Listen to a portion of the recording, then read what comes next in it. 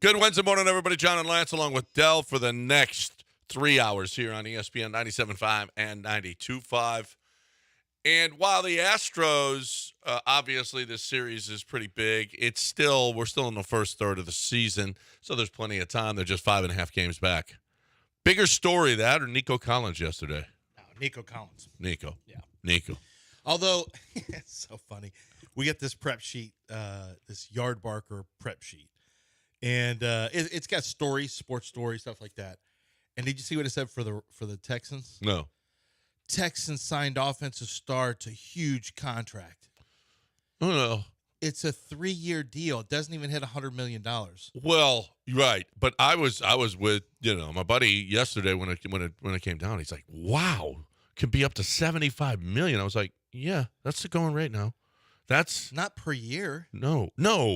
Not per year. No, 25 a year. People are going like, what? Any big deal. This contract is the Texans got if the Texans waited another year, it goes up to $30 million.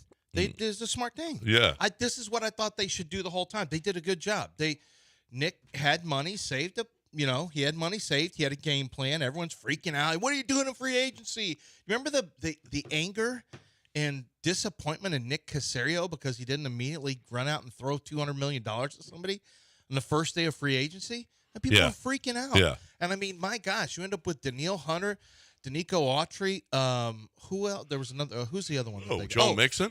Joe Mixon, Aziz Al-Ashir, Al-Shair. And then you end up saving enough money to get frankly, I wish it was a longer extension, but what they've done is timed it with the end of the rookie contract for C.J. Stroud. So what that means is there's no guarantee now for and I think honestly, so there's no guarantee for Nico Collins after this. Honestly, based on quarterback salaries going up to about $60 million a year soon, I think this is the new. There's a decision to be made. Do you want to pay a quarterback and a big wide receiver? Or do you want to do what Green Bay did, move Devontae Adams? They needed to at some point. Move Tyreek Hill, move A.J. Brown. And although A.J. Brown was not about a quarterback salary, are you going to do that and start reloading with wide receivers? And honestly, move your big receiver for a package of draft picks and redraft a wide receiver is actually the smart move if you think about it. Well, yeah. Why not keep on drafting wide receivers, good wide receivers? Yeah. It's easier to do that in quarterbacks. Yep, absolutely. And you can and there are plenty of them out there, too. And you get talent back. Yep. It's basically like an appreciating home. I mean, a first-round wide receiver, a second-round. Look at Tyreek Hill was a fifth-round wide receiver who turned into 2 firsts. I mean, I think it was 2 firsts. It was 1 first. Was it a second also, Dell? Something like that. They got a lot of picks, but it was 1 first. Yeah, but I mean, he was an appreciating asset. Yep.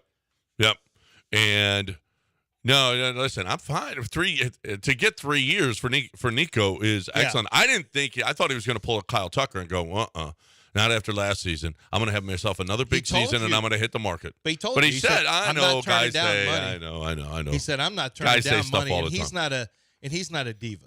No. So he meant it. I'll take that money when it comes, and good job getting Nico Collins. You lock him in. I think it's pretty – I don't even know if it's a lock right now that Stephon Diggs is not back. I actually think now that you have Nico, a number figured out on Nico, and you still have rookie contract, if you wanted – it's a trial season, but if you wanted with Stephon Diggs, you might be able to do a 2-year deal after this. Now, we're getting way ahead of ourselves, and I think Diggs is at an age where he could slow way down. But in this offense, I think it's it's going to be about his personality, not his play.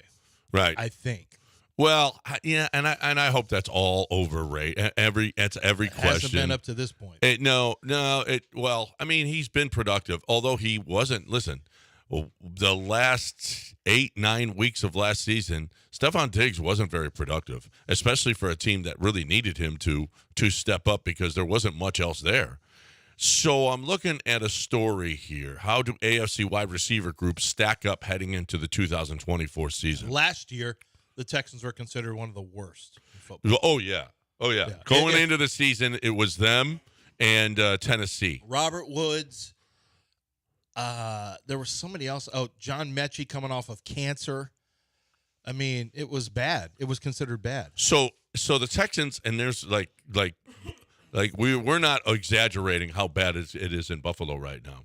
No, it's When bad. Curtis Samuel is your main guy, and they're in some trouble. They are in some trouble. They got Khalil Shakir and Marquez Valdez Scantling, and they're expected. They've got one guy that's got 75 plus targets, and that's Coleman. Samuel, and then the other two are 40 to 74. And a rookie, Keon Coleman, who I think has got a chance to get 60-plus catches. Well, he probably, yeah. You look at this roster, how is he not going to get a bunch of targets? No. Valdez Scantling's the guy who runs in a straight line. He's an all-or-nothing deep ball guy. He'll have 4 catches for 112 yards in a game or 1 catch for 13. That's all. The Texans and Miami, not surprisingly, have the 2 best returning wide receiver groups in the AFC. Nico Collins, his expected and this is expected points added per target. It's a lot of nerdy stuff. Expected points added per reception, catchable pass percentage, and overall reception percentage. So Nico Collins is up there. He's second in the league, expected points added per target with 0.64. He's 10th in the league, expected points added per reception. Catchable percentage, he's best in the league. Catchable percentage, best in the league. And receptions percentage, he's 5th in the league. He is green across the board, Nico Collins is. Tank is up there too, 7th in EPA per target, 7th in EPA per reception. Stephon Diggs, 40th, 49th, 42nd, and 28th. This is, I mean, Stephon Diggs did not have a good season last season. He was actually not good. We know what Stephon Diggs can be, though. And I wonder if them getting, taking, obviously it was a nice move for them, taking those added years off and just saying, hey, this is it. Go out and play. You're going to get the most you possibly can out of Stephon Diggs this year. Yeah, Now, because unlike one thing we're finding out with baseball, a contract year, it's all good in theory, but that's a mental game. And baseball is much more fickle. In football and basketball, it's really just about getting volume. It's just about, you're much less likely to have drastic ebbs and flows like you do in baseball. So the baseball contract year, well, I mean, we'll see how you hold up mentally too. Baseball's a sport where you go up and down. And as we're seeing with the Alex Bregman, contract year doesn't mean anything a lot of times. Football and basketball, if you're still talented, it's probably going to be an average to above average year for you, more than likely. But I just don't want Stephon complaining. No, because he wants all his that's targets. a possibility. Here's the synopsis of all of those numbers and everything. Stephon Diggs, he only scored 1 TD, and he had a terrible EPA per target rate. Wait, 1 TD? 1 TD in weeks 10 through 18. Okay. That's golly. That said, he certainly won't hinder the explosive offense with C.J. Stroud under center. I never thought I'd write, after Nico Collins' blah initial 2 seasons, that Diggs' presence should take some attention off Nico Collins too. Maybe Diggs will lead into Collins' production. Still, there's no denying Stroud's connection with Collins because they put up some tremendous numbers. And what if Tank Dell? With the tight ends, including Stover that you just added, you've got 3 top receivers, potentially top receivers, in not only in the division, in the league, in those 3, in Diggs, Collins, and Tank. You've got Joe Mixon who's catching. There's not enough footballs. There's just not enough footballs. We'll figure it out. Me and Bobby are going to figure some stuff out. Wow, you and Bobby. See, if we're on a plane again, I'll talk to him about it. Wow. If we sit next to each other, Dell, surprisingly, Lance has added himself to the conversation. No, I'm just saying, I'm trying to get us more footballs. If I have you ever sat next to Bobby Slowick and talked football? I with him? haven't. I haven't. Yes. And did he have a great year afterwards? Well, it was after I don't know. I mean, it was the combine. Oh. Yeah. Oh. So it was this year. Oh, so you really didn't have anything to do with last year's success? No, I did not with last year's, but per se. Yeah, but I'm just saying, if I sat next to him, I'll share your concerns or whatever. Like John says, there's not enough footballs, Bobby. Well. And he'll say, "Who's John?" And I'll say, "John Granado." And he'll say, "Wendy's husband?" Yes. Yeah. I'll say, yeah. He goes, he plays golf. What do I care? Yeah. No. Just He does. tell him just keep golfing. Well, and we'll he be doesn't fine. throw frisbees around, but okay. Keep golfing. We'll be fine. He goes, and I respect the fact that you're making disc golf a big thing, Lance. Yeah. And I'll say thank you. Thank you. I called him a future. I called Nico Collins. I'm looking at my write-up because I really liked him, but he only had 1 year in college, and he took a COVID year off. And he's had 1 year now. And he said, Collins shines with his ability to track the deep ball and land 50-50 catches. He's got good build-up speed. I put his size, hands, and competitive nature give him an advantage on contested catches underneath. He struggles to slip press coverage and has issues ridding himself of coverage unless he's getting vertical. Despite his frame, he struggles to uncover on intermediate routes. Could bother teams looking for a 3-level target.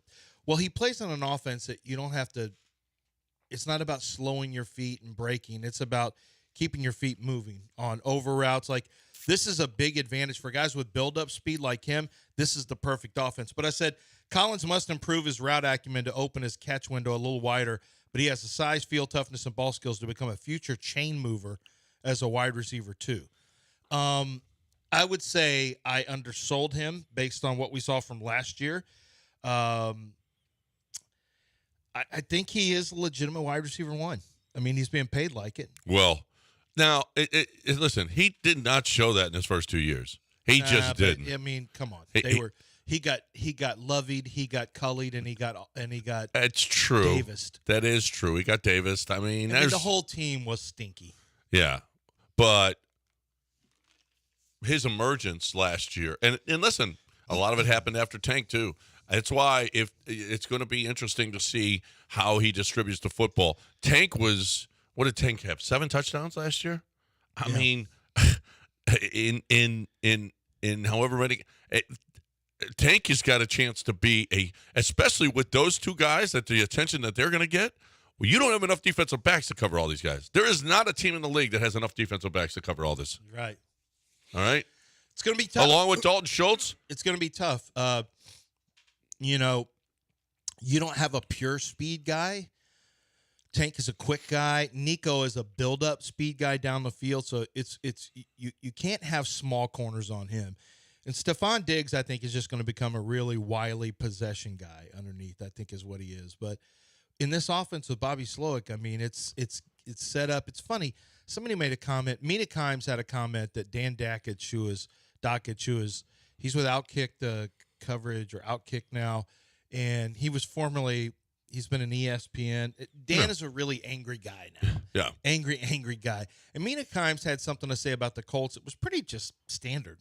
That A.D. Mitchell was really going to help them. And Dakich hates Chris Ballard, hates him, the general manager.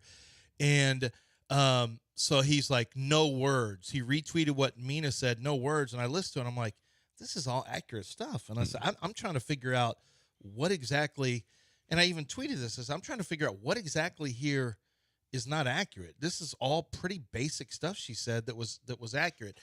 And then, I don't know, somehow it devolved into somebody in the she had made a comment about that the offense of Shane Steichen helps quarterbacks, and some guy said in the comments said, this is the most ridiculous and overrated thing that's said.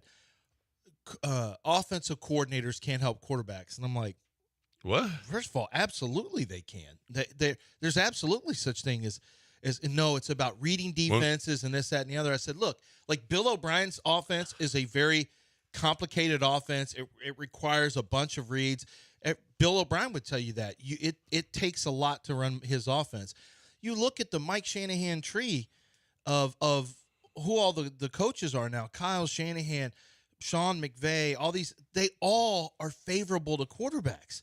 And this is a favorable offense that allows you to get the most, I think, out of quarterbacks and wide receivers. Yep. So we'll see. Well, no, that's stupid that you can't. An offensive coordinator can't help. Come on, stop it. All right, let's break, and we'll talk Astros baseball on the other side. We got Presley again. We'll do it on the other side, well, right here. Not just him. Yeah. They played the hits last night. Yeah, they did. Why don't you talk a little QC? QC Kinetics is for people who have pain that they're having a hard time getting away from. It's the chronic pain. It's the pain. A lot of times people will have it in their knees and their hips, and that's just two of the places. I've got some issues with my ankle right now, but when you have that pain, It's because you have tissue that is damaged or lost. And sometimes you've got a wearing down of tissue. And it's not always just wear and tear. A lot of times it can be just degenerative. It can be something that runs in the family. What QC Kinetics does is they have regenerative medicine. This is not the shot that gives you the temporary relief. It's not the surgery or the pain medicine. And what we're talking about is real relief that is going to last for you, where they regenerate lost tissue. They restore damaged tissue. And so what happens is your joint becomes healthier. It's less inflamed. The pain goes way down. The mobility goes up. You can start living that active life outside again. And here's the great thing is it happens very quickly with QC Kinetics. It can happen a lot of times after just one treatment. So make sure that if you're thinking about the old methods that don't work as well, go with the method that is tried and true, and that's regenerative medicine. QC Kinetics, 4 locations here in Houston. Set up your free consultation online, qckinetics.com.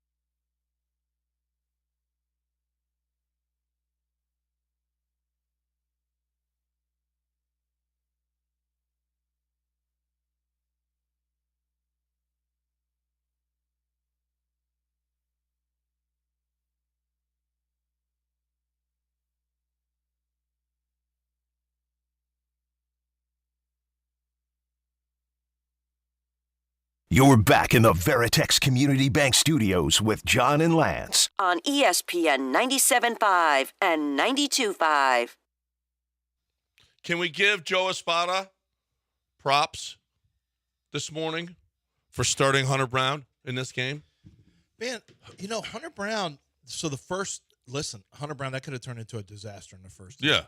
They Rodriguez ran himself out of a second to third, just goofed it, totally Altuve'd it on the base pass or Springered it. And that's really more Altuve. Yeah. And then Springer's just good at getting picked off or caught stealing. Altuve does that kind of stuff on the base pass. And then you had, he outdueled Castillo. No, he did. And so he had the bottom dropping out of that change. Like that, he added that. They talked about it on broadcast. He went and added another pitch, and it's really made a difference. He was working up and down in the zone for the first time. Well, that's in the first time, but I thought he did a really nice job of changing eye levels, something that I know Strom was big into, and Josh Miller's been big in. It's the Astros way. They like to really change your eye level on you. And I thought he did a nice job of doing that. Hunter Brown has added. I've got a little more confidence in him. I'm starting to see some stuff now. I got more confidence in him than Christian Javier. Well, who's not even around. He's not around. But however, that's the good news. Okay, 9 strikeouts. Is it more Presley, or is it Abreu playing first base. Why? Yeah, but Presley sucked. Chandler Rome put out this. This is for nerds. This is the nerd breakdown of the eighth inning. Jose Abreu could not field a 95.7 mile per hour ground ball that had a 200 expected batting average. Only 8 out of 10 times he should have made that play. 8 out of 10 times. Alex Bregman threw away another hit at 60.6 miles per hour, which he tends to do. I know he looked at the plate. He wanted to go home, so he stuttered, and then he threw the ball away, which was it didn't matter because once they scored the third run, it was over anyway. They had the pass ball, which turned into a wild pass pitch. ball was, But it got changed to wild pitch. Yeah, but it was a pass ball. It was a pass ball. It was super terrible defense mixed with bad pitching, mixed with a lack of hitting for the game. God, that is so un-Astro. Eighth inning, you're falling apart like that. And I don't know. Is it Ryan Presley or is it – I don't know. It just is. It just Presley was hanging them. It was just a meltdown. little bit. Yeah, it's just not their year. They're now down 7. They've lost 3 of the last 4. They're down 5. They're 5.5 behind. Yeah. How are you down 5.5? They're 5.5 behind. They're 7. They're So 7 games under 500 and 5.5 out. Mm-hmm. Yeah, but it's not showing any signs of getting better. Well, it'll get better today with Verlander on the mound. And then you got to – if you win these – I mean, you're going against Kirby, who is one of the nastiest pitchers in the league. And Verlander's really a Hall good. of Famer. Top 10 strikeouts in all of baseball. And you know what? And Abreu is an former MVP. That's right. Abreu is. Look at the back of his baseball card. Apparently, you haven't looked at the back of his – is it stupid that he's playing Abreu at first base with Singleton DHing? Yes, it is. Is it stupid? It is. What are you doing? It is. The better defensive player is Singleton. Yeah. I mean, because you know what, Espada can't bring himself could be to 2 say, games in a row. Listen, you know why? Espada can't I can't fathom putting a 105 hit. He was 106. He's 104 now. This shows you how bad he is. He's 0 for 3, and it's so low. His batting average it moved like 1 point. Like he's got to just be he's got to be 0 for 10 to move down below his batting average now. It's so low. Espada, can you imagine if Espada had to write in? What are you playing?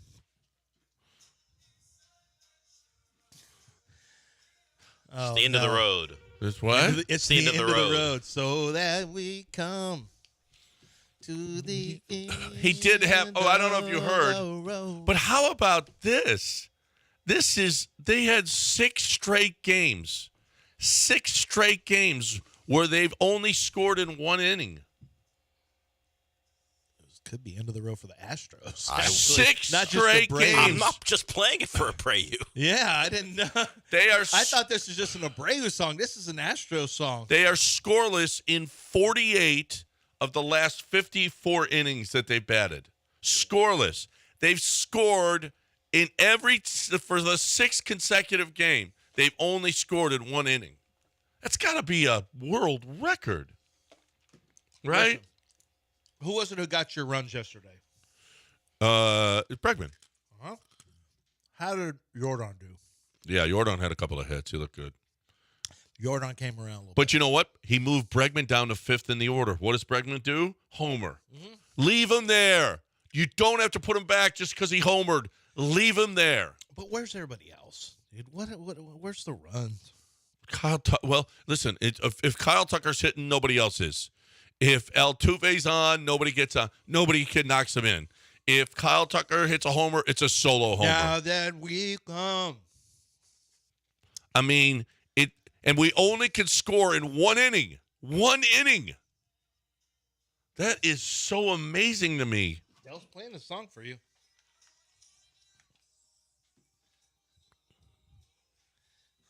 You I hear can't him? believe the outside You hear him? any pitching. I don't know what I'm going going to to do. I come to the end of the road. You hear him. He doesn't know what he's going to do. You don't know, John. Well, I can't believe we can't get any extra base hits or even driving runs when they're on base lane, baby. Girl, I know Alex Bregman's hitting about 200, and the Jordan can't knock anyone in. I don't know the last time he even had a home run. But I'm sitting there looking at a player at first base who's hitting 104. I mean, 104 is lower than Machete was hitting. Damn. Girls, long run. We had a lot of runs to the ALCS World Series runs. But, I mean, Christian Javier is hot ass right now. Now, we're relying heavily on a 41-year-old pitcher. And Joe Espada looks completely overwhelmed. We don't know what the hell. Jake Myers is the best hitter on the team. I mean, that's never a good sign, girl. That is never a good sign. 7:25. Yes, this is the end of the road. I don't know that song, so I can't help you on this one. So yeah. He faded it all the way up.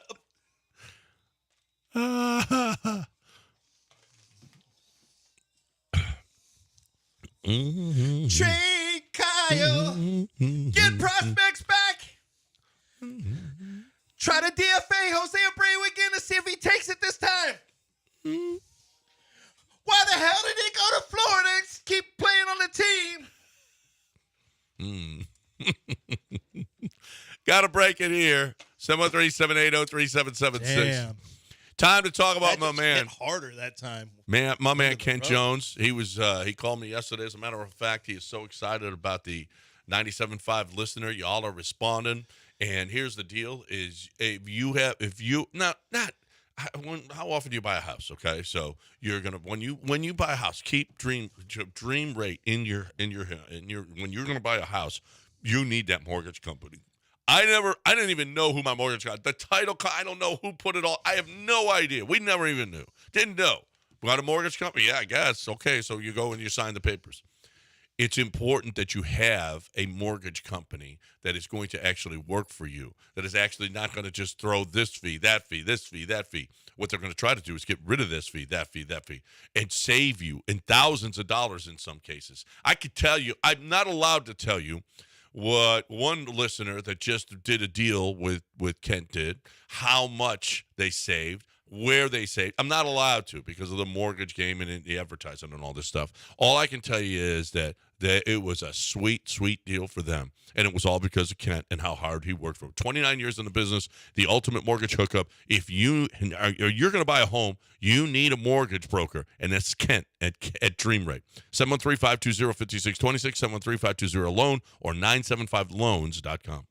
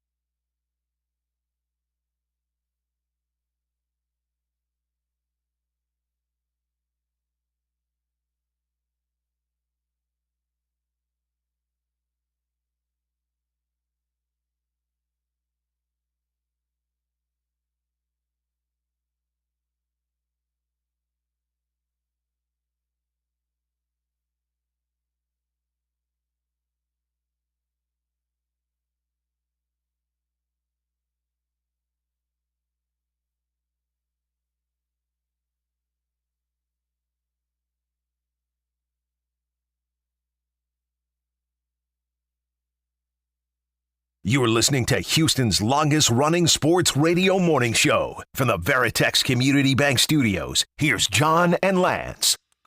22111. Welcome back here on ESPN 97.5 and 92.5. Yeah, the T-Wolves, they came back last night and they won it 105-100. They did the things that they were supposed to do.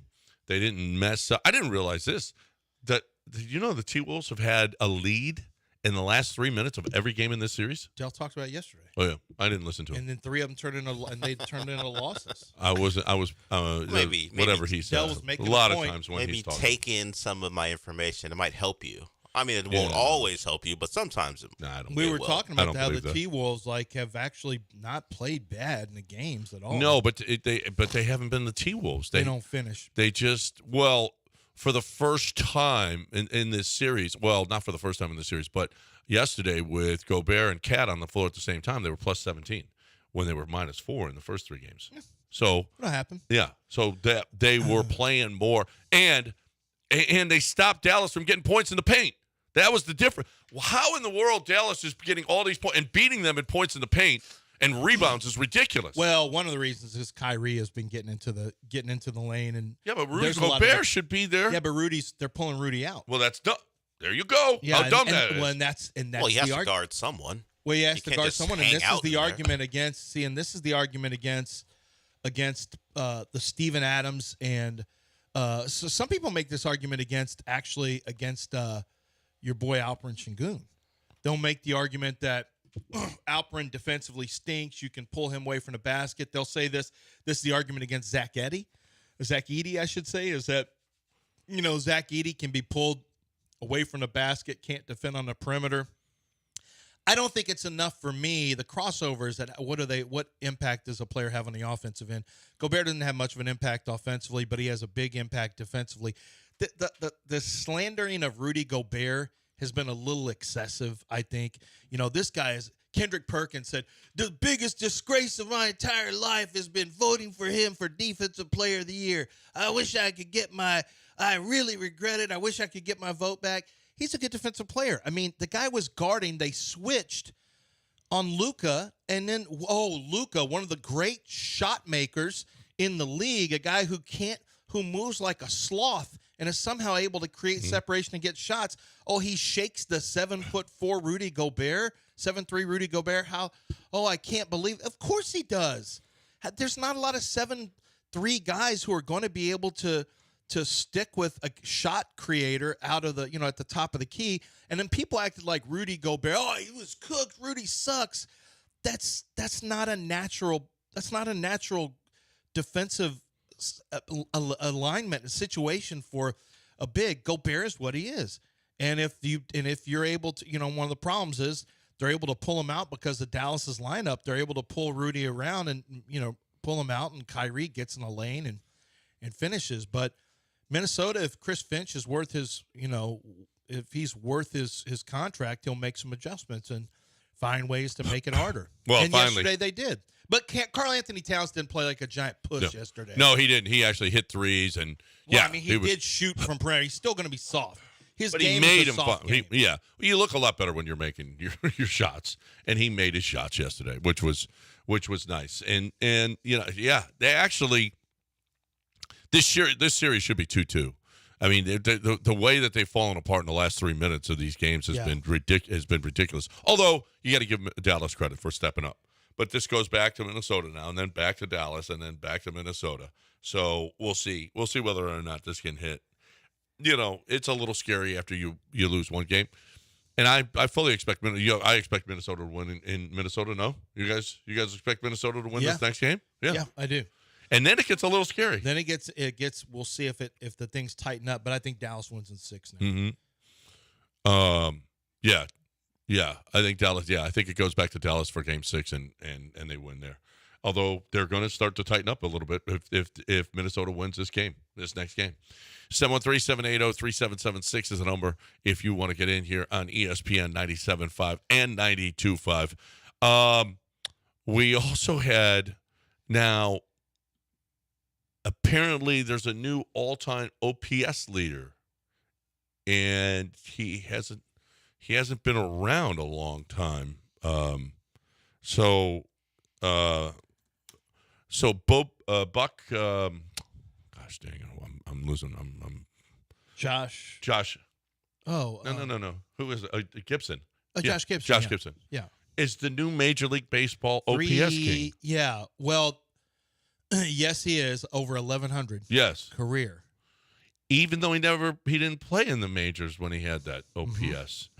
That's so now Negro League stats are now Major League can be Major League records now. Yep. And they're counting that, and Major League Baseball acknowledges that one of the reasons for that is that a primary reason is that they were their exclusionary practices in Major League Baseball. That's a tricky one because how do you make it a Major League stat? You know what I mean? And then I have seen the argument by Howard Bryant, by actually black writers have argued that they've argued this in the past when this subject has come up, that they don't like the idea, that they like the idea that they think it whitewashes history, and they like the idea that it stays separate so that people can always acknowledge what Major League Baseball and what society did with Negro League Baseball. So it's an interesting one. I would think that would be something that would make historians maybe happier, but historians aren't really about your feelings. They're about what is true history, and true history is the Negro Leagues are a separate part of history that you acknowledge and you recognize that they were excluded, and they had the barnstorming tours, and there was all kinds of, it's got its own history. I think it's a little bit strange to include historically, and because there's also a new batting champ. Yeah, I don't like it. I mean, to me, you're trying to rewrite history just to I don't know, make yourself feel better about yourself, or I don't know what I don't understand this. Hey, listen, Josh Gibson was great. We know that. Josh Gibson played in a different league than Major League Baseball. Josh Gibson's numbers, I mean, I don't get it. To me, I know what they're doing, but does it really make sense? Because the Negro Leagues are greatly appreciated, have their Hall of Fame. Yeah. It is historically, any of us who are sports fans know all about the Negro Leagues, the barnstorming tours. I mean, it's not like this has been hidden. This story has been written, and a lot of us have heard it and understand it and know it, and we recognize what happened with Major League Baseball. But it is almost like you just want to try to make yourself like you're trying to. Make yourself feel better. Yeah. You're trying to be inclusionary, but like I said, there's black writers who say no, this whitewashes history. Now they said this in 2020, so I don't know what the latest take on this would be. So 4 years later, they might have a different take, or maybe you never. That was Howard Bryant. I don't know. Somebody else wrote something. Well, I mean, everybody's got their own opinion. Gary's got an opinion on it. Okay, let's get Gary in here. Gary, what do you think about this? Yeah, hey, guys, man. Hey, thank you guys for taking my call once more and proving the point. Look, for so long, African-American baseball players had been trying to break into the major leagues, but they had a barrier, which is called the color barrier. Right. I know Lance just said so many black writers, or a few black writers, put names on it. I've never heard. I'm not saying I'm not in the media. I just said Howard Bryant. Let me finish. Okay. Please, I know, but let me finish. Yeah, you got it. You can give me 10 black writers. It does not matter if you give me 100 black writers. The overwhelming number of people and people who wanted us to be integrated way back when. What's making this uncomfortable, or what's making this confusing or muddying the water, is when you guys get on there and it's the same, and then kind of matriculate around this thing. You know what? I don't know why they're doing this and this and this and this. And a couple of black writers don't speak for all the black writers. Make it right, just like the 40 acres and a mule. That guy deserved that. We couldn't play in the majors because they didn't want us in the majors because of things like this. To prove like the athletic and the smart and the prowess that we have. And so we want to keep it separate, but we want to be inclusive also. We have been trying to knock down that color barrier, just like for football, just like for quarterbacks. You don't want us there because the natural inclination is that they would dominate in those positions, and it makes it uncomfortable. Let's just enjoy the ride. Well, We've been out of everything. They're just starting to get quarterbacks in there now. And we're showing you we can play quarterback. We don't just run, jump, and dance. Those guys deserve to be there. Josh Gibson is great, and it's erasing all of what your history. That's what it is. No, I think, okay, I'll just say, appreciate the phone call, Gary. So the writers, I mentioned Howard Bryant. I'm just mentioning something that I'm reading today. I didn't even know this was. So Howard Bryant so Kavitha Davidson had a discussion with Howard Bryant, who talked about who feared this absorption would amount to whitewashing history. Clinton Yates, another black writer, had an opinion piece at Anscape from 2020 that was also illuminating on this. I'm just giving you something that I read today, which I didn't know, Gary. I think you read too much into some things sometimes. I'm giving you a piece that was in here, which I had never heard this. I didn't know this was even, honestly, a thought. I didn't even know that there were black writers and baseball historians who want Negro Leagues separate so they get their own shine individually. It doesn't really matter that much to me from a baseball history standpoint. I'm not this history buff. I mean, I know baseball. This doesn't bother me anyway, and I fully understand why black players weren't included. It was the color barrier. You're 100% right on that. Yeah. I think John and I were just asking about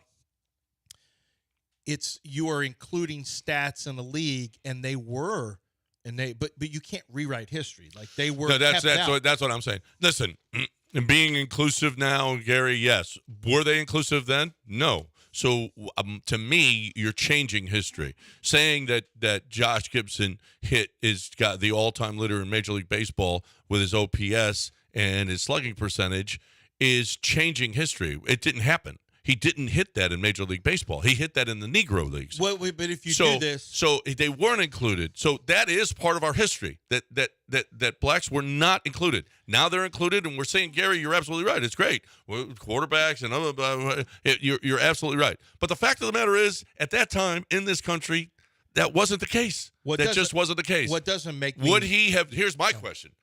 Josh Gibson was great. Would he have hit that in Major League against Major League pitching? No, he wouldn't have. And it's the same argument that would Babe Ruth have done what he did against if all the Negro League players were in? Like, if you make one argument, then you have to make it for everybody across the board. Babe Ruth wouldn't have, Ty Cobb wouldn't have, Josh Gibson wouldn't have, nobody would have if the whole thing would have been. Yeah, to me, you're just it changes history, and we can't rewrite history. It's what happened. History is what happened. And Josh Gibson did not hit in Major League Baseball, so he shouldn't have Major League Baseball records. But he should should be acknowledged, and you can acknowledge him as a hit king if you want to. He could be your hit king. He can be. Your hit king. He may be. Wow, Dell. No, but everybody's got it. Well, everybody's got a different. No. He was the Negro League. He was the Negro League hit king. He wasn't the Major League Baseball hit king. No. He just wasn't. Or maybe you say he's the professional baseball hit king. I don't know how you want to couch it. However you want to couch it. Okay. Yeah. Maybe you say you acknowledge the Negro Leagues as a professional league that's on par with Major League Baseball. Just like basketball Hall of Fame. The NFL is the Pro Football Hall of Fame. It's not the NFL Hall of Fame. It's the Pro Football and Pro Basketball Hall of Fame. It's not the NFL Hall of Fame. Yes, so if you didn't play in the NBA, you still have a good shot at making the Hall of Fame, and maybe that should be how they treat. Yes, that's right. Now that just changing the word, the professional baseball hit king. Yes, that makes I it agree much wholeheartedly. More, that makes it much more inclusive. And he may be the greatest hitter ever. Because MLB is a specific league, Gary. Like I said, I think we're on your side here. It's just that the problem is, if you say professional baseball, all of a sudden I have no issues with that. That's accurate. MLB, you're putting him in a league that he wasn't in. I'd love how we try to rewrite history. This is what happened. It's what happened. And you know what? We should be. I don't know if we should be ashamed of it. We didn't have any part of it. It's how America was at that time, and it was awful and it was wrong, and all of these things, all of those things. But we can't change what had happened. No, because what it does is it allows a generation not to. It's really not going to be this. It's easy to say that, but I think kids today are not going to go all the way back into history. They don't care. They already think anything that happened 20 years ago or more was terrible and didn't matter and was awful and was against plumbers. But now there were plumbers who played probably back then in major leagues when Negro leagues and They Babe they Ruth had to because and they didn't Babe get paid Ruth. enough. Yeah, second baseman in Major League Baseball were Right. actual. We're Some plumbing. Did some plumbing back then. Yes. Right. Not there as, was some field not work. as well. Now then, you played against farmers and insurance salesmen in Major League Baseball you back in the you back in the 20s. No, you absolutely did. All right, we got to talk right now about. Well, were there any doctors playing? Yes, we know that from Field of Dreams. Oh, okay, yeah. Yeah, we know that there were. Doc Ellis? Doc Ellis. That's Doc right. Ellis pitched a no-hitter pitched on acid. On acid. And That's he right. was I think he was a doctor. Doc Manavis won't do that. Doc Manavis won't work on your prostate On acid. On acid. Never. I promise you that. I can guarantee you that is not going to happen. Doc Manavis is going to give you an IV. Other doctors are going to want to cut inside you, put tubes in your private area, and run them up, and then have a blade open up and cut your prostate. This is something you never, ever, ever want to do in your life, ever. Doc Manavis will give you an IV. That's the extent of the pain, the needle that goes in you so that she can give you the IV. That's the extent of it. So if you're someone with an enlarged prostate, the only person that you should see is Doc Manavis at Access Vascular Health. 975prostate.com. If you want to get checked up to see whether or not you feel like you got the symptoms, you need to do it because it can get dangerous with your liver and kidneys and everything else. So what you need is 975prostate.com, 975prostate.com.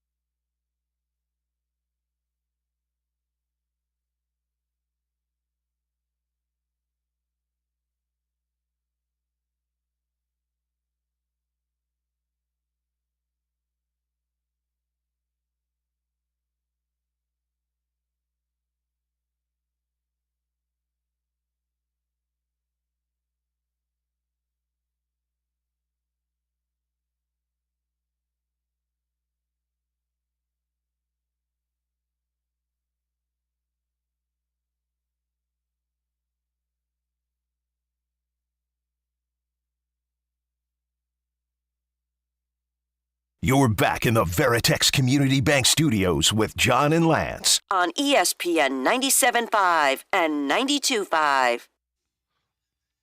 So, Dell feels like is there a perfect balance in the world, Dell? Yeah, for us nerds who were into the Infinity Saga, Thanos was always about there needs to be a perfect balance. It was his reasoning for eliminating half the universe. So we have Gary. The perfect balance would be Thanos was an ethnic cleanser? no, not ethnic. Everyone, not ethnic, everyone but could go. He was a cleanser? Everyone could get some. Yeah. Wow. So we have Gary. So we need a balance. We got a balance? Yes. John is joining us now on ESPN 97.5 and 92.5. What's up, John? Oh, not much. Just wanted to follow up with Gary. You know, my favorite baseball era was the 80s, and that was the peak of black participation. It was like 21, 23%. But for him to say that they were afraid, and they probably were afraid back then that they would dominate baseball, but the fact is they make up 6% of the league right now, and there's only about two black players on each team. So to say that blacks are dominant in baseball is just false narrative. And the fact is, like you've said before, those stats were not made in this league. Those aren't Major League Baseball stats.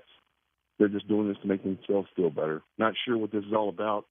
Didn't hear anything about this till this morning when Good Morning America mentioned it. So I'm not sure where they're going with this. But it's not the same league. I guess Sadahara, we should add the Japanese leagues as well because that's professional. And he had 868 home runs. So now he's the home run king, right? Well, he wasn't excluded from Major League Baseball, but they would have if he tried to come up. Well, no, not when Sadahara played. He just didn't come over. John, this is very thanks for the call. This is very clearly what they're doing is it's because black players were excluded from Major League Baseball history. They were excluded from major leagues, and so they want to be inclusive of the numbers. I think what Dell said is right. It's a professional baseball thing. And then Sadahara can be included. If it's in the history of professional baseball, Sadahara would have the most home runs. If it's international, I think they're keeping it inside the states, and they're acknowledging. Major League Baseball acknowledged in the press release. They acknowledge these players through no fault of their own were kept out of the league. They're kept out because of the color of their skin. Yeah, I mean, it was not the player's fault, and so they want to be exclusionary. But as you mentioned, but you can't. Sometimes history is He didn't hit in the major league, so how could he have the major league record? Yeah, maybe the professional baseball record. Yeah, okay. You're acknowledging you certainly acknowledge the sport and all that. But John, what the racial makeup of Major League Baseball right now in 2024? I don't see what that has to do with baseball in the 30s and 20s. That's literally almost 100 years ago. Yeah. So I don't know what that has to do with anything. Well, yeah, I don't know. Listen, it's because there's a lot of economic reasons why there's only 6% African American participation in Major League Baseball. And there's just the fact that there aren't as many baseball fields in African American neighborhoods as there are in whiter neighborhoods. It's just not. It's a more wide open, and there are a lot of people who just think baseball's boring. They're not drawn. Youth in general, there's different youth who are not drawn to baseball because it's considered a slower, more boring sport. It's a hugely Latin American sport now. Yep. Hugely. Yep. South American there's a lot sport. more opportunity to play baseball in Latin American countries than there is here in African American communities. Sport. Absolutely, a lot more. I mean, they've got baseball is a dominant sport in their countries, and it's not here anymore. It's just not. But that has nothing to do with Negro Leagues. No. That's a whole different. Yeah, that's a whole different argument. The Negro Leagues. I don't know why we're bringing 2024. I blame you guys for this. How? Show's going on in a relatively fun fashion. History. We played Into the Road. Yeah, Lance pretended to be part of Boys to Men. We're having a grand. That's all we are is an information center here. And okay. And now we got Gary, your biggest fan, Lance, and John. Gary dislike? We were having so much fun. Yeah, always goes after Lance. I don't know what I do. Gary thinks that I've got some kind of secret that I'm always trying to sneak in on. Every time you say something, yeah, black quarterbacks come up. Maybe you didn't hear, Lance. We don't sing and dance and jump. We don't just do that. Would you like? I know. Would you also block? Would you like? Cover? Would you like someone to do some soft shoe for you, I Lance? know. I mean, Wow. well, who would you get for that, Dell? Yeah. I would ask Gary. Who do you think Who Lance? would you like? Who do you think Lance would get Who for that? would you like, Dell? Well, I don't want anyone to do that. it's Yeah, Lance you do. not the whitest guy on the show? Yeah. Okay. Oh, I would use Well, palest. wait a minute. Okay. Now. Hold on. I wouldn't use Not whitest. even close. No, that's yours is more olive only because of Well, olive. you rub olive oil. Olive all oil. over Well, skin, I but- wouldn't do. No, because I'm Greek and Italian. No, That's why. there's a difference between palest and whitest. If we're talking about whitest, He's whitest. John's the whitest. No. Yes. There's no Yes. whitest. Are you kidding me? Yes. Lance, I mean, and really he overdoes it, but he talks about hip hop and stuff I have at more a seasoning, level John. that puts you at the whitest person. on Yeah, the show. easily. Oh, wait a minute. So And if you're you also talk trying to about keep- hip hop, then you're not. Sorry, then yes. you're It's you're part- not white it's anymore. part of the equation. You said I don't even know Boys to Men. Come on. He didn't even now. know Boys to Men. That's the That easy makes one. you very white. That's an easy one. I didn't know. I don't know a lot of music. I don't know a lot I of know. white music. Yeah, but I Boys know, to but Men- still, Boys to Men is Boys to Men. True, he's Yeah. not a big music guy. No, I'm not. Yeah, I'm not a big music guy. Let's get Spencer in here. He's Maybe been you waiting. didn't He hear, wants to just talk about golfs and pokers. Joe Espada, which is very, very multicultural. Both of those things. What's up, Spencer? Yeah. So I was pretty annoyed about the series coming in because, Espada just, it seems like every game he makes a mistake that is just mind-numbingly frustrating. And, on Sunday, bringing in Hader with a 4-run lead made no sense. That's probably the 6th or 7th or 8th time he's brought in Hader unnecessarily. And then, when the team announced that they were activating Abreu, I fundamentally cannot even wrap my brain around it if the season is about winning games. And to activate him in advance of the biggest series of the season so far makes no sense. And he has started the first 2 games at first base. And it's inexcusable. It's just that simple. I mean, you're putting him in the order ahead of Chaz, Dubon, and Loperfido, and you're putting him in the field ahead of Singleton. There's no excuse for it. And I just don't understand it. It's unbelievable how far this organization has fallen in 2 years.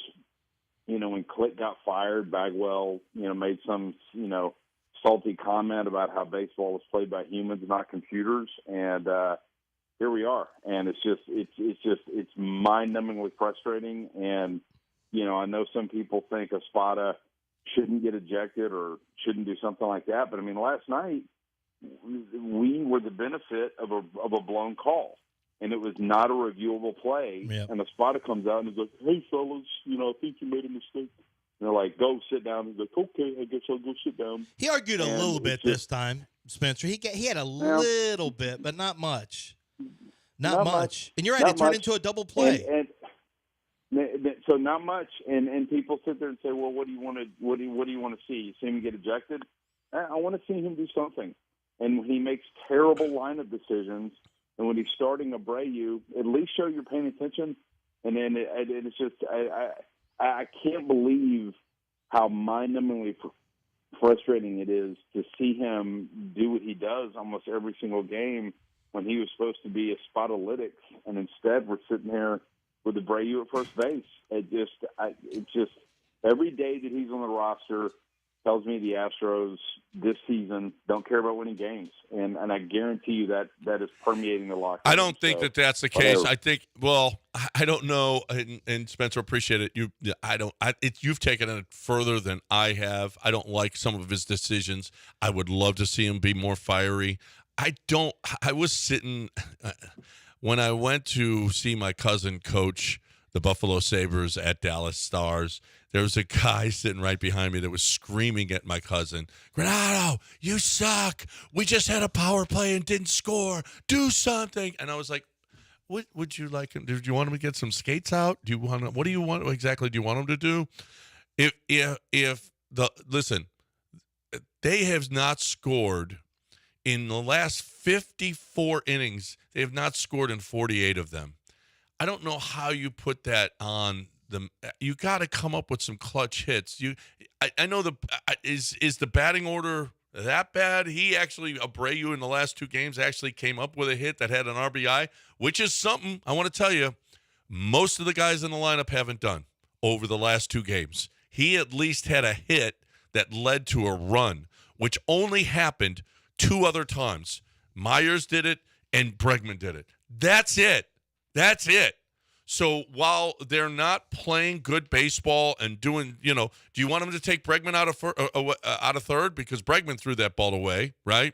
You want them to take Diaz out from behind the plate because the pass ball happened with Diaz. Abreu, yes, at first base, I think is stupid. Maybe it is affecting the locker room because you're like, really? We're on a roll. Jose Abreu isn't here, and then you take Singleton off, and we're making errors at first. Really? But do we believe that's an organizational decision or a spotted decision? I think it might come. I think that might be an organizational decision.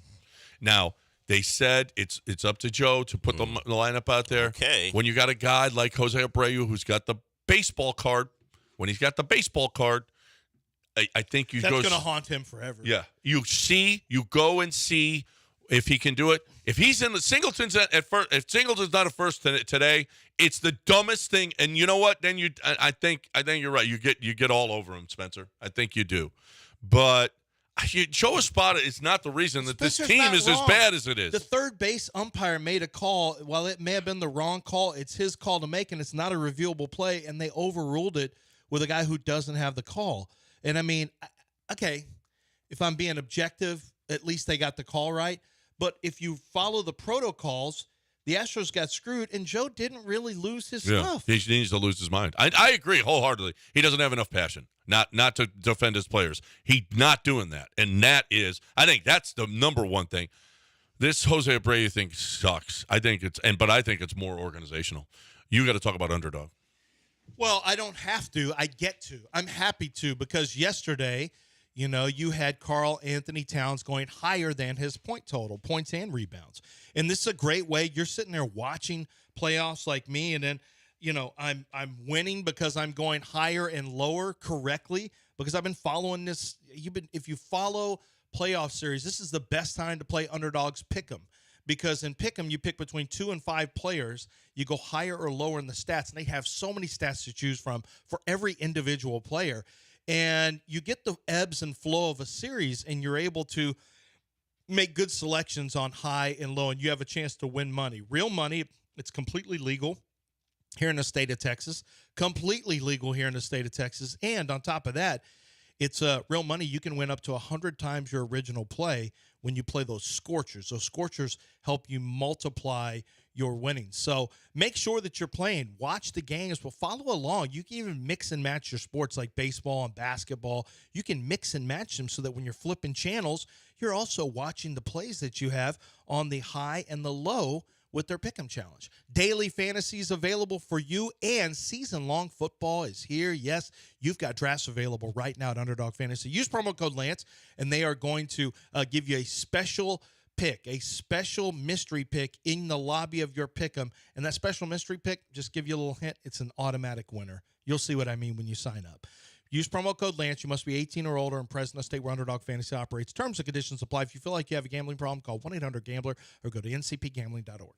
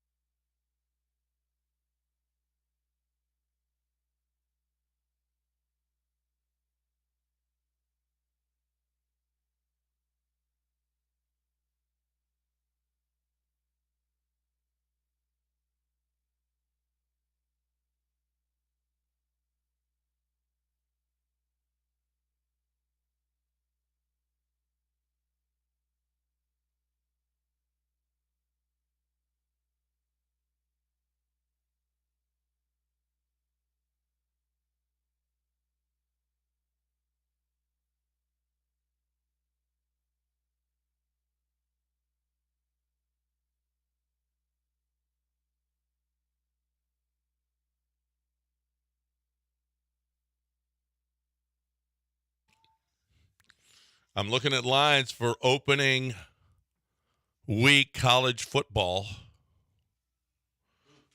I'm not as good at this game. University of Houston is playing UNLV week 1. Are they at NL? At Houston. At Houston? I mean, Houston's a favorite. I guess I'll go 10. 3. Okay. 3, huh? Yeah, don't know anything about UNLV. Notre Dame at Texas A&M. Ooh, we are the Aggies. The Aggies are we. I'm going to go A&M 2. -1. Okay. Opened at 1.5. LSU versus USC at Allegiant Stadium in Las Vegas. Oh, I'll we're be there. neutral. Are you going there? Yeah, we're going. Where is it? In Vegas. It's in Vegas. LSU. Who's LSU's quarterback? Nussmeier. He's okay. He's fine. I just don't like. The Yeah, name I don't Nussmeier. think he's not. Nussmeier doesn't sound like you can win with that guy. No. Daniels, yes. Nussmeier Yeah. sounds like somebody from Caddyshack. He's been there for like 12 years. I guess I'll go. And you got Lincoln Riley. Oh, you know what? You like Nussmeier? The quarterback? Yeah. It's fine. I know. That's it's a step down. He's like a 40-degree day. Yeah, so he'll be fine. I'm gonna go USC. See? There's a reference to 40-degree day. Oh, you watched The Wire. Congratulations. Up my cred, my street Don't cred. rub I'll go your USC forearm. 1. LSU 6.5. See, I think LSU. I mean, boy, you lost both wide receivers. You lost your starting They quarterback. got another really good one coming up. No, they do. It's why. I know who you're talking about. Yeah. The other one is number 12, I think. That dude can play. Yes. He's really good. I kept noticing him all over the place, but still. And you still got Well, Perkins. wait, did that kid from USC? Who's the starting quarterback for USC? Remember the guy who threw like 7 Caleb touchdowns Williams? in the bowl? No, in the bowl game. Oh. Miller Moss. Did he leave or is No, he there? I believe he's their starter. Oh, you're. He started the bowl game, and he'll start. I would not make that trip if I were you. Harold Perkins is still on the outside at LSU. Oh, big deal. Look at Which, slide protection. by the way, no, they put him in coverage. The best He wanted pass to play I off rusher. thought the they used him linebacker. so bad. Gotta Just make- let him just go get a quarterback. No, he wanted it, right? They were he placating wanted- him. He's like 215, 220. He wanted to play off ball linebacker because of NFL, and you saw what happened. Right. Well, Well, he needs to learn it. That's fine. That's fine. But all I know is that his best talent is he is this unbelievably agile, explosive. Like he's a running back who goes out and he's a smaller version of Micah Parsons. So when he's on the move, he's really hard for tackles to block. Yeah. Really hard as a pass rusher. And man, can he go sideline to sideline? But he's not a great like off-ball linebacker. Well, you take away his ability to impact the game. yeah. No, I thought it was stupid what they did last year. But we'll see whether or not. I mean, if the kid's like, no, I want to, I don't know. We'll see. Miami, Florida at Florida, Del. You know what the line is? I would assume Gators -1. It is Miami -3.5. Miami has added a lot of talent in the portal. Like Mario Cristobal can screw it up because he can screw anything up, but that's a completely different team as far as what we saw. Cam Moore, Damian Martinez from Oregon State's our running back. They took a receiver from Houston. Brown? Is it Sam Brown? Is that his first name? Yeah. Brown. He's there. Oh, he's there too? Yeah. He was a cranky one. Yeah. So He fight got in a with him fight. all the Yeah, time, got in a fight. So, yeah, it's going to be a completely different ball club on both sides. So now the question is, can Mario Cristobal get out of his own way? The answer is no, by the way. I've already answered the question. But it might be enough to beat Graham Mertz in Florida. You think he's going to leave Shannon alone this year? Let Shannon. I mean, at least he has Cam Ward, and maybe he'll leave Cam Ward alone because there's a quarterback there he should be able to believe in. But I can't predict what the meathead offensive line coach wants to do. I don't know. 713-780-3776. Let's get Julian in here. Hey, Julian. Morning, gentlemen. How we doing? Go Collins. 24 million could be a maximum of 25, I believe. Damn. Now Brandon Ayuk's going to command 30 at least. Bang, bang, nine gang. Y'all have a great day. I don't think he will, actually. I think Brandon Ayuk is going to – well, he may, but Brandon Ayuk is going to go bye-bye. Yeah, you ain't going to. You're getting ready to get rid of all your wide receivers because you got to give Brock Purdy 60, 70 million. Sleep tight. That's going to be awesome when you don't have any receivers because You're paying Brock Purdy. Brock Purdy is getting all the money. A running back and a quarterback with a very mid arm. Yeah, that is so funny. Gary's, we're getting a lot of tweets about Gary. Oh. Okay. Is Ichiro the all-time hits leader over Rose?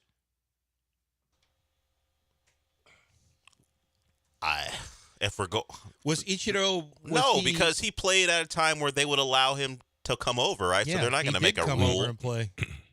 Not going to turn the rules over Now so he is Ichiro in, can be the hit king. professional baseball. Yeah, professional baseball hit king, Ichiro. But I don't think they want to do it. I think they want to keep it more America. Yeah.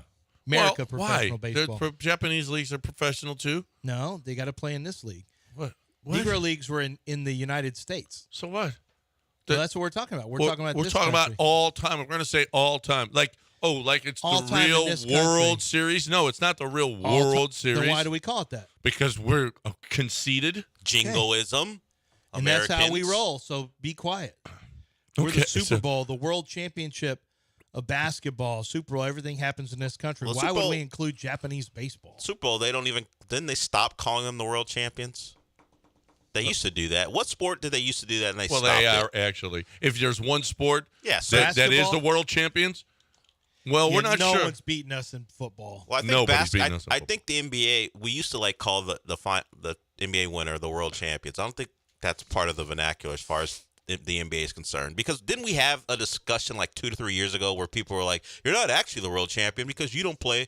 I think it was some track star for a U.S. track star said that. track star got upset about it because he's competing I'm a world internationally. champ. I have to face everyone in the world. Just stop. Stop with your petty dumb arguments. Can we talk about how maybe Gary is a time traveler calling from 1993 to John O'Reilly and Fran Blindberry just now getting quarterbacks? I know.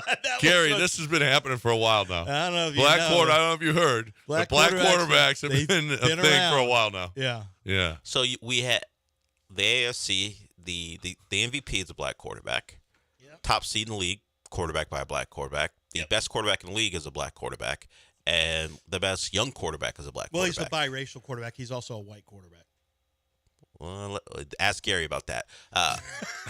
Wait a minute. And CJ Stroud. Well, why we get why white people get no credit? How come people won't take Isaiah Hartenstein is yours? I'm sorry. He's a great backup center. I'll take him. Everyone's trying. I've noticed black Twitter says Isaiah Hartenstein doesn't count. I'll take him. His dad's black. I'll take him. Mike McDaniel. You'll take him because you like to buck the Mike McDaniel, black. Take him too. Well, people take Mike McDaniel as long as he's winning. Well, he's cool. Well, he is cool. Yes, he is cool. Take him too. You got Steph Curry? Why can't we Yes, I'm not against Steph Curry. You're anti. I'm anti. You don't what? like you don't like light skin. I don't like them speaking. Shoot the basketball, great. Shut up and shut up and shoot. Hey, Steph. Shut up and play ball. That's all I'm looking for. Shut up and shoot, Steph. Yeah, that's all I care about. All right, I like to bet on Steph Curry because then you win. Usually, okay, that's been the case for most of his career, and you can do all that at mybookie.ag. Of course, you can't bet on Steph right now because he's not playing. Okay, you might be able to take him in a golf tournament because he does that as well. But here's the deal: yeah, you can bet on golf. You can bet on soccer. You can bet on cricket. You can bet on just about anything, anytime, anywhere at MyBookie. You can play live. You can actually see the dealer dealing you cards, okay, at MyBookie.ag, promo code BET975. This is happening, and it is awesome. You're looking for a great place to play, win, and get paid. MyBookie.ag, promo code BET975. Put in that promo code, and they're going to give you a bonus. Your first deposit, they will match 50% up to $1,000. So you put in $1,000, you got $1,500 to play with. You put in $200, you got $300 to play with. Whatever the case may be, MyBookie.ag, promo code BET975.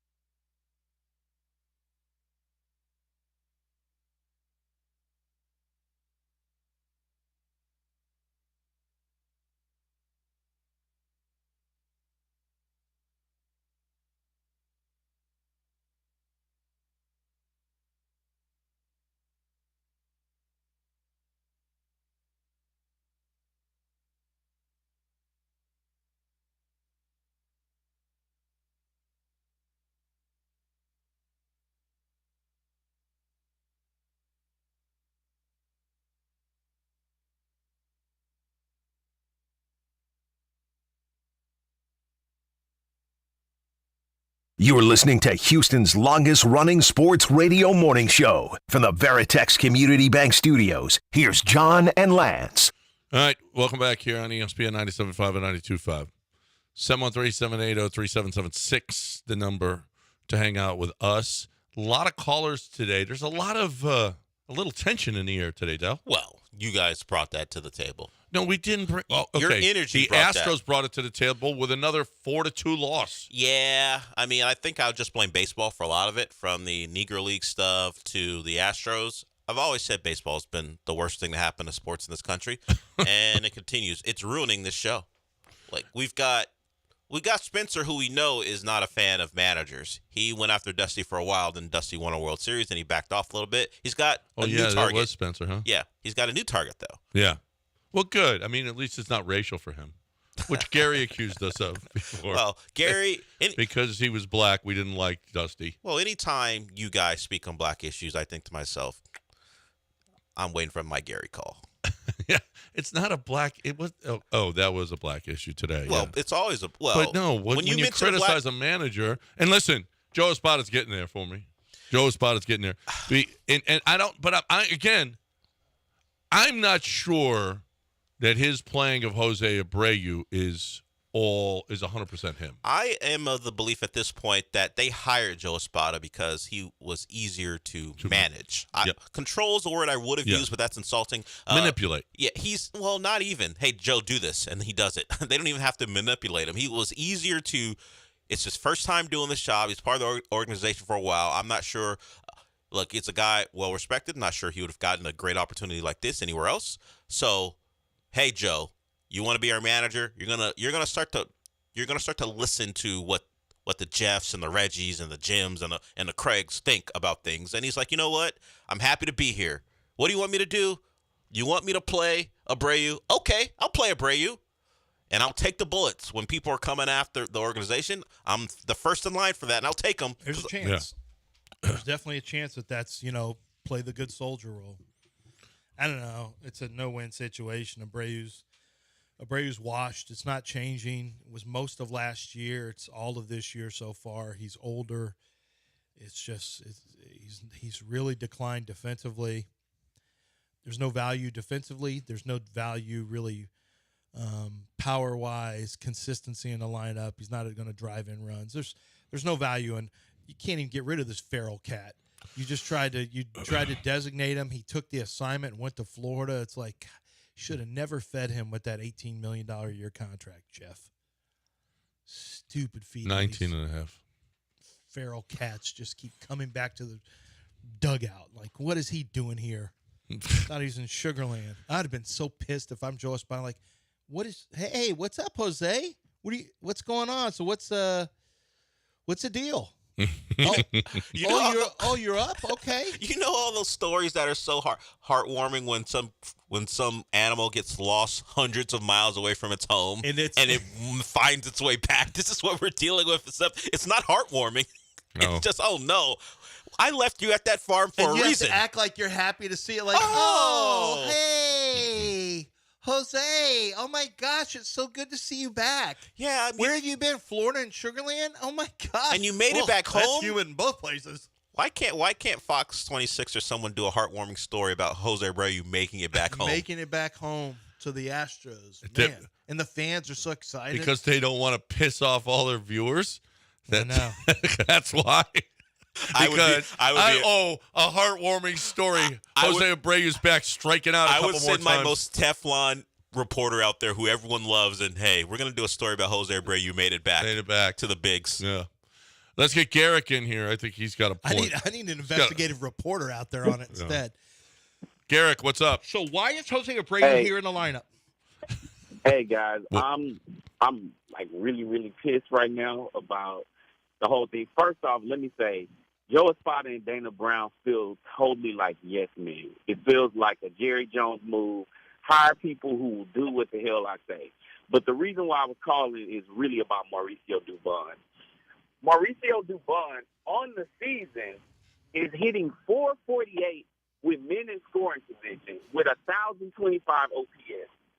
With men in scoring position and 2 outs, he's hitting 545, and then with runners on base, he's hitting almost 400. And just to show you that this is not some small sample size thing, he literally last season hit 300 with men in scoring position, and he hit 300 with men on base. Like, on top of that, he provides Gold Glove caliber defense at multiple positions, including first base.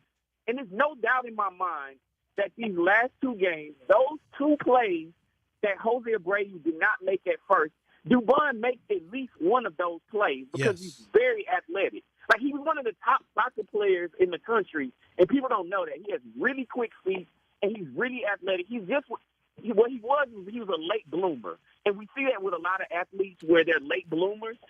And the Astros, this is a James Click move. He unearthed a diamond in the rough, but because Joe Espada's hamstrung and has to play Abreu because the Astros are paying him $19.5 million, that it just basically makes it so that Dubon can't get the proper playing time.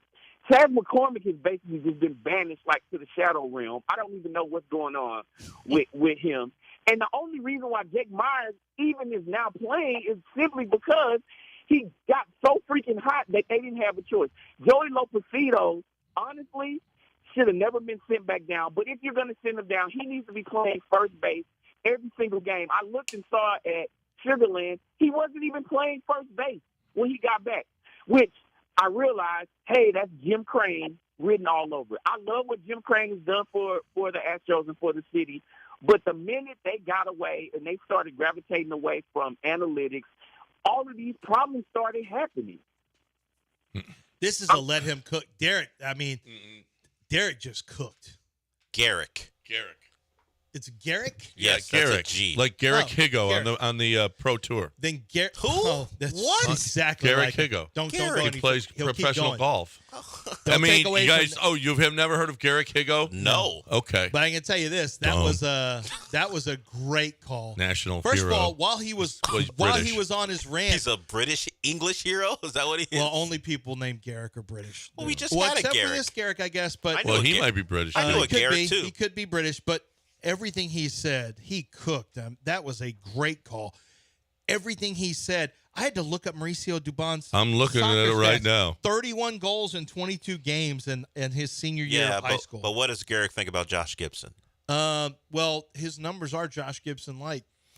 When you look Base- at the stats, you look at the stats of men on base, all I could think of was this is what This year, Mauricio Dubon, runners in scoring position, 13 for 29 with 3 doubles and 18 RBIs. He just told you with that. runners on. Oh, you thought Garrick didn't You have thought the he with was numbers? lying runners in about his scoring stats? position, 2 outs, 6 for 11. He just told On you a that. team that can't score runs in 48 innings, he's not on the field. What in the bleep is going on? I'm with him 100%. You know what's going on. No, he should be at first base, I think, every day. And now. the fact that just F it. Dubon's you know what? a- Even Singleton, forget it. Put Forget it. Dubon there. And the fact that Dubon's a click guy, do you think that is playing a part? No, can't be. Why not? I mean, he should really be playing a lot more. But, I mean, I felt like he should be playing a lot more. But Jake is playing well. Right now, he should be playing left field or first. The sooner they put him at first, an unconventional first baseman, they just don't like the looks. Corner fielders are supposed to have more power. Corner field, really? Like more all that power than you're the getting what? out of Listen, you know what Jose Abreu's slugging percentage is right now? What? Guess. How many home runs does he have? What's his slugging right now? Probably close to 400. 117. Yeah. Slugging. I was joking. Slugging. Higher than his. It's below. Is it below? It's right at his batting average. Yeah. I mean, what the bleep? That's one extra base hit. That's it. Look, no number you're going to say about him is going to surprise anyone because we've all seen it. 117. His We on know- base is. Oh, this is when your on base is higher than your slugging, that's to me is Okay. Brad Ausmus-ish. For You're a career. Brad Ausmus guy or an Adam Everett. You're insulting. Only he's worse than You're either of insulting those two guys two right now. ever. He's career. worse. This is Mauricio Dubon. Garrett, good call because this has gotten us into. This is his career stats. Mauricio Dubon. This is 139 ABs with 2 outs in men in scoring position. He's hitting 252 with a 705 OPS. That's not bad. He's got With 2 runners on, he is hitting 272 with a 702 OPS. That's within 2 runs. Late and close, he's hitting 239 with a 558 OPS, which is just okay. But his career stats with men on, with runners in scoring position for his career, that's 325 plate appearances, John. He's hitting 265 with a 676 OPS. With men on, 278 with a 700 OPS. You look at all of his stats are solid stats. Well, here's the deal, though. He's much better now than he was before. He is better, much better than those stats. So he's playing better. See, that's the thing about Mauricio Dubon. We think he's a Ledmus Diaz. I said this before the season. He's not a Ledmus Diaz. He can be an everyday player. He was a Gold Glove fielder. I wanted to see him in center instead of Jake. Now, Jake is playing great, so Jake should play. But Mauricio Dubon should be on the field. That's what Garrett said. He's not a Ledmus Diaz. But because he can play multiple positions, you put him on the bench for multiple games. Why? Play him. He's one of the only guys on the team that can hit now with runners on. That's what Garrett just said. He's a Gold Glove position player at multiple positions. Yeah. He's got Gold Glove talent. He's hitting 1,100. Everything he said was dead on. And Mauricio Dubon is just kind of the lost, because you say, well, you got Jake, and Jake hits. Yeah, Jake should be playing 100%.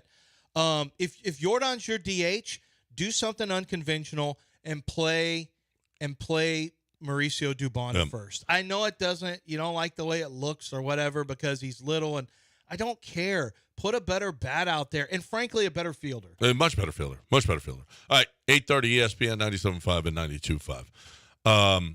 I was pining for that before the season started, but you don't listen to what You're I say. an anti-Dubon guy. You've been an anti-Dubon guy. I said he should be an everyday guy. Where? And you know what? He's proven it. And this team can't score runs. And when we got a guy, but where did you want to play him? Because you wanted Chaz in center field. Chaz had a good year. Yeah, he would have played left, and Jordan was in left, or first. I said before he played first. He played first last year. You liked Abreu because of his playoffs. But I liked Abreu because of his baseball. Well, we wouldn't have won that Twin Series without Abreu. You wouldn't have won the Twin Series. And now look at us. Yeah. No. I don't know if you know this, but you can actually make adjustments as the season goes on. Nope. If Jose Abreu needs to be in Florida playing 8-ball, then that's where he should be. Then you know what? If he's succeeding and hitting 200 at 8-ball, that's where he should be. Okay. Why are they in such a rush to get him back to the big club? He was embarrassing awful. You know he why? was awful in Sugarland. And here's the deal. Everyone hates him, and it's embarrassing. When did they go on their run? When he was gone. When he was gone. And yet you bring him back and put him right back in the lineup? My intrepid producer, Sean Mapes, says he's just a bad vibes guy. Can't have him around. Yeah.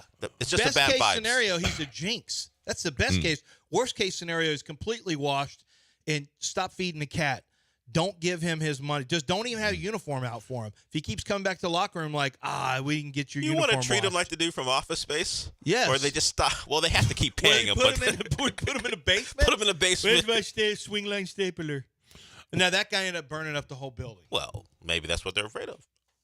Breaking it here. If you want to get in and anything you want to say. Breaking news. Del, can you play the breaking news? 713-780. I got breaking news. Okay, that'll happen on the other side, right here on ESPN. Right here. Timberwolves beat the Dallas Mavericks. That's not breaking news. That's not breaking news. What is breaking news is you and how hot it is out here. Okay, I don't know if you heard, it's going to be hot this summer. So you need air every single day. Your air is going to be on 24 hours a day. Have you checked out your air conditioner? If you haven't checked out your air conditioner, dumb. Okay, because if you have any issue whatsoever, and it could be a minor issue, but it becomes a major issue when you don't do anything about it. Okay, it's happened to me. I had to replace 2 air conditioners. I did it with Air Team Ltd. AirTeamLTD.com. Not only did they come and replace the air conditioners, but they made sure that everything was in working order, and they did a perfect job. I loved what they did for me, and I love what they'll do for you. But if you don't maintain your air conditioners, you're just asking for trouble, like I was. Don't be like me. Don't be dumb. Air Team is here for you, and they've been doing it forever. The Curtises, they're awesome. Okay, Darren and Dawn and Garrett, it's a family-owned business for over 35 years. They got employees there that have been there 10, 15, 20, 30 years. 70+ plus full-time employees. They got trucks all over the street. They will come to your home and clean out your air conditioning units and make sure that they're working properly for this summer. AirTeamLTD.com, 713-956-8326, 713-956-TEAM. Tell them you heard it right here.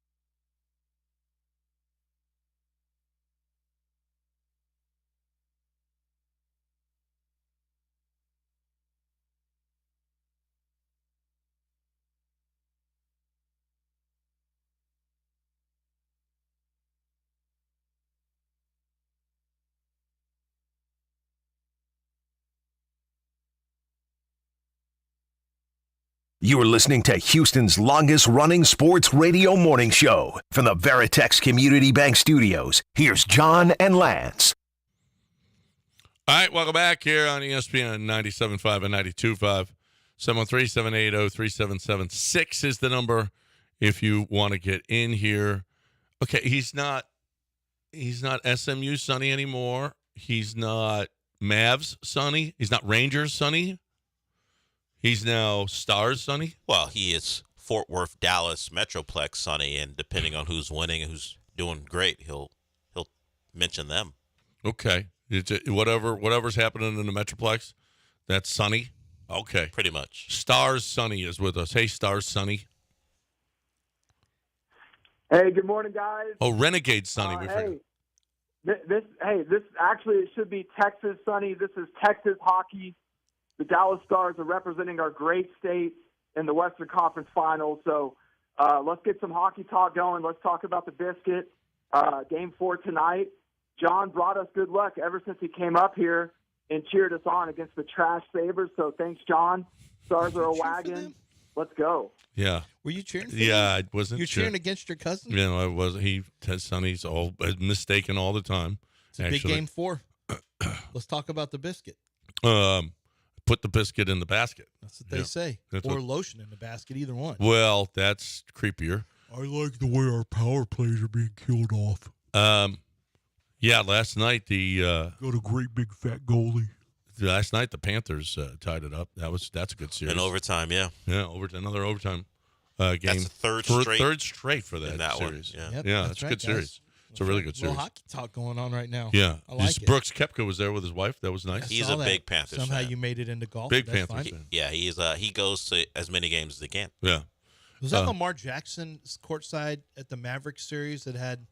No, it was Luka Micah jersey? Parsons. Micah Parsons Was it Micah? there. Okay. How do you confuse those two? Well, because that guy had a hat on, sunglasses. I couldn't tell. Yeah, Micah Parsons. It was just a brief thing on TV. Yeah, Micah Parsons was at the game. He was wearing a Luka jersey, and Yeah, of that course, makes sense. He's Cowboy. Of course, the Cowboys stink got over the Mavericks, so they lose a big game at home.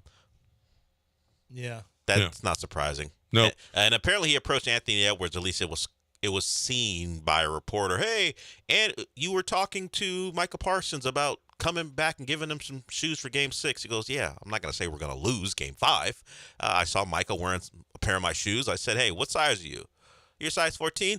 When we come back in Game 6, I'll give you some shoes. Get so much free stuff. Yeah. Why can't he look at a kid and just say, hey, kid, well, because the Is kids a Mavericks fan going to be wearing his shoes? Well, first of all, poor kids are not at playoff games. Regular people are not at playoff games. It's too expensive.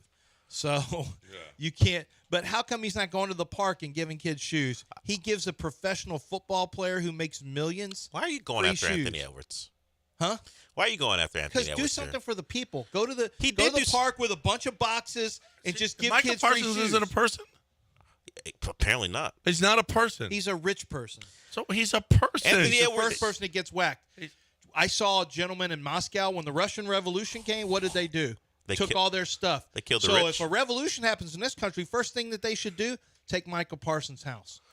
What? And all of his free shoes. Michael Parsons should be first on John, the chopping block? You're getting your shoes taken, too. No, I'm not one of those rich people like Michael Parsons. Okay? I'm a man of the people. How many TVs do you have? I'm the proletariat. How many TVs? How many TVs do you have again? The again? true sign of wealth is the amount of TVs. It's true. Who has more TVs, you or Michael Parsons? Oh, probably Michael. Does he have them in his bathrooms? He might. He might. We don't know. You don't know. You don't know. Yep. You don't know how many TVs he has. But we do know how many you have. 21. No. He goes, I thought that was the number we came up with. It's just 12, not 21. No, it's 12. It's not 12 either. No, it's higher. It's higher? Yes. Yes. It's Okay. higher than 12. I was trying to give you some credit. I'm going to say 18. 17 No, is my number. it's not. Well, that doesn't mean higher or lower. Lower. Lower than 17? Yeah. 15. Lower. 14. Yes, there we go. We got 14 TVs. 14 TVs. Well, because my wife is in the business. She's got we've 4 heard, in her office. We've heard that before. I've got 4 TVs. Yeah. 4 in her Total. office alone. That's it. To watch all the stations. How many do you have? I have my setup. Don't worry. Can you Don't worry about take a don't crap stop and watch TV a TV watching. Can you people. take a crap and watch a TV? No. You can't? No. In You your can take house? a bath or a shower. Oh, because of the placement. A shower. You have a shower TV? No. What? Yeah. No, he can see it from his shower. Yeah. Yeah. No, wait. I think no. Yeah. Wait a minute. You've Didn't seen it? a shower TV? I don't think I've seen it. You've seen it? Well, Yeah. Where how, is it? How big is the TV? It's in the. It's not. Okay. Is Yeah. it water resistant? Well, it's It not, doesn't have to be. It's in the wall. It's not in a shower though. Try to trick him. Get him to we admit don't. it. We don't pour water all You over. have a shower TV? Okay. Why did we 8:42? Because apparently Micah Parsons Because is Michael not a Parsons person. has got to get some free shoes. Well, he didn't It have just to. annoys me. Give it to the kids. What? Give some shoes A to Mavericks the kids fan wants his who are going to shoes? spend too much. They're going to have their parents spending too much on the Anthony Edwards shoes. Well, this is The about you then. Parents were overspend. Yeah, it's about my kids. Give some to my kids, Aunt. Your kids are Anthony Edwards fans? Well, No. they can be. They don't even want his shoes. No, Mason's only a Rocket fan now. So no, my kids are Rocket. My kids stick with their teams, except Mason for a while was a Laker fan when the Rockets weren't good, and all of a sudden he came running back to the Rockets. Like this is what's pathetic. Well, while Your generation was just slip from team to team. Well, while you're begging for free stuff like you Yeah. always do, Yeah. I'm going to give the people a chance to win something in 5 minutes. So at 8:50, Why don't you just give it to To the C.J. Stroud? people. Give it to J.J. Watt or C.J. Stroud. Why don't you just give it to Nico Collins? No, He got a new we give it to contract. the I people. wish you stopped being so fake upset about that. Yeah. I'm giving away a pair of tickets. Well, if one of those guys calls in, they can win. I'm not discriminating against the rich. The American singer and songwriter John Party is coming to Houston for his Mr. Saturday Night Tour. So caller 5 at 850 to 713-780-3776 wins a pair of tickets to see country music star John Party at Cynthia Woods Mitchell Pavilion, presented by Huntsman on Friday, October 11th. Tickets go on sale May 20th. Well, they're already on sale right now. If you don't have them, you might not be able to get them. So they're on sale, possibly, or maybe he sold out May 24th. It's when they went on sale at livenation.com. But caller 5 at 850 wins a pair of tickets to John Party. I want a nickname like Mr. Saturday Night. Well, he's a party. I mean, of course you're Mr. Saturday Night. It's P-A-R-D-I. Well, he's a party wherever he goes. I got 2 tickets to Doobie Brothers for Cynthia Doobies. Woods Mitchell, and I'm just like, oh man, late June, Cynthia outdoor concert. Like, I just don't know, man. I haven't seen a concert there for years. We have Styx Summer and Foreigner concerts. there. And When? Yeah. In August? June 22nd. How long is our summer now? Is May summer? Have we just June switched May? 22nd is actually the start of summer, isn't it? I think it's No, a day. no. Yeah, I believe. Well, Yeah, that's officially, We started summer. The Okay, official. but what we've started summer is May now a summer month. Well, Not here, no. not officially, no. No. It's beautiful 90 out. 114 Beautiful. heat index yesterday. Yeah. That's summer. May, at least half of May. May, June, July, August, September. Did we count October, summer? September, 100%. September 21st or 22nd is when summer officially ends. No, it doesn't officially end. Yes, that's when it All right, officially ends. When does it literally end? I don't know. We got a break. We got at 8:50. Call in exactly 8:50 For and those get those tickets, party a pair of tickets. tickets. That's right. Right now, I'm talking about Doc. Listen, Which if doc? your prostate is acting up, if it's overheating, okay, I don't know if that's You got why a race it car in grows. the red in your prostate? Well, you don't know. You don't know. Overheat? You're not a doctor. Is that a term? Doc Manavis is. She knows. Does she say things can overheat in there? I don't know. Maybe that's what's making it grow. It's overheating and expanding. I don't know. You don't know. Here's the deal: is Doc knows. She knows all about your prostate. This is what she studied. She's like Yale smart. That's how smart Doc Manavis is. And she's also smart in that she's not going to operate on you. She's going to give you an IV that will decrease the size of your prostate. Okay? That's the best way to go about it. You get the ultrasound, you get the MRI, and then goes to work. And it takes basically 45 minutes and then a half hour to sit around, a long lunch, and your prostate is smaller. And your life is better for it. Okay? Here's the deal. You're looking for the best way to get rid of that enlarged prostate. One way to do it. One way only. 975prostate.com.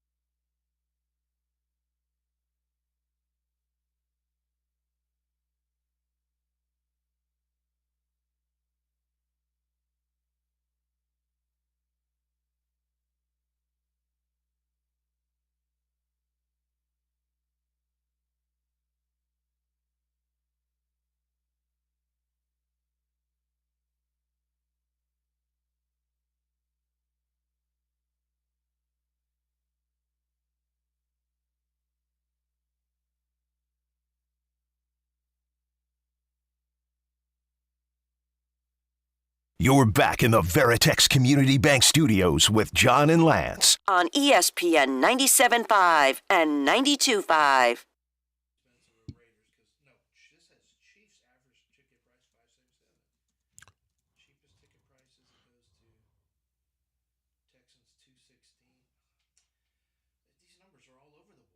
Yeah.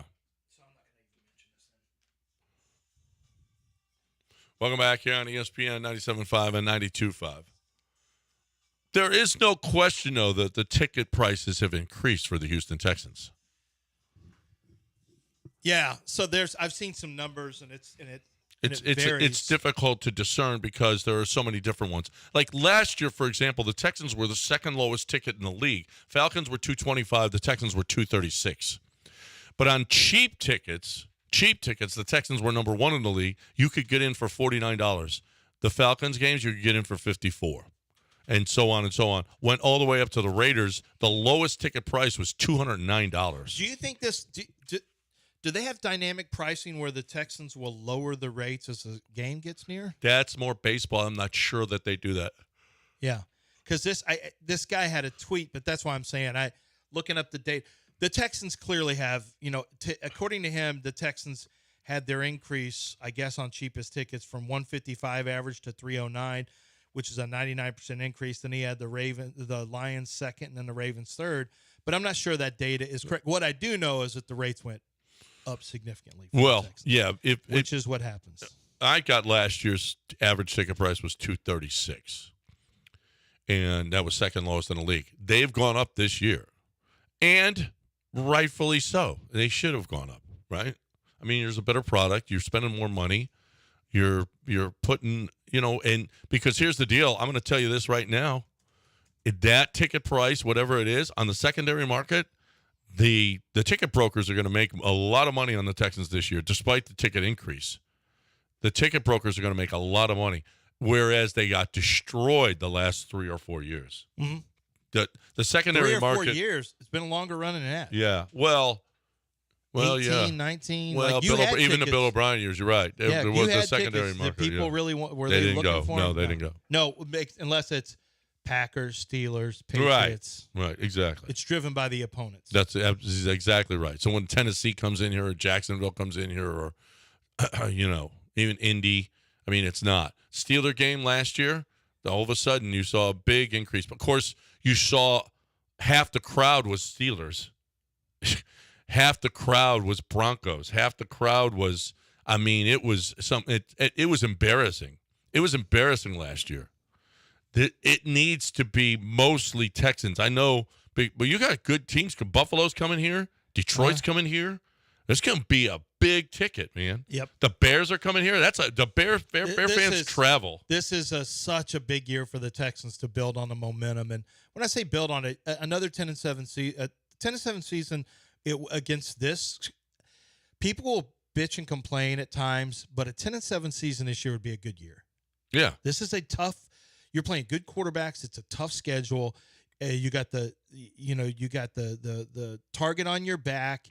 You're going to, at some point late in the year, there's going to be talk about Bobby Slowick going to another team and leaving. So you'll have, stuff that gets in your face a little bit there about, your coach is going to leave. Is there talk about, probably not Matt Burke, defense coordinator, but I just think that this is a great opportunity for the Texans you're right. They're the hot ticket. You got the Astros declining. This is your chance to take over the city again. Yeah. It really is. So, and I was told by a high-ranking Texans official last year. Mark Vandermeer. No, higher. I was like, what in the hell is going on with all of these opposing fans? And he said, that needs to be brought up in the media that Houston, because every single ticket on the lower bowl is a season ticket. And they are bought. And fans are selling their season tickets to opposing fans. And that is something that needs to stop this year. I could see where you would, I put my whole season out there. The last year that I had season tickets, I was like, I ain't going to this crap. I'll just put them out for sale. Hopefully somebody buys all the tickets, whatever. And I put them out there for every game. You can't do that anymore. You got to be you got to support. This team deserves, and even CJ last year. Boy, I hope it would be great if our fans came out. Wouldn't that be great?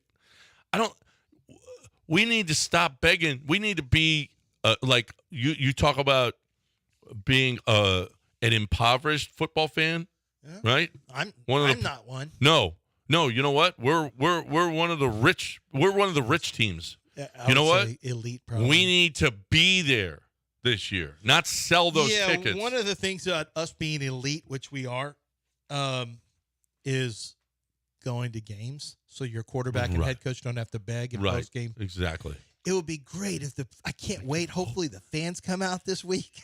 That was always so embarrassing. But but we weren't all the way in yet. There's so many times we weren't all the way in. So many times either D'Amico or CJ did that, and like I actually pulled some of it up. Oh no!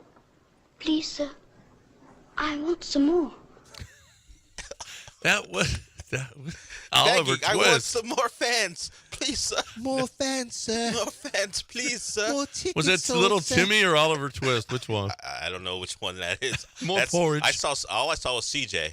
The clip said CJ Stroud. Oh, damn. We need to be there this year.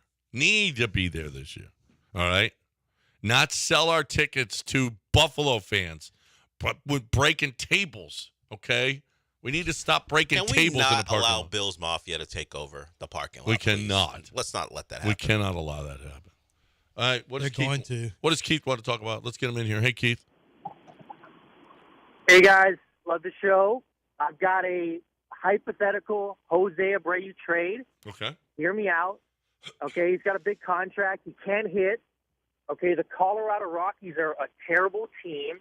We ship Abreu and his money to altitude where he can get the bat going, package Montero, dump 2 big deals. But, hey, we got to take on a big deal. So you bring in World Series champion Chris Bryant. What do we say? No, thank you. No. I'm And even there was a Paul Goldschmidt thought. Yeah, I'm not looking He's at anybody. awful this year. An older player, too. No, awful this year.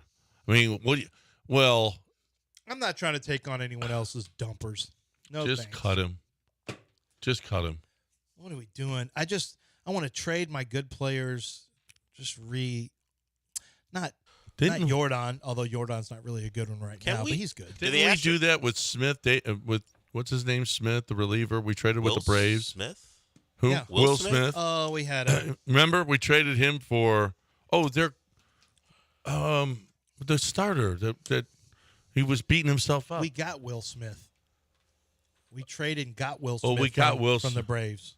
And we gave them Dave Malicki. No, who did we give them? Dave Malicki. Oh God. No, we gave him. Oh God, who was that? He was gross. He was so gross. Yeah.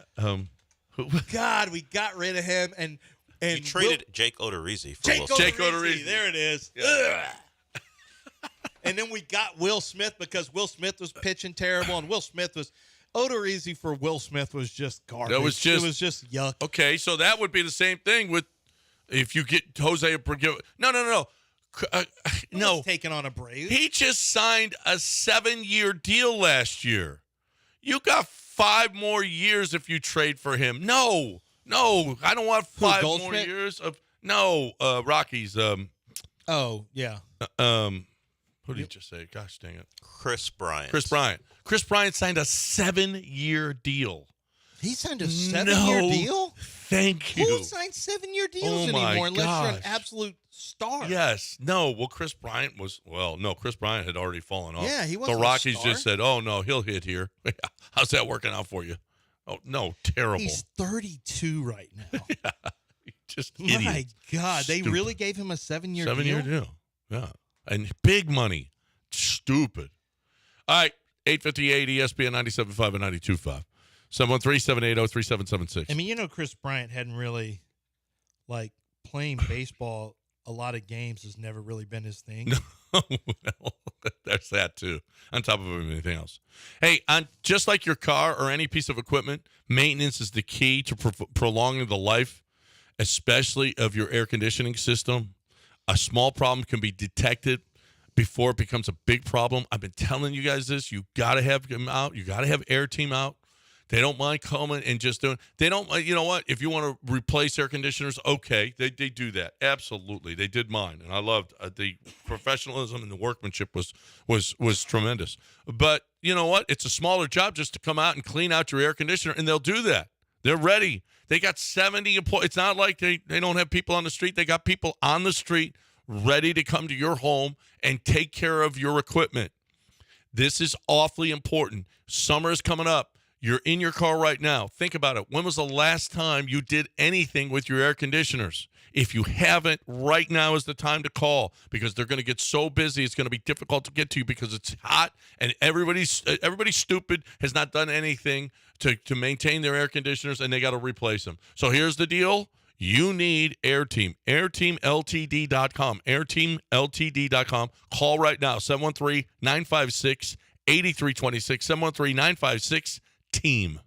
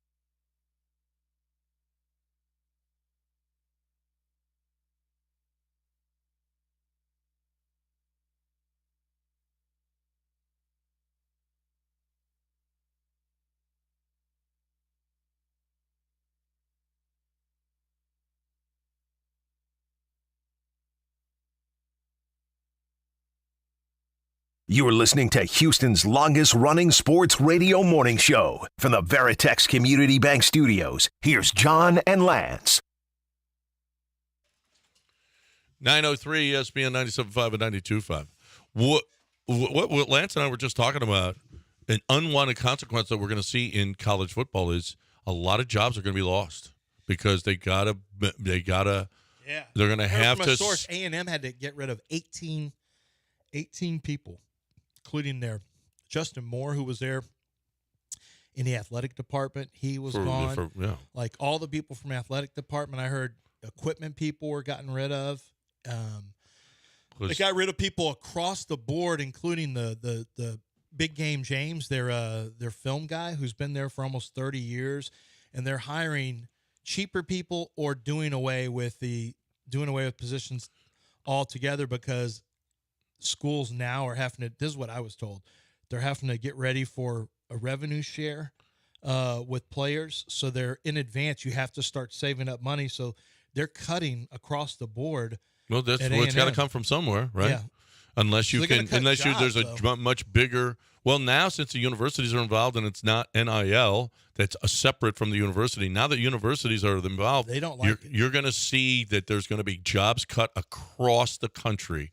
It's kind of silly how big Alabama's coaching staff was. I mean, it was ridiculous. Yeah, but I don't think they were getting paid a whole lot in some of those instances. Like Texas, Yeah, had Paul Chryst. analysts only get Like if 100,000 or so. If you're being paid on an old contract because you were fired, you come in and you work for cheap. Okay, at what point? Because it's happened in all professional sports. At what point will a player make more in college football than the head coach? I think it's probably happening. No, it's not happening yet. Well, he has to be a really good player to really. Yeah, at a big school, and there's no big school that where a player is. Yeah, I guess probably not yet. Not I mean, yet. He'll have to be a quarterback. There will be a quarterback. Yeah. At some point, because like smaller schools, Louisiana Tech, the head coach isn't making that much, but they don't have the money to pay a quarterback yet. At Alabama, well, a quarterback won't go there. I was looking at I looked at all the basketball players who exited the draft, who are not going to be in the draft now. They pulled themselves out. Every single one of them is a transfer portal guy. They're all going and getting a paycheck somewhere. That's why they pulled out. Yeah. A lot of them are going, like a guy from Tulane, I think, is going to Kentucky now. And like these players who pulled out of the draft, they're going somewhere because they're portaling and making money in free agency. Did you see the Bronny's going to stay in the draft? I did. There's big stuff on ESPN about that. Right. It's great. So It's huge. Bronny James is staying, and Rich Paul, his agent, had this to say. Bronny's draft range is wide. He's a really good prospect who has a lot of room for growth. It only takes one team. I don't care where that team is. It can be number 1 or 58. But I do care about the plan, the development, the team's strategy, the opportunity, and the financial commitment. That's why I'm not doing a two-way deal. Every team understands that. So Bronny will not be dropped to the G League. He does not. He will not. Don't draft him if you think we're going to sign a two-way deal because we're not. He will be. You want him at best to be on the end of a roster, not playing basketball? I guess that's Is that what you're looking for, as opposed to going down and getting minutes and playing and developing that way? Mm-hmm. Huh. Okay. Or maybe we just don't want the James name sullied by playing in the G League. This tells me that he won't be drafted. Well, he's it's the exact opposite of what the show before us. Chris Canty was like, "Oh, he's going to be drafted for top of the second round." He is a 5-point a game player. He really doesn't have a position in the NBA. He's LeBron James' son, and I don't care. You know what? I don't care. It doesn't There's matter. no NBA team unless it's a package deal. Yeah, only if it's a Nepo. Well, Shams is reporting not only is he not going to go to the G League or sign a two-way. By the way, you can be a first-round pick and not have a two-way. Or not a first-round pick. You can sign a deal, not be on two-way, and get sent to the G League. We saw it happen to Cam Whitmore. The two-way deal is – so I don't know if they're strictly against going to the G League. But he also mentioned that they've declined over 10 workouts, so they're now limiting the team pool. Right now they're only considering the Lakers and the Suns. I guess the Lakers would be the team.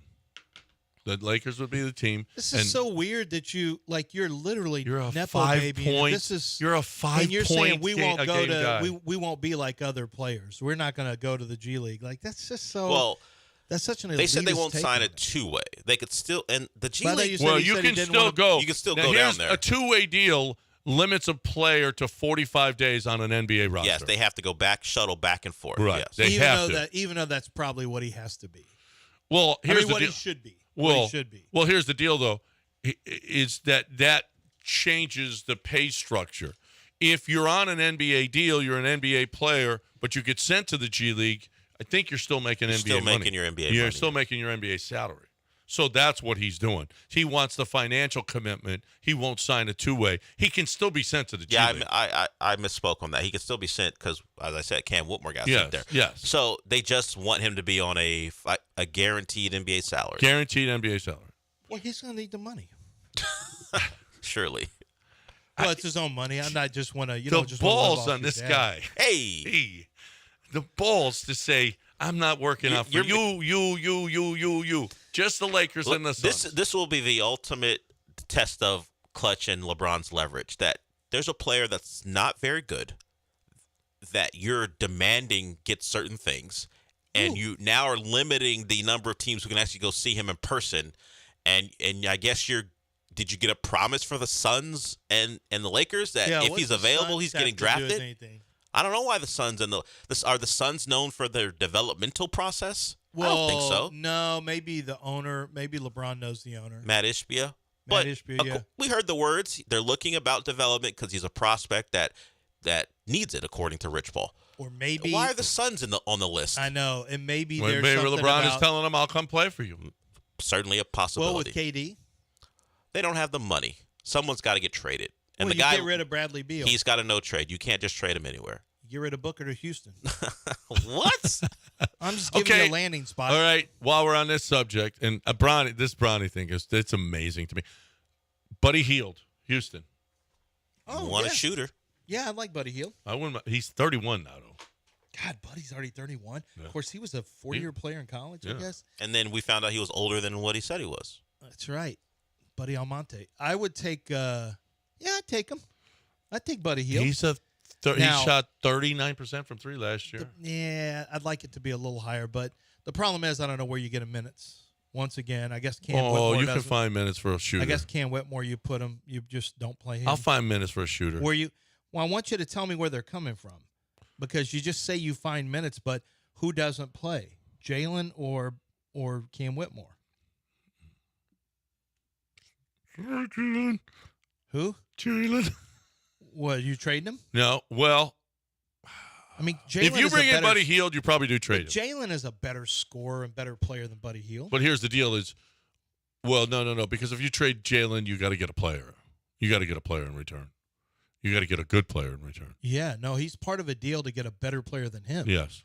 I mean, theoretically. Yeah. Unless you're just trading to kick the can down the road a little bit, and you get an expiring contract and a chance to free it up and look at free agency in the future. You could do that too. You could offload a contract that's going to be set to renew for a 1-year contract, get rid of that player, and then attack free agency in a year. The way I've been looking at it is trade Jalen and the 3rd pick and go get somebody, and maybe even a future pick for a better player. But the Donovan Mitchell, I'm concerned about guys who don't play. I'm really concerned about guys who don't play. We've had enough of this with the Rockets, with Chris Paul, Yao, Tracy McGrady. That's been an issue with some of their best players not being able to play. That's been an issue. And so, James, you say whatever you want about James, but that dude came ready to give you a bunch of minutes and play a bunch of games. And Jalen plays a bunch of games. Jalen stays reasonably healthy. Well, Jalen has actually missed some time. His first year, I shouldn't say that. Jalen has missed time. And they typically have played pretty well when Jalen's been out, to be honest with you. But last year they started off well, playing well when Alperin was out, and then they collapsed at the very end of the year. But if you're going to trade for a guy, I want a guy that's going to play. I've noticed it doesn't take long for players to, for their games played to disintegrate early in their careers. After like the first 3 years, games played comes way down for most players. Yeah. I'm back to Buddy. I would take Buddy Hield. I think he'll be on the floor because he can shoot. How much will he be on the floor? Well, but here's the deal: is Buddy Hield doesn't have to be. Buddy Hield can play 25 minutes a game. Just come in, shoot, knock down some shots. 25. 25. Cam not gonna play. Cameron's gonna play. Don't worry. How many minutes does he get? Cam will get about 20 to 25. So Jalen's out. No, well, how many minutes is Jalen gonna get? You've now got over 50 of the 96 minutes. Well, spoken for.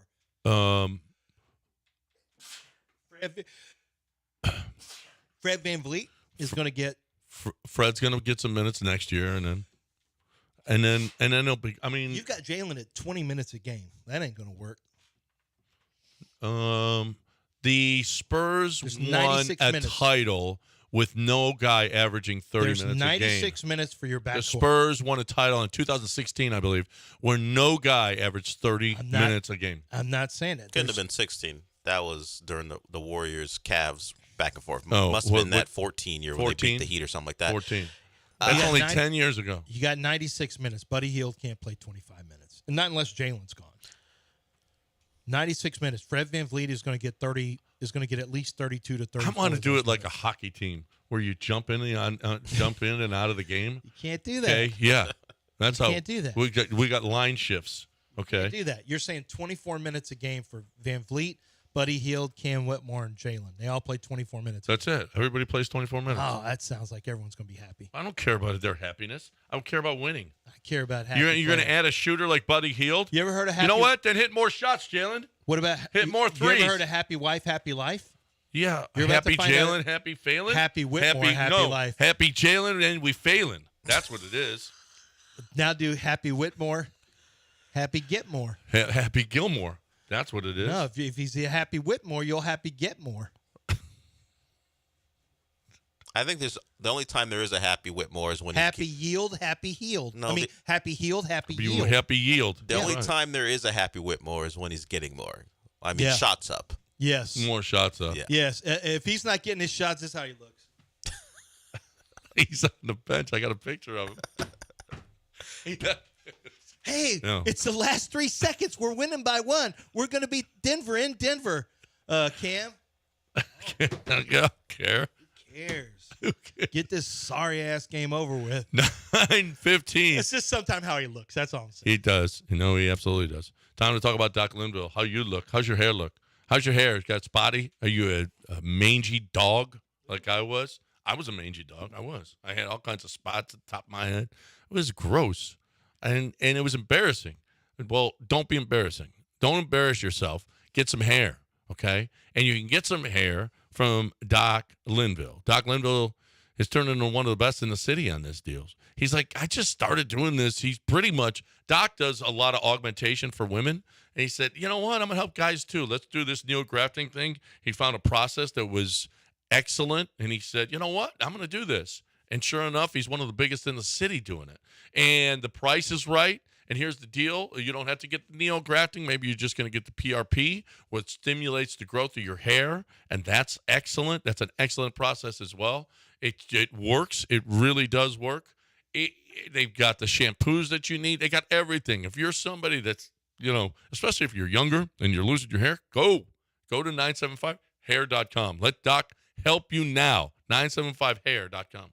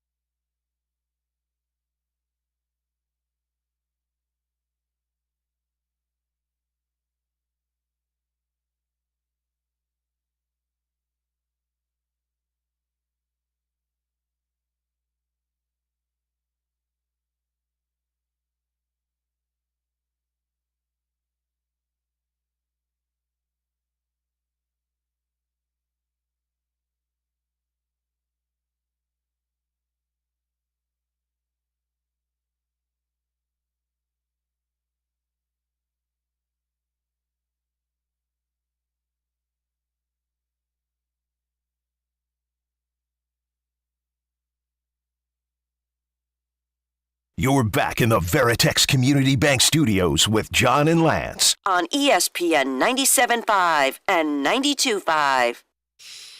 Aaron Rye is playing pretty good lately. You think I should start him on my team this week?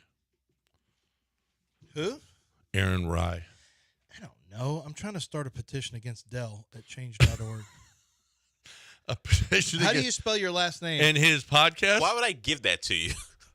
How do you spell your last name? I'm not spelling my last name for you. Olaleye. That's not how you spell it. It's not. Oh yeah, why Like do you you have get a stroke why do you give at a the end of heavy the conversation. Olaleye. Is that true, Dell? I can either confirm nor deny. I'm not giving you my name. Why do you want to start a petition against me? Let's see if it picks up any steam. Against his podcast? He I was don't have a laughing when podcast. Gary said, "We don't dance and jump and sing anymore." And Dell starts pointing and laughing. Laughing 'cause at he you. He just loves when people get hassled. That's all he likes. Because it's so well. A caller called in about, for those who didn't, all right, let's finish the show. Let's do the next 40 minutes with the Negro Leagues are being integrated into Major League Baseball's all-time stats. And that caused a kerfuffle, I guess. It didn't seem like it was, but it. Gary has a into problem. one? He has a problem with you guys Yeah. quite a bit. Well, He just particularly said you, black Lance. quarterbacks are now being accepted into the league, which Well, feels. Well, now it's happening. Well, generally it's you guys are unfair to black athletes, or in Dusty Baker's case, a black manager. Why is it always something, something, or something? And then this time, he took another step where he said, "We don't just dance."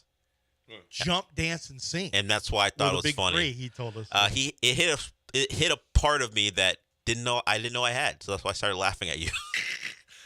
Well, listen, is there anything to this? I mean, Dusty, beat it. Corey Julks, beat it. Okay? What's going on? Tony Sipp, a long time ago. Tony Sipp, beat it. Tony Kemp, out of Beat here. it. Yeah, Lance, what do you have to say about that? We're all Latin. We are all We're a Latin team. We are Latin true. teams We win are. titles. What do you want me to say? Yeah. Who got the big deals? Abreu, Montero, Javier. Yeah. How's that working out? Hater got the whole. And then Hater, considering what he tweeted once, more to Gary's point. Man. I want to leave that out of I it. didn't know Gary was that right. Gary's making good points over here. All right. And nobody's. Oh, I started a show that's a good show.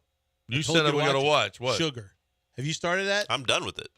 It's good. Well, yes, there's a plot twist at some point. Yeah, I can tell a plot twist is coming, but I'm about 4 episodes in. It's Colin Farrell, who doesn't really age much. And it's one of those film noirs.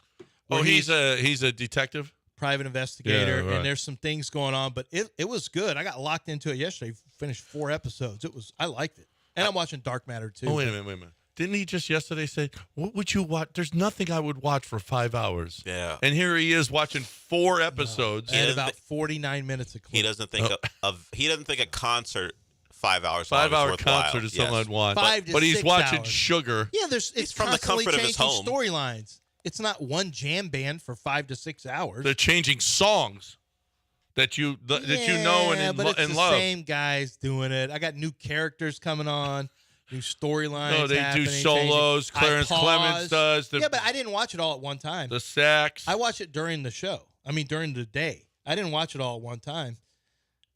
I didn't sit and watch it all at one time. You can't do that. You can't sit still if other people in your house and do that. And I'm ADD. I can't possibly do that for 4 hours. I saw somebody sent me something about ADD people will say, "Oh yeah, hold on, I've got that for you right here," and then immediately Google who the ruler of Panama was in 1978. I'm like, that does sound accurate. You think you're going to do one thing, but then something else just. That's just like why I told you I'm trying to get rid of Dell on this change.org. I don't know about get rid of him, maybe just. Yeah, are you silence trying him. to get rid of me? Well, I saw or somebody had a silence Connor Orr petition. I'm like, you want to silence me? Yeah, I could go to change.org and see if people will sign a petition. I know I can get everyone from Twitch to sign it. Well, silence Gary if you have a problem with someone. No, Gary is free to speak. How I'm come I'm not free to speak? I'm mostly a free speech advocate. Except when it comes to me. Well, here's some free speech. Unless it's dumb. We were doing. By the way, for all the Twitch... Or if you're a muckraker, I'm not for yellow journalism and muckraking. By the way, for all the Twitch people who think Lance is on your side, every time I try to get the stream set up so you can see him and it's a good broadcast, I don't care about all that. he hates all that. He hates it. He's not on your side either. They're not in there to watch our show. They're just in there to talk to each other. People do watch the show. And say, I miss RJ. Oh. That's what they say. They say, we miss RJ. RJ would play our music. RJ was a good person. Dell just like that is a stream bad person. trying to pit black people against each other. Of course, saying. that That's stream what would they do say. that. That's been the storyline throughout the show. You like stories. This is where we got to silence him. This is why I'm doing a petition against him on change.org. Why? Is it ballsy for the Panthers to raise their ticket prices by 4%? They're being Carolina Panthers are 2-15.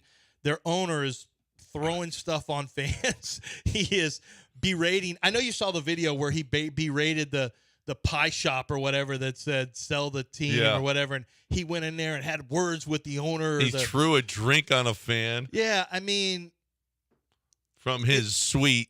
Is it ballsy? Now, it was a Tennessee Titan fan, but is it ballsy for him to raise tickets by 4%? And it was a Bronco fan that was yelling at Bill O'Brien. Okay. Yeah. Yeah. 4%. Well,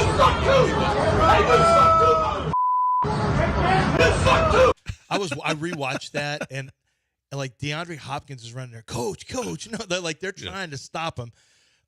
Is a 4% ticket raises kind of goes under the radar, right? You don't hardly recognize it.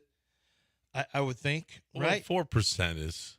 I mean, 4% is nothing. But if you just shouldn't finished raise ticket prices in a 2-15 but you're season. 2-15, and you drafted the wrong quarterback, and you gave up your number 1 overall pick. Didn't the Texans lower the Texans or was it the Astros lowered their concession prices? I don't know about the Astros. I do know. Well, I mean, the Texans lowered stuff last year. Years ago, the Astros The did. Texans lowered stuff last year. I think they did. Yeah. So what I'm doing is lowering concession prices if I'm him, and I don't raise tickets. The lower level seating at Bank of America Stadium will see the most significant impact, with season ticket prices increasing by an average of 7% from last year for PSL owners, according to a team spokesman. Well, the upper level seating will see a blended increase of less than 1%, with 90% of those tickets remaining flat. So most of the tickets are staying the you're same. just screwing PSL people too, because they can't get rid of it.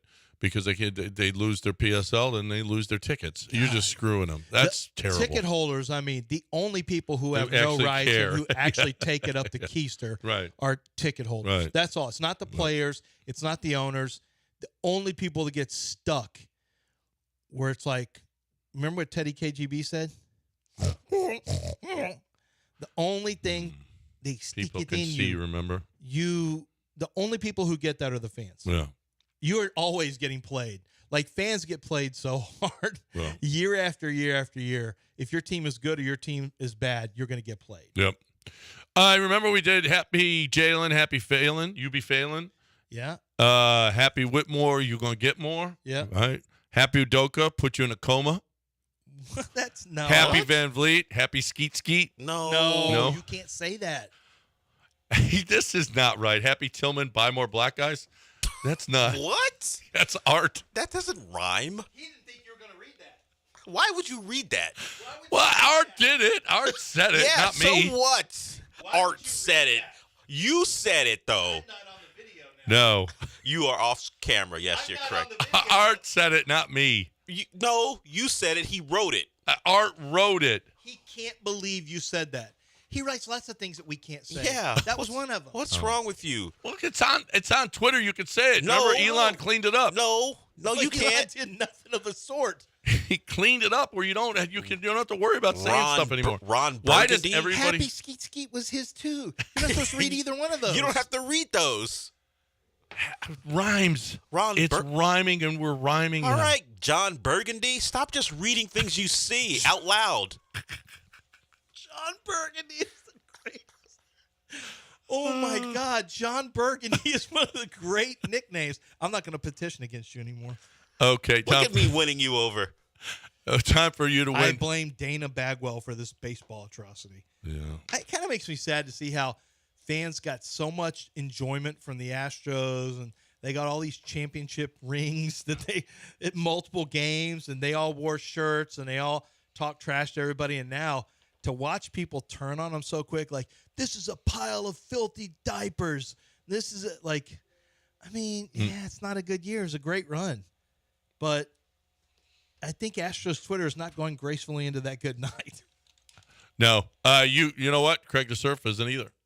No, Craig DeSurf is, and it's not just Craig. I mentioned Craig a lot, but let me mention Rick Drenner, who and Jeff, who handle so much of the work over there, making sure that they get you the financing available, making sure that they get you the best dealer incentives as well. Sometimes there's a choice between an APR rate or dealer cashback. And so, he can help you do the math on that one. Rick and Jeff are also very honest, and they'll tell you, hey, this is not the best program we have available, but if we wait another month, we may have something better for you. Because what you may need is a lease. What you may need is a purchase with the best finance rates. Maybe it's a pickup truck, but maybe it's an SUV. Maybe it's a starter vehicle, like I just got my son this last year. We got him the vehicle, and he couldn't be happier. He's getting ready to fly back up to Tuscaloosa. He's going to do some work there at a football summer camp. He's going to drive that vehicle back home and enjoy the long drive in his Buick Envision. Listen, there's people waiting to take care of you and help you because they want you to have a happy experience, not just with your car, but with the entire car buying experience. So make sure that you start that car buying experience at Gulf Coast Chevy Buick GMC. Start the car buying experience at landzcars.com.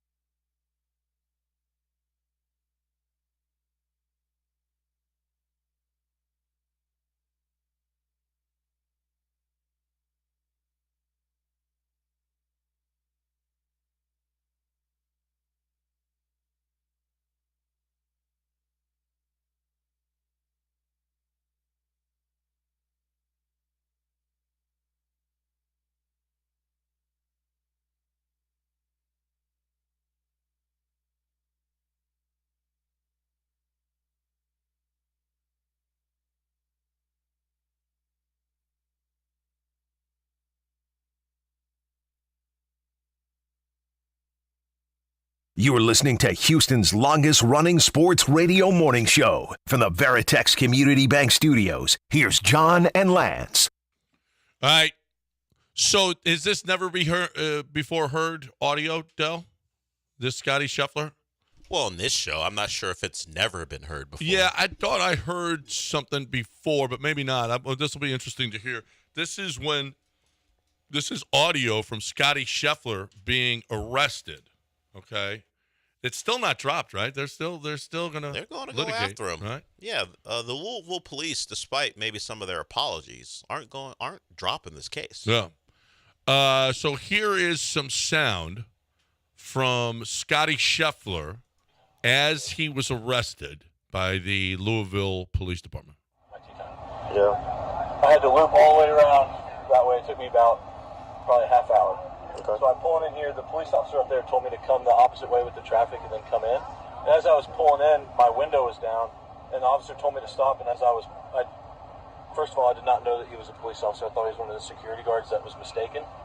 And as I was pulling by him, he grabbed my arm. Stop right there. Why does it matter if he's a security guard or a police officer? Because if somebody's telling you to stop. Yes, you're right. I should have stopped. I did get a little bit impatient because I'm quite late for my tea time.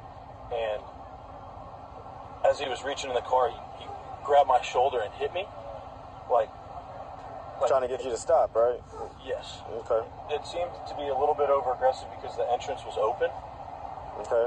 And I pulled a little bit because I was afraid. I thought he was going to start hitting me, and I didn't know who he was. He didn't tell me he was a police officer. All I saw was the yellow jacket. I didn't know what he was doing. I listened to another police officer. So the thing is, he's wearing a uniform. Okay. He also is wearing the same jacket that I have on that says police. Yes. Okay. Also, on that, if someone's telling you to stop, no matter who it is, you don't keep going. So what happened is, you kept going and you took him with you while he's a pedestrian. Okay. Yes. So you took him with your car. Yes. And drug him. Okay. Yeah. Which is not a good thing, I'm right? very aware that was. To make it so, listen to me. So make it even worse. When he asked you to get out of the car, you refused to get out of the car. I still was not aware he was a police officer. I was actually looking out the window of the car to try to find a police officer. I asked. We're all right here, and he was there. Believe me, sir.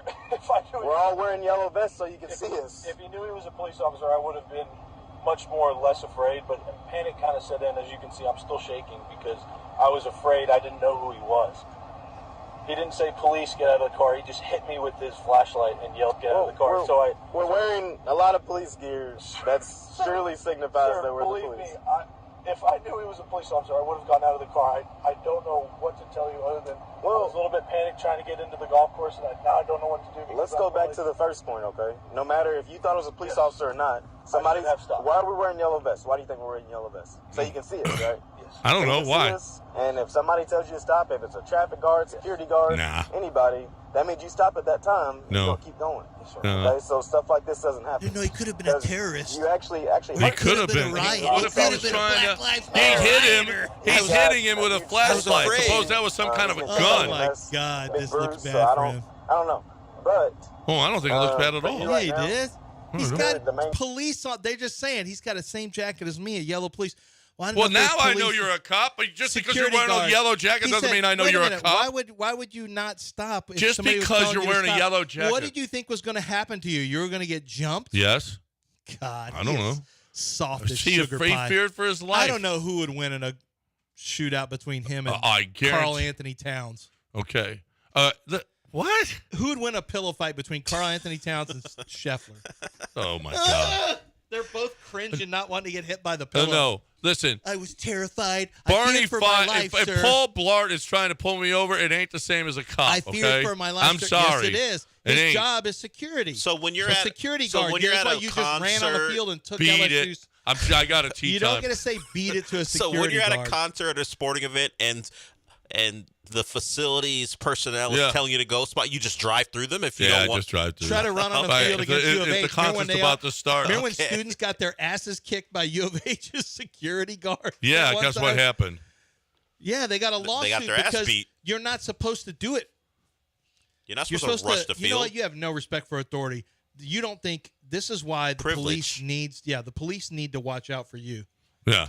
No. Your privilege can't carry you. All the respect in the world. Until they try to keep you from doing something you want to do. Mall cops. He wasn't. He was a police officer. He was a police officer. Well, you didn't know it.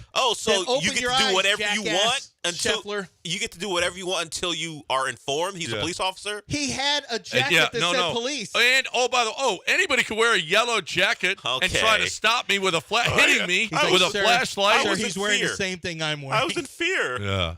I was scared. I was and I didn't know who it was. And he touched looking. me very aggressively with his hand. And I didn't know if he was and we going don't to even know where sexually he assault touched him. me or if he was going to put me in a chokehold. Yeah. I was looking at my window, actually trying to find a police officer. Sir, there was one hanging off your car. Yeah, I'm looking for a cop. I needed a cop at this time. Thank God you came along. The cop you're looking for was on your hood as you were dragging him towards your tea time. Dragged. I thought that was a rioter. I was late for my tea time, so I kept driving. Yeah, get off my car. I got a tea time. Beat it. That's it. My tea time's Hey, coming up. Paul Blart, I didn't know beat if I it. was going to be able to make my tea time, even though I went to jail and still made my tea time. Yeah, of all the I things. guess you had enough time, sir. He was so you worried. You went to jail and made your tea time. He got booked, processed, and made his tea time. But I've got a whole rhythm that I got. And sometimes I'm lactose intolerant. I still like to have yogurt, and then I got to paint the toilet. It gave me the bubble I got to guts. paint the toilet afterwards because it clears me out, so I have some yogurt. My probiotics, where are they? It was perfect. That he's all, let him off. Are you here? Not guilty. Let's move along. You know what I say? Next. 5 years in prison. Thank you. Not guilty. Throw the book Next. in. We got to start getting tough on crime. You know, I thought the whole thing was kind of funny outside of the officer getting dragged until I heard Scheffler's excuses. Throw the book at him. Give him 5. The other cop saying, he's wearing the same things I am. Yeah, but I didn't know. Now that I do know, of course I wouldn't have done it. Then reasonably, the police officer goes, wait a minute, why does it matter if he's a police officer or not? Why are you dragging this guy? Because, I'm watching Lance fall into his truck. I'm the number one player in the nation, in the world. Yeah, in the world. Supposed to have my in the own rules. world. You know, I wouldn't have done this to Tiger Woods. I was a little agitated. I was really late for my tea time. That was his excuse. Right. Yeah. He teed off at 10-something. Not guilty. Next case. You're not the judge here. Next case. You're being overruled. All right. 2-1. Oh. I've got the gavel. I'm watching Lance fall into his car. Lance Did you see Zerline that? or Lance Berkman? Yeah, that's old. Lance who? I saw you looking at the other one. Yeah. What the hell was that? The girl Did you see talking that? about men and not. Well, yes. is that? I never seen. Is that what she's talking about? Yes, and I she's watched the whole bouncy. video, and I like how she's like, "And this, I know what you're doing. You're not fooling anybody. Having a conversation where you're bouncing up and down, trying to talk into a camera. Sneaky move with the brown." She can say whatever she wants. I don't even have this. I don't care. I dare you to look down that thread. What does it say? Oh, A lot of good things pop up. no, and bad things. no. Just click the thread. Well, let's. You'll see comments, and then you see. That's one thing Elon's done is now a lot of different things pop up on your timeline. Well, yours is different. Oh yeah. Well, Well, it's just oh, I told you. That's the his same all. girl? That's the same girl. That's the same girl. See, this is ruining the show. It is. It's the worst. Scotty Scheffler. Well, listen, thoughts and prayers to Scotty and his family in this difficult time. I'm hoping he gets to his tea time earlier. I mean, he was late by 4 hours to his tea time. Oh, wait, he was 4 hours early. How in the world, if his tea time, if he went to Well, no, you got to jail- warm up. I mean, there's But all kinds of we stuff. walked into the studio and Scotty Scheffler was being arrested. Yeah. He was arrested from it was dark outside. His tea time was at 10-something. How in the world is he saying he's late for his tea time? Well, he's lying to the officer, obviously. He was clearly lying to the officer. He had 4 hours still before he was going to tee off. That's not late for your tea time.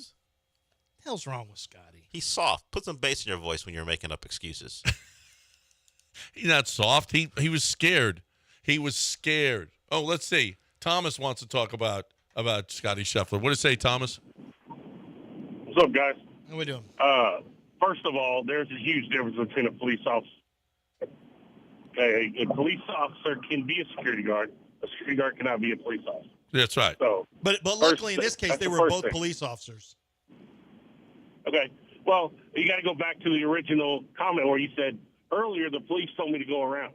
If that cop wasn't wearing a yellow vest, then I could see where he didn't think that guy was a cop. And lastly, why didn't they have a opening for the golfers to go in if they knew that there was a tournament going on? Because with there the was amount of people that were coming there in was there? a wreck. There was because a there was a wreck with a fatality. Yeah, I know. fatality. That's my point. That's my point. There was a wreck, so they should have had a way for the people to get in and out. They're of not there. going to make the There golfers was a wreck. priority Your when tea someone time- is dead. When someone's dead, they're not saying, look, let's get guys. these golfers in here. His Look. tea time was 4 hours later. He could have. Let Granado miss a tee time and see what happens. Okay? Thomas, you don't think he could have proceeded with a little bit more caution and a little bit more patience? No. Get out of my way, Paul Blart. I got a tee time. Beat it. He's not a security guard. He was a police officer. We thought he was. Well, so that he doesn't matter. Thought he was. That's what he said. That's what he thought he was. Or he's lying again and using that as an excuse. Yeah. Oh, KJ did point out they pushed back all tee times. Oh, back an hour because of the accident. Yeah. Oh. That's assaulting my eyes. What are you guys looking at? There's just this girl shaking that does videos that like. Oh, I've seen her before. Yeah. When she's talking about things and you're distracted And then because she she's in a just car. does this. Yeah. She does slight movements. I mean, can you put a bra on? That's disgusting. That is disgusting. Hey, Thomas was trying to make a point for your people, John, and you're over here looking at this girl. I'm not over here doing anything. I'm just scrolling through while Thomas is making great points. Okay. Paul Blart beat it. Got a tee time. He was a cop. Stop calling him Paul you keep Blart. acting like he was an actual. If you think he's Paul Blart, No, he's Paul Blart. that's not how it works. Okay. He's not a real. Oh, did you hear? He got how many times he's been suspended? This cop. Then he's definitely a real police officer. Yeah, he kept his job after being suspended a bunch of times. Isn't that like what makes you a police officer? Being suspended and keeping your job? What? A lot of police officers aren't suspended, Del. But if you do get suspended, never get suspended. But if you do get suspended and keep your job, I feel like that makes you one of the real ones. Let's see what people say. No. What it is how about we be a good cop and not get suspended ever? Well, that's the goal. But sometimes a golfer steps out of line. Okay, so here's some on a golf website. Here's some of the comments. Just gets worse and worse for Louisville. This is after the video that we just heard. Sure. Be sure to stop when some random dude wearing yellow starts banging on your window. Scotty's about to own the Louisville PD.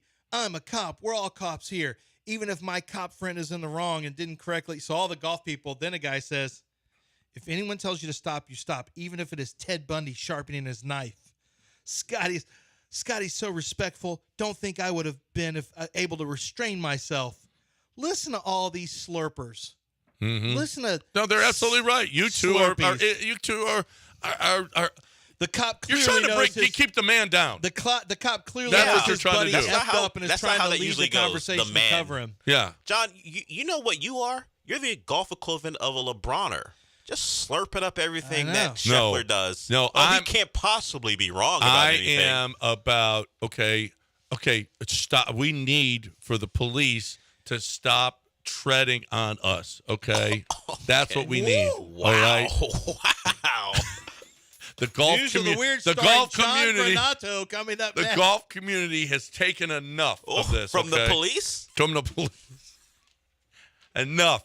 When we got a tee time, we need to get there. And this, I'm sure, blue. sometimes back to blue, John. Sometimes the police call for cart path only. As I understand it, it's got to stop.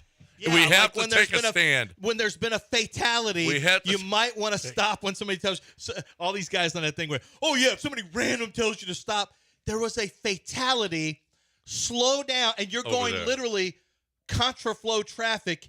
If somebody tells you to stop, yes, you stop. Who do you think was on the roadway at a fatality there was a waiting stop to jump car right in front of him, and he went around it like people before him did. Before him did the same thing. Who are the most entitled people? Okay. Golf fans? No. Who are the most entitled? You're not giving me an option. You're just saying golf fans. I'm just asking. That's it. Okay, we got to break it here because we got news of the weird. And As why if is it these golf two fans? aren't weird enough, we got more. Next. Don't go anywhere.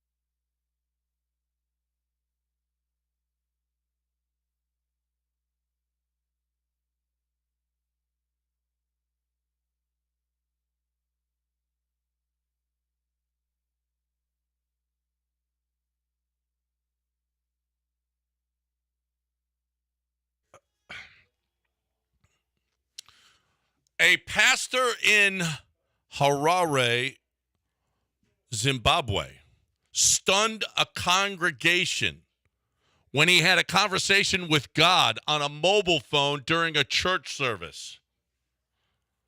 Paul Sanyangore claims he has a direct line with heaven, and he told France 24 that anyone can call God. Do you want to call God? I didn't know you had to have like. Well, isn't that what? Do you have his number? Is prayers so prayer doesn't count? How about a direct line on your cell phone? Here he is at the congregation talking to God on his cell phone. Do you have to pay for it? Well, I'm sure all local charges apply. Yeah. Will he give the number out, or does he make? He you didn't pay give for a it? number out. Yeah, I got a feeling that you're gonna have to pay. Yeah, it might. You think it's a pay number? Oh yeah, he's gonna charge you. You want to get the number, and the number changes every month. Okay. A woman knelt before her, raising her arms, and he was, "What else, Papa God? What else, Papa God?" It's on the line. I guess. Do you want God's number or no? How much will it cost? Is it a pay? I don't know. I'm not paying premium prices for it. For God, are there roaming to talk charges? to God when you pay everything? I've always been told I can talk to God for free. Now I gotta an pay. International call because it's going to be more expensive. It's interstellar. Yeah, that's going to be. Those rates are going to be super high. Right? I don't know. All I know is I'd like God's number if he's got it. A Nigerian woman reviewed some tomato puree online, faces jail time. They're a little tough in Nigeria. Okay. Yeah. Okay. Can we get back to the God thing for a second? Okay. What do you need? Sean and I just had a quick conversation. What if God's like a paragraph long texter? I ain't reading all that. Well, like, is God gonna text in short bursts, or has he got paragraphs to send me? Too long. Is he sending emojis? You're gonna TLDR God? TLDR to God. Oh my God. That's what the Bible is. It's long, but yeah. I mean, well, he ain't texting the Bible. It is true. A lot of people, although he could just like that. Yeah, a lot of people have not God, read the Bible, and so I've never read the Bible. So I got to know God's his texting ways. What's he about? Is he going to send me emojis and I got to decipher things? Because that's kind of the Bible and prophecy, too. I got to decipher things to be a scholar. Mm-hmm. Yeah, some of it is you have to read between the lines. Yeah, that's true. Is it just all going to be like burning bush emojis? You started it. God doesn't text. He calls, okay? Oh, okay. He There's talks. a difference. He talks to you. He doesn't text. I No one has said anything about texting. God, you just hear blink, Hey, and you you look at it, up? it says, you up? Yeah, God, what's up? God's not calling. That's terrible.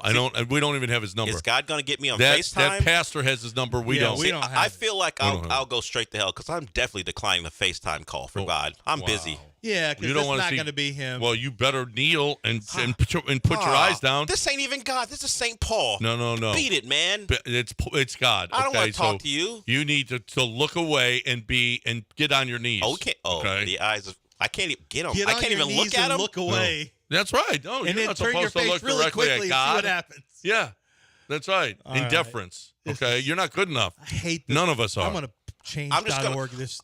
God's getting photobombed by Michael in the background. The archangel's back there going, hey, I see you. Come on, Michael, get out of the screen. No, he ain't doing all that. A Nigerian woman who wrote an online review of a can of tomato puree facing imprisonment after the manufacturer accused her of making a malicious allegation that damaged its business. Do you think you should go to jail? Well, what did she say? Apparently she didn't. She wasn't all that. Yeah, but did she say it had rat turds in it? Like, what did she say? And also, are we just shutting down free speech in Nigeria? Apparently. This puree was old or wasn't good. She said, help me advise. So the brother said, stop speaking about my brother's product. If you don't like it, try something else. Help me advise your brother to stop killing people with his product. Oh. Yesterday was my first time of using it, and it's pure sugar. Tomato puree is pure sugar. Killing She might have a point. Yeah, but it's not killing people. It's good with sugar. Diabetics? Yeah. That's a slower thing. Okay. It doesn't matter. It's killing people. So I'm with her on this one. I didn't even see what she looks like, and I'm still on her side. Okay, You feel strongly about that. That's a departure. North Korea. It is weird in here. North Korea is being accused of sending balloons carrying excrement into South Korea. I mean, that's so petty. You're basically the paper sack on the porch where you light it on fire. So, I and you like stomp it up. though. North Korea is so petty. North Korea is like, oh yeah, watch balloons this. of crap. Were piss balloons not available? That's so good though. I like it. I kind of do too. For but what still, it is purpose petty. other than to ruin We're not someone's sending day? bombs over there. We're It's sending very- crap. They're just it's crap very balloons. They're just there to ruin someone's day. That's what all. those are for. That's all. We just want to remind you how annoying we are. Hey, you think you guys hate us? yeah. Just wait. Watch Watch while I this. throw That this just made crap. me think of something. If you did a flyover at a high school, because you can't do it at a college or pro game, you'll get in trouble. But if you did a flyover at a high school football game, and the hometown stands were packed, and you dropped like in mass, you know how they have those planes that drop water or whatever Yeah. all over the fires, and you just drop cat urine all over the home team, like would you be arrested? What would Yeah, the should be arrested. Well, what would the charges be, and how did they catch you? The plane would just fly away. How are they going to catch him? You could totally get away with that. You might be able to get and away what's with the it. charges? It's not the nicest thing. The No, charges are. It's a terrible thing, but it just came to my mind. Like, Yeah, I'm not sure what classification dropping cat urine on a crowd falls under. Yeah. Maybe It's gotta be a Tom crime. the cop can it's going to be illegal. I mean, you're going to catch a case, but I think you fly right away, you're good. No one knows. You could literally drop cat urine. I feel or like dog crap don't you on have people. to plot out your flight? They'll know where what flight it is crop and what duster. I guess you'd have to do it unreported. That's what you do. Just do a crop dust, duster. cat urine is what you want Crop them to do. dust cat urine. Yeah, there's a reason it's called crop dusting, people. Yeah, right. In an elevator. That's a real thing. Ooh. When you, Well, that's not crop dusting. That's you're planting your flag. Yeah. Oh, you mean when you're getting when off? you're getting off. Yeah. Yeah. Yeah. All right. Well, can you call John Daspit and get You could. and sue? I honestly don't think personal injury law is going to cover that. I don't think. But I will tell you that John Daspit is worth a phone call. John will certainly take the phone call and probably tell you don't have a case. 713-CALL-NOW. That's the phone number, 713-CALL-NOW. John Daspit and his office is bilingual, so they speak multiple languages. They can help you. If you are injured in an accident, you don't know where to turn. It's a very, very scary situation. The first thing you're thinking of is, man, what do I do with my car now? Oh, wait a minute, I'm hurt. How hurt am I? Am I going to be able to pick up my kids am I getting a hospital? Oh, no, I've got to take this expensive, ambulance. But if you're badly injured, you got to go. And John Daspit's going to make sure that that's covered. Your hospital stay is covered. Your injuries and your rates. I mean, all your hospital bills are covered. Your time missed from work is covered, and you get taken care of with your pain and suffering. If you have been injured, John Daspit wants to fight for you and make sure that nothing comes out of your pocket and that you are treated fairly by the insurance company and the lawyers who are working for them. John Daspit and the Daspit Law Firm, a name you can trust, a law firm that goes out of their way to help you out. 713-CALL-NOW, 713-CALL-NOW, or go to DaspitLaw.com.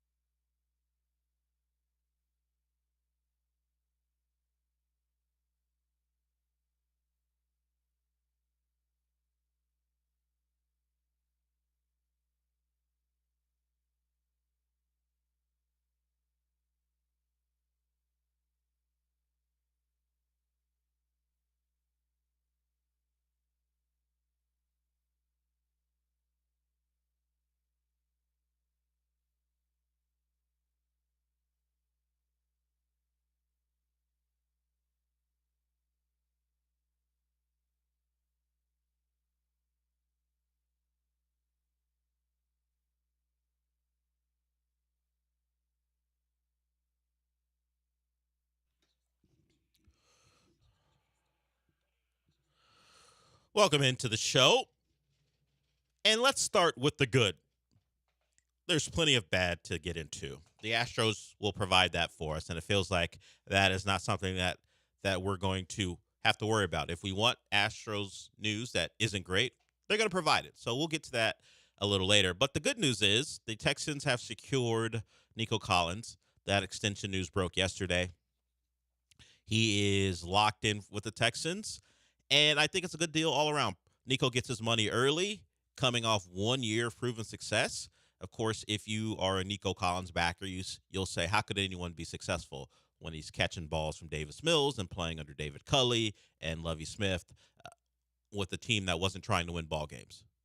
The intention of the team changed in 2023, and Nico Collins had a great year. He showed up, particularly when there wasn't a clear option after Tank Dell got hurt. He was the guy C.J. Stroud leaned on, and he backed up some of the potential, at least some of the belief in him when he was drafted. He wasn't a high draft pick, but there was some thought that maybe this was a guy who could turn into something given the right opportunity, and he's done that. And the Texans are in a spot where they could give him that money, the C.J. Stroud contract, or really lack thereof when it comes to paying a guy who has performed the way C.J. Stroud has done. Yes, short sample size or small sample size, but he's performed like one of the better quarterbacks in the league. You don't have to pay him like that, so you can go pay some of your other guys who've been in the league a little bit longer, Nico falling under that category. So he gets his money. And what does it mean going forward? It means, in my eyes, that this Stephon Diggs year is a true experiment because you have a guy you're paying like a number one. It's not the biggest contract for wide receiver when you compare it. It's not bigger than what A.J. Brown got. It's not going to be bigger than whatever happens with Justin Jefferson whenever the Vikings come to a resolution with him. T. Higgins is out there, Jamar Chase. These are all guys who are probably going to make more than Nico Collins. But Nico Collins is in the top 10 when it comes to wide receivers being paid. So they reward him. In fact, right now, he is right at number 10 with the $72.7 million value on the contract, the average salary of $24 million a year. He falls under Devontae Smith, just about $700,000 under Devontae Smith. Cooper Kupp is up there too. But the guys who have recently gotten deals like Calvin Ridley, who got one this offseason, is at 23 per year. But the signing bonus gets Calvin Ridley above Nico. So it's good business. Another year with Nico playing the way he did in 2023 makes him probably a 29, right around there, 27, 28, $29 million wide receiver. The Texans get him at value. And because of the way contracts are going, with Jalen Waddle still on the table and T. Higgins still out there, who knows where the money would reach to for Nico. So you avoid that complication. He's locked in, and Stephon Diggs is a guy who will be looking for a deal, and he's older, but generally that doesn't matter for players. They don't take into account that their age can play a part in how a team values them. If they put up numbers, they're going to want their money. So I don't think you're paying two wide receivers upwards of $24+ million a year. I think you're paying one. And if Stephon Diggs has a great year and looks to his left and sees Nico getting his money, he's going to want something similar or better. He's going to point to the Pro Bowls, the production, the experience, and go, hey, I'm that guy. Give me that money. I'll take a 3-year deal, but you're going to give me a $27 million as far as average salary deal. And I don't think the Texans are paying Stephon Diggs that. So it's not a double-edged sword. You hope Stephon Diggs plays to a level where he can demand that contract and not be out of his mind. I just think if he gets to that point, we're going to say goodbye to him. Because if he's that player still, which I don't think he really is, someone's going to pay him.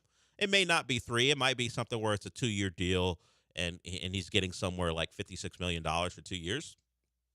And I'm sure that'll be just fine. I say I'm sure. I don't know. Maybe Stephon Diggs wants a long-term deal that pays him into his 35 and 36-year-old years. I don't think he's getting that at his age, but that's a guy who will benefit from Nico Collins being around. They'll benefit from each other being around. And Tank Dell, obviously coming off an injury, will be another piece for this Texan wide receiver core.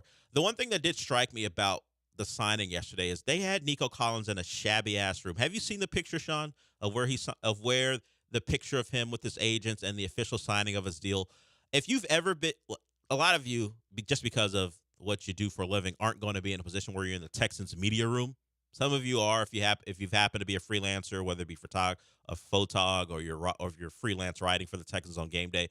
I used to cover the Texans on a daily basis for their practices, and they would stick you in this media room, and this was under the Kubiak era, where you didn't watch practice, but you sat there during game weeks. You go to practice, you wait for practice to end. Kubiak speaks, you get a coordinator, and then you get to go in the locker room. But they'll stick you in the media room. You get to have lunch. You get to eat from the cafeteria. But for the most part, you're spending a lot of your time in that room waiting for players and coaches to be available. That room is for all the redesigning of the Texans, whether it be the uniforms, the team itself, the locker room. That room remains the same. I recognize that room. I spent a couple years in that room, and it's as shabby as it always has been. And it looks like the chairs are the same. They have not updated that room. Media, who cares? I don't mind them not treating the media to a spacious media room. But why is Nico Collins sitting in there with Drew Rosenhaus and whoever else that other guy is in that room? You see when a major deal is signed by teams, the team's official accounts will go, "We got our guy," or "Our guy's back." And sometimes they're in these really nice offices up with the executives, and maybe there's a picture of the GM smiling by as their guy signs the deal. Not Nico. I don't know where Nick Caserio was. I don't know where Cal was or Hannah, but they put him down in the bowels of the stadium signing that deal. They didn't. That's a photo op. Why is the photo op in the bottom of the facility with his agents in that shabby, drab ass room that I remember from years ago? So you're saying that there might still be a hierarchy, given that I assume Stephon Diggs his photo op was in a nice conference room. I don't know what you do when you restructure a deal. I'm not sure you even have to take a picture. I'm not sure that's necessary. He restructured his deal. Yeah, look, he's now on a 1-year deal. I don't think that happens. But whenever it comes down for CJ to sign the mega extension years from now, he won't be in that dirty ass shabby room. He won't be there. I gotta find out how that occurred. Why did that happen? I think it's maybe officially from Nico's account or maybe Drew Rosenhaus account. I don't know where the picture came from. I just know it's on one of the Texans accounts. Not an official account. One of the people who makes their living getting engagement from talking about the Texans. I don't think they make their living like that. Well, they're trying. They want it. They want that. Or they're trying to find a path to make a living talking about the Texans. Yeah. One of those accounts did it. And what are we doing, Texans? Get the man upstairs. He's on the lowest level of NRG signing that deal. That's for the next deal. Keep him hungry. Wow, and that stood out to me. It's a great moment. $75 million. It's a great moment for Nico Collins. It's a great moment for the Texans to secure what you would assume now is their number one wide receiver. They're paying him like that, but get him out of that drab room. That's reserved for your special teams player who you bring back. That's reserved for the guy you specifically signed for. You just saw the room, right? It's ridiculous. Why is he down there? What's he doing down there signing that deal? All smiles to it's Nico. Like the cement blocks. This is what I'm saying. They put us down there, and I don't really care. I get it. There's no windows. Exactly. There are no windows in that room. You're in the bowels of the stadium. You're probably I don't know 100 feet or so, maybe more from the home locker room, and then maybe even a little less than that from the field. I forgot how it all breaks down, but I remember that room, and that's the place you decide to commemorate signing your big deal. We got to have a talk. Drew Rosenhaus, you're an agent who got him the deal, but get him a little extra. Yeah, get him upstairs. Get him upstairs with the McNairs or Caserio. Maybe they don't even have to be there. Get the Texans social media team up there in a nice room where he can sign a deal. Maybe are they remodeling the offices? That's why they had to put him down there. I don't know. It just looks terrible. He's in a portable, like a high school's getting refurbished. He's in the mobile classroom. If you didn't know what that room was, you think it was. You think it was a trailer. If I know what that room is, so I know what it is, But honestly, I would have thought that this is where I had again, algebra 1. Yeah. In high school. It's like that kind of one building. of those. Yeah, it's not one of the new high schools. It's one of the older ones who's may need a remodeling. And this is where the classrooms are. You walk in. It's like when Isaiah Worthy walked into the Chiefs locker room. Ugh, this doesn't matter. I played at Texas. You guys live like this? Yeah. And Nico won't have look. The Texans locker room has been refurbished. It's very nice. Hell, sign it in there. It's better imagery than where he signed it. That's my takeaway. The Texans, you've done great things. You locked down Nico, but the image coming out of it is one of we're still the 2022 Texans. We're the 2021 Texans. Yikes. That is old Texans. Yeah, I don't know how that came about, but that's a misstep. I want to believe it was Drew Rosenhaus going rogue and just being like, no, let's take the picture right here. Why did he want to be involved in that? I don't know. He was also wearing a T-shirt. Well, that's what Drew Rosenhaus does. He just wears T-shirts. Really? I didn't know that's what he did. Yeah, he wears a lot of. That's a guy who I've made a lot of money for a lot of people, and I have a lot of money. I'm just gonna wear T-shirts everywhere I go. And it's his own exact. It doesn't have his own logo on it. Too. Yeah. That's what he's doing. It's not a great T-shirt. No, it's not. Sometimes some guys shouldn't wear that T-shirt in that way. He wore it. It has his brand on it. Whatever. But get your boy out of the bowels of NRG for your photo op. Hey, but Nico's not gonna have to spend a lot of time in rooms like that anymore. He's got plenty of money going forward. He won't have. I'll never be in here again. This is what he was thinking. Yeah, I don't know if the guy still works there. I don't remember his name, but the Texans had a guy who he might not have been a chaplain, but maybe an advisor. I think guys would go down there. He was one of the guys that people really liked. You would see while we were in there, guys were coming in from practice. They would dap up the guy. I don't remember his name. He had an office in there, so I don't know if he still works there. I don't know if that office remains, but that's not a place you commemorate a guy signing a big deal and one of the now I guess you would say a cornerstone of your franchise. You're giving him that type of money. He is maybe only a name because we'll see what happens on the field as far as targets are concerned. But the money suggests he's your number one guy. Get that man upstairs. We got plenty to get to going forward.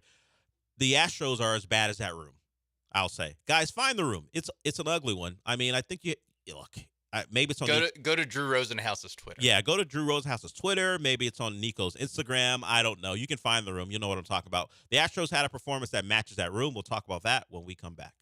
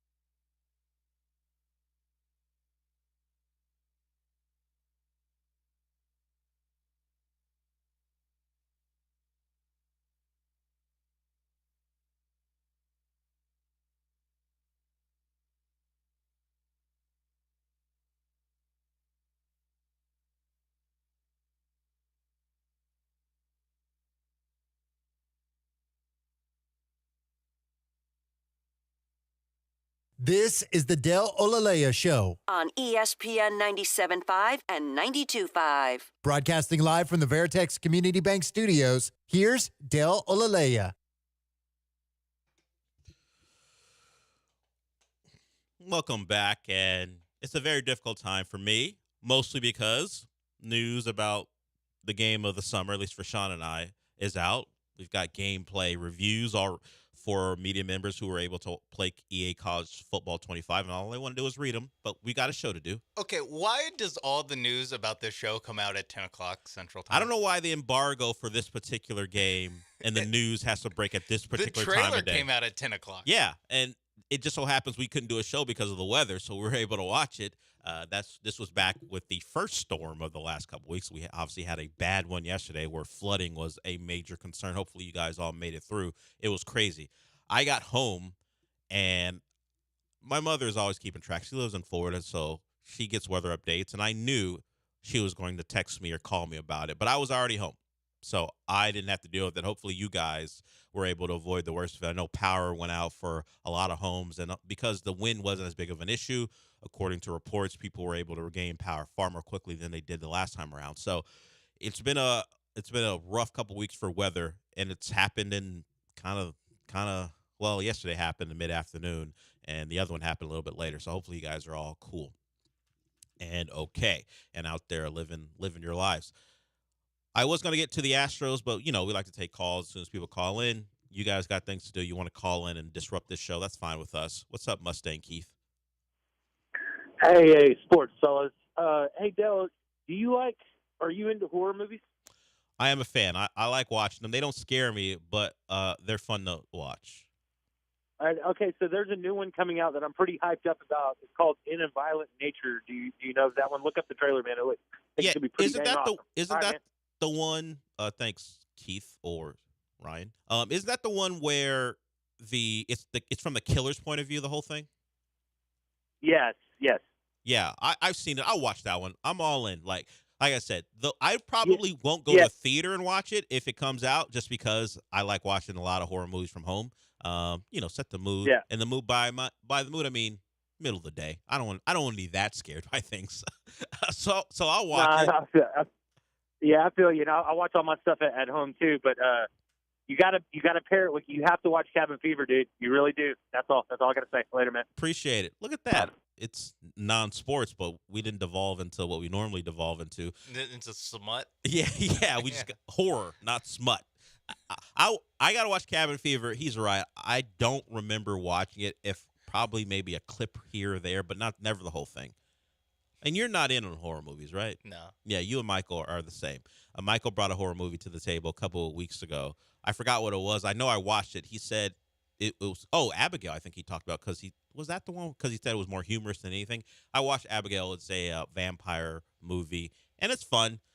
It's not scary, mostly because they give away the entire thing in the trailer. Like, hey, by the way, the little kid that they're kidnapping, vampire. Spoiler. Why? No, it's in the trailer. You can't blame me for what's in the trailer. I didn't see the trailer. Sorry. It's been out for a while. The trailer's been out for a while. Watch it. Well, yeah, who cares about what you feel about it? You're never going to watch the movie anyway. But the trailer has a vampire. They give away the whole plot. How about you set it up where these thieves get more than they bargained for? We don't know. Set it up and then see if people watch it. The whole thing is the girl's a vampire, and it's the first thing you tell us. Make trailers great again. I'll just leave it at that. You want to put a hat on for that, too? I do, but I want to take to the streets. Make trailers great again. The trailers stink now. Yeah, there's a trailer before the trailer. Yeah, where there's 5 seconds of the trailer we're about to see. Yes, there's the teaser trailer, which who cares? No, I'm not being teased. Literally inside the trailer. Oh yeah, when the trailer before the trailer. Yes. There's a 5-second trailer of the trailer. And then they go. Then they get to the trailer. Shows a screen for like the release day or whatever. Yeah, and then they get to the trailer. trailer. You're just it's dumb. Trailers are terrible. Yeah. And then they tell the whole movie. And yes. It's terrible. Because no one can be excited about anything. Give me a 30-second trailer. Give me a little bit. Yeah, a little give me a taste of Act 1. Yeah. That's it. But that's not how things are done anymore, and maybe it's one of the reasons the movie industry is in a little trouble. In a Violent Nature is, I'm looking at the mask the killer is wearing. It's unique. It's not something I've ever seen before. So it's out already. Gotten good reviews on Rotten Tomatoes. So thanks Mustang Keith for that one. But going to things that were a little horrific, the Astros in the 8th inning. This was another Hunter Brown game where I go, you can't lose it. Hunter Brown is now someone who, in consecutive games, the rest of the team has let him down, which is not something we were saying. He is at a point where, and yes, his last couple starts, really 3 out of 4, he's been pretty good. That you can say he's not the problem. Everybody else, when he starts, is a problem.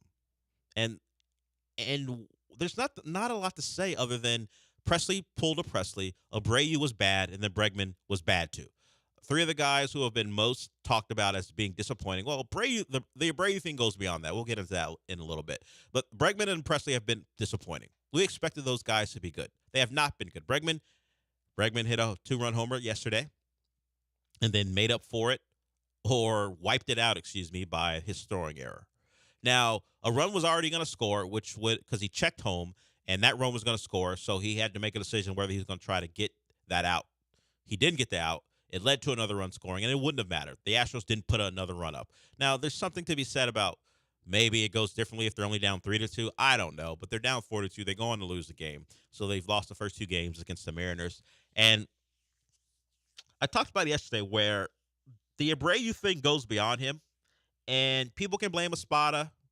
It's going to be the case now because he is the front-facing guy of this disaster. Because you can pick at the players on a day-to-day basis, but you always have the belief that at some point the players that have been good in the past are going to turn around. So who's the new variable? Although Espada's been a part of the organization, he's a new variable, and he's the easy target beyond Abreu because I think at this point people are just tired of it. They know he's going to be bad. There's no redeeming him. Now we're looking for someone to blame for burdening us with Jose Abreu. And Espada's a guy. But I think it's an organizational thing. I don't think Joe Espada wants to play Jose Abreu. He can say what he wants about giving him opportunities and he needs to get at bats, which I just find crazy that the Astros have decided it's May, and in an important series against your division rival, let's just give this guy some at bats, see how it goes. Is this exhibition baseball? That's what spring training is for, to give a guy at bats. But instead, we know he's terrible, so we're going to put him in the 8th spot, and we're going to just give him at bats. He needs to get his groove back. No, he doesn't. He doesn't have to do it in this series. And I know it's hard without playing, but you have played so poorly that you just can't give at bats away. That's where we're at right now. Forget about games. They can't even give at bats away because they're not good enough offensively to make up for a guy who isn't going to come through. And yes, I know he had the RBI hit yesterday, which is more than a lot of guys have done in this series. But the stat is out there. One of those Astro accounts who, once again, wants to be a person where maybe they make their living talking about the Astros. One of those accounts did this or found this out, did the research. The Astros have scored in 6 innings of the last 54. Now, there have been multiple run innings. You think back, hey, didn't they score 5 runs recently? Yeah, that all happened in 1 inning. Out of their last 6 games, that's 6 consecutive games that they've only scored in 1 inning of those games. 48 out of 54 innings, they've been scoreless. That's insane. It's nuts. First of all, crazy. For someone to put themselves through that, to go find that out, I guess it doesn't take very much. But for through the box yeah, score. True. But for someone to notice it and go, hey, this team stinks. What's going on? I'm sensing a pattern. And then they start documenting the pattern. And it's now the 6th straight game where they've only scored in 1 inning of the game. And what's the record in those games? Is it 2-4? Well, or is it 3-3? It would be 2-4. They were 2-2, but in the 4 games since we did a show, and now they've lost the last 2. Yeah, so not good. Yeah, so 2-4. Yeah, that's what you can say. Not good. And so the offense is bad. The pitching, well, outside of Presley, has been good enough to win in Seattle. And playing Jose Abreu is an organizational decision. I'm not blaming Joe Espada for it, It's from the top. And it is trying to find any way to find value after that contract is blown up in their faces. And it's to the detriment of the team. We jokingly say he's a bad vibes guy. The vibe of telling your roster that we're going to put a guy out there who's not better than a potential replacement just because we're paying him a lot of money, I think could hamper the attitude of a clubhouse. They may like Jose Abreu, but we all know whether we played at the level of what they're doing at the major league level or we were in middle school playing pickup basketball, we know a guy who sucks. We know a guy who's going to hurt the team. We know a guy, if we give him the ball, if he is allowed to shoot, it's not going to go in, and it hurts your prospect of winning. Astro players got to know that playing him on a day-to-day basis hurts their chances of winning, and I think it speaks to where this organization is. They are focusing on the wrong things. The importance of the series can be magnified and really over-exaggerated because of the time period, and we know baseball's a long year, but there ain't no way this guy should be playing in this series in his first 2 games back. He was terrible in Sugar Land. Why is he playing in this series in his first 2 games back? Look, I know why Kristaps Porzingis is going to play when he comes back from injury. First of all, he nowhere near as bad as Jose Abreu, but it's also the finals. So he's going to play, and they're going to have time to get him ready. And basketball is different. Basketball, Jose Abreu's problem is he sucks, not that he was injured. Kristaps' problem is he was injured, but he was good when he left, and now he'll be back. So the Celtics will be fine integrating their missing player who's been away a long time, and his first minutes are going to be in the finals, in the most important games of his career. But the talent isn't in question. The talent is in question with Jose Abreu. He should not be playing in these games, and the Astros are forcing him on their team and on our eyes, and it's a problem because he can't even make up for it defensively because he was part of the problem in the 8th inning too. Yeah, it's. I remember when we were talking about when he could make his return. We thought it would be against Minnesota. Yeah, we actively went, well, it's not going to be against the Mariners. No, it wouldn't be against them. Not only is it because they have a whole bunch of good right-handed pitching, which is what Jose Abreu struggles against. He also struggles against average right-handed pitching and average he struggles left-handed against pitching, yes. But it's also an important series for your baseball team. It is they have a real chance to make up ground. Or they had a chance to make up ground. Now the best they can do is split. So it didn't make sense for Jose Abreu to get the best out of Jose Abreu and get a soft landing for him or soft-ish landing for him. It didn't make sense as far as being a competitive baseball team. It just this whole Jose Abreu thing just doesn't make sense. Yeah, and it's no longer about him, except the Astros are making it about him because we have to watch him play. It's about what this organization has decided to prioritize, and apparently is we paid him a lot of money. We need to get something for it. It's saving face. Yes, and they're not, and it's not. It wouldn't be bad PR to not play him and to send him away back to Florida. Hey, maybe he takes his assignment. And you can't get rid of him that way. He's one of those loyal dogs. You send him down, you lose him in some place way distant from your home, and the dog makes its way back. Maybe he's that guy who will always try to find his way home. That's fine. But you know what? You don't have to play him. And that's what they're doing, and they're hurting their team. And now, along with Presley's bad inning and Bregman's throwing error, you are 5.5 games back in a division that's can be had easily. It's not a good division right now, and you are part of the problem, and maybe the biggest part of the problem. Because the A's we didn't expect to be good. The Rangers, I'm delighting in them coming back to earth, but it's right there for you, and you're not giving yourself the best chance to win, and that's probably the biggest problem with this Astros season. Eric, I see you. We'll get to you when we come back. I'll talk to you then.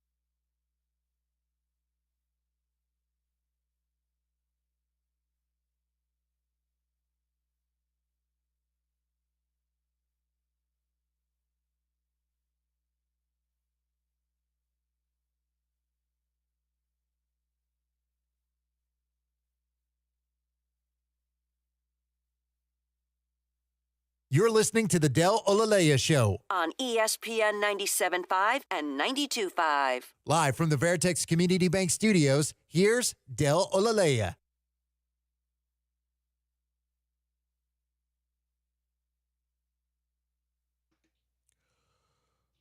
Welcome back to the show. Sean and I are commiserating over EA College Football 25, just using our breaks to read up on things. But I like to talk to Eric. Eric generally talks about the Astros, and then one other thing that I'm never prepared for.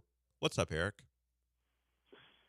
Guys, do you think they will trade Presley or Bregman before the trade deadline if, the Astros season continues like it's going? Also, which Marvel movie are you excited for? Blade, Captain America, Fantastic Four? And are they ever going to make a Thundercats movie? That was the one I wasn't prepared for. There's always something. I can't answer you about the Thundercats. I barely remember watching the Thundercats when I was a kid. I remember that. Wasn't it like Thundercats Ho? I think that was like the slogan or something from the leader. I don't remember. I'm going to say doubtful. But they brought Transformers back. Anything can come back. It just needs the right push. As far as the one I'm most looking forward to is Blade. I'm a big fan of Blade. Like, Blade 3 wasn't very good with Wesley Snipes. Mahershala Ali is the new Blade. If they just don't screw up Blade for me. That's all I'm looking for. I like vampire movies. It's a vampire, not with the heart of gold, but a vampire who kills other vampires. I'm down with that. Just make it good. It's been delayed. Mahershala didn't like the initial script, so they're reworking it. Didn't get up. That's not a great beginning, but hopefully it is something he likes and he can do it justice. So I'm in. Blade is clearly the one I'm most interested in. I like kind of the dark version of Marvel where it could go. If we're going to have vampires, we'll have different monsters as well. And what was the other thing? The sports question. Okay, I guess I got to talk about sports. Sports. What can you get for Bregman and Presley right now? They're both bad. Presley probably has more value. Who needs a light-hitting third baseman right now? Bregman's past could convince a team that maybe in a different location he could be better. But are you trading? You're not going to trade very much for him. And then are you going to sign him to a deal? And is he going to agree to want to play at this spot, or does he want to reach free agency? Those are things that are going to hamper a potential deal. That stuff that could be worked out before the trade comes to fruition. Is he willing to sign in his new spot? And if that happens, I'm sure the Astros could recoup more if this is going to lead to a long-term deal in Bregman's new team. The Presley thing, once again, who's trading for him? You would imagine it would have to be a contender. And does a contender want a broken eighth inning guy who wants to be a ninth inning guy? What contender's looking for that? You want a guy to come in and put out fires. And all Presley has proven he can do is stardom. And it's funny to watch Ryan Stanek close out the game yesterday. Oh, yeah, I remember you. Didn't you play for us when we were good? Ryan Stanek got the last 2 outs in last night's ball game. If they were better, if they had better years, the Astros wouldn't be trading them because the team would be better. But now they're bad, and it may lead to the Astros being sellers, despite what Dana Brown said. I get pushing that narrative early on. You're not a seller. Yes, you believe you can turn it around. I'm down with the GM saying that in early May and in April, and we're still only in late May. I don't think you're getting very much for those two guys until they can prove that they can reach a level that will want anyone to take them on. Like, I'm going to bring on why am I bringing on Bregman? Why am I giving up anything for Bregman right now if I'm a team looking to win games? Yeah, how much would you need a third baseman? Yeah, how desperate do you have to be to get this Alex Bregman? And then are you guaranteeing him you're going to give him money? Or at least like be on the inside track to re-sign him after the year? Would you want to do that? What are his demands? You would not be able to meet his demands, because I imagine his demands would not be based in this reality. Yeah, it would not be based off of the 2024's production. No, it wouldn't be like, pay me like I'm a 219 hitter or whatever. Pay me like the guy who used 3 days to talk about cream rising to the top. Pay me like that guy. where I hit all my home runs until last night. He did have a 2-run home run. I credit him for that. And like I said, he kind of wiped that all away with his throwing error in the 8th inning. He's a guy who's going to revert back to his past and go, I'm not this guy. I'm the guy who stares at the camera, who has the swagger. I'm that guy, not the 2024 version of me. And any team's going to go, no, you're the 2024 guy. Why would I think you're that other guy? We're trading for the 2024 guy. We're signing the 2024 guy. Your former team got 2024 guy like prospects in return. We didn't have to give up anything because you're not pitching. You're not hitting like the 2017 through 2023 guy. You're the 2024 guy until proven otherwise. So, sure, they could trade him, but what might hamper the Astros most is thinking they're not going to get a great return. And, of course, it's this ugly cycle because you're not getting a great return because now you have to trade him because your team stinks, partly because he stinks. So it all eats itself. And the Astros are at a point where I don't think trading Bregman would be a good idea. And maybe the hope of him getting better is a better option than trading him for nothing. That's where we are. Trading cornerstone pieces or talking about trading cornerstone pieces for absolutely nothing. A bag of balls, I guess, as baseball people would put it. Might actually up the prospect rankings in the Astros farm system. A bag of baseballs, considering how they're talked about. I'm not an expert on the Astros minor league system, but how they're talked about. Maybe the bag of balls would be the 4th best prospect. I don't know. You know who's in the Astros minor league system now? Loperfido? Yeah, the Astros just swapped out Loperfido for Abreu for their minor league That's system. right. So the numbers should be going up. That's right. It's like when a major league club in any sport goes, hey, after the trade deadline, we're going to get one of our injured player back. It's like getting an all-star back. The Astros minor league system is like, hey, it's like getting one of our top prospects back. All of a sudden, we got a better farm system. 27th, baby. Love it. Sean's not joking about that, by the way. That's pretty much where they're ranked. I know at the end of last year, they're 29th behind the Angels. Or, I guess, ahead of the Angels. Yes, they haven't moved very much. No, they're still right in that low 20s area. They've gone up a little bit. Yeah, they're still right in that area of one of the worst farm systems in baseball, and they've been able to overcome it. Hasn't been the case this season. We got plenty to discuss. Appreciate it, Eric. Well, any other calls about Thundercats or, I don't know, maybe you think My Little Pony gets a feature-length film? I don't know. We can talk about that when you call the next time. We'll be back.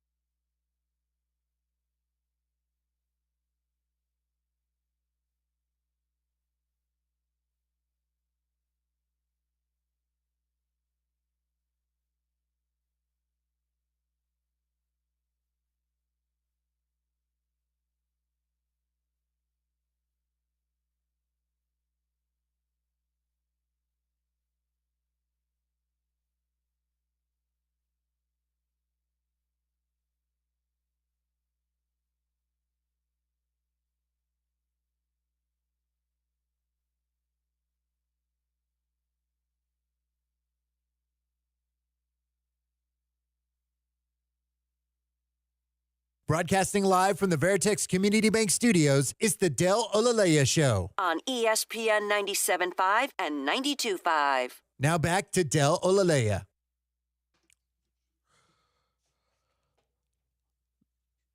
The Timberwolves found a way to close out a game. We won't have two sweeps in the conference finals. The Timberwolves beat the Mavs last night in Dallas. It was a game where Karl-Anthony Towns does what he does. Dumb fouls that eventually led to him fouling out. He made a number of big shots late. You got to credit him. Maybe the 1,500 jumpers paid off. He was a different player beyond the arc and overall just shooting. He had a good night from the field. I think 25 points in only 29 minutes because of the foul trouble. Anthony Edwards got to the bucket early, and then his jump shot kind of eluded him during the middle of the game. But he did make a couple of big buckets late. Had a nice move in the paint. I think it made Gafford and Derrick Jones Jr. crash into each other. Kept that pivot foot down, banked the shot in. So the Wolves find a way. And this is a team who, much like the Pacers, had been in all these games. You know, the Pacers weren't in game 2 of the Eastern Conference Finals. But other than that, it's been 7 consecutive games where the older team had found a way until last night. The Mavs looked mortal down the stretch. And honestly, the Mavs have made enough plays to go up 3-1, but I would credit the Timberwolves' ineptitude for some of that too.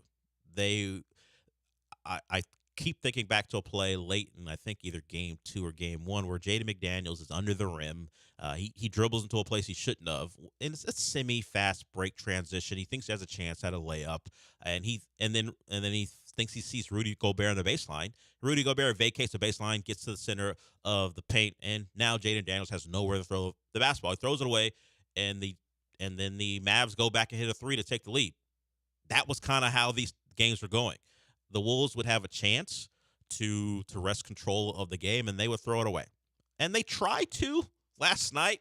Luka got the 4-point play. It was late in the ball game, so a lot of things would have had to happen to go the Mavs' way. But hey, Anthony Edwards, I don't know why you're as close to Luka as you are when you're up by 2 possessions, but he's close. Luka gets the foul called, knocks down the 3, and of course Luka misses the free throw.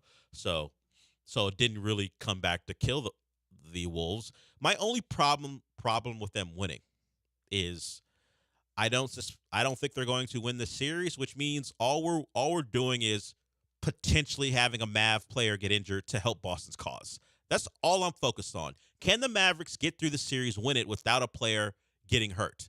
Because if I have to sit through sit through another series where the Celtics are already the favorite and then a key member of the opponent is not able to play, what am I going to do? Nothing, actually. But I don't want to see it. I guess is my point. I was leading to somewhere and go, you're not going to do anything. But the point, I don't want to see it. Can we get a healthy team on the other side? I actually want the Wolves. I want the Wolves to win. Why would I want the Mavericks to win? There's nothing all that likable about that team. Luka's a whiner and complainer. Kyrie has his off-the-court things, whether you care about that or not. So I don't care. P.J. Washington, Gafford. Yeah, P.J. Washington. Whatever. You're not a big P.J. Washington head? It's nothing about him I find particularly fun.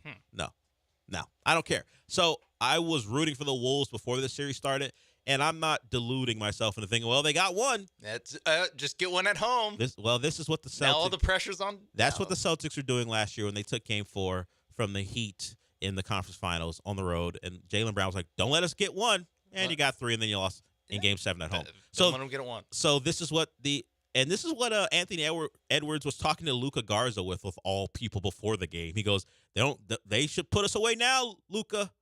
They should put us away. Is it Luke? What's his name? It's not Luka Garza, is it? It is Luka Garza. This is the first series in NBA history with 2 Lukas. Yeah. There's a clear difference in the 2. Whoa, what's the difference? One of them's a superstar. The other doesn't get off the bench. Yeah. One guy you didn't know if that was his name. That too. I felt like I remembered him from the Big Ten. Yeah, Iowa. Yeah. Wasn't he the Big Ten player of the year? Yeah, he was Zach Edey before Zach Edey. And then he dropped weight to get into NBA shape, but doesn't play because he's got a skill set. He's too skinny now. He's got if he was bigger, he just has a skill set that doesn't fit the current NBA game. And look, there are 2 7-footers, then Nas Reed, who's like 6'9" or whatever. There's no spot for Garza to play, and then you got Slow-Mo out there playing too. Slow-mo is Ryan Anderson. No, Kyle Anderson's nickname, if you didn't know. Kyle Anderson, who was given a lot of credit by Wolves fans for directing Karl Anthony Towns into a shot that gave them a good margin and led to eventually to a win. He also locked up Luka Doncic. Don't tell Luka that. Locked him up. If I'm Kyle Anderson, I don't want anyone saying that. You can think. I don't know how Luka responds. You can think it, but don't say it because I don't want Luka thinking. Oh, okay. People think Kyle Anderson. I was walking down the street today. No one thought that Luka could score on Kyle Anderson. First of all, that's a lie. You're not walking. Who's walking anywhere in this city? That's a lie. Of all the lies you told, that's the biggest. I was walking into the building, and you today. didn't meet anyone who wanted to talk about Kyle Anderson locking down Luka. Everyone was already talking about slow-mo, and they're like, "Yeah, no, put Luka in a box." That's not true. The only conversation you had about sports before you started the show was a Reed Shepherd conversation with one of the interns. Yeah, who he thinks the Rockets should take Reed Shepherd, and you had to disassociate yourself from that conversation. It was just like, okay, all right, enough. I'm not actually here to talk to you. We just happened to start a conversation. Then you're telling me the Rockets should spend the 3rd pick overall on Reed. By the way, the interns, as I walk by to the bathroom, they're having a conversation about the latest course they played on. Did John like disc golf? No. Oh, real golf.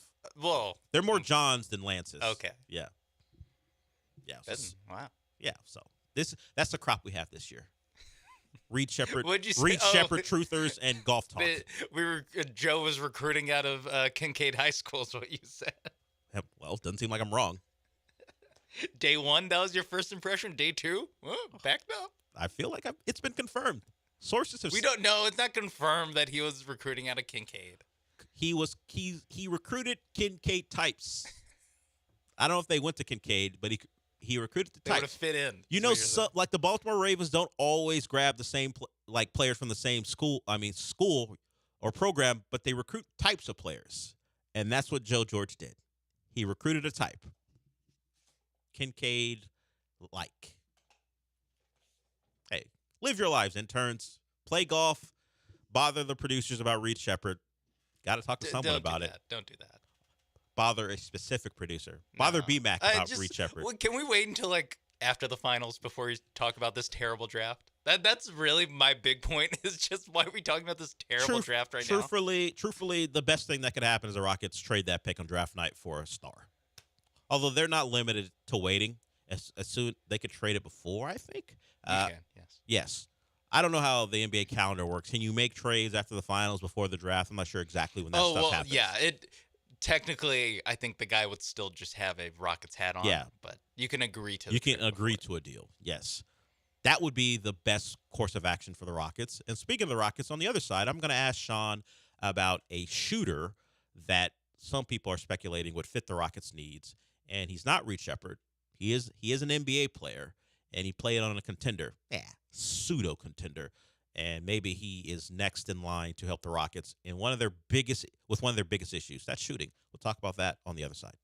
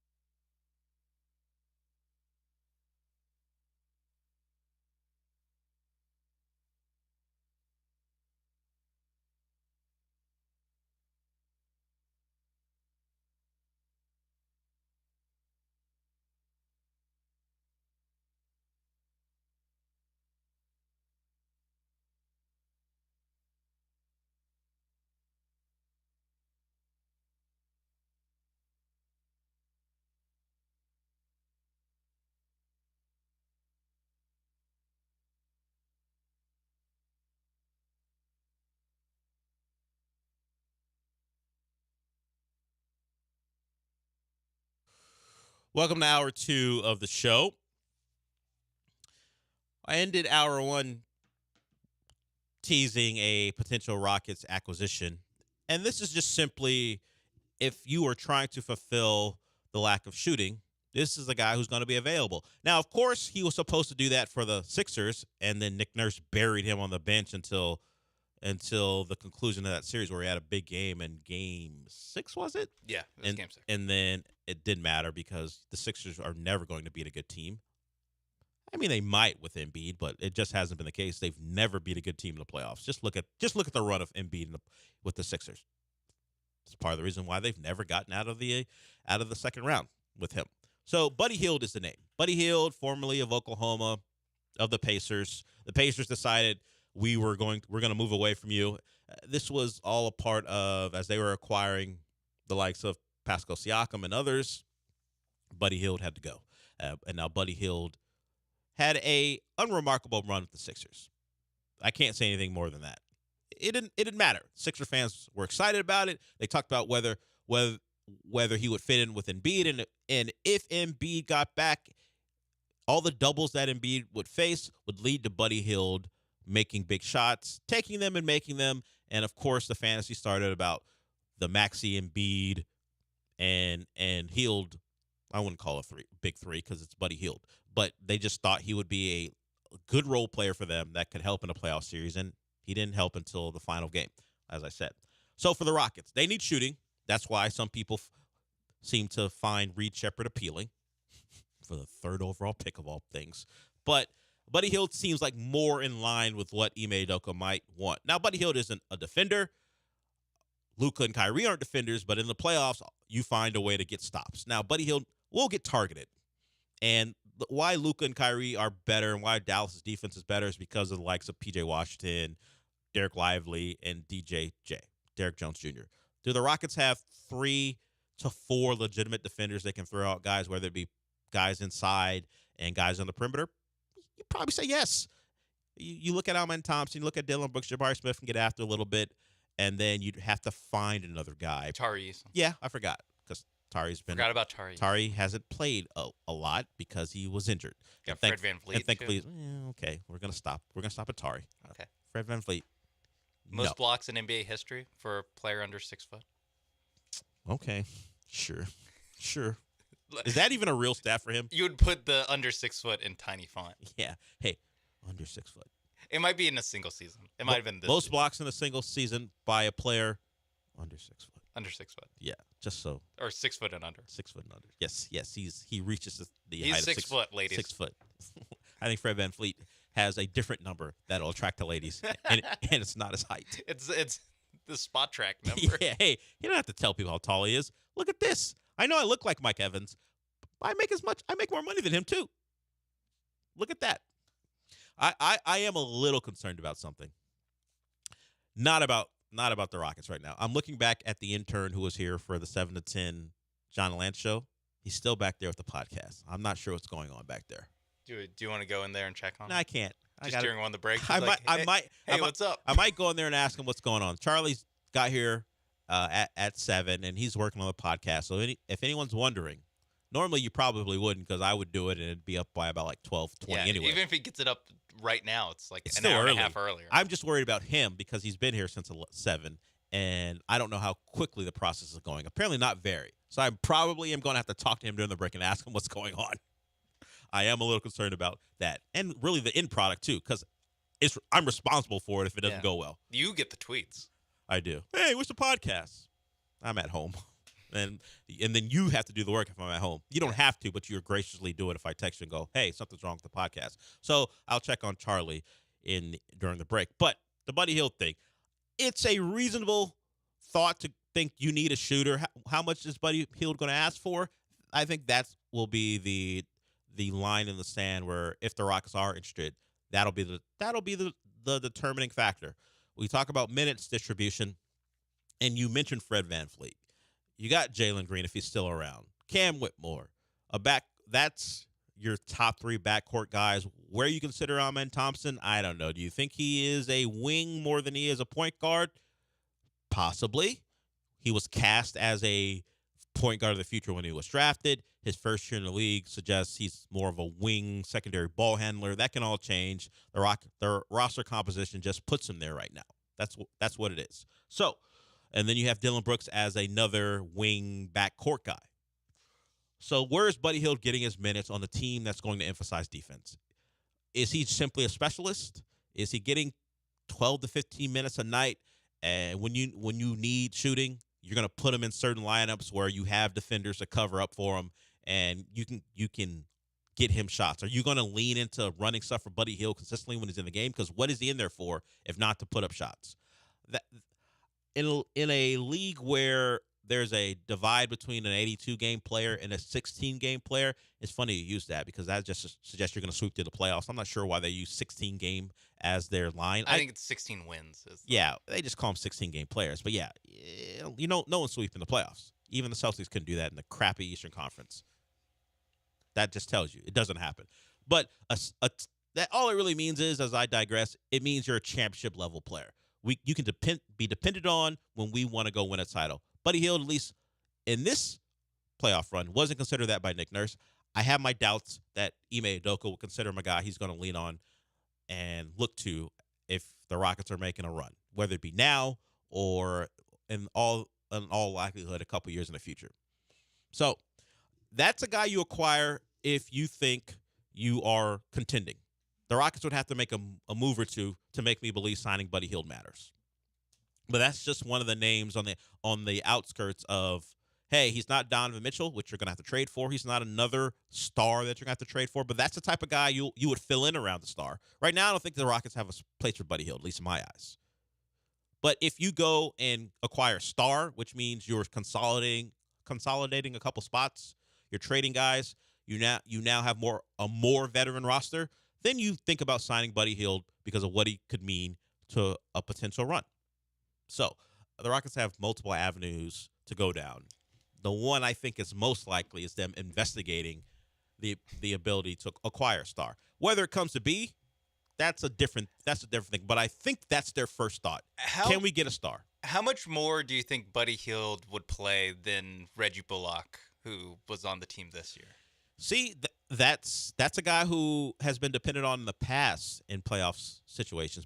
Reggie Bullock. He wasn't a guy who was dependent on very much here. I would think of him and Buddy Hield as and I think pretty equal, at least as far as what they are giving you, just the skill set and how good they are at that skill. They're both about 40% 3-point shooters.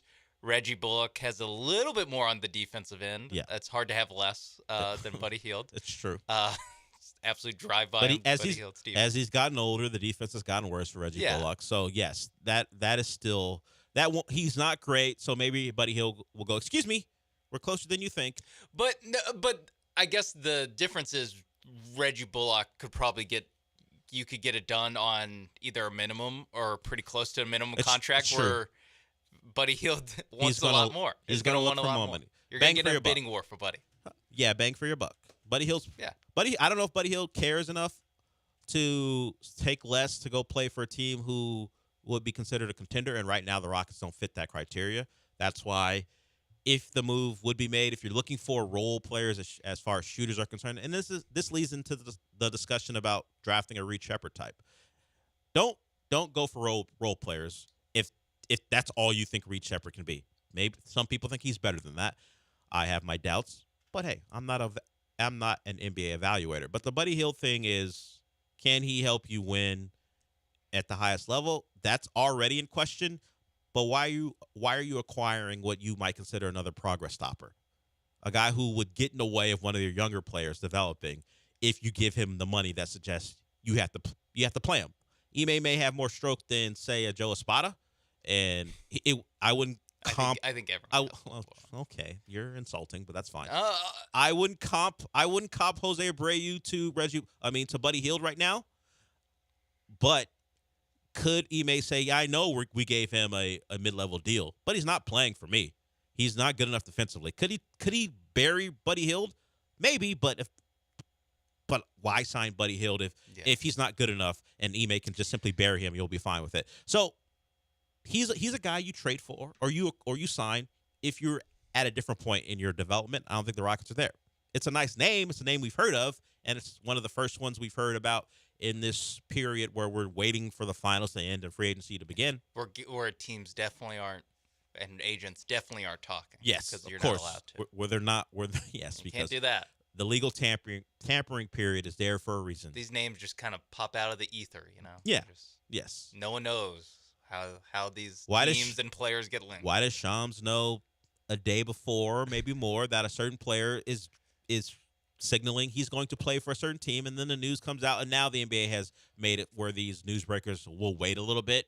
They know what's happening, but they'll wait a couple hours to protect the teams during the tampering period. Or they'll like throw out some hints. Yes. Where it's like, the incumbent team does not think that they have a good chance of re-signing him. They've made it the best pitch they can. Well, we saw some of that yesterday where Daryl Morey is stoking the fire.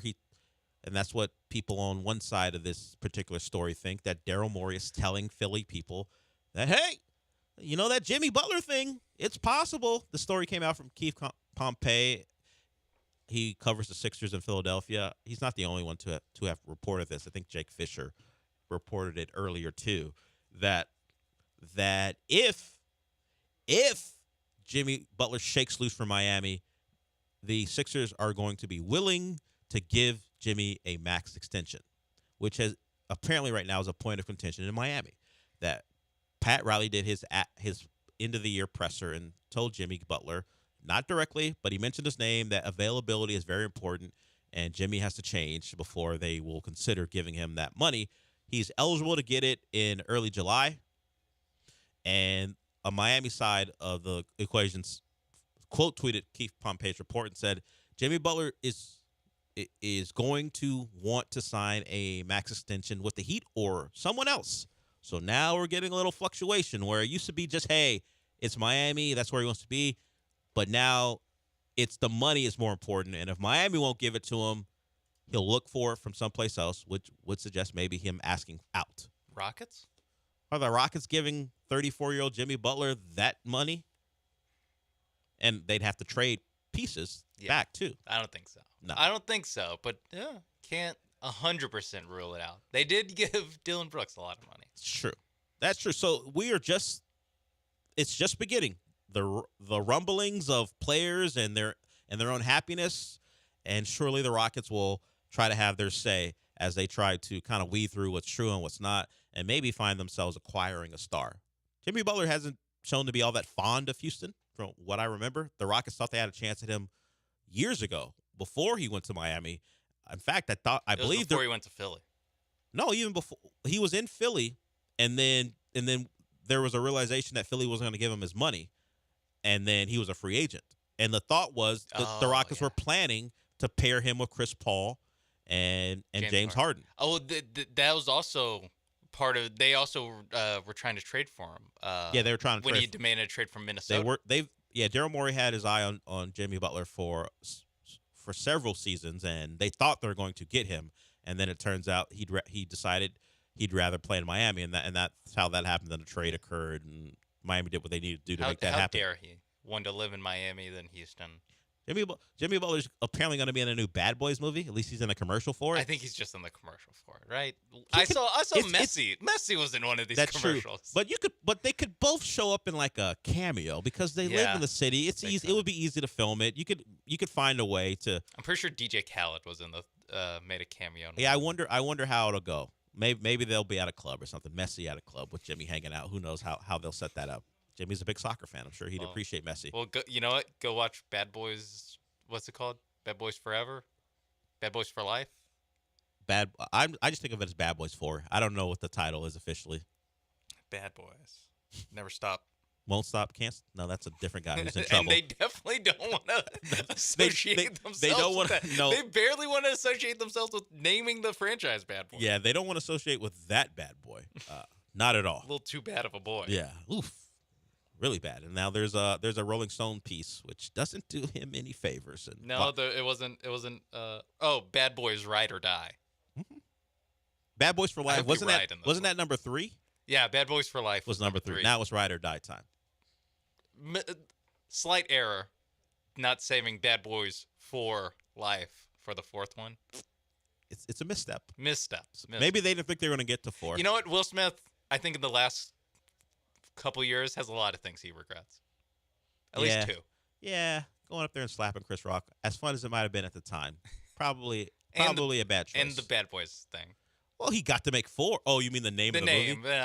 That's one where I would want it back. No, wow, come on. You get to sing the song all the time. No, I just would want it back. I know Diddy has made it uncomfortable. No, I just mean the name, like Bad Boys for Life. Just this movie should be called Bad Boys for Life. Like I said, maybe they didn't think they would get to 4. So maybe they thought 3 was the end. And then he slapped Chris Rock, and they still got to make a 4th one. Hey, some IP is untouchable. And apparently, turns out people weren't that mad that Chris Rock got slapped. I'm one of those people.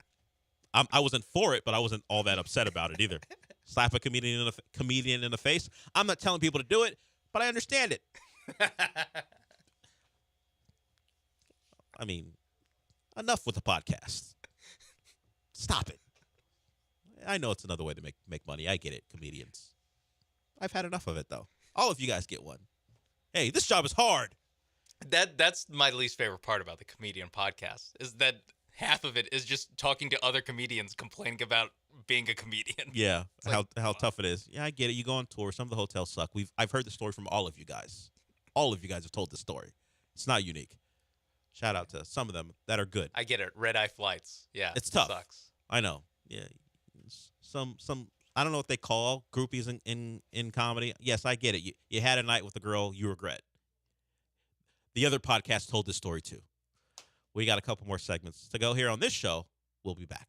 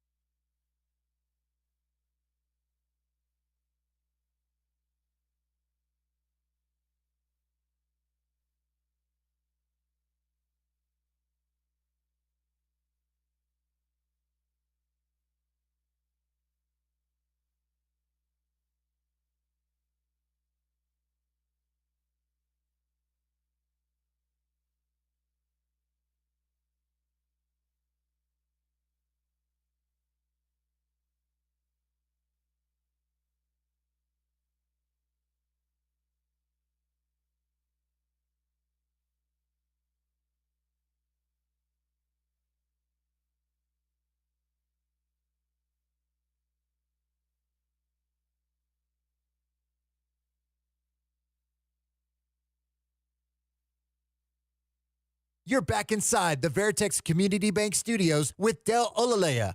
I mean, you're not actually in the studio, but if you watch ESPN Houston's YouTube channel, it's kind of like you are. No, not really? Okay. Not really. Because if you were here, you get me and Sean almost, pretending like this show didn't exist because we had other important things we think we should be talking about. So the Astros go down. Hunter Brown, another good start from him. And we're at a point where he's no longer a liability. He's out there, and he is not the problem for the Astros when he pitches. It's everybody around him for the most part. And it was the case last night. They blew a chance to get him a win when the eighth inning occurred and Ryan Presley was bad. Alex Bregman was bad. Jose Abreu was bad. If we're ranking the three most disappointing, we got to move Abreu from the equation. He's not most disappointing. We understood what his deal was when we came into the season. If we rank the most disappointing Astros through nearly the month of May, Bregman's at the top in my eyes. Then you can throw in, I think Presley is right there too. And then I would say Jim Crane. He doesn't play, but his willingness to turn this thing into something it wasn't, for whatever reason, I don't know if it's a Jerry Jones scenario where someone else needs to get credit, and that's what Jerry Jones wanted because it was Jimmy and the players, and he felt he was a big part of the success of the Cowboys, and he's always the guy we point to. There are other owners who have decided to try to put their stamp on things. Matt Ishbia is one who is dealing with the consequences of new owner syndrome and trading for stars and having an unbalanced roster and then things going poorly for you and then stuck with the bill. Jim Crane knew a way of doing it, and it went well. There was some embarrassment from the Luno regime, some of the stuff that his underlings said to people led to people leaving because they didn't like the environment. We know about the cheating scandal. But they survived it, and then they went on to win another title and success beyond that. And yet it was at some point where he decided having a real GM wasn't what he wanted. James Click probably, and you can only speculate, probably was a guy who had a certain view of how this organization was supposed to run. And it conflicted with what Jim Crane wanted. I don't know if I want to call Jeff Bagwell a yes man. Maybe Jim Crane and Jeff Bagwell are aligned on views. Maybe Craig Biggio is. Maybe Reggie Jackson. Maybe Jim Crane just wanted baseball players, some really legendary baseball players around him. That's what he wanted. He already got his titles. He just wanted baseball people around him, and he wanted to run it a different way. And we're seeing the result. So I think it's Bregman, Presley, and then organizationally overall, and you start with Crane, then you get into the fellowship of mid as your most disappointing Astros right now.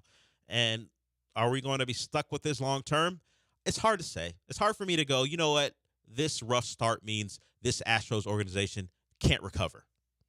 Because there could be a swift left turn if they realize the way things are going and there's no way for it to turn around. There could always be, hey, you know what? I'm gonna revert back to what got me here. What put this organization at a point where they're the most dominant team in the AL over the last 8 seasons. It could happen. But the thing with baseball is they always think because of how long the season is, things will turn around. Hey, we got plenty of time to fix these things. Too bad the on-field product hasn't been able to cover up for some of the bad decisions that the Astros, at least their executives, have made about this roster. And if I'm a fan, look, they provided so much that you're gonna shoot them a lot of bail. But I don't think it's out of the realm and beyond beyond a fan to say, hey, this is going poorly.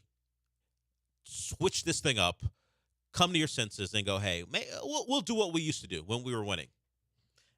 And sometimes the momentum is already gone. I really don't hope the last couple of years of Jose Altuve are things like this. because I don't think fans will remember him poorly because he's not the problem. I just don't want this and what we're seeing to be partly something that is his legacy. I don't think it'll be. He's had too much success. They've won too many games. But the back half, this guy decided I'm going to be here for the rest of my career. I want that to happen. We talk about the NBA is full of people talking about how this guy got failed. This organization failed them. The Astros for the most part right now with their decisions are failing some of their best players. Some of the best players are doing it to themselves, like Bregman and Jordan. But look at Altuve and Kyle Tucker and Jeremy Pena. I think this organization is doing them a disservice right now. And that could all turn around, certainly. They play better. The whole team plays better. There's a different outlook. I just don't think they've been put in the best position because of some of the ancillary moves the organization has made. And Hunter Brown wouldn't be considered one of their best players, but that's a guy who's found himself so far in the month of May. He was bad in April. He's been good in May. It's just that he's not seeing the results. The team isn't playing to the level we expected, and Hunter Brown, at least in his starts, is one of those guys suffering from it. But hey, you credit him for finding his way. He was a guy who was the butt of jokes, who people were wondering why he was still in the rotation, and he's in the rotation because of injuries to others. And maybe we're going to talk about Hunter Brown as one of the better stories this year, as we search for them. It's rough, and they're now 5.5 behind the Mariners, and now the best they can do is split. So, Sean, your prediction on the road trip looking pretty good. They're now at 2-4, right? No, 2-3, 2-3 on the road trip. Yeah, the last 6 games was the scoring all your runs in one inning. Yes. And that goes back to the last home game against the Angels. Yeah, if you missed that, the Astros have played 54 innings and have scored runs in only 6 of them. That's where their offense is. It's very hard to win baseball games that way. And then when you were able to scrounge together 2 hits because of the Bregman homer, and then Presley showed up and did his thing along with Abreu and Bregman. So even when you get something from one of the players who struggled, he decided I'm going to wipe away my goodwill. You know what? I know you guys are happy. Yeah, Bregman hit that ball out. We might win this game. I'm going to wipe that away. And the game, they would have been down by a run anyway. That run was going to come in to score. Bregman thought about coming home. He wasn't going to get the guy, but he made it 4-2. So he gives and he takes. But the cream will continue to rise or fall in the batting order. It's still rising. No, it's not. He hit a home run. And then he had that throwing error. Last time he hit a home run, he talked about how the cream was rising. Did he do that? I don't think he did that last night. No. I think you get that off once. And then when you start batting under 220 again, you can't talk about that anymore. I've set my line. We're not talking about Alex Bregman being back until he's over 250. I feel like we might be talking about that in 2025 with the new team. Oh no! When he's on the Toronto Blue Jays. Yeah. You think that's just where all Astro discarded players go now? Toronto. He's gonna hang out with George up in Toronto. In baseball, there's like 7 teams that signed free agents. That's true. And that decide to spend money. Yeah, and the Blue Jays are one of them. I don't know. I mean, could he go to the Dodgers? The Could he go Dodgers. to the Yankees? He's below the Dodgers standard right now. He's got to exactly. play better. The Dodgers are looking to spend like $300 million on their next guy. Bregman's not making what that. What they do is they either do the 300 or they go reclamation project. The last chance you. Let's get you in for the minimum, and Bregman isn't there yet. No, he's not. Abreu, maybe he's a Diamondback. Has a house in Arizona. That's what I've been told. Maybe he just likes the dry heat. Maybe that's what he's a fan of more than anything else. I think he just wants to get paid. I think that's no. I'm just talking about why he moved to Arizona. Oh, yeah. As far as yes. I think whoever will give him the money, he's got his 2 World Series. What is he looking for? Same with Kyle Tucker. Just drop a bag. I don't care. I'll figure it out. We're talking about guys who have won. We always like to ascribe our feelings to others. Even guys who don't win, like even guys who haven't won, but just true, take the but bag. we always like to think, for whatever reason, the best of players, they want to go a place where they can win. Well, those guys don't have to worry about that. They've already won. It's bag time. Baseball is the one sport where you can wipe that off the table. It's bag time all the time. Because they always sign, like you mentioned, the $300 million contract, but that's because it's 10 years. $300 million, it's $30 million a year for 10 years. So you really do, you have one shot, one opportunity to seize all the money you've ever wanted. Hey, don't turn this into an Eminem song. Would they capture it? Just There. let it slip. Where's Mom's spaghetti? It's might be in Arizona. Hey, I don't know. I don't know if Bregman's mom's a great cook. Maybe the spaghetti tastes better in Arizona. I'm not sure. But the dreams that were floating in his eyes of the $300 million deal, they're probably going to have to dream a lesser dream. Or the cream will have to rise. He does have the rest of the year to prove that he's still that guy. There's still time to capture it. How many Eminem references do you think you can make before I close out this segment? You think how many more do you think you have? I could go until I collapse. Oh, there it is. That's how we leave you. Credit to Sean for that. We'll be back. But first, I mean, I don't know if you can bet on Alex Bregman's batting average over the next couple of months. Probably not something MyBookie provides, but they provide almost everything else. Go to mybookie.ag. There's no NBA basketball tonight for the first time in a while now. But if you think that the Wolves are going to come back and win this series, you're probably going to get long odds. And maybe you want to take advantage of that. Maybe you just want the opportunity to bet, and MyBookie provides that for you. That sign-up bonus is a big deal. You use ESPN Bet975. That's the promo code. Excuse me, Bet975 is the promo code. And you will get set up with a sign-up bonus. They have the reload bonus as well. So if you're an existing customer, that is great for you too. MyBookie is the place where they have a live dealer. So if you're not into sports betting, if you care about the tables, but you're not interested in just seeing the cards dealt, you've got a live dealer that will deal those cards to you. They don't just magically appear. That adds to the immersion. MyBookie.ag is the place you go for sports betting. They have their experts that will give you predictions. If you don't know a lot about hockey, but you want some action, MyBookie is the place for that. Those experts will set you up with, if you believe Edmonton's going to come back and beat Dallas, or Dallas is going to take the game tonight, go to MyBookie and you can put some money down. Remember, I'm talking about hockey, I'm talking about basketball, I'll talk about baseball, because MyBookie is the place where you can bet on anything, anytime, anywhere. That's anything, anytime, anywhere, only at MyBookie.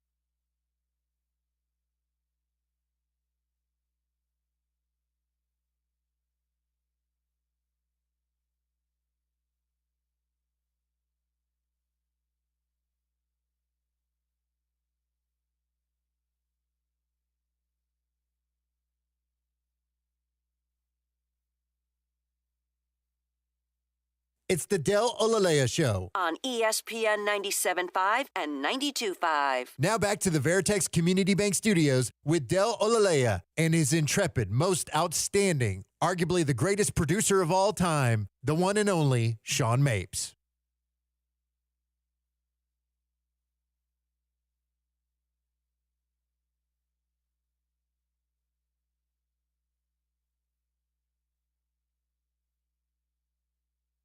Welcome back to the show. Our intern Charlie left like 15 minutes ago. We're gonna have a conversation tomorrow. It won't be awful, but we're just gonna have a conversation about the podcast. Charlie. It's up. It sounds like he pulled things from the wrong feed. So if anyone's listening to the podcast, well, you probably won't be hearing me right now. But if you happen to go, what is this? I don't want to listen to this, and you flip back to us. Our new interns are working. They're trying. It just so happens he grabbed audio from the wrong feed. Day one. So it doesn't sound great. All the audio is there. It just doesn't sound great. So I'll fix that once I'm done here. So we'll get that squared away. We'll talk to Charlie about it tomorrow. He'll be fine. The Tennessee Vol. Every time you say we're gonna have to talk to Charlie about this tomorrow, it does sound awful. It does sound like bad things are gonna happen. Now, I'm not gonna do anything. I'm just gonna have a conversation about where you grab your audio from and what it needs to sound like. We know who I will blame. It's gonna be tough at 6:50 in the morning for Charlie tomorrow. I'm gonna blame Joe and Abigail. They were his trainers. Oh, that's who you blame. Maybe fair. Yeah. What was going on for that 2 hours you guys are talking to him where this is happening? You don't blame the new person, you blame the veterans, and Charlie is not to blame. You're blaming Steven Silas right yes. Charlie's Jalen Green. Talented. The projections are great, but is he getting real coaching? Am I the Ime Edoka? We're both Nigerian. That helps. As far as the comp is concerned? It helps the comp, yeah. Yeah, so coaching style, very similar. So Steven Silas, the combo of Abigail and Joe, got Charlie acting. They're just not listening. Yeah, that's Joe. It's true. He's in tears. He's in tears after their orientation because the interns aren't taking his coaching or his teaching to heart.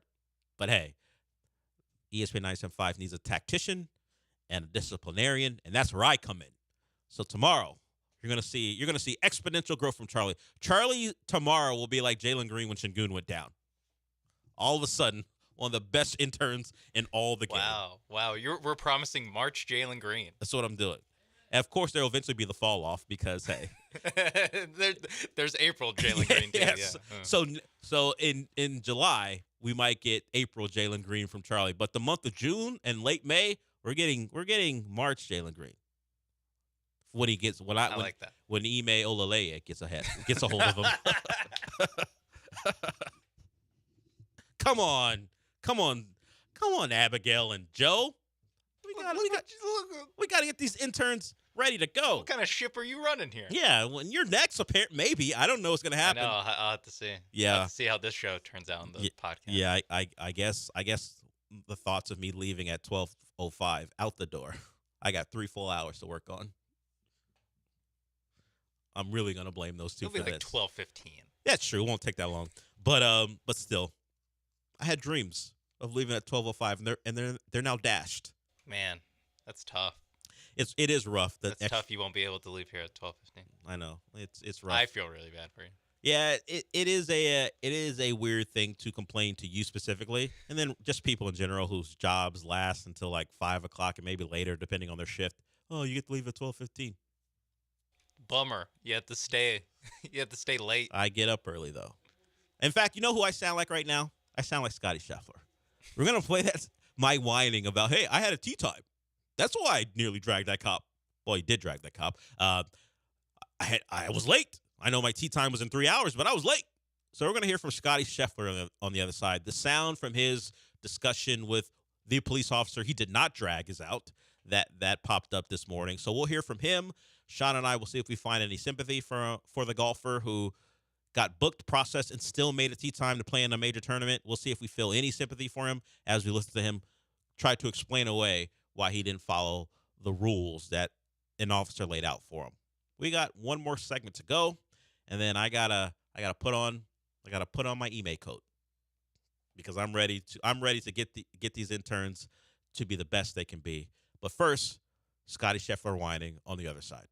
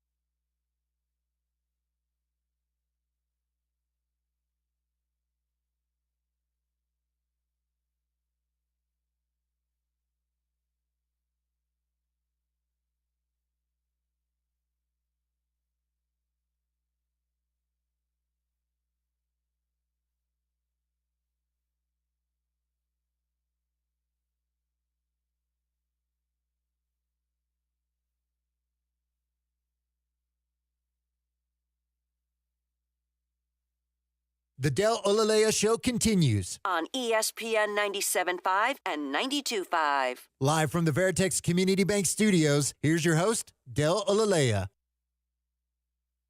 Welcome back to the show. No art. Charlie's not going to tell his dad that the mad Nigerian yelled at him, and that's going to get me fired. I'm not sure that Charlie is like a lot of our past interns who has some familial connection with the owner of the station. I'm not sure that's the case. We haven't dug that deep into the background of the interns. We do know a couple of them love golf because I walked out there. They were talking about like Scotty Scheffler because I said we're going to play the sound, and they were in full defense of Scotty Scheffler. And I think I said he deserved it. And one of them said, "What did he do? What did he do that was so bad?" So we do have some true golf interns out there. I don't know. Scotty Scheffler is apparently turning them against the police. Like John almost went on a defund the police rant. He's radicalized. Yeah, because abolish the police because of what Scotty Scheffler went through. John Granada's gonna come in with a T-shirt with the fist up. I said something that I wouldn't say on air to Sean. Oh, you didn't say that on No. Okay. No. I couldn't tell because it comes out of the same. Yeah, I was not going to say that on air. But yeah. You shouldn't say it? No. But you could get away with it more than I can. Yeah, certainly, but I don't want that. I don't want the potential heat that could be caused by me saying it. But yeah, he's their freedom fighter apparently. The example of the police and their brutality. How dare they? He was almost late to his tea time. Yeah. He had to stretch in the cell. Booked, processed, mugshot, and was back and ready to play in a major. 2 Americas. Didn't he shoot like a 68 or something? He was great. Yeah, so bothered. That's 2 Americas. But Scottie Scheffler did have a conversation with an officer, not the one who he dragged, but the officer was trying to explain to Mr. Scheffler why what he did was out of bounds. So here's the conversation from that fateful morning where Scottie Scheffler was abused by the Louisville police. My tea time. Yeah. I had to loop all the way around. That way it took me about probably a half hour. Okay. So I'm pulling in here. The police officer up there told me to come the opposite way with the traffic and then come in. And as I was pulling in, my window was down, and the officer told me to stop. And as first of all, I did not know that he was a police officer. I thought he was one of the security guards that was mistaken. And as I was pulling by him, he grabbed my arm. Stop right there. Why does it matter if he's a security guard or a police officer? Because if somebody's telling you to stop. Yes, you're right. I should have stopped. I did get a little bit impatient because I'm quite late for my tea time. And he had a tea as time. he was reaching in the car, he can't be grabbed late. my shoulder and hit me. Like trying to get you to stop, right? Yes. Okay. It seemed to be a little bit over aggressive because the entrance was open. Okay. And I pulled a little bit because I was afraid. I thought he was going to start hitting me, and I didn't know who he was. He didn't tell me he was a police officer. All I saw was the yellow jacket. I didn't know what he was doing. I listened to the police officer. So the thing is, he's wearing a uniform. Okay. He also is wearing the same jacket that I have on that says police. Yes. Okay. Also, on that, if someone's telling you to stop, no matter who it is, you don't keep going. So what happened is, you kept going and you took him with you while he's a pedestrian. Okay. Yes. So you took him with your car. Yes. And drug him.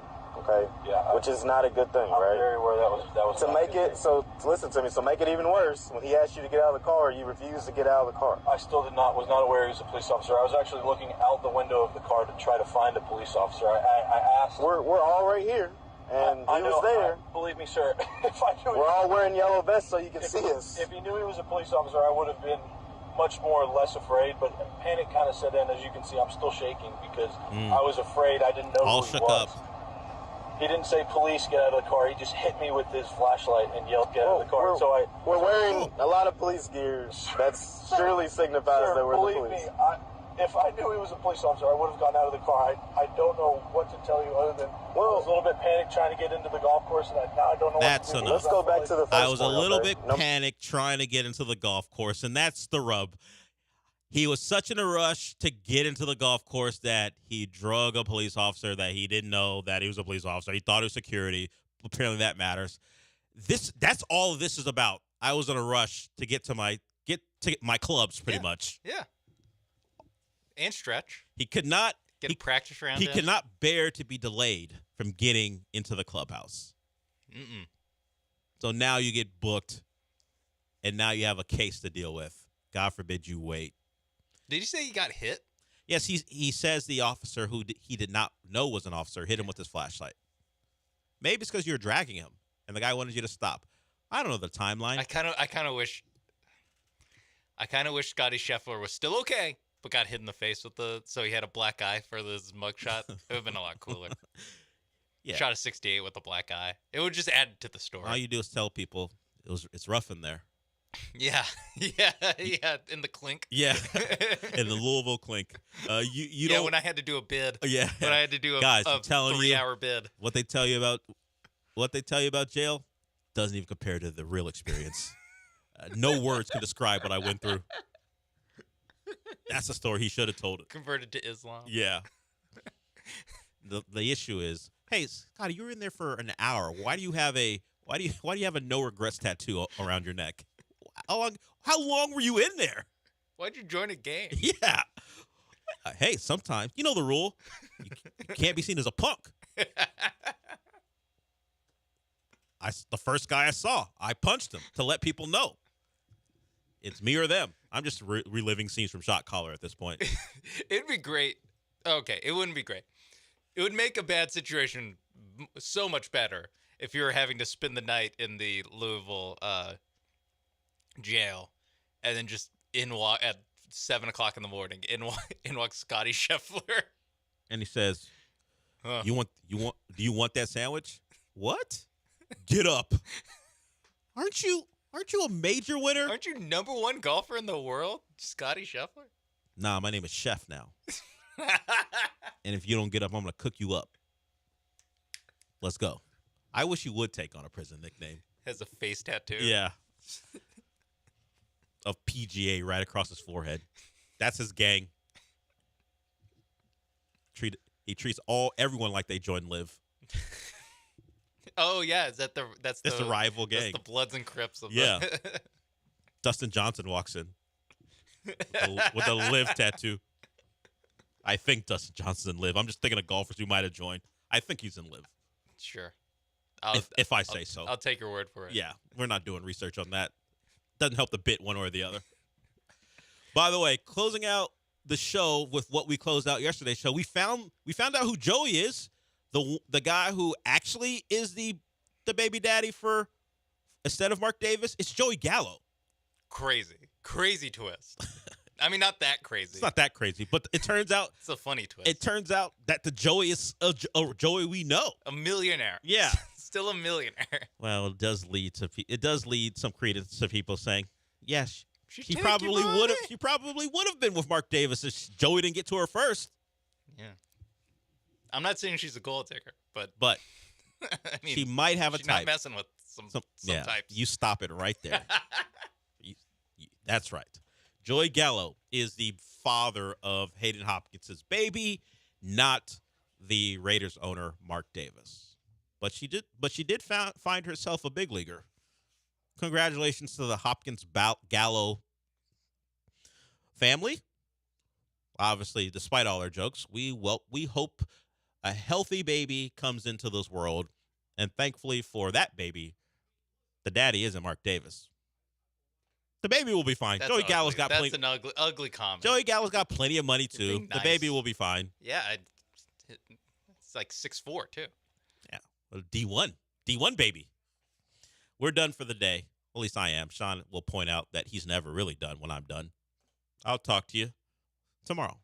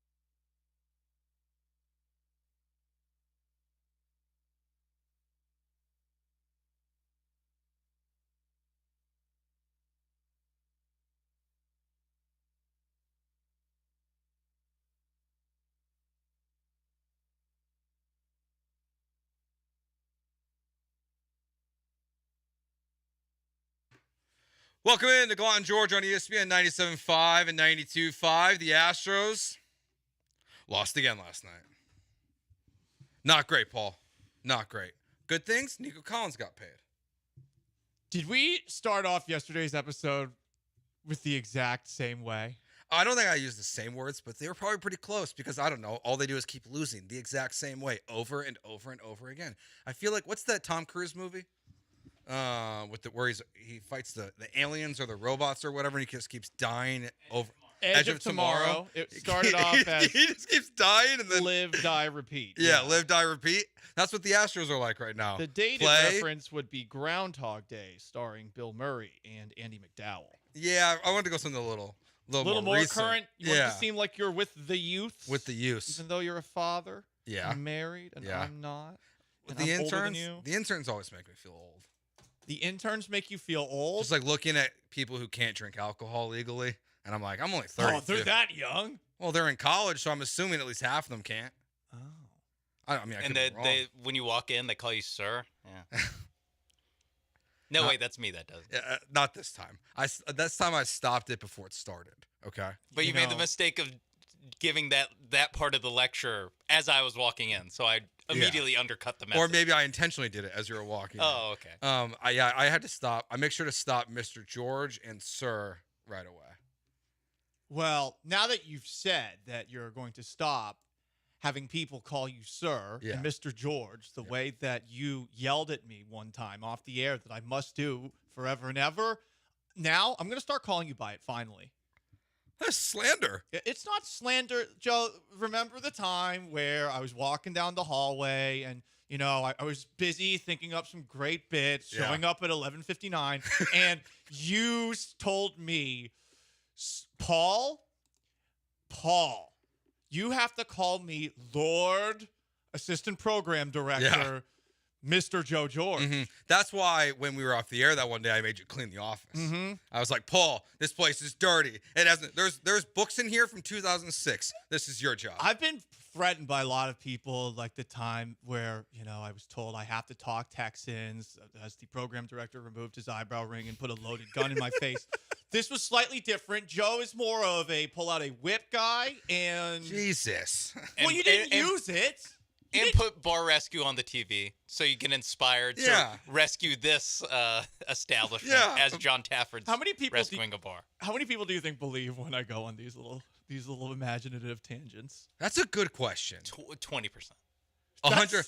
That's way too many. 90% of the Twitch. I'm alarmed by the amount of people that do not pick up on my sarcasm. I like to think there's a twinkle in my eye. Of course, you have to see it for that. But is there a twinkle in my words? I think so. Not. I think so. So the Astros lost last night. Hunter Brown was pretty good. I was hoping we would just not talk about them. Okay. I almost pulled it off. Yeah, Hunter Brown was great, Joe, and they effing blew it. That's what's the worst part about it. That's the best start for Hunter Brown this year. It's one of the best starts by any Astro this year in a big-time spot on the road against the team in first place. And what do you do for him? Just 2 runs. You dumped the bet again. I can't even believe that home run got out, No, Joe George. it was easy. Mr. Easy. Joe George. Well, it looked, Mr. Joe George, with the ball going as high up in the air, like the marine layer of Seattle would perhaps knock that puppy down. Yeah, it just looked like one of his typical pop-ups.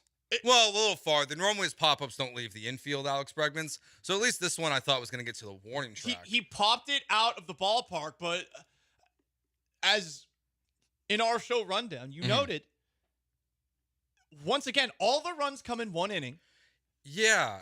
I saw someone else tweeting about this first, and I know Blummer talked about it last night, right too. At the end of the broadcast, right before the Astros ultimately lost the game. So in their last 6 games, the Astros have scored all of their runs in 1 inning. Yesterday, it was 2 runs in the 4th. The day before, 2 runs in the 5th. 5 runs in the 4th. 1 run in the 6th. 6 runs in the 4th. 1 run in the 5th. So the last 6 games, they only have 6 innings in which they've scored runs. Yes. How? How is that possible? Especially with this offense and with the fact that they are statistically towards the top of the league in a lot of hitting categories. It's insane that these 1-run innings are essentially the only runfall instead of rainfall that we're getting. I feel that it's going to be one of those things that as the season progresses, we'll talk more and more about. But I think right now, because it feels like in Edge of Tomorrow, where there's one of three things that happens in every game. The starter stinks. The offense doesn't get enough runs across the plate. The bullpen blows it. We've seen those things happen so many times that we sort of forget about the offense being the big problem right now, much like at times it was a problem in the ALCS against the Rangers last year. And throw on top of it that Jose Abreu's back, and Jose Abreu's very easy to find, whether you're a ball screaming down the first base line, a ball thrown by Alex Bregman towards you. You should have been able to catch that, I think. Or Agreed. on top of that, it's just a fastball coming down the plate and you're going to swing and miss at it. There's just so many things to look at right now that you forget that the offense, despite all of those great statistics, still, for whatever reason, struggles to score runs. The Astros are 8-16 this year in one-run games or two-run games. They're 5-11 in one-run games, 3-5 in two-run games. So they're 8-16 overall. That's not good. The blame game. There's a lot to go around. Jose Abreu, Ryan Presley. You can blame Joe Espada for just pitching to letting them pitch to Julio Rodriguez. There's a lot with last night. The offense as a whole was just not good. Where do you put the most blame on last night's loss? I'm putting the most blame for last night's loss on Ryan Presley, who I said at the beginning of yesterday's show, I don't trust him. And, I mean, you take a look at the way things went down in the eighth inning where the Astros went into it with a 2-1 lead, hoping that Ryan Presley would be the Ryan Presley that we know. He allows a hard hit double from his first batter faced. He had the next batter down 0-2 after 2 failed bunts. He somehow not only got the runner who got to second with the double to third base with a wild pitch, he walked this guy who was clearly just trying to bunt him over. He did that guy's job getting him over to third, and he did that guy's job getting him on base. He gets a strikeout. Then after that, the liner down the first baseline. It was hard hit. It would have been a tough play for Jose Abreu, of all people, to make. That ultimately ties the game. And then after that, a dribbler leads to hesitation by Bregman. I don't really mind throwing to Rodriguez there. What I do mind is that Ryan Presley is the reason that this inning got out of hand. There's lots of other things to point at. I mean, it's about as embarrassing an inning as it got. Yainer Diaz even got hit in the nads by a foul tip. Oh, I mean, tough. You know, everything went poorly in that specific half inning, but it all started with Ryan Presley, who put the first runner on and got the second runner on with an 0-2 count. Yeah, and even the people who are, this is why Ryan Presley should pitch the 7th inning, not the 8th inning. Mitch Haniger is the 8th batter in the lineup, and Bliss is the 9th. He faced the 8th and 9th guys in the lineup, and that's what you're talking about here, is the double and the walk to Haniger and Bliss. He's facing, in theory, the worst part of the order. The only person who's there who should be a challenge, if you look at just batting order or in terms of talent even, is Crawford when the order turns around, and hopefully you already have 2 outs. Presley, broken, old, just sucks. I don't even know which ones fit him the most. Old. I would say old. I think it's old. But what I do know is I don't trust him, and I don't really know how to best use him anymore. I mean, Brian Abreu was great in the 7th inning. Should Brian Abreu be pitching in the 8th? He's been pitching better of late, though. You still, from time to time, get the one run across the plate with him on the hill, too. And, you know, you think about it.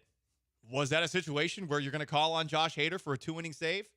Should that have been the situation that you use it? Yes. Especially considering I don't believe that they used him on Monday night.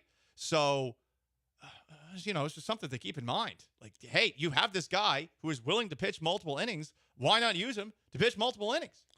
You worked so hard as an organization to try to turn your season around, to get it within 3.5 games of being behind the Mariners going into yesterday's series or into the start of the series on Monday.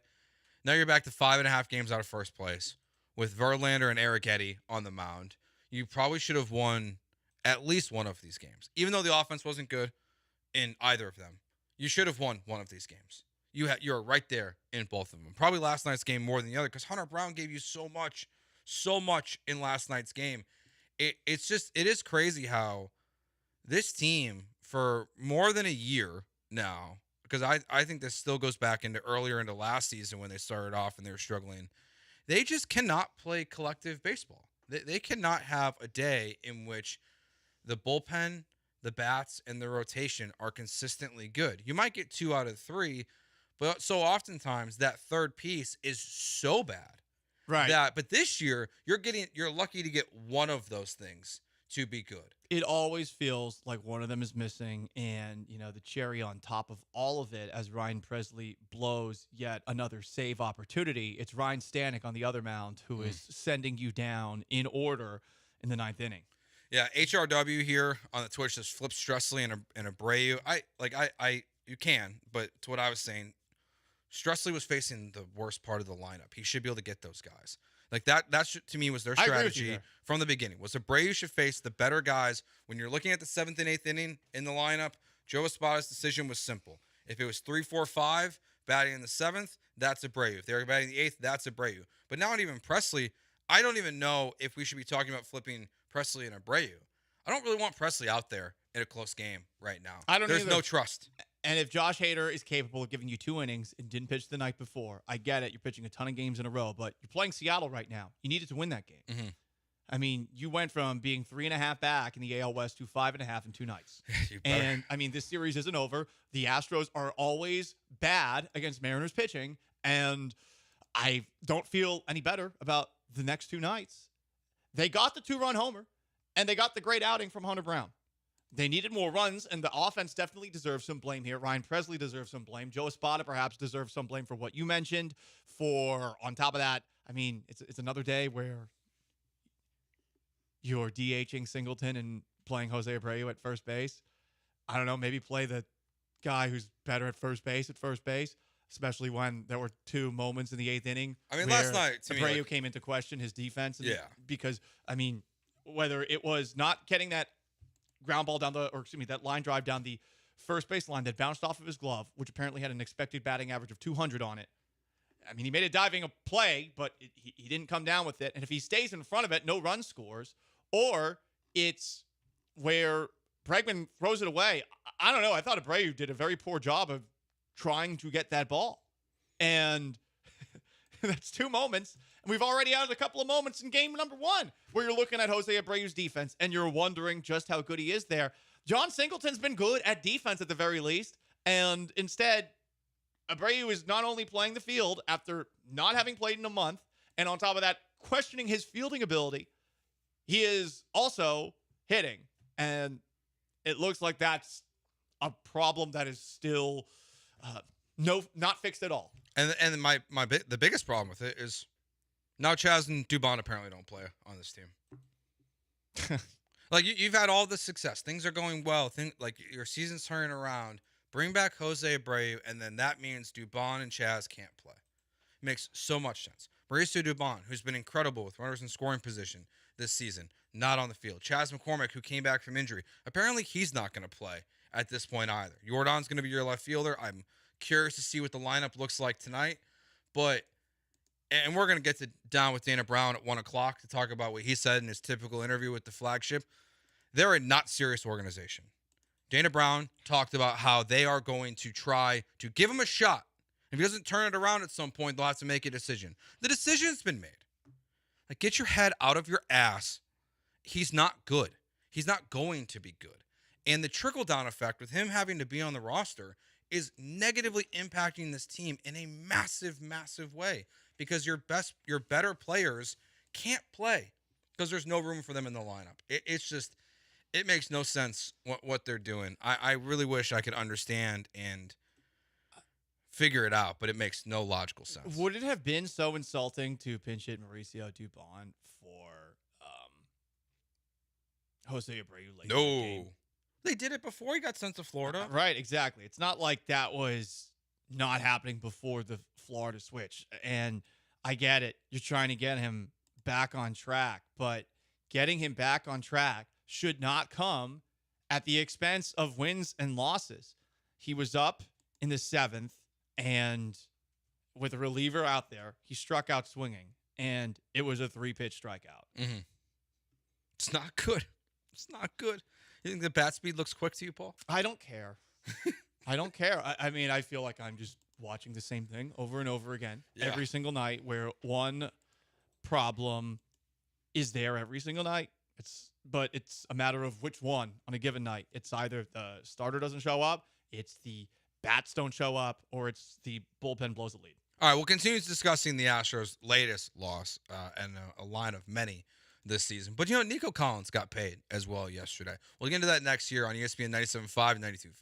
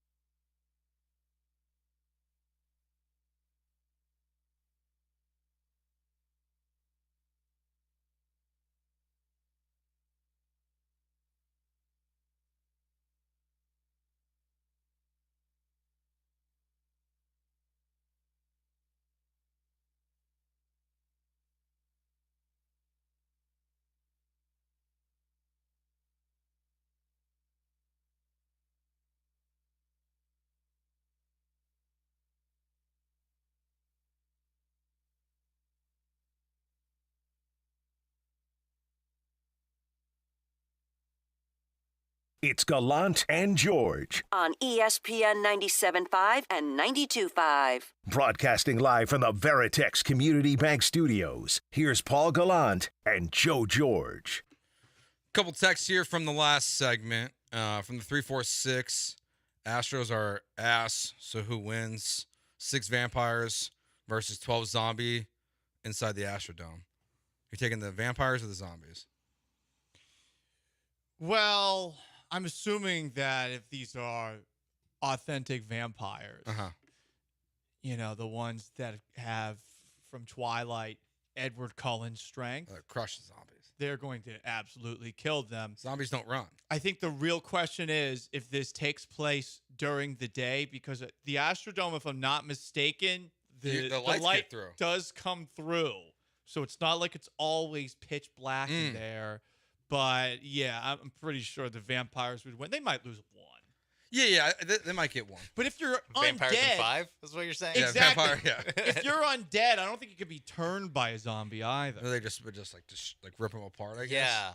Yeah. But these the zombies have blood in them. But it's gross blood. So, like, do they want to eat it? No, they're probably not going to feed. This is just going to be a straight killing match. Yeah. The only way the zombies could win is if they're the 28 days later zombies. Because those things are basically on some sort of amphetamine. Isn't like 28 years later finally coming out here soon? The The do sequel? not know. I think the sequel's coming out soon. 28 weeks later was pretty good as far as sequels go. 28 days later, in my opinion, is the best zombie movie ever. It's not close. From the 409, Chaz sucks. Trade him and let Loper Fido back. Yeah, that's also part of the Jose Abreu. But he didn't play last night, right? Yeah. So why are we getting mad at Chaz today? Yeah. Save it for another day. Direct all your ire towards two people, and I'm sorry to bully them, but it should be at Ryan Presley and it should be at Jose Abreu. Because Jose Abreu is low-hanging fruit. If you're an educated baseball guy, point it at Ryan Presley. If you're Galaxy Brain baseball, I suppose you could say it's all Jim Crane's fault at the end of the day, but you'll settle for Joe Espada because he also made some suspect decisions. Yeah. Or you blame the bats. I mean, there's plenty of blame to go around. The Mariners gave you an opportunity to perhaps be a game and a half back of them in the AL West. Instead, you're 5.5 back. These last two games have been very frustrating. Yeah, they're very, very frustrating. These next two games are very, very, very, very, very important to the Houston Astros season. Yeah, you got to win. You do not want to end up back 7.5 games out of first place if you had any hopes for this year. Every day of your life should be must win, right? You want to have an alpha kind of mentality. I hate that term. But you do want to always think that today is the greatest day of your life and act like it's the greatest day of your life. So every day of your life should be must win. Every game of the 162-game baseball season is must win. So apply that logic, but yeah, even more so because they could have made ground up in a god-awful AL West, the most embarrassing division in all of baseball. And here they are, unable to score runs, completely impotent, lacking a whatever navy blue they wear pill to, get those bats going. So Nico Collins got paid yesterday. He did. 3 years, $72.5 million, can be up to 75. I believe it is. I haven't seen an official. If this doesn't wipe out the last year, I haven't seen that official yet, but it seems like it's basically a 4-year contract now, where he's going to make $3 million this year, $24 million roughly the next 3 years. At this very moment, it would put him as the 7th highest paid wide receiver in football. Deserving? Well, statistically, hate this all you want, he was a top 10 wide receiver last year. 8th in yards in 15 games. Everyone ahead of him played 16 games or more. 7th in yards per game. 7th in yards per catch. Did you know Noah Brown, ironically, was 4th in the NFL in yards per catch? But, he's not good enough to be your number 3 wide receiver. Whatever, you got Stephon Diggs. Fine. Fantasy football lovers. He's in a 4-way tie for 4th in 20-plus yard receiving plays. Pretty good. He's 9th in total yards after the catch in just 15 games. 7th in yards after the catch per reception. In a 10-way tie for 8th in touchdown receptions with 8th. The only thing that I guess you could look at and say, well, he's not top 10 here, is catch percentage. He's 16th with a 73.39 catch percentage on passes thrown his way. It might be a one-year thing, but given this guy was clearly held back by Davis Mills his first 2 seasons, given the fact that he is 6'4", can run past entire defenses, can catch the football and make moves to get around defenders or just run through them, I think he is worth this contract. And honestly, it is a bargain for a wide receiver that has those skills and that is statistically one of the top 10 receivers in the NFL. Yeah, and that's where it's they clearly believe it's not a one-year thing. That this contract is going to last the duration of CJ Stroud's rookie contract, and they believe that this is who Nico Collins is. Of the receivers that are making more than him this year, 3 of them got contracts this offseason. Devonta Smith, Amon-Ra St. Brown, and A.J. Brown. If your issue with the contract is that he is now a top 7 paid wide receiver, well, here's the thing. He's not. He's making $3 million this year, and he will never be a top 10 paid wide receiver. ever. Because lots of other contracts Because are going to get Jamar signed. Chase is about to get paid. Justin Jefferson's about to get paid. T. Higgins is about to get paid. Brandon Ayuk is about to get paid. So I would rather give him this deal now and say, hey, we believe in you. We believe in you long term. And we don't want to see you do this again and have to give you $30 million. Because when Jefferson and Chase next offseason are getting $33 million, all that does to Nico's base of his contract is make it rise. Mm-hmm. So I'm totally good with this deal right now. I believe in Nico Collins. You don't have a year like that and then it's just not real. I did not believe in him going into last year. Agreed. Because I generally think that a wide receiver makes the biggest jump in his career from year 1 to year 2. But he was so good last year, and those traits that really shined, which is why Nick Caserio took him in the 3rd round, despite playing for a Jim Harbaugh Michigan team, which isn't doing this kind of things that C.J. Stroud can do with him, where first play of a game against the Colts, you can throw a 70-plus yard touchdown pass to him. Go shock and awe on the team because of his size and his speed. Speed that is not easy to find for any player in the league, let alone a guy who is, again, 6'4" and huge and runs after the catch like he is a tight end. So I like this deal. It's a bargain. And Joe, it might have been a deal that he was willing to sign because he's pretty happy playing with one of the best quarterbacks in the NFL. Mm-hmm. I think there's a little CJ Stroud discount here, as instead of saying, you know what, I'm going to play out this season and then bet on myself. I really like where I'm at right now. I'm going to sign the extension because I want to continue to work with CJ Stroud. I've seen what it's like to play for teams with bad quarterbacks. No offense to Davis Mills and Mills Mafia. Yeah, I'm excited to see what Nico Collins looks like this year because people are going to look at his stats at the end of the season, and there's going to be people in the media and on social media that are going to try to push this narrative that the Nico Collins contract is bad because statistically he's going to be worse this year. Who said that? No one yet. No one yet? But it's going to happen because he's not going to have the same numbers he did last year, most likely. Because you have Stephon Diggs, you have Tank Dell. Like, he's going to be very good, but the fantasy football numbers are not going to probably be there in the same capacity that they were this year. The other part that's important about this is that you only had Tank Dell under contract going into 2025. That was a good wide receiver, at least. Like, you needed to address that position going forward. Noah Brown's on another 1-year deal.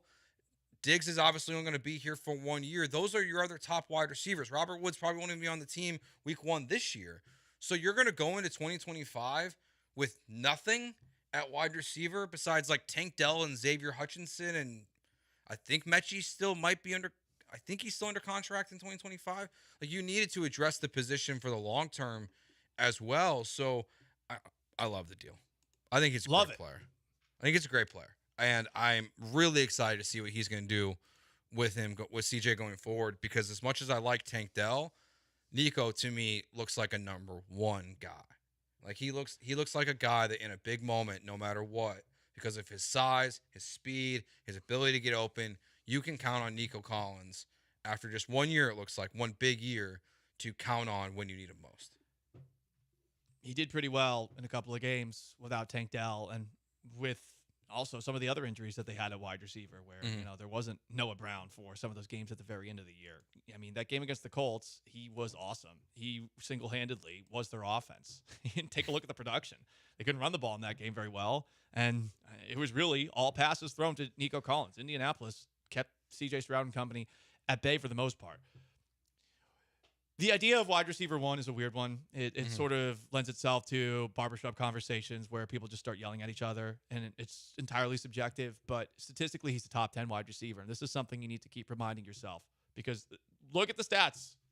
It's not just 1 or 2 or 3. It's like 6 to 8 different categories where he's towards the top of the league. So it makes sense for him to get paid based off of this past year and based off the fact that he's young, like one of the top 10 guys in the league. And to what you were saying, too, this is not something that's going to hurt you, because the next couple of years of his contract, they don't ultimately hurt you in a C.J. Stroud future contract. When Collins' contract expires, and he might not even play all the way through this contract, that's when C.J. Stroud's contract expires, and that's when you're going to give him the big deal. I do think it's interesting, a couple of things just from the Houston Texans, how they do things perspective. They love to give deals to guys early. We saw that with Joe Mixon right after they traded for him. We saw that with Shaq Mason right after they traded for him. And he also does not like to give contracts that are longer than 3 years. Good. It honestly is smart. It's semantics these days in the NFL. Generally, a 4-year deal is a 2-year deal. It's all about the guaranteed money. But this is just how the Houston Texans do business, whether it's right or wrong. I think you can push back on maybe the idea of giving everybody a contract early. I suppose you could make the same case for Titus Howard or something like that. Like Titus Howard would be the one that of the contracts that were quickly given out between Mixon. I mean, obviously we haven't seen Mixon play out yet. Shaq Mason was pretty damn good his first year. Laramie's second contract, you gave him a little bit earlier than you needed to, and that was another 3-year deal. 3-year 75 for Tunsil. Titus, you can push back if you wanted to about his contract because it's not great. There's a reason. Part of the reason why we have to keep addressing everyone in the NFL like media community that thinks he's going to be a left guard again. There's a reason behind that because he hasn't lived up to his contract up to this point. He's not on the field enough for that contract. So yeah, I mean, you're not going to hit a home run every time. Like I like this strategy. Pay your guys. But don't hamstring yourself with the contracts that you give out. Don't put yourself in a spot where you're going to have to cut guys because you're signing one player. And ultimately, I mean, it made more sense to give an extension to Nico Collins than it did to keep Stephon Diggs on a multi-year deal. Made way more sense. We don't know that Stephon Diggs is going to be the same player here. We hope that he will be. He had a nice first half of the year in Buffalo, but down the stretch, when Buffalo stopped forcing the football to him as much as they do, the Bills started winning football games. Yeah, it'll be – we'll see what happens. But this is going to be a fascinating season for the Houston Texans. And I do imagine this is the end. This is your – final piece of paper that you're signing that Stephon Diggs is only here for a year, this contract. Do you believe that this leads to that? Well, it really depends on how this year goes. I mean, I think there's a world where perhaps C.J. Stroud convinces him to perhaps stick around for another year or a couple of years for not that much money. Is a deal going to come to Stephon Diggs guaranteed from another team after this season? A big one, the one that he's looking for. I think you have to look at the second half of the year and wonder about that. And take a look at guys like Odell Beckham Jr., who we once used to pump the tires up. Now, I mean, it's been a really long time since Odell Beckham Jr. was Odell Beckham Jr., but similar star profile as far as NFL wide receivers. That's where Stephon Diggs was. He used to be a top 3 receiver in the league. Now you're not so sure. So this is one of those moves, though, that you do because you want to reward some of the guys on your roster. Not that you necessarily need to anymore to keep people around, right? You have C.J. Stroud and you have D'Amico Ryans. I think people want to stay around, and I think you got a little bit of a discount because of that. But I do like this move, and I would imagine that they're probably, Joe, done with extensions before the start of this year. I would think so too. Yeah, I would imagine that they're done at this point. This is pretty much the end of the offseason. Maybe another corner, but for the most part, this is the Texans' offseason has come to a close at this point. When we get back, Soft Boys and an update on Scotty Scheffler. That's next here on ESPN 97.5 and 92.5. First, let me tell you about my friends at MyBookie. MyBookie.ag. You enter that promo code BET975. You get an awesome deposit bonus if you are a first-time subscriber. If you've already been there before, guess what? Deposit a little extra, make another play, and you'll also get a deposit bonus. What are you going to bet on? Did you listen to my National Basketball Association advice last night? Paul helped you. He helped you earn money so you could feed your family. It was such a noble gesture by me. Thanks to my friends at MyBookie.ag. I'm patting myself on the back. It's pretty incredible how flexible I am right now. Dallas Mavericks against the Timberwolves in game number 5 on Thursday. Do we want to do it again? Especially after Kyrie Irving said that game 4 for the Timberwolves is their Super Bowl and it's just another game for them. Are the Dallas Mavericks taking the Timberwolves seriously? Up 3-1? I feel like Minnesota has another win in them. I really do. Is it because I'm too big of a fan of Anthony Edwards, perhaps. I don't want to bet on the Astros. They don't deserve your money, but I think the Timberwolves do. MyBookie.ag, promo code BET9754, an awesome deposit bonus. Bet anything, anytime, anywhere, only with MyBookie.ag.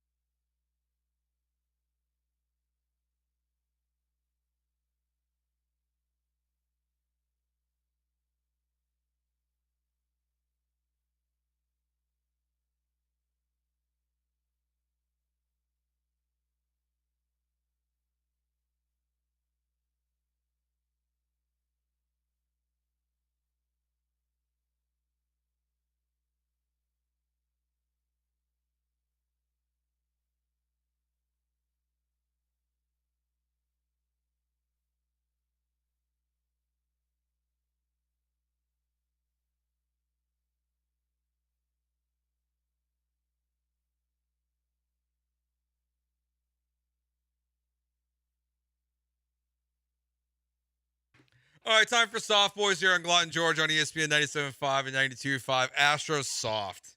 Soft Astros. Lost again. Let's talk about Scotty Scheffler first. Well, before we get the update on what's going on with Scheffler, let the Louisville Police Department and Scotty Scheffler, I think a little bit here, sound pretty soft. Yes. Let's go back to the first point, okay? No matter if you thought it was a police officer or not, why are we wearing yellow vests? Why do you think we're wearing yellow vests? So you can see us, right? Yes. So you can see us, and if somebody tells you to stop, if it's a traffic guard, security guard, anybody, that means you stop at that time and you don't keep going. Yes, sir. Okay, so stuff like this doesn't happen. Yes. Because you actually hurting him, and he's a police officer. Yes. He's got a huge scrape on his knee. He's getting checked by EMS, big bruise. So I don't know. Scrape and a bruise. Come on. Was he able to pull through? I hope so. Did EMS get a look at him? I think, sir, I think you'll make it. It sounds like the pants did worse. Irreparable. What's worse, the bruise, the scrape, or the ripped $80 pants that I, again, do not believe police officers actually get to wear, because the idea of a city paying $80 for a pair of pants for every single person in their police force they don't pay for is it. Absolutely ridiculous. These were probably bought at Walmart or Target for like $12.99. I would bet they probably were 80, because what, did he go to Big and Tall No. because he's a fatty boom batty? Because my buddy's a cop, and they make you buy all that stuff, and so sometimes it's a little pricey. It's like they're like basically gouging their own people Isn't that when what, they like, buy their gear. Interesting. Isn't that what like Subway also does? They make you buy your apron, yes, or like it comes out of your first paycheck, and Yeah, that's it what comes it out is. your paycheck. It's like that you get like when he was a cop in Chicago, and then now he's a cop in North Carolina. It's the same thing in Interesting. both places. His like first two paychecks were like significantly lighter because they're like, well, you got to pay for your pants. Like someone's got to pay for them. I learned something today, Joe. So, also, you heard the guy say, hey, if somebody who's a security guard, a police officer, if anyone tells you to stop your car, you do it. Well, I have some questions. What if It's a person who's out for a jog and he's wearing reflectors, but he has an axe. Chainsaw. If he has a yellow vest, stop. If he looks like he might murder you, do you have to stop? If he has a yellow vest, stop. Listen, I'm just following literally what the police officer told me there. Yeah. If you listen to the whole exchange, and I know that on Dell's show, Sean, and you and Dell, you played the whole thing, and you also heard Scotty being a little bit of a bitch, too. He's like, well, I have to make my tea time. Like, I don't think anyone comes out By the of way, this looking good. He went to jail, got booked, did the mugshot, all that, got released, and still made his tea time. He was in no real rush to make a tea time. Well, they've dropped the charges officially. Official. Soft, I feel like you got to double down. Yeah. We can move on from this. Make an example out of Scotty Scheffler. 3-week-long golf story somehow. Scotty Scheffler made himself a star. Yeah. Is Scotty Scheffler a beneficiary of white privilege? He's definitely a beneficiary of rich people and famous people privilege. Yes. I mean, those tweets were all over the place the first day. The way he was talking to those police, you're like, wow. Yeah. He kept on saying, I was scared. Look, are you really knows the word. scared? Did the cop really hit you with He the didn't know he was a flashlight? cop. He didn't know he was a cop. He was scared. Scared. I He feel hit him. like with the amount of times the cop said that it says police on our yellow vest, that it probably was rather apparent that those were police officers directing traffic. I will say, police officers directing traffic are often chaos creators. They usually make things worse than they make things better. No offense to anybody out here who does it. That sucks. I'm sure that you've been suspended. That's why you're put out there, right?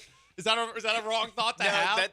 That's what happened to Mark Wahlberg and the other guy. Exactly. So I assume that's what happens. That's real life. Yeah. That's like the real life police force. Let's see. What do we got next? The NCAA's college baseball tournament standards. These are also soft. Yes. So I don't know how many people saw this, but Chad Holbrook is a guy who used to coach at South Carolina. His College of Charleston team went 41-14. It's pretty good. And was left out of the College World Series, or is it what's leading up to the College World Series? I think it's like all encompassing. Okay. Yeah, it's like the regional. It's like the Stanley Cup playoffs. Okay, I thought that there was like the College World Series, and then there was the There College is. World Series series. The College World Series is when it gets to Omaha, and there's I think 8 teams that make it to Omaha. They need to work on the branding. It's tough. They should call the whole thing the College World Series. May Madness. But so his team was again 41-14. He had been fired on another South Carolina team that went 13-17 in the SEC not that many years ago. This year, 5 13-17 teams from the SEC made it, while the College of Charleston did not. And Chad Holbrook sounds very sad here. I was a coach that got fired for going 13-17. I know what a mediocre regular season is that many teams that got in had. And we had a phenomenal regular season, and it was ignored. And, I mean, there are teams that got in today that probably sent their players home because they knew they didn't probably deserve to be in. And our kids were denied a chance to keep playing. And 28-5 their last 33, won the regular season. Regular season doesn't matter? Oh, he said it did matter. Now it doesn't matter when it comes to College of Charleston? I'm at a loss. He's struggling. He was about to cry. When it started, I was like, oh, we're getting tears. The first 30 seconds, there's long pauses, Yeah. and you can hear sniffles. I I thought feel we were bad gonna for get Chad it. Holbrook. I think this one came out too yesterday, and we just got a text about Lamar University in Beaumont was left out. They had the second most wins in the country in NCAA baseball. SEC. Look, from what I understand about college baseball's playoffs, there are people from some of the schools selected who are actually on the selection committee. Ooh, and really? Just like with the NCAA tournament, sure, the teams that are most deserving should get in, but there's a reason that Syracuse would regularly get in as a bubble team when they did not have regular seasons. I will even admit, as a Syracuse grad, worthy of going to the NCAA tournament. They're going to bring in the big schools because they want people to watch. And what would happen when Syracuse would get in? They would suffocate people with a 2-3 zone. It's crazy how well made they a would Final do Four in right the here, right? Yeah. Yes. The That was like an 11th seed. The last 2 times they made the Final Four, honestly, you could have made a strong case against them making the tournament. All right, we got one more thing we'll get to on the other side. We'll talk some NBA playoffs as well, but, Kendrick Perkins. He's calling out Rudy Gobert. It's always a good time to beat up on Rudy Gobert. We'll get into that next as well on ESPN 97.5 and 92.5.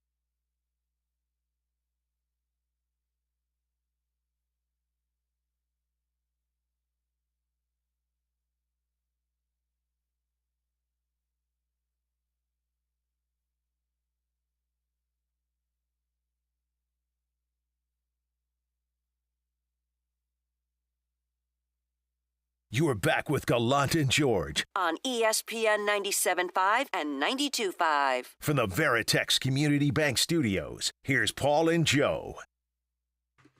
Last night, the Minnesota Timberwolves saved us from 2 sweeps in the conference finals, NBA Finals, which will air here on ESPN 97.5. Don't start till June 6th. So the series both ending last night by last night would have been tough. Was that like 8 days? I mean, I'm cool with it from the whole, hey, the Celtics are probably going to need Kristaps Porzingis to beat the best team in the Western Conference, whether it's Dallas or Minnesota. But, yeah, a week without the NBA, with the Astros playing like poo, not ideal. It's one thing I never quite understand about the NBA and other leagues when they have sweeps, why they wait so long. Like, if everything's done, I know you have the dates on a calendar, but don't you doesn't all the momentum from your sport just leave if you have to wait? Even if the series ends tomorrow night and you have to wait 5 or 6 days for the finals to start, like, it just feels like it loses all the momentum. They normally do try to avoid starting it on a weekend, or unless it's a Sunday. That's really the only weekend spot that, like, NBA does not like playing playoff games on Fridays and Saturdays just because less people watch. So I think it's just a finals issue because they did that with round 2. Yeah, they did that. Where the Minnesota-Denver series, the game 1 started on Saturday and then Sunday was Game 7 with the Cavs and Magic. So they do kind of accordion it a little bit, but it's tough with the finals because they I'm sure they sell ads and stuff. Like it's all planned out and way in advance. I bet it's partly the advertisements, not something I thought of until that moment right there, Sean. I also think, though, one of their justifications for doing this is to accommodate travel. And it's like, hey, no one's traveling unless they know that their team made it, right? Oh, yeah. Why would you be buying well in advance, especially this year? I mean, the Celtics, okay, they're the 1 seed, but look how crazy right now you've got in the West, a 5 and a 3 seed? And even going to the next game, Minnesota's a 5.5 point favorite at home. So even though it's a big series deficit to try to come back from, Minnesota's going to be favored. We saw it last year, and this is when it would ever happen, is when a team when the lower seeded team goes up 3-0. That's the best chance for a 3-0 comeback. It's still not a great chance, but that's what happened with Boston and Miami last year in the Eastern. That was the Eastern Conference Finals, right? Yeah, the Eastern Conference Finals last year, where you get Game 4, then you win a home game. Now that Game 6 is super important, and then Game 7 is at home. So there is a path. It's still 156 to nothing for a reason, but there's still a chance. A question.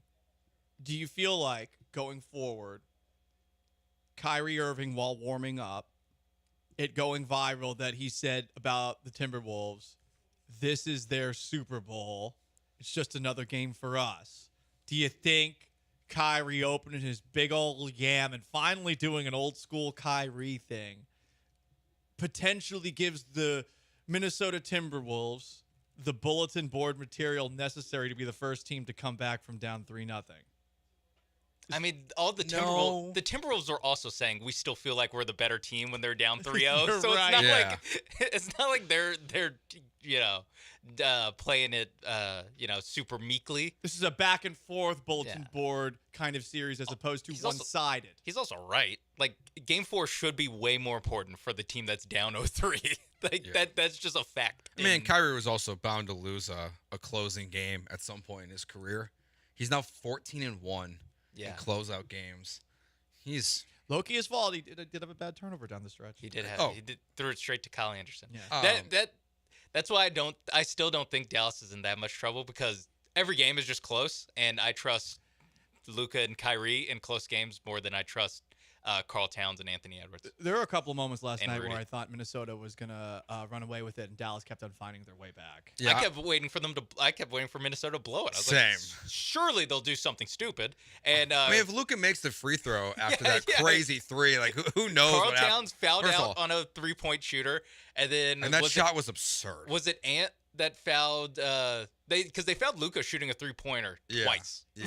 They did it twice in the last 3 minutes. But one of my favorite things about this series is it's brought everyone back down to earth about the Rudy Gobert trade a little bit, and the fact that all of a sudden people wanted to say it was a good trade again, and then we get this from Kendrick Perkins where he wants to walk back his Defensive Player of the Year vote. When I look at Rudy, he has tarnished the Defensive Player of the Year award. He has. He's not respected by his peers. We saw what happened to him in the Denver series. He couldn't even guard the person at his position. Karl Anthony Towns did a better job at that. What is he doing right now? When you look at this series right now, do you understand, do we realize that Rudy has 3 blocks in 3 games? He's averaging 1 block per game at 7-3. Unacceptable to say he's a 4-time Defensive Player of the Year. He voted him that, though. Yeah. I like Perk because Perk played on those Celtics teams. I'm always biased, even though sometimes he says some outlandish stuff, which for people who work at ESPN, he believes this stuff. He ain't a faker when it comes to that. But why did he vote for him? I used to do this with Rudy Gobert. Remember when the Rockets had a couple of series against the Utah Jazz and Gobert? I always thought that the Jazz defense, which was very highly touted, was a lot like, about to make a World War II reference here, the Maginot Line, which was a French line of fortifications that was built after World War I to stop the imminent German invasion, which they believed would eventually happen. And it guess- worked? It did. And it was an awesome series of fortifications. If you actually look at them, they were insane. I mean, they looked like old school castles, essentially. They went down deep into the earth, maybe even a mile. And guess what? Germany invented tanks and just drove around them. Like these fast-ass tanks, they all did meth, and they just went right around the Maginot Line. So this fancy, expensive defense didn't even matter. And that's Rudy Gobert in today's NBA. I mean, Perkins probably voted for him because he didn't actually know who Victor Wembanyama was, who he voted second for the award, just based off what he said at the draft lottery when he said he'd never watched these French guys play basketball. My guess is they honestly didn't vote for Wemby because a guy like him, because he's a rookie. Because they think that guys like Perkins think that if you're a rookie, you're probably not deserving of an award. Instead, they give it to Rudy Gobert, who's now, what, a 4-time Defensive Player of the Year? He's one of like 3 times in the history of the sport to Tied have with it. Mutombo and Ben Wallace. Yeah, he doesn't deserve it. He's not good. He has been a liability in the playoffs since he was in Utah. But in the regular season, He's an obsolete player. Yeah, when in the regular season, when there's little to no defensive effort most of the year, he looks like a much better basketball player. Well, it's also that he's what he does is very valuable against teams that don't have Luka Doncic on it or James Harden on it, or teams that are either just don't have the specific matchup to take him out, and those players normally are on really good playoff teams, and that's where it all falls apart. Or you have a situation where, like the Clippers in 2021, where they're like, you know what, let's just put Terrence Mann at center and shoot threes, and that works. And most teams just don't do that game to game in the regular season because you're playing like 4 games in 7 nights. So yeah, why are we coming up with a boutique game plan to beat the Utah Jazz? I didn't realize that they published all these votes now. Yeah. Every single person. Sabonis got a first place vote. Yeah, I'm looking through it right now. There's Yeah, so many who voted for Rudy. I mean, he got 72 votes, first place votes. Why? He's a great defensive player In the regular season. Yeah, and against Denver. Like it is funny that he crushed him for not guarding Jokic. Like this is like a pickup game where you only guard the guy that you're matched up on. It's like, well, no, it's because he would be the help defense and he took away the pass to Aaron Gordon, so you can effectively double team Jokic. But it is funny how it just yo-yos back and forth with like Rudy's awesome, and then they lose 3 games in a series, and it's like, this guy sucks. Yeah. He's tarnished the position. But everyone hates him in the sport, too. Yeah. There is something else. I don't know what it is. A lot of people say, well, he's the one who started COVID. And I think a lot of these NBA players believe that. I don't think that's what it started. They didn't like him before that. Right. I know. They don't pick him last in the All-Star game before that. There is a lot of xenophobia among some of the players in the league. Yeah, I mean, And Gilbert Arenas is like, he's made it clear. Draymond Green. What also makes it worse, and what I think it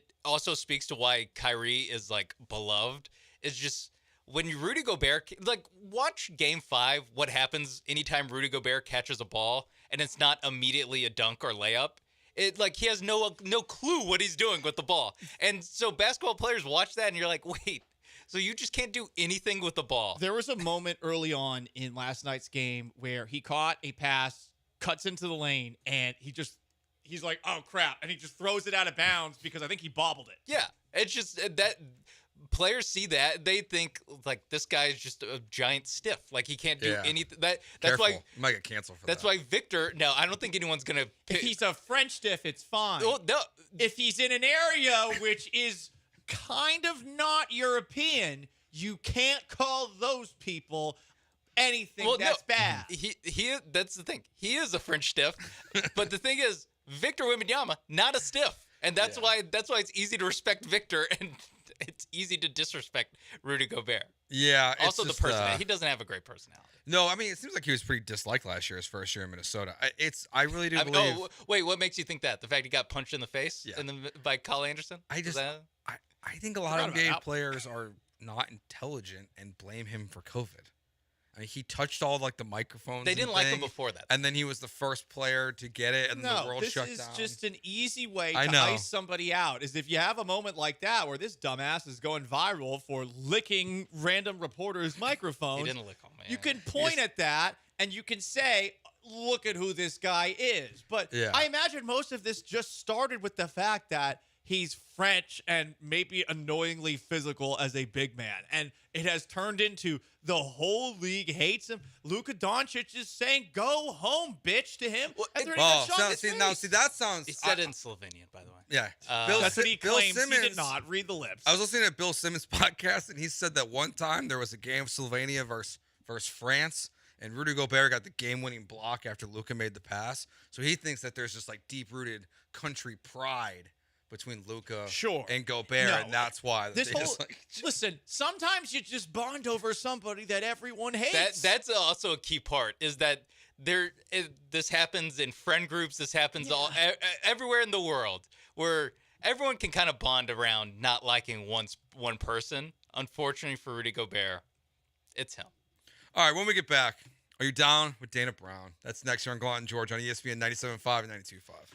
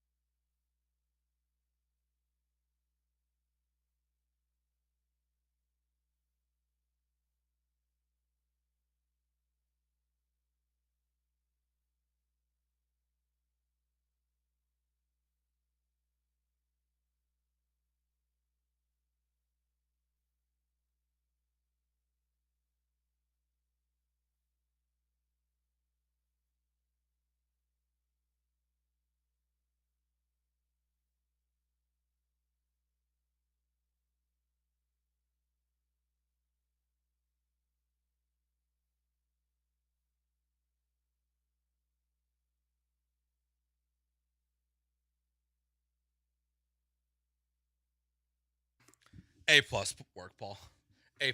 The beat was a little bit off, but all right. thank you. I appreciate that. All right, are you down with Dana Brown? We do this every single Wednesday. He gives us nonsense. Sometimes, it's starting to be maybe a little less nonsense here the last 2 weeks. Are we trending upward? I think we're down with Dana B more often than not Yeah, the I last think couple we're- weeks. yeah, I think the we're first moving- one was completely not down, and then I think last week we were mostly down. I think like once we started the segment, he must have heard us and was like, I need to stop sounding like a total idiot all the time. Soften. There comes a moment in every propagandist's life where the walls close in, Mhm.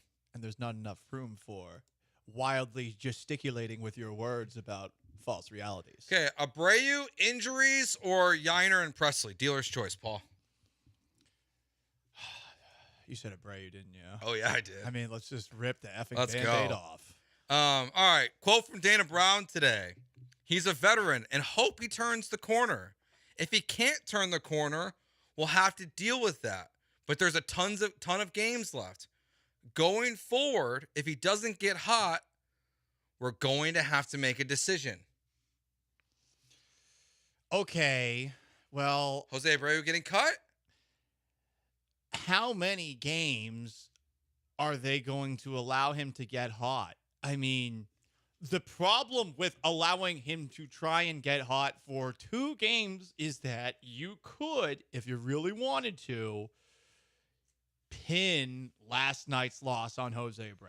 There was enough there. He was a liability at the plate, and he had 2, not just 1, 2 defensive plays in the in the 8th that were suspect, if maybe not the easiest. Yeah. I don't just mean the line drive that went off of his glove. It was a diving attempt. I mean, it was going to be a tough catch. But if he stays in front of it, instead of allowing it to bounce up and into the outfield, that saves 1 run. And I felt he could have done a better job trying to catch that throw by Alex Bregman. We didn't get a great replay angle, and it feels like the Space City Home Network is a little bit, let's just say, careful with showing defensive replays of Abreu. They better be very, very careful with how many games they let this play out. I feel like it's got to be less than 15. How long? Dana Brown doesn't know. Follow up to that. He said, how long? I don't know, but it's in sight. What? And we're aware of it. If he can't get hot and turn a corner, we'll have to have a different discussion. I would be okay with the 2 weeks, a 2-week open tryout during the regular season. I don't love it, but fine.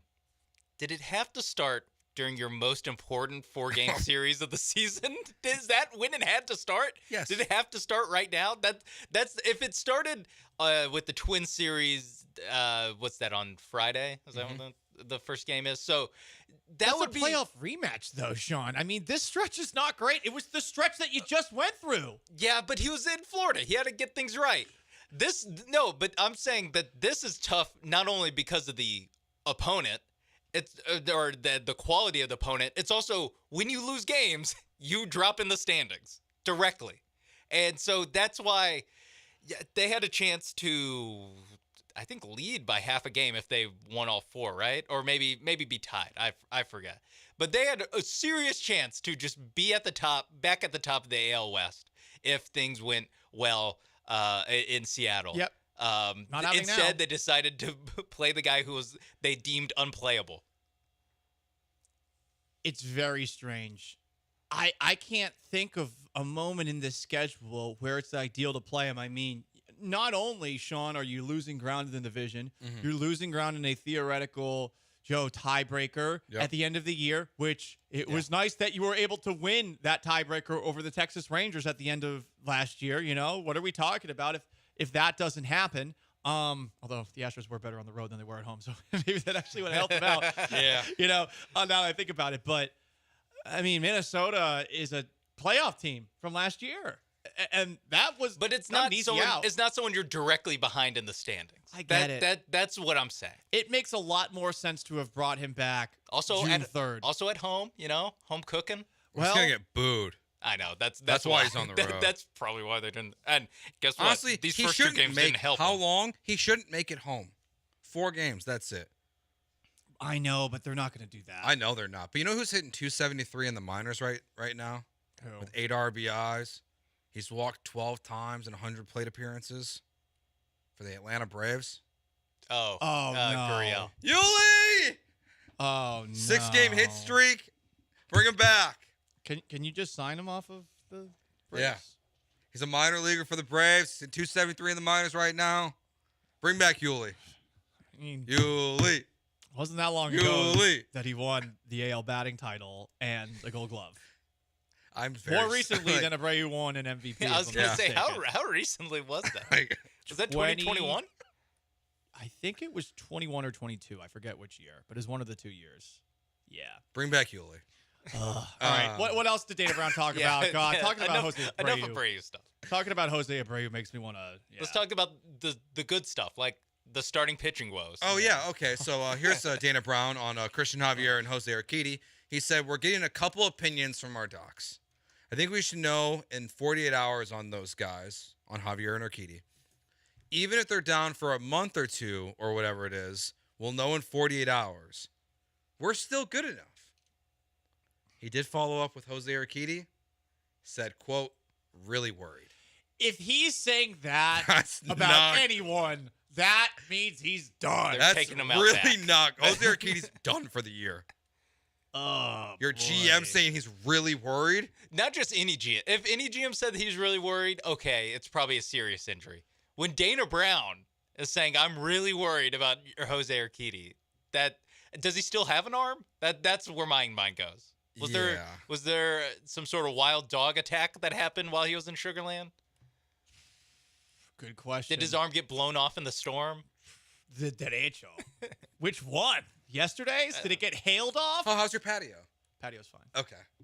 I make sure we get patio. We can't get dating No, updates. no, yeah, we had to close so the we book need on that patio one, yeah. updates. Well, there's no dating updates. Well, we got patio updates. I instead. didn't go to the HOA meeting last night because I was like, you know what? Oh, you didn't want to see her? Storm? Basically, yeah. Oh. I was like, nah, I don't want to go. Well, I also thought to myself, this is going to be like a 2-hour thing, and I'm just going to be miserable the whole time. It was fun the first time where everyone got mad at each other, but then I thought about it, and I'm like, do I want to be there for 2.5 hours? Especially, and probably the entire thing was about the derecho last night, I would imagine, and like the damage that your area took. Probably about the water boiler and the very large increase in the monthly HOA dues. But yeah, this is not good for Jose.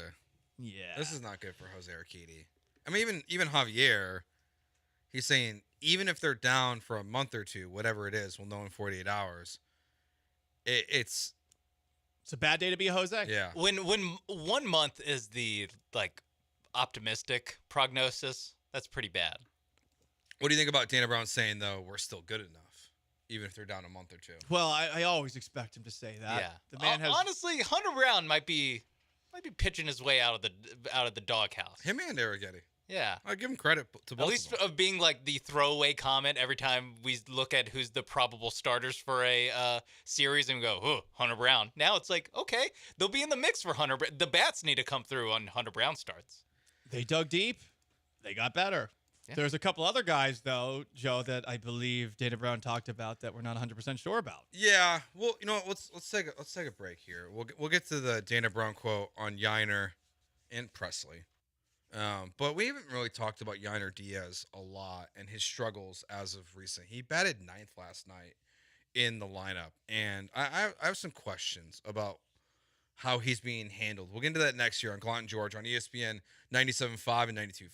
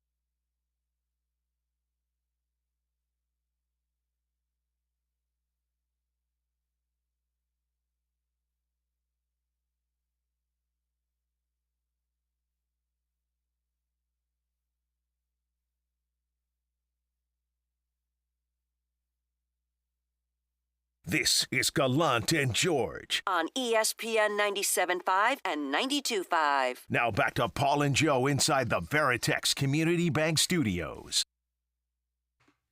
Text here from the 2A1. Let's just bring the band back together. Granky, Yuli, tell Reddick to suit up. No on Reddick. No on Granky. Just Yuli. I mean, let's bring more of the old band back together. Let's get Jeff Bagwell. Let's get Craig Biggio away from roster construction and back out on the field. Would Jeff Bagwell have a higher batting average than Jose Abreu? What are we at? 105? I think so. I mean, he can barely move his shoulder. No. Yeah, no. You don't think that Jeff Bagwell, Hall of Famer, could get 2 hits and 10 at-bats right now? Biggio, maybe. Bagwell, no. Because of the injuries. I think Baggy can figure it out. I think he can find a way. Well, probably not a lot of power. One of those ways could be, I don't know, giving Roger Clemens a phone call. Roger Clemens, 7th or 8th inning instead of Ryan Presley. Just 1 inning for the Rocket. That's what I was thinking when you mentioned Zach Greinke. I was like, honestly. I mean, listen. We just talked about how Jose Urquidy's arm's about to fall off. Nolan Ryan, get him out there. Nolan Ryan beat up a man when he was 50. He threw a first pitch not that long. I think it was in the last 5 or 6 years, and it was in the high 70s. George W. Bush. He threw a pitch once. Is he more trustworthy than Ryan Presley? Biggest moment in our nation's history. The first pitch after 9/11. Right down the middle. Nailed it. I was thinking the video with his dad holding up the baseball. It's like, I don't think he can. I don't know if we need George H.W. is where I will draw the line. We're not going back that far, Paul? No, not quite that far. We're not going to have people coming out and walk us. I pitched in the 1930s. I only pitched because there was segregation. I mean, some stadiums have the bullpen carts. So there is rumors that Ted Williams' head is frozen somewhere, and they're just ready. Teach him to play first. Teach that disembodied head to play first. I saw this. So we mentioned this earlier. The Astros scored exactly 1 run, scored all the runs in 1 inning in exactly 6 straight games. It's the longest streak since 2017. Cleveland did it, also 16. The only teams with 7 in the expansion era are the 1974 Orioles and the 62-63 Angels. The MLB record is 8. So you know what? Record watch. Well, hey. Earn history. To their credit, at least they're scoring runs in an inning per game, but just an inning. Yeah, if he gets shut out, I think that snaps the streak. I think they got to score more runs in that inning or get shut out. It would be great if they just scored 9 in 1 and then just got shut out. And I think they're almost all in between innings 4 through 6. So they're not scoring at the beginning of the games and the end of the games. They had 6 against the A's on Friday. Great. Yeah. In 1 inning. Let's get a couple more. I can live with 6 though. 5 If you're only score in 1. Yeah, give me that's 6. true. Yeah, if you're going to score it all in 1 inning, do 5 or 6. 5 or 6. You did that on Friday. You did that on Sunday. Your last 2 wins? Oh. Well, when you score in one inning, that's what you got to do. One other thing from Dana Brown. He said he was asked about Yainer Diaz and Ryan Presley, and he said they're quote both going through some cold streaks, and then also mentions that both are more than good enough to get through it and get hot. Well, I got to say this about Yainer Diaz. Yainer Diaz is swinging at everything that moves. He did it last year too. Yainer Diaz is a lot like your drunk friend at college with the beer goggles that is just going after everything. And no, I don't mean every single woman or man at the bar. I mean, he's going after couches. Yeah. He sees the recliner and he's like, "Oh yeah, give me that ottoman." He's batting 9th. Yeah. I mean, he's still towards the top of the team in RBIs for the season, but he has been stinks this year. Dreadful. And everyone told me that he didn't play enough last year. I still believe in Yainer. There's no part of me that is like, this guy's not good. As what? An everyday catcher that can be very good for this team. That can be very good? Yeah. Not this year. Because he was the best young catcher in baseball last year. It kind of reminds me of Pena, of what we saw. Now Pena played a lot more his rookie year versus Yainer, but we saw what happened in year 2. And we see it in baseball, more in baseball, I think, than in most sports. You see the sophomore slump, the book get written on you, and then you have to make major adjustments. And that's kind of what it feels like right now that we're seeing with Yainer, is that they have figured this dude out. And whether it's chasing stuff, like you're saying, it's nowhere near the zone. But I mean, the last 7 days, he's 1 for 13. He's not any better at it, is what's concerning to me. Because this is a problem that's been highlighted aloud by multiple people in the Astros organization. I think Espada's talked about it. I feel like Dana Brown now has talked about it too. And I mean, at a certain point, if everyone knows what's up, then why aren't you in West Palm Beach like Jose Abreu? Yeah. I mean, it does lead to the question of He's why at least hitting 251, so there's that. Why is Caratini not playing more? Caratini should be right now playing more if we believe Joe Espada is more reactive and adaptive than Dusty Baker, and also believe that that's a good thing, which a lot of you people out there, that is at least short-term solution. It's not like Yainer Diaz is the greatest caller of games either, based off of what we have seen to this point this year. Yeah, I mean, he's good, but he's not great. I have no idea what he is. I feel pretty comfortable saying he's probably not Martin Maldonado, and I mainly base that off of how much people complimented Martin Maldonado. That's fair. And the fact that Framber Valdez was at one point this year trying to call his own pitches with Yainer behind the plate, and on top of that, I think has been switched off script, and he's been switched again too. For Caratini for the second time this year. And then so they dropped him down to 9th because he's just been absolutely abysmal. And look, Victor Caratini I think he's the 13th highest paid catcher in all of baseball. Interesting. So he's got a pretty hefty contract. I mean, it's like catchers are not highly paid, but I would start playing him more. If you're gonna move Yainer down to 9th, you might as well just start playing Caratini more and figure out what's going on with him, because there's still a good player in there. We've seen it. It exists, but they can't find it right now. So he believes that Diaz is going through a cold streak. He's more than good enough to get through it and get hot. He also said the same thing about Ryan Presley. Do either of us believe that? No. Yes, Diaz, no Presley. Because I don't think this is a cold streak with Presley. This looks like a young, inexperienced player who is learning the game still for Diaz and is struggling. I don't see that with Presley. I don't buy into this change from closer to 8th inning guy is just now ruining him, because look at it. Look at the back of his baseball card when he wasn't a closer in Minnesota. Like it's you can't use that argument only for the positive things. He was not a closer before. So it's not like unless he's that mentally weak of a person, which I don't really believe that either. We've seen Ryan Presley, be nails in the biggest moments for the Astros the last couple of years. I just don't think he's good.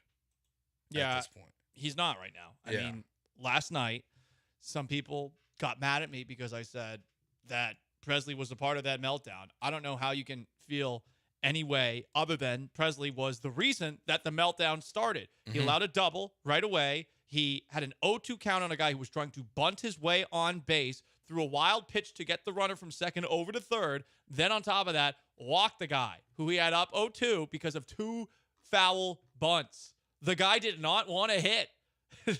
that was basically like having a pitcher try to lay down a bunt. Yeah. Just throw a strike. He didn't want to swing. You know what we didn't talk about yet from the game last night? Maybe the worst part of last night's game was the Jordan steal where they airmailed it and he ended up at third base with 1 out and they couldn't get him home. Yep. Like, guys, this is simple baseball stuff. Get a guy home with 1 out and you're in a much better position. From the 832, odds Espada gets fired before the All-Star break or after? Before 0, after TBD. I think it would be unfair to pin this all on him, much like I thought it was unfair to pin everything last year on Dusty Baker. Yeah, the players play. The hitters don't get hits in timely situations like you just mentioned. They had 1 out with a runner on third base. Get the guy home. The pitchers either have meltdowns in the first inning or the bullpen blows leads, and the bullpen is very well compensated. I don't think that Joe Espada gets fired before the All-Star break. I do think that if they miss the playoffs this year, Jim Crane will be calling Terry Francona and other veteran managers and wanting to go back to that, because I don't think that he's going to blame the players. I don't think he's going to blame himself. He's not going to blame Jeff Bagwell. Someone's going to get the blame for this, and it's going to be Joe. And I don't even, and maybe Dana Brown too. Yeah, I blame you, Joe. I blame you. Everyone blames Why are me. you speaking in the third person again? Definitely Joe. I will say there's a lot of times where like I see texts to our text line and like Twitch comments. I'm like, these guys are really mean to me today. And I'm like, oh, they're talking about Joe Spada. I'm like, it's not And actually referenced. Then to they me. throw in something about a pitcher staying out too long. You're And like, I'm oh, like, wait, not oh, me. that's me. not me.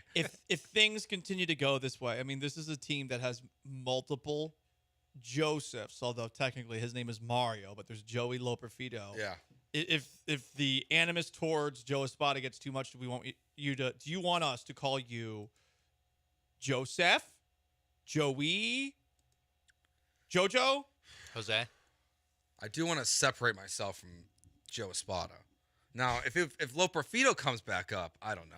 I mean that I like Mario. Mario. Joey. Joseph Loperfido. Let's do a no on the JoJo. How about Yosef? Oh, no on JoJo. Yosef? Yosef. We can go with Yosef. I did go by JG my whole life, basically. But that's what people call Granado, so that's kind of weird. Yeah, that also gets confusing. Yeah. Turns out having the name Joe gets confusing. Yeah. My name, they called me JG growing up because I was on a soccer team with 5 Joes. 5? Yeah. So my soccer coach called me My soccer coach called me JG, and then the next year he was my teacher in like elementary school, and it just stuck. Okay. Did your parents know this teacher? He was my best friend's dad. Okay. Yeah. So were your parents friends with his parents? Yes. Before, did everyone like have a? It was night kind of where, like let's all name our kids Joe. No, it just kind of happened. No, because we did not know them. Okay. It was in a new area we moved to when we moved from Southern Illinois. It wasn't. to the middle It wasn't a Illinois. grand plan in like No, 1991 or no. whatever to name all your kids the same thing. What kind of teachers were your parents again? English, right? 4th grade for my mom, English and like speech for my dad. English and speech. Yeah. It was the whole English language and speech, and Joe was what they came to. They like the Bible, Joseph. I mean, like, huh. All right, we're taking a break. This guy was now that I opened up a can of worms for Twitch. All right, when we get back, our 10-minute drill. What's going on in the NFL? That's next year on ESPN 97.5 and 92.5.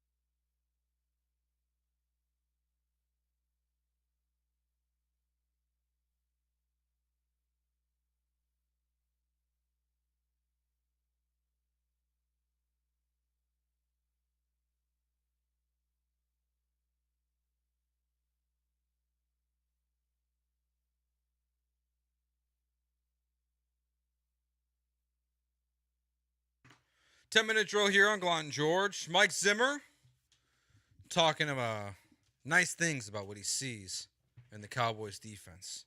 But he's going to do things his way, Paul. Do you believe in Mike Zimmer and the Cowboys this year? It's going to be interesting to see how Mike Zimmer takes over the Cowboys defense because Dan Quinn, his predecessor as defensive coordinator, is noted for being chill, for being one of the guys. He was in Pete Carroll's scheme before. So now all of a sudden you have a hard-ass, old, no offense to Mike Zimmer, who's running the show. He says he likes the defense that he has, but I wonder how the personalities in that defense will take to him. Mm-hmm. It is quite a shift. And it's, I think, a reason to ask questions about the Cowboys. They might buy in, that's for sure, but you're going from somebody who is, again, basically what Pete Carroll wanted as a defensive coordinator. Yeah. Which means, hey, I listen to players. We don't get mad at players. To a guy who is pretty blunt, and I'm not sure that has aged well in the NFL. There are very few coaches that are those old, cranky guys that are, I think, sticking around these days. Especially that roster. Diggs, Parsons. Micah Parsons against Mike Zimmer is going to be interesting if there are ever disagreements. Yeah, they don't seem like culture fits. And remember, Parsons is a guy that plays all over the field. So if Zimmer doesn't put Parsons where he wants to be, how's Parsons going to handle that? Yeah. Especially with contract talks at least swirling around his future and every Cowboys future. I've always thought that, as it gets closer to contract time, Micah Parsons is going to be more and more, I'm a pass rusher. Because I see what pass rushers get paid. I see what linebackers get paid. I'm going to be a pass rusher. Yeah, it seems like a weird fit. The whole Cowboys thing. I thought they were going to fire McCarthy. They didn't, so. They have their interim coach already. Zimmer? Mike Zimmer. Before Just slide him on over. Before they get to Belichick? Yeah, they fire him in week 8. I'm like, oh, there's our guy. Most Cowboys fans are at least happy it's not Kellen mouth open Moore. Oh, yeah. Is he the Eagles offensive coordinator? I think he is now. So he had see him twice a year. He had his little stint with Brandon Staley and the Chargers, and he could not save Brandon Staley's job. So, yeah, he's in Philadelphia. Speaking of interim coaches, he might be the guy who replaces Sirianni. Yeah. Vic Fangio is going to be the interim in Philly. Ooh. Oh, yeah. Good point. Do you think there'll be like a Buddy Ryan versus Kevin Gilbride situation? Man. Do they play in like week 17 and it's Fangs versus Zimmer? That'd be awesome. That would be fun. The Justin Fields was asked about the kick return stuff that was going around. Oh, yeah? And he said he laughed at it. Do you think he laughed at it, or do you think he got mad at it?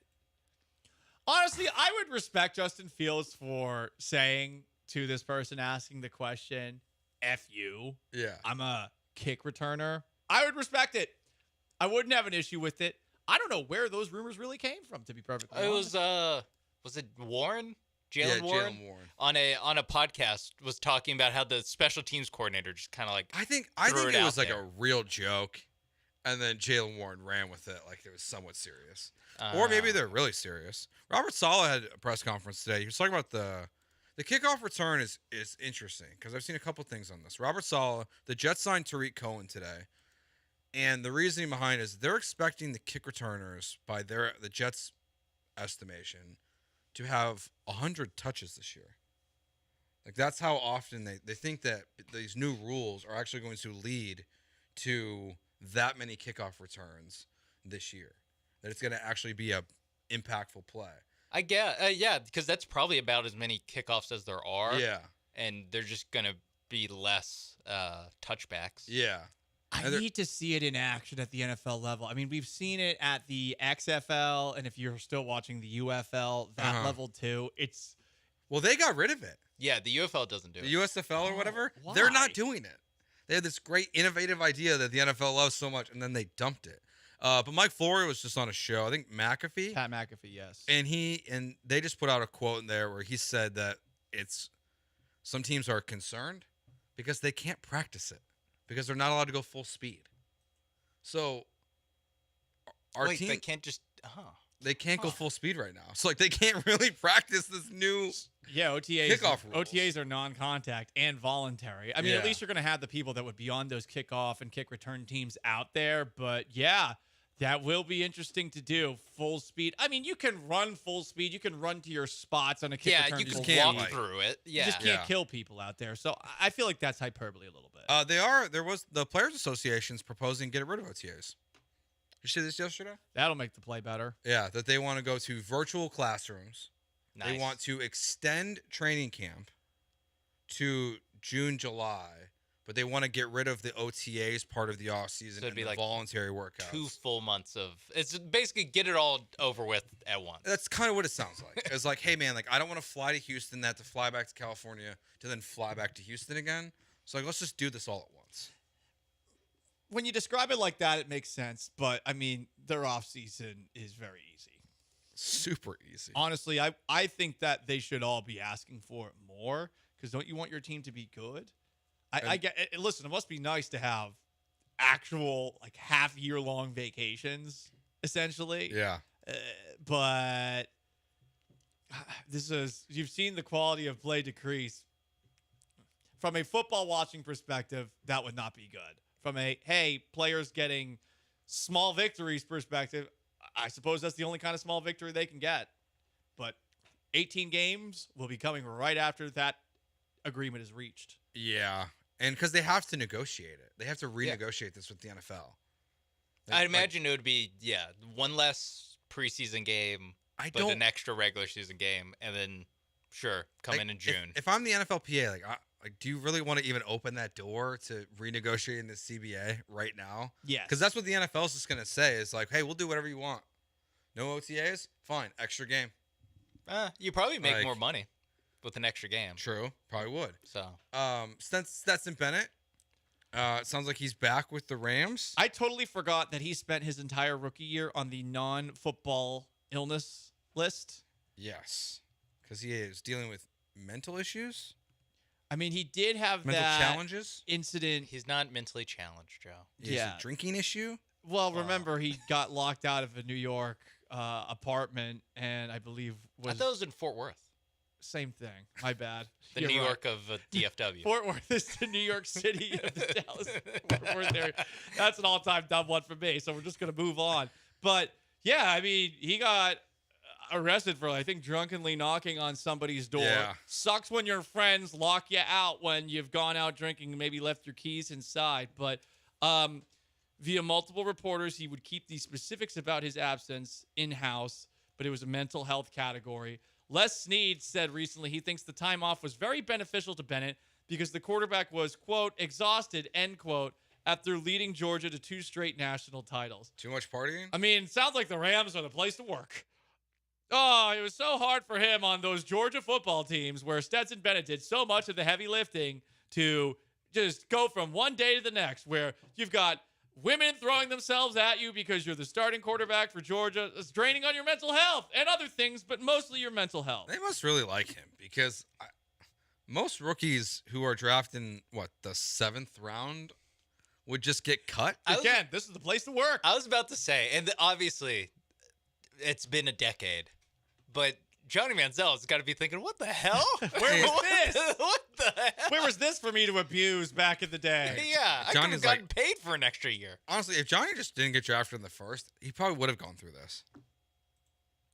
Like he probably would have been in the NFL much longer if he wasn't a first-round pick. No, don't underestimate Johnny Manziel's ability to self-sabotage. No, he would have been out even faster if he was a 5th rounder like Stetson Bennett. If he had the ability to go on the non-football illness list, his rookie season, I mean, the guy would have been spotted in Vegas every single weekend. Well, with him in disguise. A Scooby-Doo costume, maybe, too. I love the disguise for Johnny Manziel. The mustache? The mustache. The mustache and the wig. What was his alias? It wasn't Ron Mexico. Vic was Ron Mexico. Michael Vick, for those who don't know, when he was checking in at a certain place where you would perhaps want to remain anonymous. I didn't know that. That Michael Vick went by Ron Mexico. Yeah, they wouldn't allow you to buy jerseys online after a while that were number 7 that said Mexico on the back. Oh. Okay. I'm looking for the for the alias that was used by Johnny Oh, Manziel. Johnny. The pictures are funny. Johnny The Manziel. pictures are amazing. I mean, it's a big mustache. He was Billy. He just went by Billy. Oh, just Billy. Okay.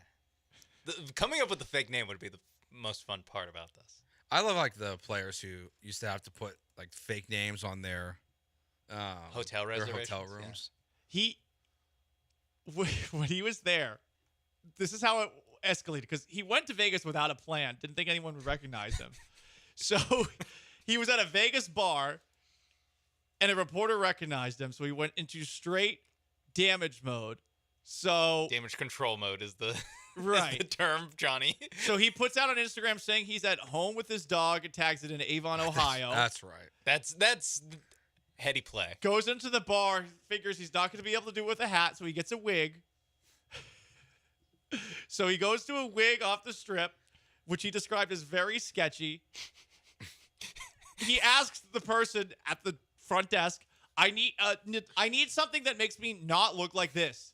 Do you have a mustache? And came back with the wig. He shaved off all his facial hair except for his mustache. So his mustache was natural, but he had a blondish brown mullet. Junior Bronco says, fun fact, you also can't make custom Patriots Hernandez jerseys. No, you can't. No, you can't. You can't. Sad day. I just have questions on why people know that.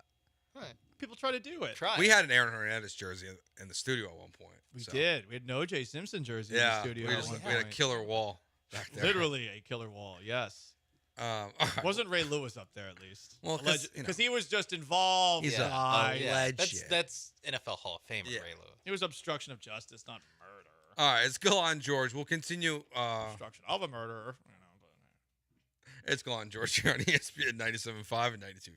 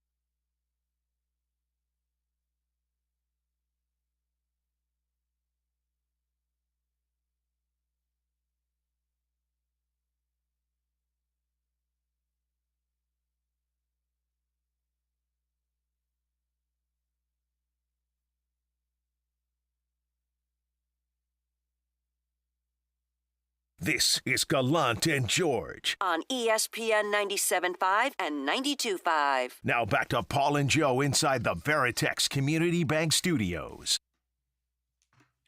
Text earlier about Jose Abreu, Paul.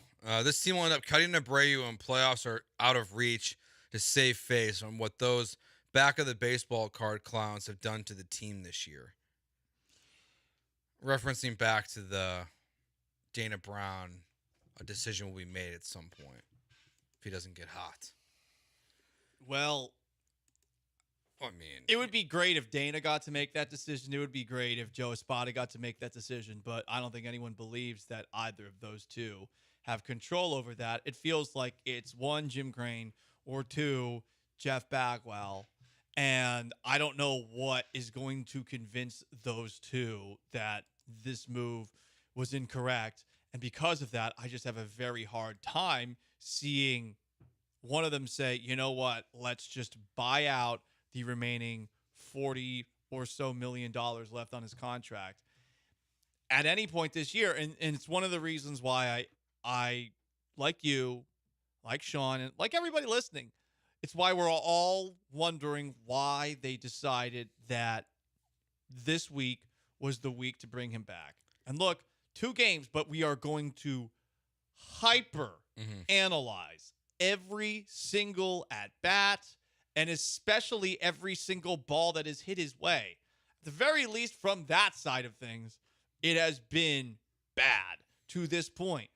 He did have an RBI single for a team that has not scored many runs over the last couple of days, but he also has 3 strikeouts, and the 2 strikeouts he had last night were pretty bad. If you brought him up now, you put yourself in a box where what's the next thing you can do? Are you going to put him on the injured list? You can't send him back to Florida. No, that's why they have to DFA him is the next move. You know, I saw Branham and Ari Alexander kind of going back and forth a little bit this yesterday about the idea of even trading him and eating part of his contract like the Mets did with Verlander. To me, there's no difference. If Jim Crane's not going to just straight up DFA him, is he really going to send him back to the White Sox as they were discussing and paying 80% of the contract? I don't think so. 80% is a ton. Yeah, I don't know why anyone would want to pay Jose Abreu outside of maybe with the White Sox. It's a chance to bring him home and have him retire a Chicago White Sox. But how many fans would that bring into the stadium given that they are arguably the worst team ever this year? None. They're very, very bad. And like Junior Bronco brings up, Red Sox DFA'd Pablo Sandoval with $49.5 million. They are a team that has more money and had more money at the time. And I just don't think Jim wants to spend his money this way. Like he wants. That's why, to the texter's point, if they're going to DFA Jose Abreu, sadly, I agree with this texter that the Astros will not make this decision until they're out of the playoffs, until they have taken their season and driven it into the ground. And then that is when Jim Crane and Jeff Bagwell would be willing to admit their mistake and say, hey, he can't be on this team next year. We've missed the playoffs. We'll eat our words. He's not good. Because then Jose Abreu becomes the fall guy. Now, most people won't fall for it, but Astros Twitter, which they seem to oblige to on so many things, they will. They'll be like, oh, look, they finally DFA'd Jose Abreu. It was his fault. They'll be back in 2025. They'll have all this money from Abreu and Bregman being gone that they can spend to get better. When the reality is, I don't know if they'll ever hand out a contract like this again. They'll never admit that they were wrong, though. They'll blame Abreu. Right. They will just say, hey, that with Abreu, I don't even know what they will say as an explanation. I just think that they will walk around taking the blame themselves, or they will find a way where they're just not made available to talk about it, and instead Dana Brown has to talk about it again. Yeah, and gosh, because Crane and Bagwell are not going to make themselves available for something where they're going to be embarrassed. Why would you? You're a baseball Hall of Famer. Why would you? You are Crane a won't millionaire talk at all. We won't hear from Crane again until like a fan fest kind of a thing next year. And even then, you might not hear from him again until they're really good again. He seems like he's very willing right now to make everyone believe that the people that are making the decisions are beneath him on the totem pole. And he went out of his way with that in the hiring of Dana Brown and the introductory press conference. Mhm. And since that moment in time too, he has tried to avoid the microphone. Yeah, he's kind of an eye guy. You know, he's going to talk about himself and how great the organization is when things are going well. Windows never close while I'm here. And then the window's closed pretty quickly this season, it seems. Like, to say that and then this be the result of the season it's embarrassing. So I get why he doesn't want to talk, but like that's why I even though maybe part of it's just because I have we get enjoyment out of Jerry. That's why I give Jerry credit, Jerry Jones, every single week. It's an open book. Yeah, like he'll talk as much as you want. You know, he will tell you how it is, and it's something that I wish more owners in sports would do. And I think the McNair family were hidden far too much during the end of the Bill O'Brien era, and now they can't hear enough of themselves on the radio and in front of the media. They had no reason, though, to make themselves public. Most of these people only want to do it when they're good. Mhm. Jones is really the exception. Baseball owners in particular, you probably don't even know who half of them are. They never make themselves available, really. And Crane, for a while, was one of the better ones. But over the last couple of years, the decisions that it seems like have his fingerprints directly on them, as opposed to Jeff Luhnow and even James Click, they're so glaringly obvious to everybody. Anytime you put yourself out there, all it's going to take is one person to get out there and ask a question about it. And, I mean, I don't think he wants to have a situation like the guy who just sold the Orioles, John Angelos, had on his hand, where he's saying, well, you're asking me that question today on Martin Luther King Day. I mean, or you're going to have to go on your phone and you're going to have to look up what holiday it is on a given day to say, hey, don't ask me this question on International Donut Day. Don't ask me that. You just won't answer. You just won't be there to answer questions. Yeah. God forbid they have a golf tournament at some point that's like, don't ask me this on All Saints Day. Come on. Oh man, Jim Crane. Because that's another Jim Crane. That's when you hear Jim Crane when the Astros were good. Was at a golf tournament or some sort of event kind of thing. Do you think Jim Crane will be at the Live Golf tournament coming up here? When is it? June 7th. I don't know. Oh no. No one goes to those, do they? It's too hot. Too.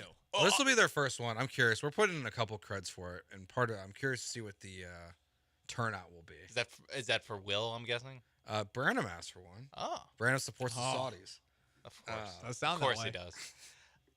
I was thinking if it was in like August, then maybe the Astros have enough time to turn it around. If it's next week, no. Jim Crane make himself scarce. He should have made himself available today with the big change in baseball where they are incorporating Negro League records into the all-time records, which is, I think, cool, but it's one of those things where you should have done this probably a long time ago so the people who have died could actually get this honor, you know? But hey, we're finally acknowledging that was bad. That's nice. This doesn't make up for it, but it's nice. So some of like the main categories have changed within the leaders now of Major League Baseball. Isn't it like batting average, Jeff? Ty Cobb is no longer the all-time batting average leader. Instead, that honor, I'm sure he loves that. My friends, well, it belongs to, I believe, Josh Bell? Josh Gibson. Josh Gibson, my bad. Josh Bell's the first baseman for the Marlins. Yeah, Josh Bell. Congratulations to you. Josh Gibson, also known as Black Babe Ruth, who died like 3 months before baseball got integrated. Yeah. With Jackie Robinson, the first one to go in. I'm surprised it took this long, honestly. Part of it is I know there are a lot of... Well, guess when they started it, and it is kind of eyebrow-raising. I mean, to start it in 2020 while all the protests were going on, nice job, baseball. Way to modernize. You know, take advantage of a tragedy when you can. They also... Part of the reason why I'd imagine this took so long because there's so many records that they know they don't have.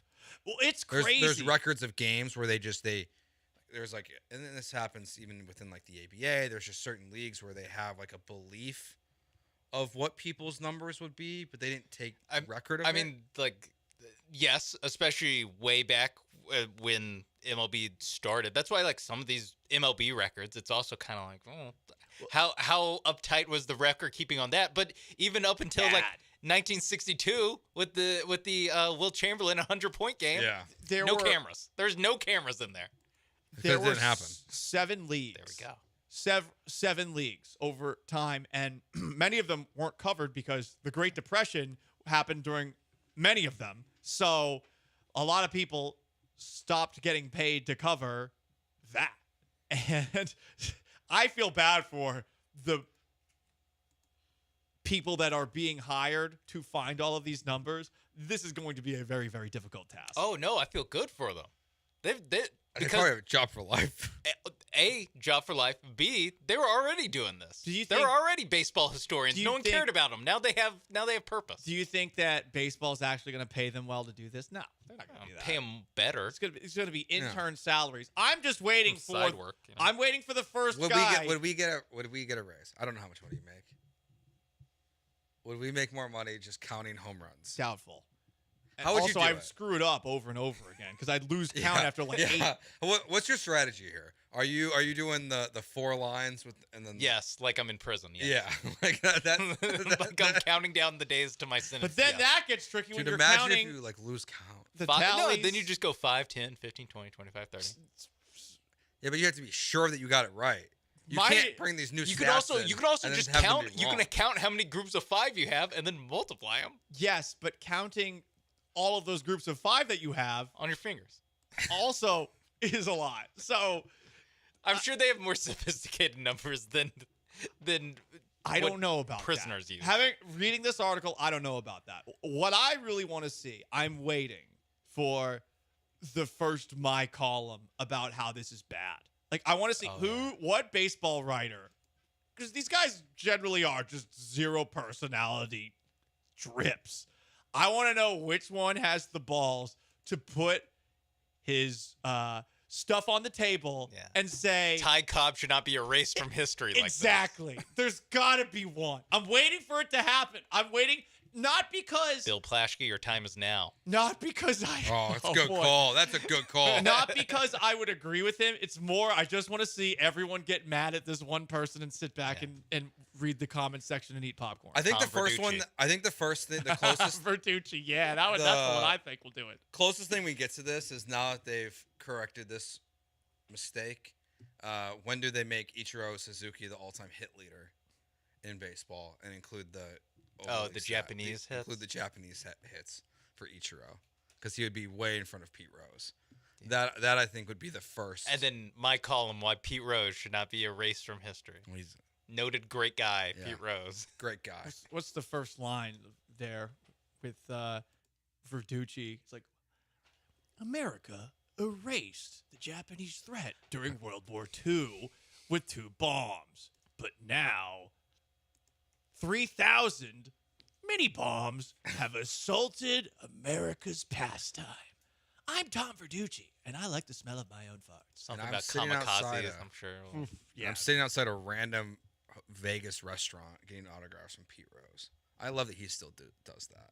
He's just out in Vegas in like random areas. It's like the only that's the way he can make money off of his name. Yeah. Well, and he has the store across Cooperstown too, or like the Oh. area that he rents out every year. The Hall of Fame's there. Great business model, Pete Rose. I give him credit. Mm-hmm. All right, when we get back, Hunter Brown last night, very good. Let's find a positive thing about last night's game. We'll get into that next year on ESPN 97.5 and 92.5.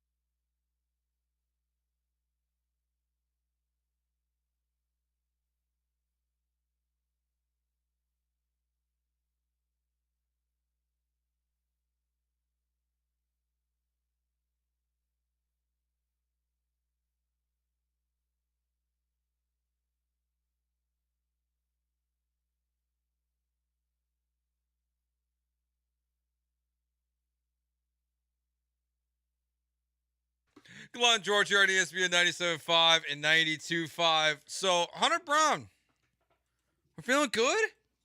Positive things? The future is bright for the Astros. Next year, a young core of Jeremy Pena, Yordan Alvarez, Hunter Brown, Spencer Arrighetti. The Astros will be back in 2025, Paul. Come on. Find the good things in life. No. No? You like the bad things? Pitched well and they lost. Great. Yeah. He pitched well against a lineup that honestly has been underachieving this year. The Mariners pitching is good enough where if they had a better lineup, I mean, this actually might be a team with a respectable first place record. But look, I'm not saying what Hunter Brown did last night is unimpressive. It was, and he's clearly made a lot of progress over the course of this month because he was so bad in April. But I can't feel positive about this when you blow it. When you spoil an outing like that by Hunter Brown. This team was in the ALCS last year and won the World Series 2 years ago. Yeah, I hear you. It's because last night's game encapsulates the entire season. We talked about this at the start of the show. That it is rinse and repeat every single game. Something goes wrong dramatically with this team, and I think it's going back to the blame game. We put Presley at the top of that list. Where do you put second? Like who's like when you have your pie chart? Presley fills up most of it. Where do you look at next for this team? God. No, I'm kidding. The baseball gods. No, They do seem to not like the Astros right now. I suppose if I have to pick anybody, it's the lineup as a whole. Okay. Because, I mean, the entire lineup scored 2 runs. And, I mean, you take a look at everybody. They only had in this game 5 hits. 2 were by Yordan. And 2 were by Bregman, who had the home run and got your 2 runs. Everyone other than Altuve, Alvarez, and Bregman was 0 for. Kyle Tucker was 0 for 3. Jeremy Pena, another 0 for 4 performance, at least less strikeouts this time around. And Jake Myers cooled off a little bit, 0 for 4. Look, Luis Castillo's a good pitcher, but your lineup should not, when it gets to the Mariners bullpen, and ultimately it's Ryan Stanek who's easily shutting you down. It shouldn't be that easy, right? Nobody was really that upset he left, to be honest. Ryan Stanek? Yeah. I agree. That's what I mean. Ryan Stanek's the one shutting you down. I mean, that's a guy that you let walk and you're like, yeah, I mean, we didn't even use him in the postseason. So, Yeah, it's the only part of I bring up the Hunter Brown thing just because it's been such a focal point of the struggles of this team, and now with Javier and Urquidy likely to miss time. Urquidy, based on the Dana Brown quote today, which if you missed it, he was asked about Jose Urquidy and Javier's injuries, and he said he was really worried about Urquidy, which just sounds awful.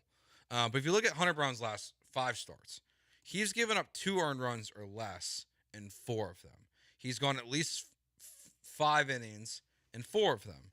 So it does look like Hunter Brown is starting to figure out again. Now, I don't view him anymore and will no longer view him as this prospect that they once tried to talk about him. That he is just going to be this Cy Young candidate level next Justin Verlander guy. That Hunter Brown to me is gone.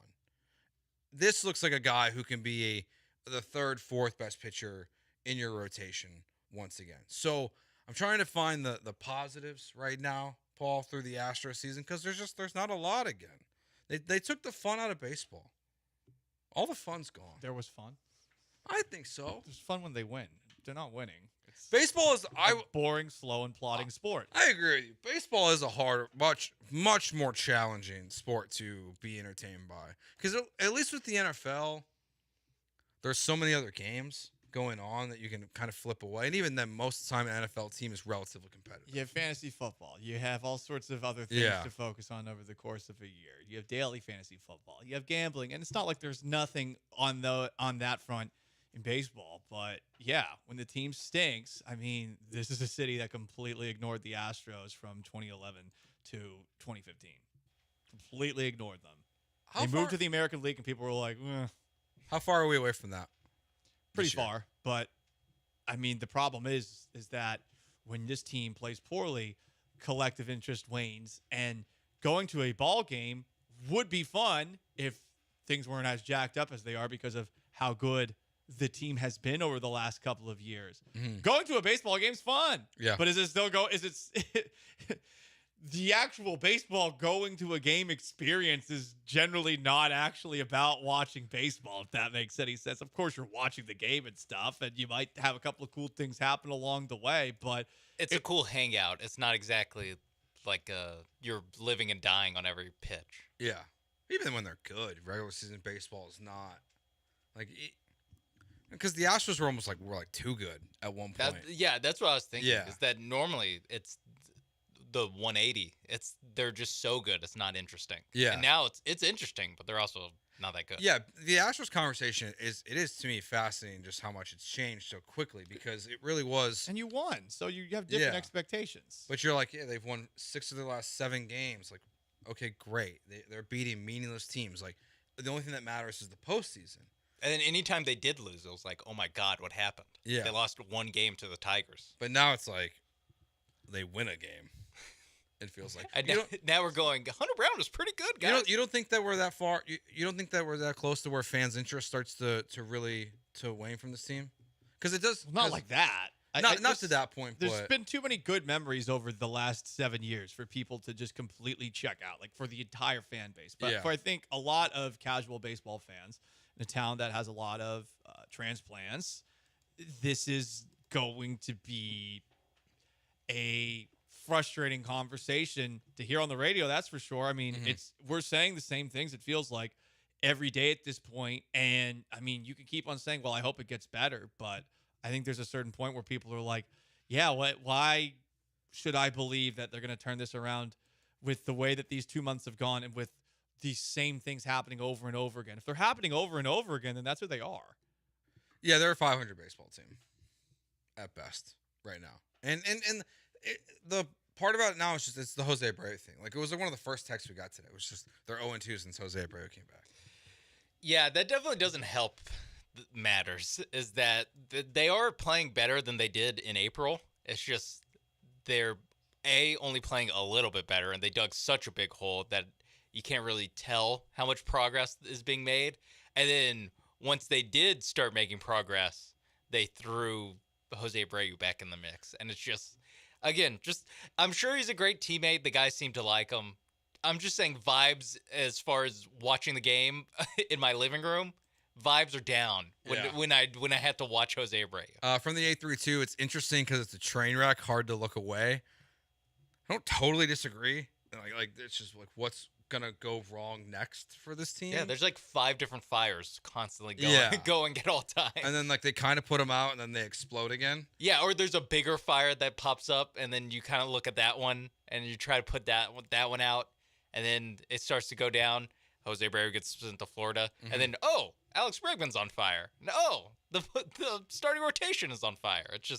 It's one after another. All right, the negative views of the Nico Collins trade or contract. Paul and I both like it. The negatives about the Astros. I was like, No. oh wait, Did we just do that? We just did that. No. For We're moving on. 2 hours. We're moving on. But there are people who don't like the Nico Collins trade. So I'm gonna present these arguments to Paul. I don't agree with them. I want to hear where he would most agree and most disagrees. That's next here on Gallant George on ESPN 97.5 and 92.5.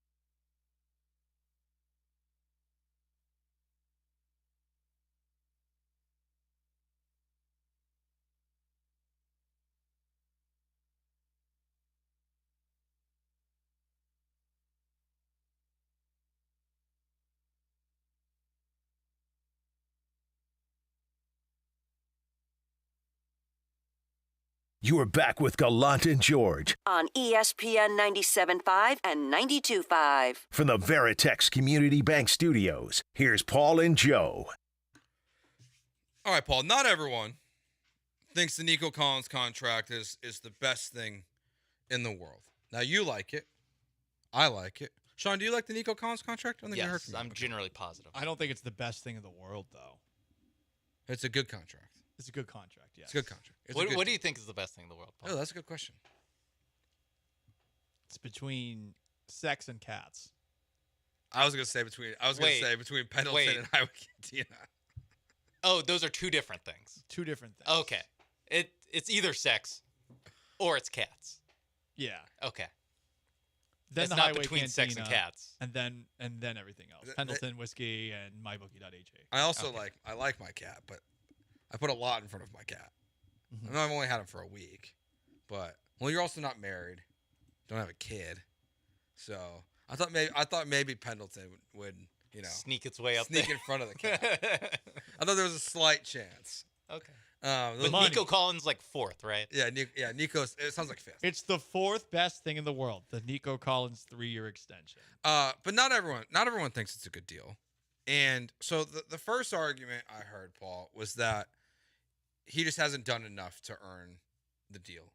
That because of the first 2 years with Davis Mills as his quarterback, that the year 3 jump shouldn't have been rewarded with a $24 million deal in the way it was. And the argument I've seen, I saw someone on the Twitch, I can't remember who said it earlier, they used Andre Johnson and his lack of quarterbacks and the success he still had in the NFL as kind of the argument against it. You can use DeAndre Hopkins as well, that he had great success in the NFL with below average, terrible quarterback play, just as bad as Davis Mills. I don't know if they were just as bad as Davis Mills. He was pretty bad. Davis Mills, the amount of people that bought into him, I feel like you lost all your credibility altogether. The guy couldn't hit a pass to the sideline. And yeah, he has a cannon for an arm, but I mean, you can't even trust him to run a Hail Mary last year successfully against the Titans. It was weird, the amount of people that bought into it, and I get it. He had a couple of nice games in 2022 at the end of the year. I get it. Check that. Not even 2022. It's the end of 2021. Yeah.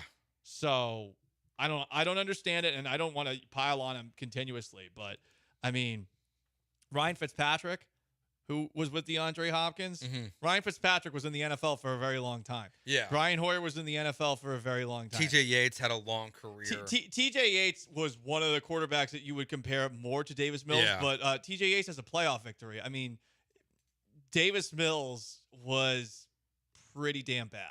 So you don't think that's a good argument to why the Nico Collins contract is not good because of his first 2 years were not, and the below average quarterback play is not a good excuse for him. No, the guy's 6'4", can run by everybody, and can do things after the catch. And I feel like the people that are bringing up, hey, what he was year 1 and year 2, I feel like you're completely ignoring that. If you're saying, well, what was he those 2 years? I don't know. Here's what he is now. Pretty glaringly obvious if you've watched football. So the next one that I've seen is just the number on the contract, that it puts him at number 7. And I mentioned earlier how when you think about it this way, that T. Higgins, Ayuk, Jefferson, and Chase are probably all going to get paid within the next 10 months. That really by the time, Nico's playing under this contract, he will not be a top 10 paid wide receiver in the NFL. You also have guys like Keenan Allen and Stephon Diggs who could get big short-term contracts, kind of like Nico's. Do you have an issue? Do you think that the value of his contract, do you understand why there's pushback against that? No, I don't get say it. no. I really don't get any of the pushback to this. This is a very reasonable deal. They're not locked in forever. This does not prevent them from giving C.J. Stroud all the money. The salary cap balloons every single year, and these contracts get bigger every single year. And I think we see the value number for these deals in totality. We don't think about what's actually going to be paid on these contracts, which sometimes are not even seen to the end. And we see that big number and say, well, I've never seen that before. Well, I've never seen that before. And yet you forget that you said that the last offseason and the offseason before that. If you're taking a look at the NFL as a whole, that to me is understandable, but it's not a valid defense. These contracts get bigger and bigger all the time. And there, as you said earlier in the show, Joe, are some other wide receivers who are going to be paid a lot more than him. Yeah. Collins did not ask for more money than some of the deals that just got signed. They gave him a short-term deal that is worth less than some of the guys who signed this offseason, who I think most of us would argue, based off of what they've done in their careers to this point, are better receivers than Nico Collins. I'm not saying he's the number one in the NFL. He certainly has help from C.J. Stroud. He has help, hopefully, from Tank Dell. But I also saw what I saw at the end of the year, and I feel like if you are not seeing all the things that Collins brings to the table now, then you're not looking hard enough. Yeah, I don't know why there would be a pushback to the contract that Nico Collins got. You can, if you want to use the Davis Mills era, I don't agree with that. If you want to use just where he belongs in this pantheon of wide receivers, well, statistically for 1 year he's in it. That's 1 year, but he's in that moment. A lot of times, to me, when I hear people push back against these contracts, what I really hear is all the other contracts they've seen in the past blow up in their face, and they just think every single one's going to be a disaster.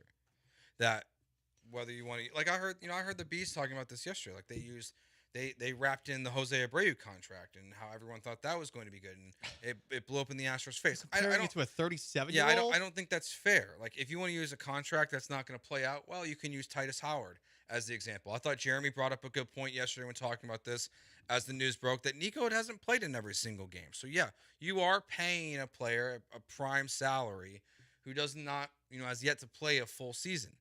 That's okay. Like, it's not perfect, but how many players also play a full season at this point?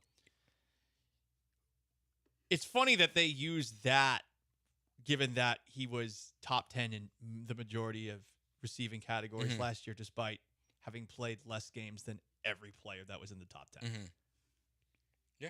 16 or 17, everybody else that was in that conversation. He was in 15.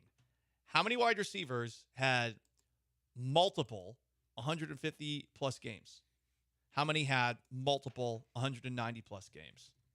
How many in a playoff game, do or die, on a Saturday night in Indianapolis would have been able to have 9 catches for 195 yards and a touchdown, a 75-yarder to open up the game with pretty much no help around him at wide receiver? Nico Collins won the Texans that game from the start, but also with huge catches throughout that game. And if you listen to me back then, I said that was the moment right there where I 100% began believing in Nico Collins as one of the better receivers in the league.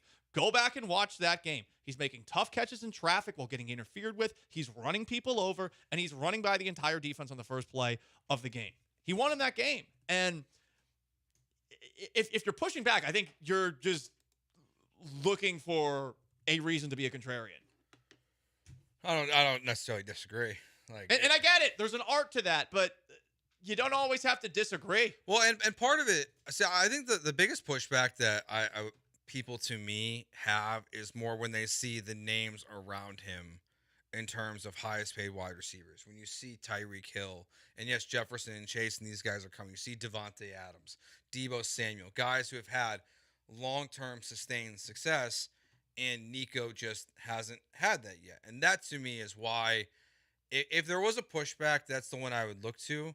But to me, it's no different than C.J. Stroud. It's okay to just believe what's in front of you sometimes. It's okay to believe that after week 4, everyone was pretty much ready to acknowledge C.J. Stroud was a superstar franchise quarterback. And then by the end of the season, there's no question in most mind that he's a top 10 quarterback in the NFL, because we saw it with our eyes. Nico Collins, it's the same thing. You can push back all you want, but we saw how it played out. It's for some reason there's a major pushback from fans, media, everywhere to crown people too early, and they're willing to kill people right away and crush them and say they're never going to be good.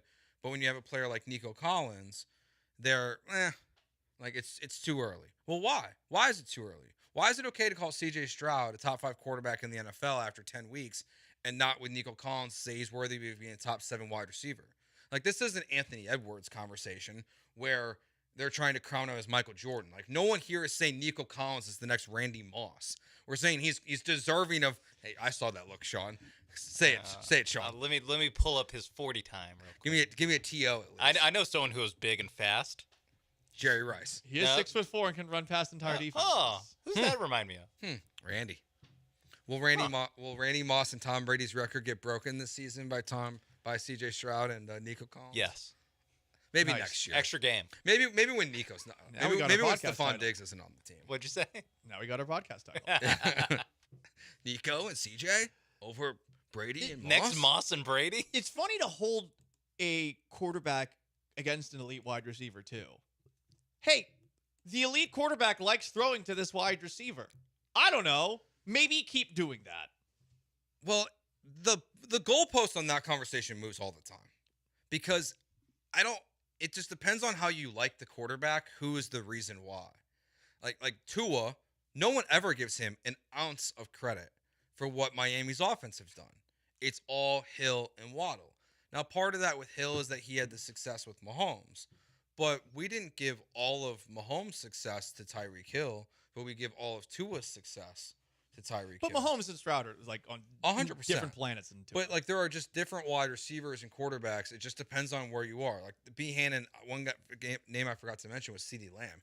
He's also going to get a massive contract and push Nico Collins outside the top 10 of highest paid wide receivers in the NFL by the start of next year. Yeah, getting this deal done early before when you're still at only one good year, and you can go, well, it's because of C.J. Stroud. He had that one good year.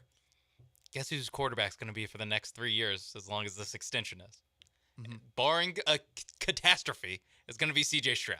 Yep. So that to me as he's not one of the upper echelon wide receivers. He just plays like it because he gets to play with C.J. Stroud. Well, then great, because C.J. Stroud's still on a cheap contract. You can pay him. And this contract, I mean, God forbid C.J. Stroud ends up not on the Houston Texans at the end of his rookie deal, but this contract literally lines up with the entirety of C.J. Stroud's rookie deal. So say things hit the fan and we've got another Deshaun Watson 2.0 and you're moving on from the guy. How dare you? At the end of the deal, worst thing in the world happens. Guess what? His contract's off the books as well. But guess what? Some of these wide receivers that you know and name that you believe are so good were elevated by the guy that was throwing to them. And as Joe said, sometimes the other way around. It happens. Sometimes it's the wide receivers that elevate their play. But in an offseason where people were banging the drums for the Texans to go get Stephon Diggs before they even got him, we don't know that C.J. Stroud and Stephon Diggs are going to have a rapport. We do know that C.J. Stroud has a tremendous rapport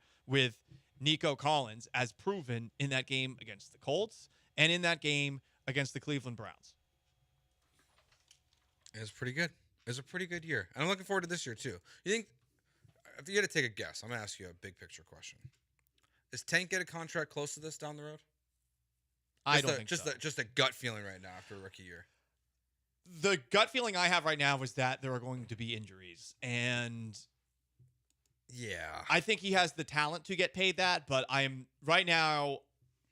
curious. I mean, I remember another mid-round draft pick that the New England Patriots had that was honestly like the only good wide receiver that they had drafted in a really long time. And if you watch the Patriots-Falcons Super Bowl right here in Houston, you saw him.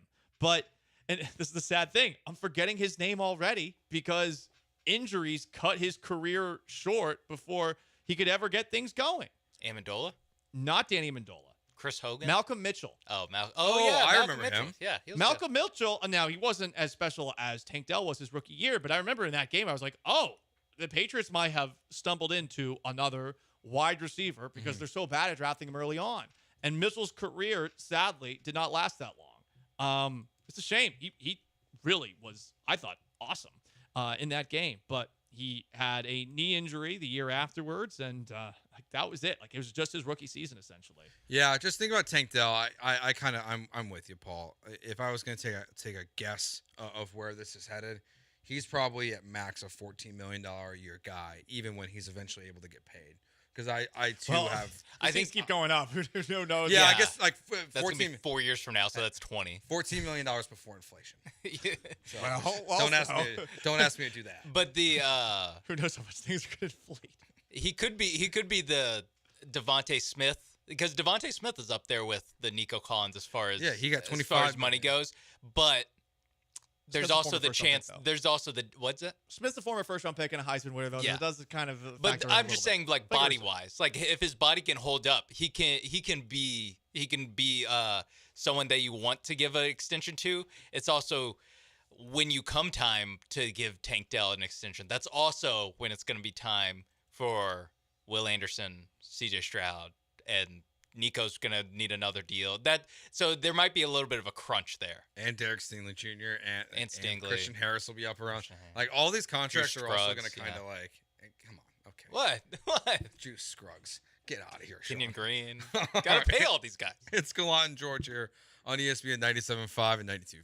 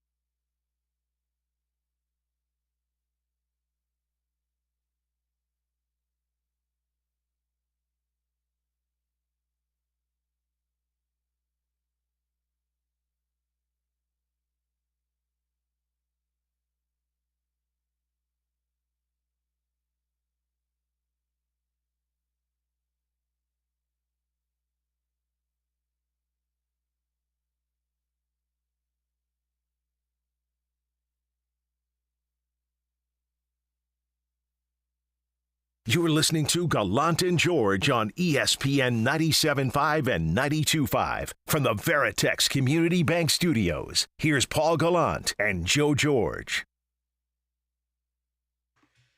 So Brian Windhorst recently was he was doing a radio interview, and I found this very interesting to our Donovan Mitchell hopes here in Houston. He said, "What Donovan has with the Cavs is what LeBron has with the Lakers. In fact, it might even be stronger." Donovan Mitchell really calling the shots like that on a team? As far as pull within the organization, that seems crazy. I mean, he probably got Bickerstaff fired. I like Donovan Mitchell. I don't want to disrespect Donovan Mitchell too much. Donovan Mitchell is not worthy of having that much control over a franchise. Yeah, but it's Cleveland. I mean, losers. I think it's not just Donovan Mitchell. It's where Donovan Mitchell exists in time and place. Where it is the Cleveland Cavaliers trying to re-sign Donovan Mitchell. Just get his name on a piece of paper. You'll listen to him. The Cleveland Cavaliers are not pretty. They are not the belle of the ball. No, they are Mark Davis. They are taking what they can get and holding on for dear life, no matter how many times they get walked over while holding on. What a transition. Speaking of getting walked over, Ty Lue just got a 5-year, $70 million contract. It's a lot of money. That's a lot of money for a coach. That's a ton of money for 5 years, $70 million for the Clippers. But hey, if anyone's going to get paid that kind of money, other than Monty Williams for some reason, it's going to be whoever is coaching the team that's owned by Steve Ballmer. Because that's with the coaching market, like there's no salary cap. You can pay him whatever you want. Just throw money at him until he says no. That's a lot of money to give to a guy who's been very good at getting Kawhi Leonard to go to work. It's not his fault. That might be the hardest job in the world. It's not anyone's fault at this point. There have been some astronomical deals given out to coaches of late. Mm-hmm. What was the ridiculous one last offseason? It was Monty Williams. He became the highest paid coach in NBA history. Which is still. And how many games did they win this year? Like 17. It's like it ends in a teen. I know that. Well, I mean, he brought in a genius offensive coordinator. That's why he had such success this year. A winning mentality. Yeah, Steven Silas really going to help the Pistons. 14 wins. 14. They won 14 games this year. Steven Silas will help you have another chance to end up with the 5th pick in the NBA. I know that's the funniest part is that the Pistons are trying to be good, and they cannot be good, and then they get the 5th pick in the draft. Like they drop in the lottery order every single time. Sean, you mentioned Mark Davis. Yes. So you were educating Paul and I before the show on a follow-up from this chick who got pregnant, but it's not Mark Davis's. Who's the baby daddy? So the baby daddy, I believe this was, this is how I saw it. I don't know if they had it first. I want to be very careful with the journalism here. I believe TMZ had it first that Hayden Hopkins is not expecting a child with Raiders coach or Raiders owner Mark Davis. She's expecting the child with MLB player Joey Gallo. In the statement, she referenced something about Joey, like this kid is not Mark Davis's, it's Joey and I's. And I think we talked about, imagine just being Joey and being caught up in all this, being like, wow, the owner of the Raiders is who the public thinks is the father of my child. Actually, you're not a normal guy. You're a professional athlete, Joey Gallo. Yeah, but professional athletes, you're not ashamed of having a child with a professional athlete, where having a child with a rich person in their 60s or 70s that looks like that, I mean, you would never want to admit that. No, I just mean that as far as like when I heard just it's Joey and I imagine it was just some other 28-year-old named Joey. and I mean, I don't know. That she went to college with or something. It's, like nope, it's Washington National. Professional athlete. $5 million made this year. Congratulations. He's hitting 138 this season. He sucks. Yeah, but he's played baseball for 10 years. He's also always a low batting average guy. He's a home run guy. Good point. Yeah. How many home runs does he have? What's the highest batting average of Joey Gallo's 202 career? in his career. The highest batting average of Joey Gallo's career is 223. No, I got 253 here. Ah, got it. His next highest? Is that 2020? Asterisk? No, 2019. So he was probably cheating.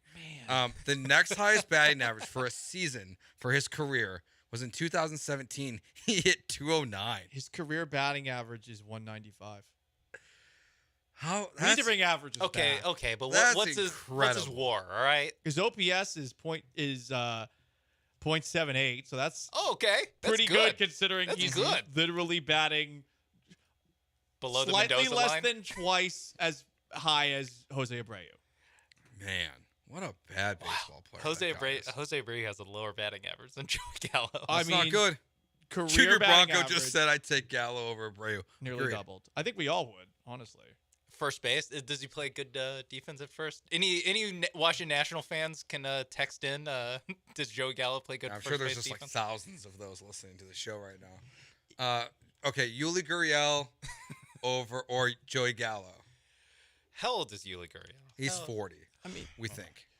You look at Joey Gallo's Pro Baseball Reference, and you would assume that he's in his mid-30s. He is 30 years old and 192 days. Wow. Good for him. So he's still technically in his prime. Text here we got off the last segment. Procreating age.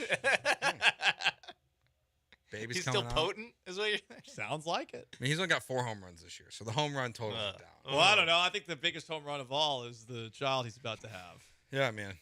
Isn't that what life's all about? I think you gotta like lock her down first too. I mean, she does have room. Like people, are thinking it's Mark Davis's. So I don't know if that's a total win in your. No, she clarified that. And Even though I this believe story is, if you could have the baseball player money or the NFL owner money, what are you taking? the I believe NFL her. owner. Yeah. But a poor owner. What's Joey Gallo's You're career, right. Joey Gallo career earnings? We know that among NFL owners, he's not making much. But one, does she know that? Two, would she care? I would assume that Joey Gallo about $35 million. It looks like. That's it. Yeah. Wow, I thought he would have made a lot more than that. Manipulated his service time. Yeah, I mean, he I guess he got paid almost. He got paid $1,075,000 just for 3 years combined. So that's crazy. Text here from the last segment from the 832 is Tank Dell just a better version of Will Fuller? Totally different players. I also don't think the injuries are going to be that kind of injury. Yeah, Fuller was a hammy injury guy.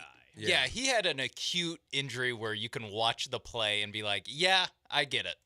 I get why his leg broke. Will Fuller was the hamstring, groin, like soft tissue injuries. All the time, yeah. Yeah, and it Once was all happened- the time. You need to put years in the game before you reach Will Fuller status. Right. And different size. I mean, Will Fuller's 6'1". Tank Dell might be 5'8". It's two totally different players. All right, when we get back, garbage time. How we wrap up every single show. That's next here on Gallant George on ESPN 97.5 and 92.5.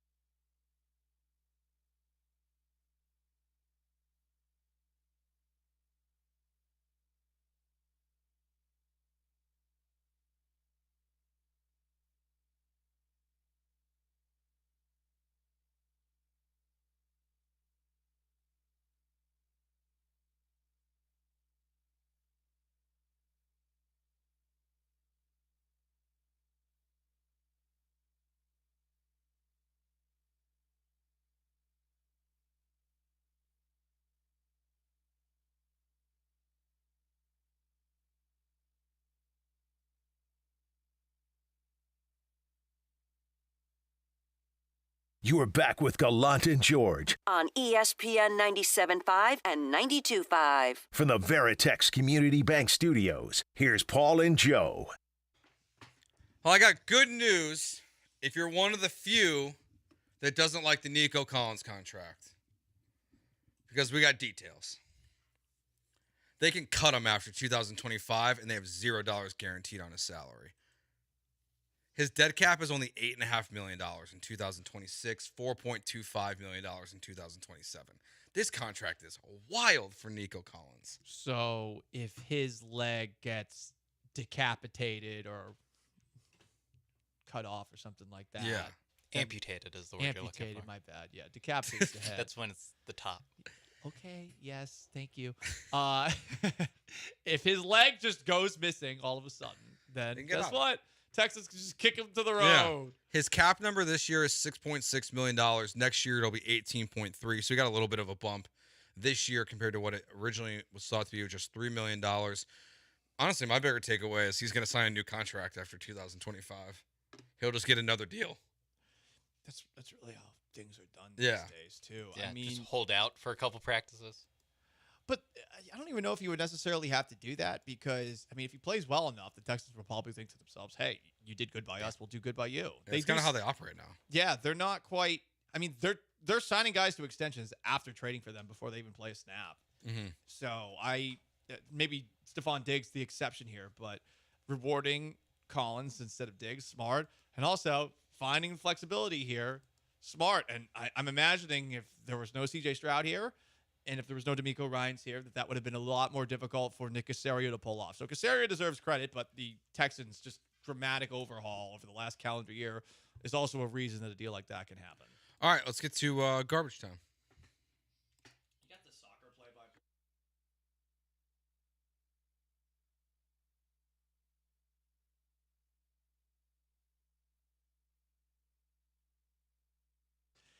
So I saw some unfortunate audio on the internet from play-by-play of a high school girls soccer game. Okay. It took place in Oklahoma. While thinking he was off of a live stream of this high school women's soccer game, I guess it's a high school girls soccer game, this man who goes by the name, I'm looking for his name here. I'm surprised by how it is hidden as much as it does. But at halftime, this man just starts to vent. And here's what Toby Moore, the play-by-play man here, had to say. God, was that first half as ugly as I thought it was? See, it's a high school game as an announcer. I just can't get what in the hell was that? But, no, not college games I might. High school games I won't.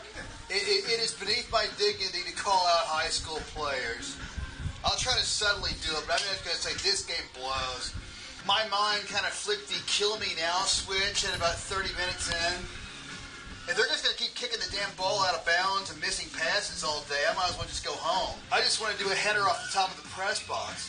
Unfortunately, it's too low. It wouldn't kill me. It's like they're not even trying to pass. They're just chucking the ball downfield. A little technique would be nice. What the hell are they teaching those kids in practice? So this is a game in Kansas between McPherson and Rose Hill High School. Now, what a rant. Far be it from me to defend the broadcasters here. All I'm going to say is anyone who has worked in this field has had at least one day where that has been going through your head, because not every single job in the world of sports media is glamorous and or fun.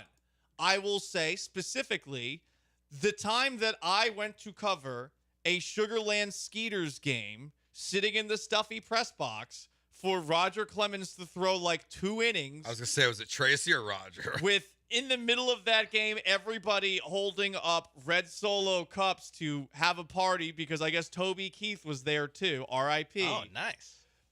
This is a bad memory? I had to go to that instead of getting to cover a Houston Texans preseason game, which at the time was all I wanted to go to. This is when I was a lot more in love with sports. I know that I had similar thoughts there. So I'm not saying what he said was good, but he thought that that was not live over the air. I've definitely run games here where I'm like, can it at least be a close game? If I'm going to have to be here all night on a Saturday night, can it at least be good? Yeah, I was the Rockets radio producer for, let's see, the post-James Harden era. Ooh. Until I came here. And I don't know, all of that basketball sucked. Like when they're down 30 every night. Your record is like 30 and 200.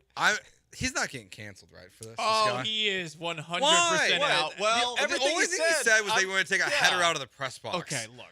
Everything else was very funny. I guess he's ripping high school girls. I guess that's bad. But it is bad. Nothing he said was that out of line. Yeah, like it was pretty PC. We're not done. Oh. First, though, I will say, Moore has been calling games since 2019. He calls games for Tulsa Athletic Soccer and Rogers State University in Tulsa, Oklahoma. He apologized in a statement to awful announcing. They were tasteless, stupid, and inexcusable. Did it get worse? Yes. Here is this commentary getting worse. Up top, baby. Right there. Gotta be able to where I think the one that's facing us. Yeah.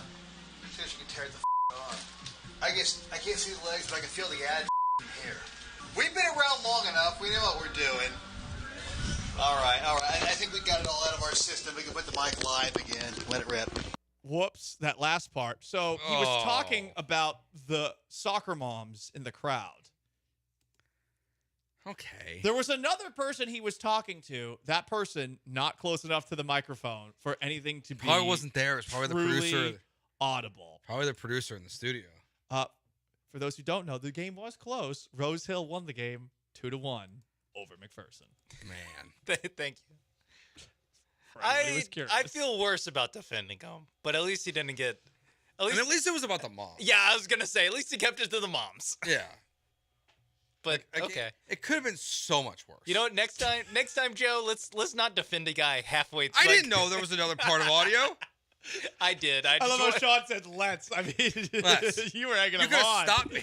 That was a trap. That was like a hot mic instant. That's my hot mic. You know the mic is on. You're just like, Joe, just keep talking. What else do you think, Joe? The shovel. This guy seems like a good guy, right? You're gonna hire him, right, Joe?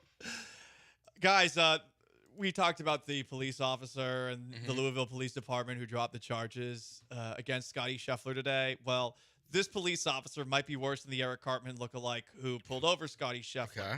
A San Diego police officer has resigned after getting locked in the back seat of his police cruiser for over an hour with a woman he had arrested.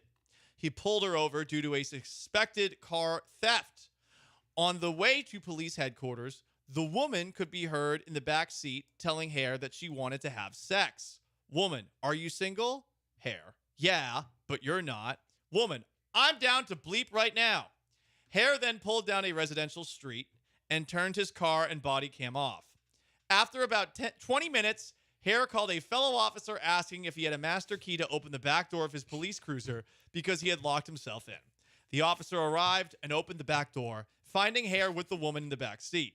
Throughout the investigation, Hare claims he was just checking on the woman and claimed the door accidentally locked behind him. The police department, however, found traces of semen on his belt. He later resigned. So you said it was 20 minutes after? 20 minutes later. How hard do you think he tried to unlock how much time do you think was spent trying to unlock the door? I bet he tried to kick open the window. Yeah. Honestly, maybe I'm sure the AC was on. That's got to be a tough one to call in. I think you got to stick that out until you find a way out. How are you going to find a way out? You can't yeah. It's a cop car. They're designed to not be broken out. I guess I assume he left his gun in the front seat. Shot out the window. You know that cop that way to do way more paperwork. That cop that had previous incidents before his back and forth with Scotty Scheffler, the Eric Cartman lookalike guy, whose name is eluding me right now. That guy might have shot out the window. Yeah. And he also might have stayed on the force. We got some great cops in this country. Idiot. All right, that does it for us today. We'll be back tomorrow. The Killer Bees with Brian, Joel, and Jeremy is up next. Goodbye. Peace.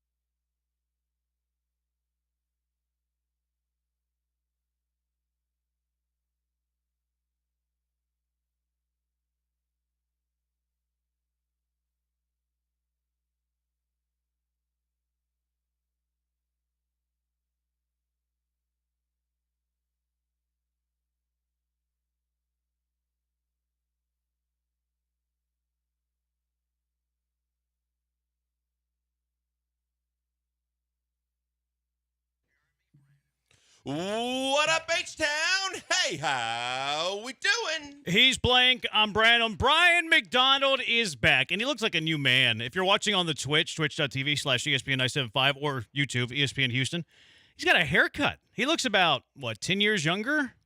This is what happened. He spends a week away from the Bees, and he reverse ages 10 years. It's like Benjamin Button. He said that he felt like he was depriving the YouTube and Twitchers of the real him, and he wanted to clean it up. Yeah, he got a new haircut. His parking jobs are still atrocious, though. Another poor one today. What are you talking about? I'm completely between Another the lines. one today, Brian? It's not as bad. He's in the lines, but he's at an angle. Hold on. Yeah, he's at an angle. I'm not an You're Jeremy, definitely at an I angle. will take the picture. I No, thought I you're was in the lines. You're in the lines. I'm The Jeep completely next to you within is the going to lines. have trouble getting out, though. He's only got one you're way. that guy? He can't go left. He's going to have to go the right. person to my immediately to the spot next to me, because Yeah. that's Sean, actually. Oh, that's Mapes. That's Mapes Jeep. Yeah, Well, there's Mapes, don't turn left, Mapes. You can't turn left with the parking job of Brian McDonald today. Oh, you talking It is about better. how far the back end's Can he sticking ding out. him? Yeah, it is better. It's close. If he tried to turn left, he would. Like, he can't turn left. Brian. He's kind of blocked. There He has to turn was right. a truck in front of me that was right on the line in front of me. That's as far as I could The go. reverse doesn't work in your truck, huh? You can't back up and straighten out, huh? I'm not going to reverse into a parking spot. His parking spot wasn't as bad as diva. last time, and it wasn't as bad as Ryan Presley's performance yesterday. Ryan Presley's performance yesterday, atrocious. And look, there was some tough luck. I get that. But if you just go through the 8th inning, and this game was super frustrated, and I'm doubling down that Ryan Presley should be demoted from the 8th inning. I suggested this 3 weeks ago, and the editor for the Houston Chronicle, this guy, he subtweeted us, which I'm not a big fan of the subtweet. If you got something to say, go ahead and at the people that you're trying to say it to. The subtweets drive me crazy, as do the quote tweets. And so 3 weeks ago, Ryan Presley, should he be demoted to the 7th inning? Yeah, like we pretty universally said, like we agreed. We did. Most of the text line agreed. The Twitchers, which I always question if we should even ask the Twitchers, they agreed. The YouTubers, all dozen of them, they agreed. So fast forward 3 weeks. Again, Ryan Presley should be demoted from the 8th inning. He shouldn't be pitching ahead of Brian Abreu on the pecking order in terms of the leverage. I would even go as far to say that he shouldn't be pitching in leverage spots at all right now. Let him figure it out. And I think it is coming. Like, I do think that Ryan Presley's kind of close. Like, he got out of the inning, struck out the last 2 guys. Julio Rodriguez had very, very soft contact that turned into 2 runs because of the error by Bregman. I think that Presley is close, but can we try to get him to figure it out outside of the 8th inning whenever you're leading a game by a run? You should have won yesterday's game, and that's what's frustrating about these first 2 games, especially yesterday. Winnable games. You had a lead in the 8th. You have the big 3 in your bullpen. You're supposed to win that game. Presley allows the double to Haniger. He's up in the count to a guy who's trying to bunt 0-2, and he loses him and walks him. The Ryan Bliss doesn't have a hit in his big league career, just got called up, but he's trying to bunt the runner over. He's behind in the count 0-2. You walk him.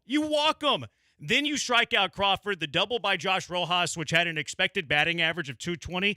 Thank you, Jose Abreu. You're really helping out the Houston Astros.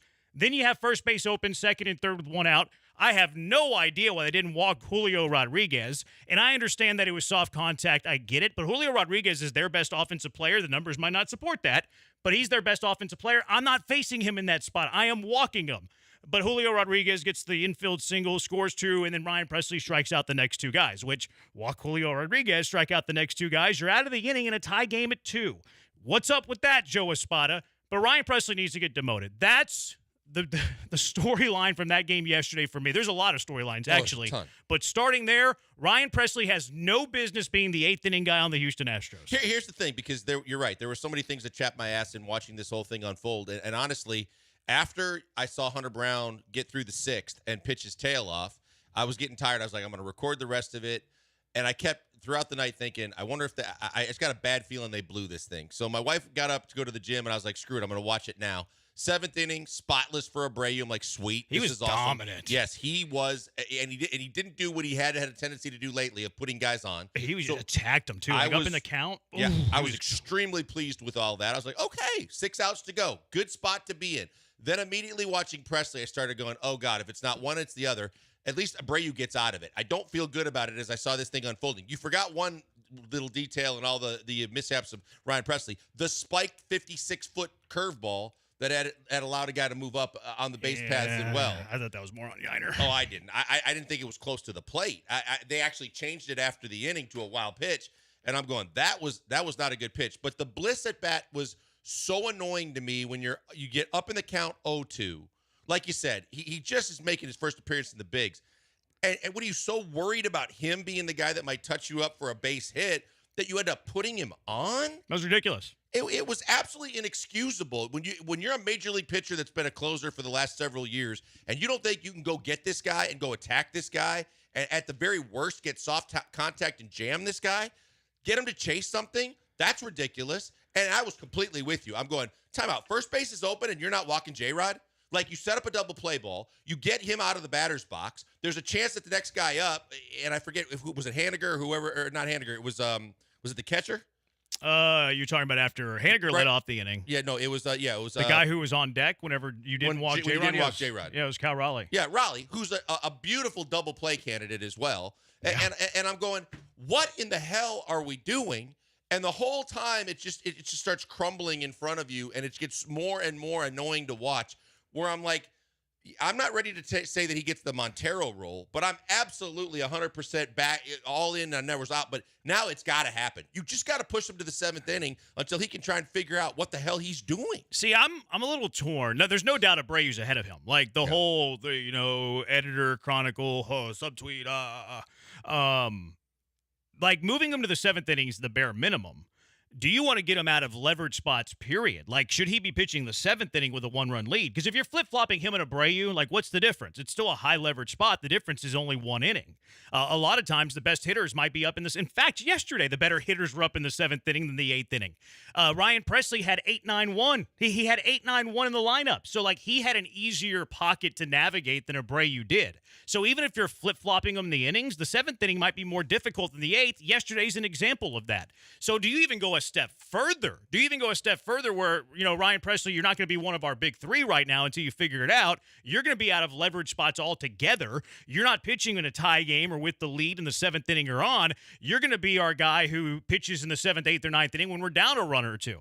Yeah, and you know what? The thing is, too, is he got ticked off and all of a sudden he went up a couple of miles an hour on his fastball. Who cares? Like, what you're supposed to be doing is you're supposed to be finding a way to put your off-speed pitches down below the knees, and you're supposed to be painting the corners, and you're being paid like a very solid relief pitcher, if not a closer money, except for the money's gone up. But you're getting over $14 million a year. You're supposed to be a high-leverage guy. You've been the guy for years. I'm not going to buy the excuse, when you're not a closer and you get demoted back to the setup guy, it's tough to take. You could be in one of the most dominant bullpens in all of Major League Baseball. Just do your job. Just go out there and do your job. The guy before you did your job. If you need the competition, look right behind you because Abreu did his job.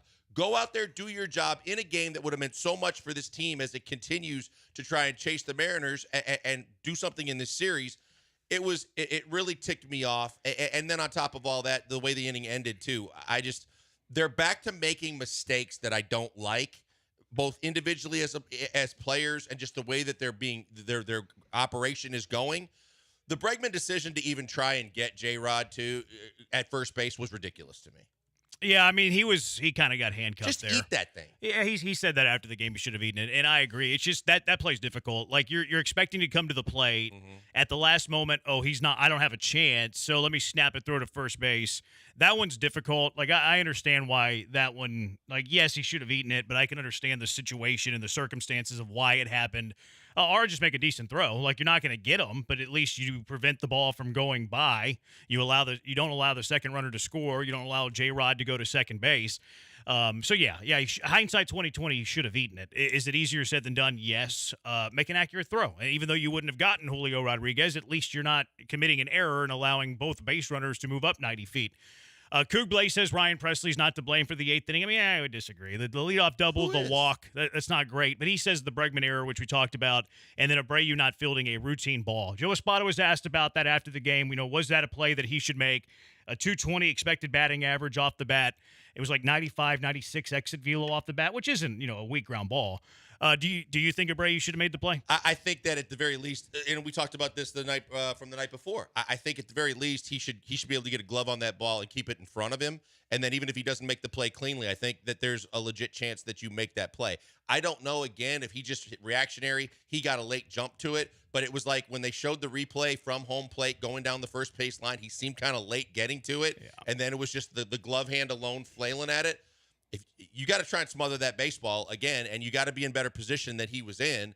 And of course, because everybody is already gunning for him and knows that all eyes are on him, it exacerbates the entire situation of what the hell are we doing, putting Abreu in back-to-back games against the Mariners and expecting him to be any different than he was before he got agreed to send to Florida. Dana Brown said today that you might not see Abreu in the lineup today. Might get a day off. Good. So who's making the lineups if Dana Brown's telling us that? I've noticed that Dana Brown announces things on the lineup before the lineup actually comes out this year, which that wasn't happening last year. No. That wasn't happening with Dusty Baker, yet it's happening this year. Just an observation of mine. I thought he should have made the play. Like, it's an expected batting average of 220. Why? Because 78% of the time, the first baseman fields the ball and taps the bag at first base for the out. I think Abreu lacks range. I think that's very clear. It's very obvious. And I think you're the word that you mentioned, I think, is the operative word here.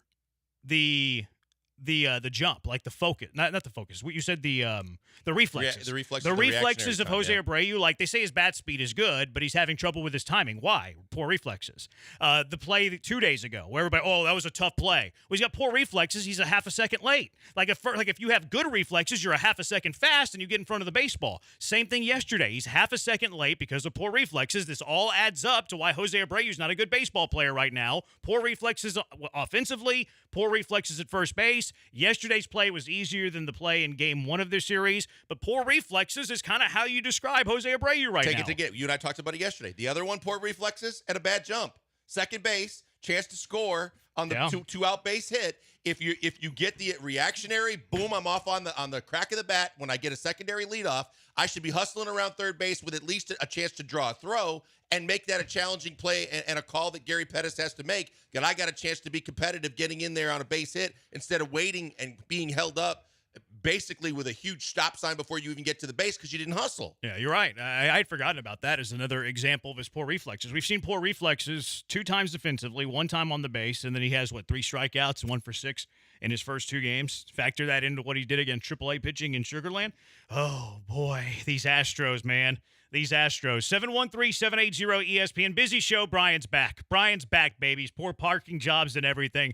We'll get into Espada as a manager. A bunch of people, blaming Joe Espada. I do have an observation about Espada later in the show. Nico Collins got the big deal. More news coming out. Most of his actually all of his guaranteed money's in the first 2 years of the deal, which is cool. It makes it a little bit safer of a contract, makes it a little bit more team friendly. So that's neat. Also, we'll get to who are the top 5 most hated Houston athletes right now in this city. I can only imagine who number 1 is. 713-780-ESPN, the HRP listener line, 713-780-3776. We're on the Twitch, twitch.tv/ESPN975. We're on YouTube at ESPN Houston. Just search us there. And on Twitter, Blankers is at Pac-Man Joel. I'm at Jeremy Branham. Brian's at Sacked by B-Mac. All right, when we come back, Crane, the owner of the Astros, Jim Crane and the crew, they're prioritizing their pride over winning. We'll discuss next. Killer Bees, ESPN 97.5, ESPN 92.5.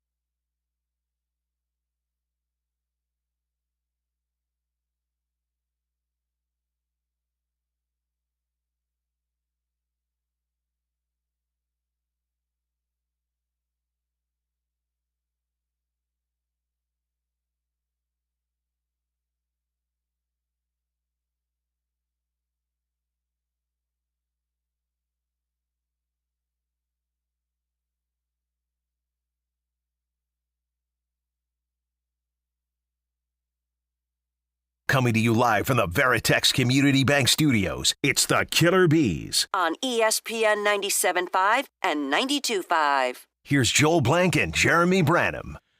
Corey says he'd rather see Taylor Scott in his spot right now. Taylor with an E, not Taylor with an O. I don't know if I would go that far. I would probably move Presley to the 7th inning. I wouldn't completely remove him out of high leverage, but I'm certainly promoting Abreu over him. That's where I'm at. I think that, like you said, we had discussed this. I think the Schwab was making for retweeting when we had talked about it in the. Oh, he did the Michael Scott gif, which I've been posting a lot of Michael Scott gifs in a very passive aggressive way. Yeah, but he was and very petty of me. Everybody calling us out for having the discussion then, and now here we are having the discussion again because yet again Ryan Presley does not look like he is worthy. I would put him in the 7th inning, and I'm not to the point of Taylor Scott yet. I just believe that Ryan Presley needs to press the reset button a little bit, and he needs to kind of get some stuff together. And as good as he has looked against bad teams, and a lot of people are always saying, "Well, they played the A's, they played the Angels, they did this, they did that." Well, you're playing the Mariners in a very winnable game that you don't need, but it'd be really good to have for the series and for the fact that you try to pick up some momentum against a team you're chasing. And he craps the bed. So I think I'd put him in the 7th as well. Brady says the only time Presley should be pitching is if they're up by 5 and the offense has failed. So he's looking at the mop-up. You can't move Presley all the way to the mop-up. I understand the frustration. Trust me. I was there. You can't move him all the way to the mop-up. If you want to go like 6th inning, if he's the 4th guy, whether it's Taylor Scott, which kind of seems like a huge stretch, or Rafael Montero, which also seems like a huge stretch, if you want to bump one of those guys ahead of Presley, I'm willing to meet you halfway there, but probably not. Like, I'm still going to the 7th, but it's certainly not mop-up. That's just disrespectful. It would be Montero, and let me just clearly state, I am totally against that, and I'm not the biggest Montero fan in the world anyway, but there's no way that I'm going to bump Montero above him. I believe he has better stuff. I believe he's just got to get his bleep together. You talking about Presley? Yeah. Yeah, I do too. Jim Crane and the crew are prioritizing their pride over winning with what is going on right now. And look, this is what's frustrating is the Astros had played 55 games. Yesterday was their 55th game of the year. Like, you're a third of the way through the season, and you're still prioritizing your pride over winning ball games. You're prioritizing your pride over allowing Joe Espada or whoever's making the lineup decisions the opportunity to field their best 9. They said, here's a round peg named Jose Abreu. Here's a square hole that is winning, and try to squish it together. Try to put that in the piece that does not fit, the hole that does not fit. It does not work. It does not work that way. And the Astros, because they spent $19.5 million per year for 3 years on Jose Abreu, are trying to really save that contract. It's the whole sunk cost fallacy in which the Astros realize, I think if you ask the Astros, you give them a little bit of Gentle Ben, you inject them with some truth serum, do you think Jose Abreu's coming back out of this? I think they would all tell you, it doesn't look good. But they're giving it this one old final college try. And, that's all fine and dandy, but while you're giving it the one final college try to see if Jose Abreu can do this, you're playing the division-leading Seattle Mariners. It's costing you ball games potentially because I think there are 4 better options at first base. John Singleton, Mauricio Dubon, Joey Loperfido. Okay, maybe 3 options over at first base better than Jose Abreu. But they're forcing it because they spent bad money on Abreu, and they can't put their pride aside to be like, you know what? We're holding a press conference tomorrow. We're going to come out to the podium to address the media. You know what? We got this one wrong. That's our bad. We're DFAing Jose Abreu. They're unwilling to do that, so they're forcing us to have to sit through with Jose Abreu again. And the worst part about this is it's costing you wins, and it's costing you a series against the team that leads the division. Jim Crane and his ego is going to be the detriment of this year's Houston Astros baseball team, because Jim Crane is consistently playing fantasy baseball, and now he's not Jim Crane, he's like Jim Henson, and his Muppets are Dana Brown, Joe Espada, and I won't say that the guys that he plays golf with that are part of the Crane gang are Muppets, but they are, cronies that he's going to kind of trust and talk to before he decides what he wants to do. And he hates the fact that he would have to eat $19 million a year next year and for whatever's remaining for this year and admit he was wrong. that they were wrong, that Baggy was wrong, because that's part of his tight inner circle, and this is what they all think, that they know more baseball than anybody else, and screw analytics because we have Hall of Fame resumes as players, and Jim Crane has all the money in the world and he played the game, so we can do this way better than the guys that are supposed to do this. And we hired a guy that's just going to have to go along with whatever we tell him we are going to do when we say do this. And it's ridiculous. It's killing your baseball team this year. It's costing you wins, and it's embarrassing. I almost think there is another option. I almost think at this point, looking at it, Trey Cabbage would probably be better at first base than anything that you can see from Abreu. I'm sorry, but I'm not. That is the fact of the matter right now. Watching him at the plate, and yes, he did get a hit. Good for him and an RBI.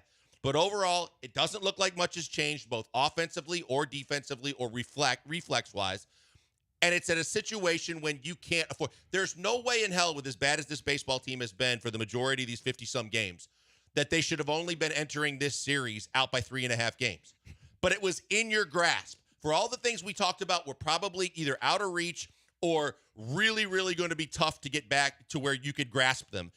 You had everything within 3.5 games starting this series of righting the ship and being able to, as close as you can, press the reset button and going, we survived all of that. We somehow are still swimming and treading water, and we got a chance to win this division. And that's what you had in your hands. But now, because you picked the wrong time and completely misjudged when you bring him back, who you bring him back against, and how often you're going to play him, you are kicking your team in the grapes on a consistently night in, night out basis, because he shouldn't have played back-to-back. He shouldn't have been brought up against the Mariners.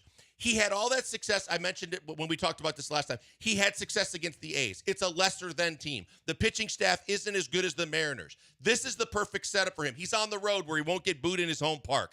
Give him the opportunity to kind of deep breath, maybe have some success, and maybe settle in a little bit before you throw him to the Wolves in a big series that you got to have.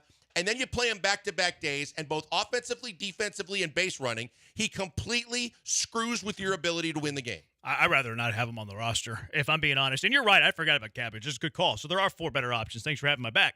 What's crazy about the Bagwell thing is he said they took too far of a dive into analytics. Do you remember when he said that? Yeah.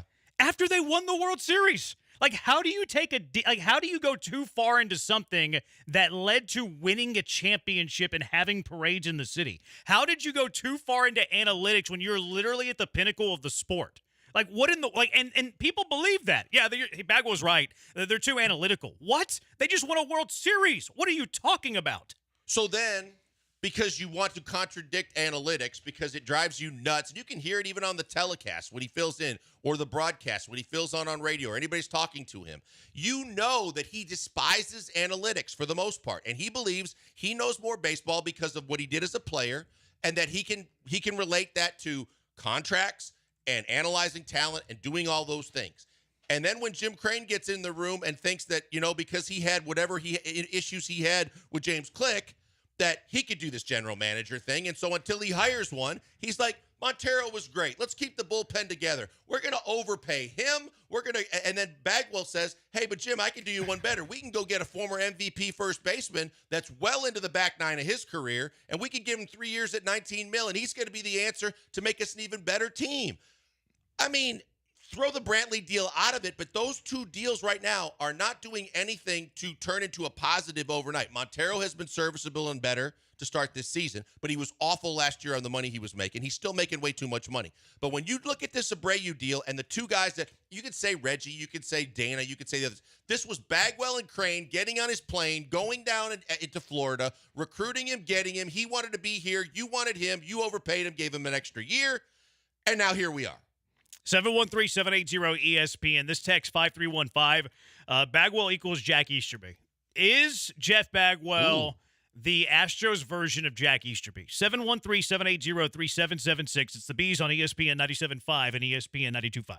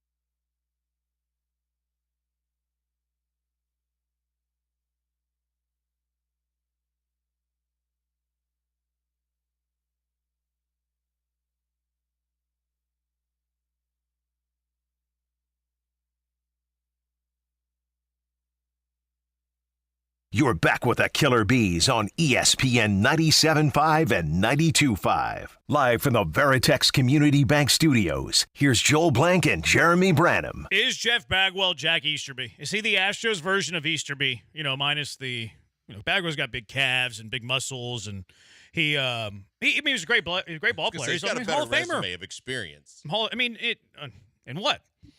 In baseball. Is he better suited to be a general manager than Easterby? That's different, though. Sure. I'm just saying but it's what he's doing. Yeah, look, I'm saying from the standpoint of a guy that had literally no business and no experience playing or otherwise on the football side of football, all of a sudden, like drastically trying to make every decision for a football team is a little bit more excessive than what Bagwell's doing. Not that the results are any better. Both guys got on airplanes to go start recruiting. How many general managers currently in baseball played the game? So, I don't know if that's a huge notch in the belt here. What's his name in Arlington did? Chris Young? Yeah, that's a 1. Well, I just started, but that's. Andrew Friedman didn't. I was going to say most of the Epstein. Click didn't. Luno didn't. Hunsaker didn't. It's probably very rare to be a ball player. I don't know if he got to I don't think that level. he did.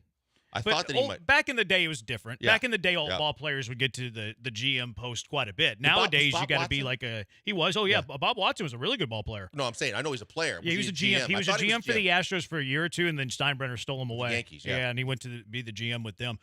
So is Bagwell Easterby 713-780 ESPN. Lamont actually defends Easterby here. He says Easterby greater than Bagwell. Hey boys, I know that Easterby's the whooping boy, but no, Bagwell is not Easterby because Easterby at least grabbed the key piece in Houston to kickstart the Texans' rebirth in Caserio. He's actually right. That one makes me think. Yes. If we believe that if Caserio, and look, I think it's more D'Amico than Caserio, but Caserio had to sign off on the hiring of D'Amico, we think, unless it was 100% McNairs. I don't think it was 100% McNairs, maybe mostly majority McNairs. And then Caserio, you better work with this guy because this is the guy we want. I think it probably went down that way. But Caserio's the one that is the architect of the roster right now. Yeah, no, I was going to say, Lamont makes a great point. I don't know where you've been, Lamont, but thanks for chiming in.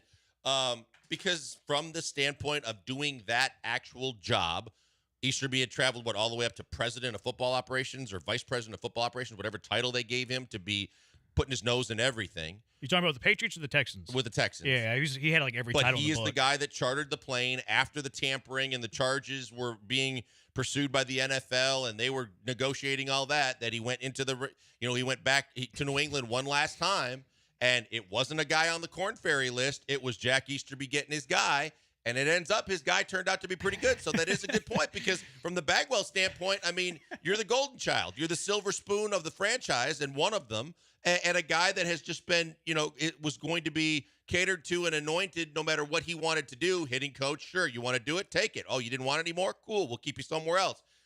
To the point where he started playing golf with the new owner.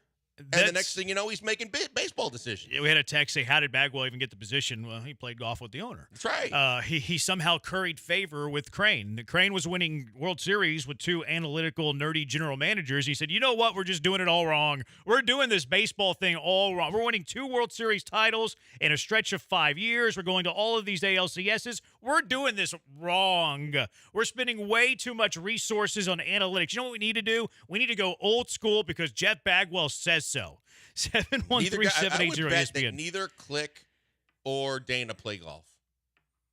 I think Dana would play golf. I don't think he plays because I think that if he's an old baseball player, he'd be in their group. I don't think Bish plays golf.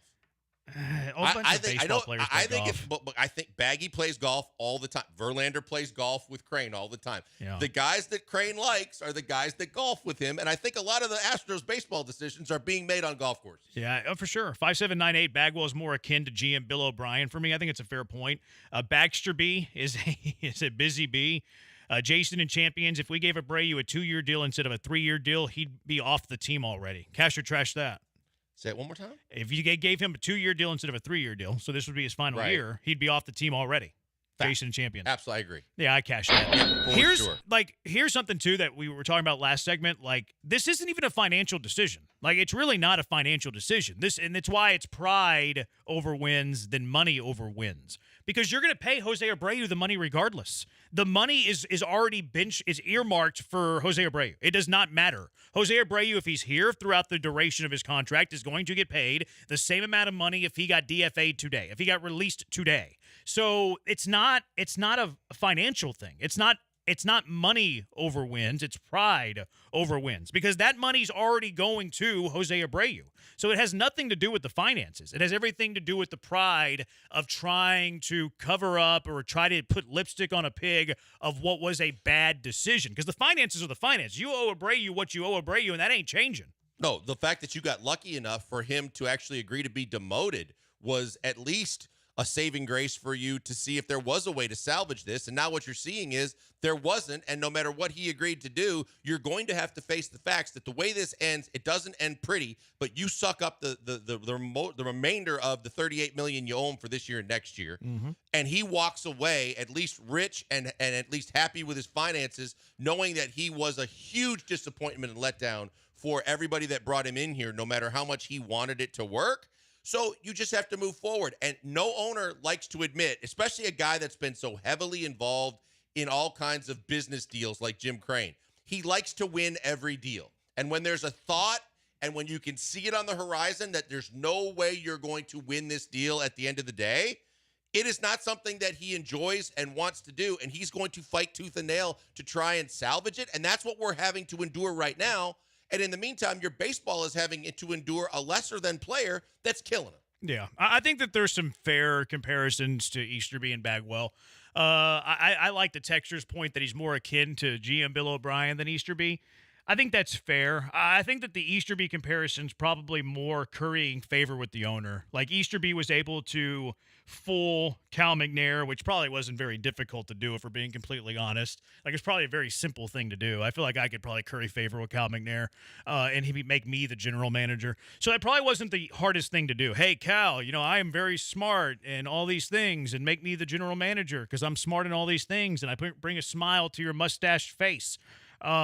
Whereas Bagwell kind of did the same thing. Like, Bagwell curried favor with the owner, like Easterby curried favor with his owner, and they ran off the general manager. Like, in Easterby's case, it was Gain, and then they made, like, O'Brien and Easterby these co-GMs, and then O'Brien got fired 4 games into his final year.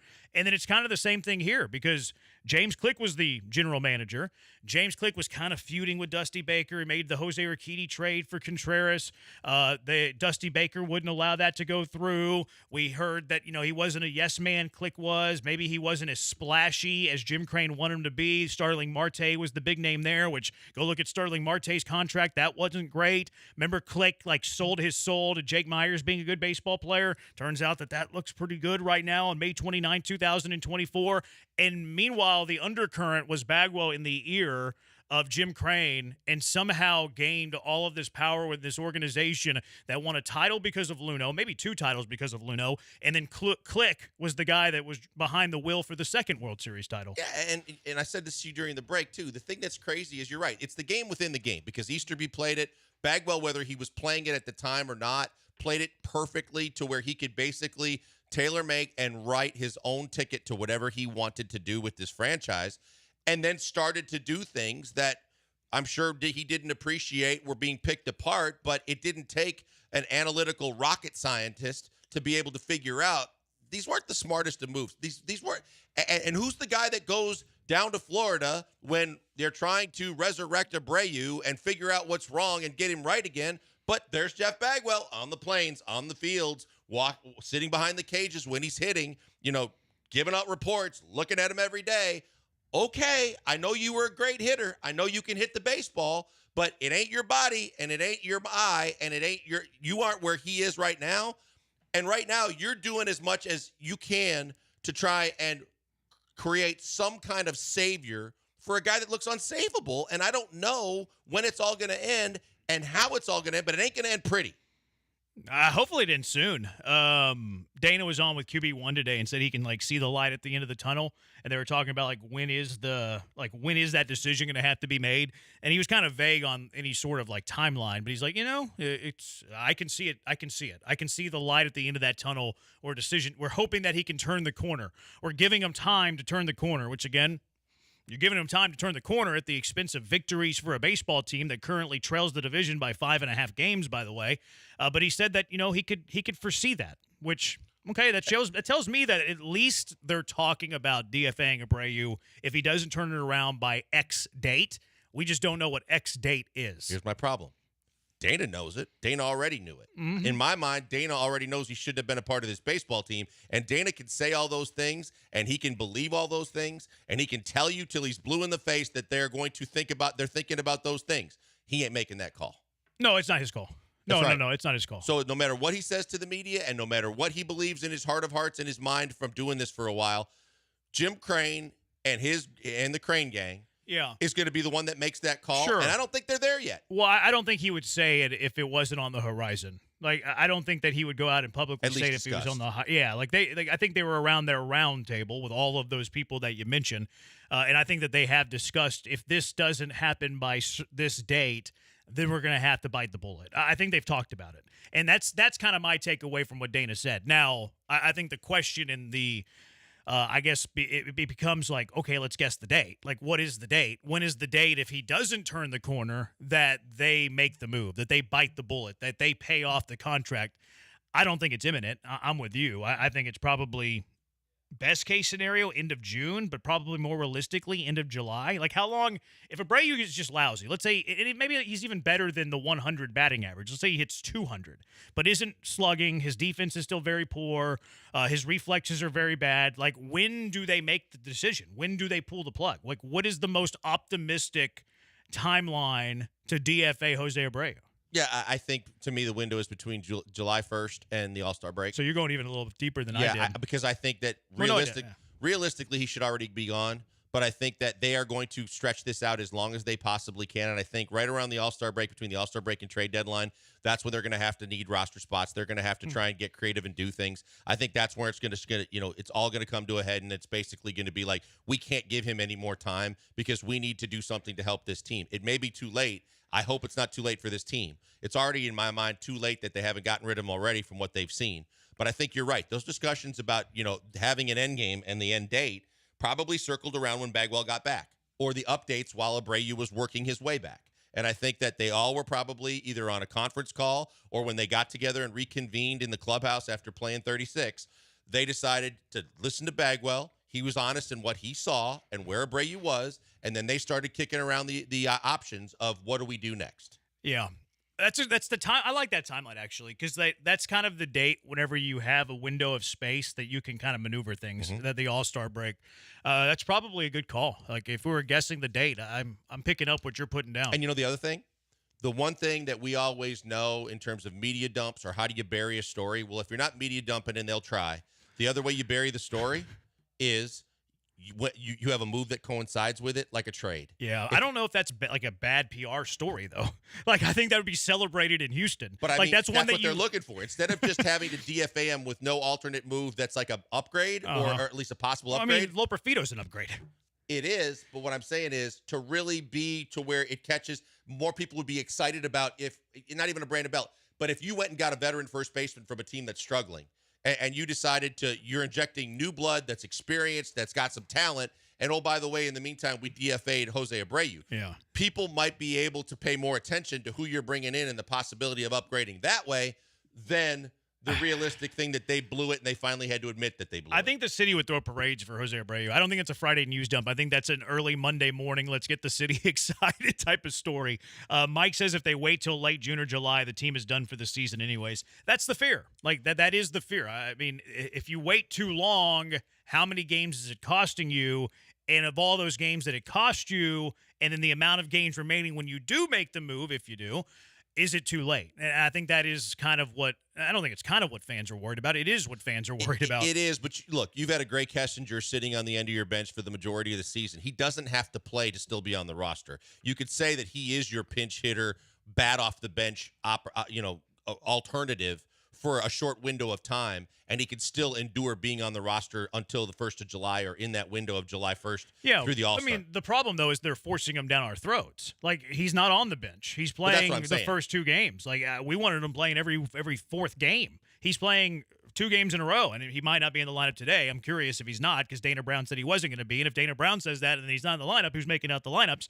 But he probably plays tomorrow if he has an off day today. Yeah, I think that's what. But to the texter's point, you could play John Singleton every day. You just have to admit, hey, the next one of these come to Jesus meetings between Abreu and the Crane Gang is going to be, you're still on the roster. We're going to use you sparingly, or we're going to use you from time to time. But we're at a point now with this team in trying to chase the Mariners and get back to not only respectability, but being a possible playoff team, where this is something we just have to do because you ain't doing it. It just doesn't feel like that is their motive. And that goes back full circle to the conversation that started this a couple segments ago. Pride ahead of wins. Why is Abreu in the lineup over Loperfido? Why is he in the lineup over Chas McCormick? Because Singleton's DHing. Why is he in the lineup over Mauricio Dubon? It's not because they're trying to put together a winning 9. It's because they're trying to cover up the pride of Jim Crane, of Jeff Bagwell. And that's a terrible place to be as a fan of the Houston Astros. 0002, you got to admit that Dusty's gut feelings have been better than Espada's analytics. I don't think Espada actually uses analytics that well.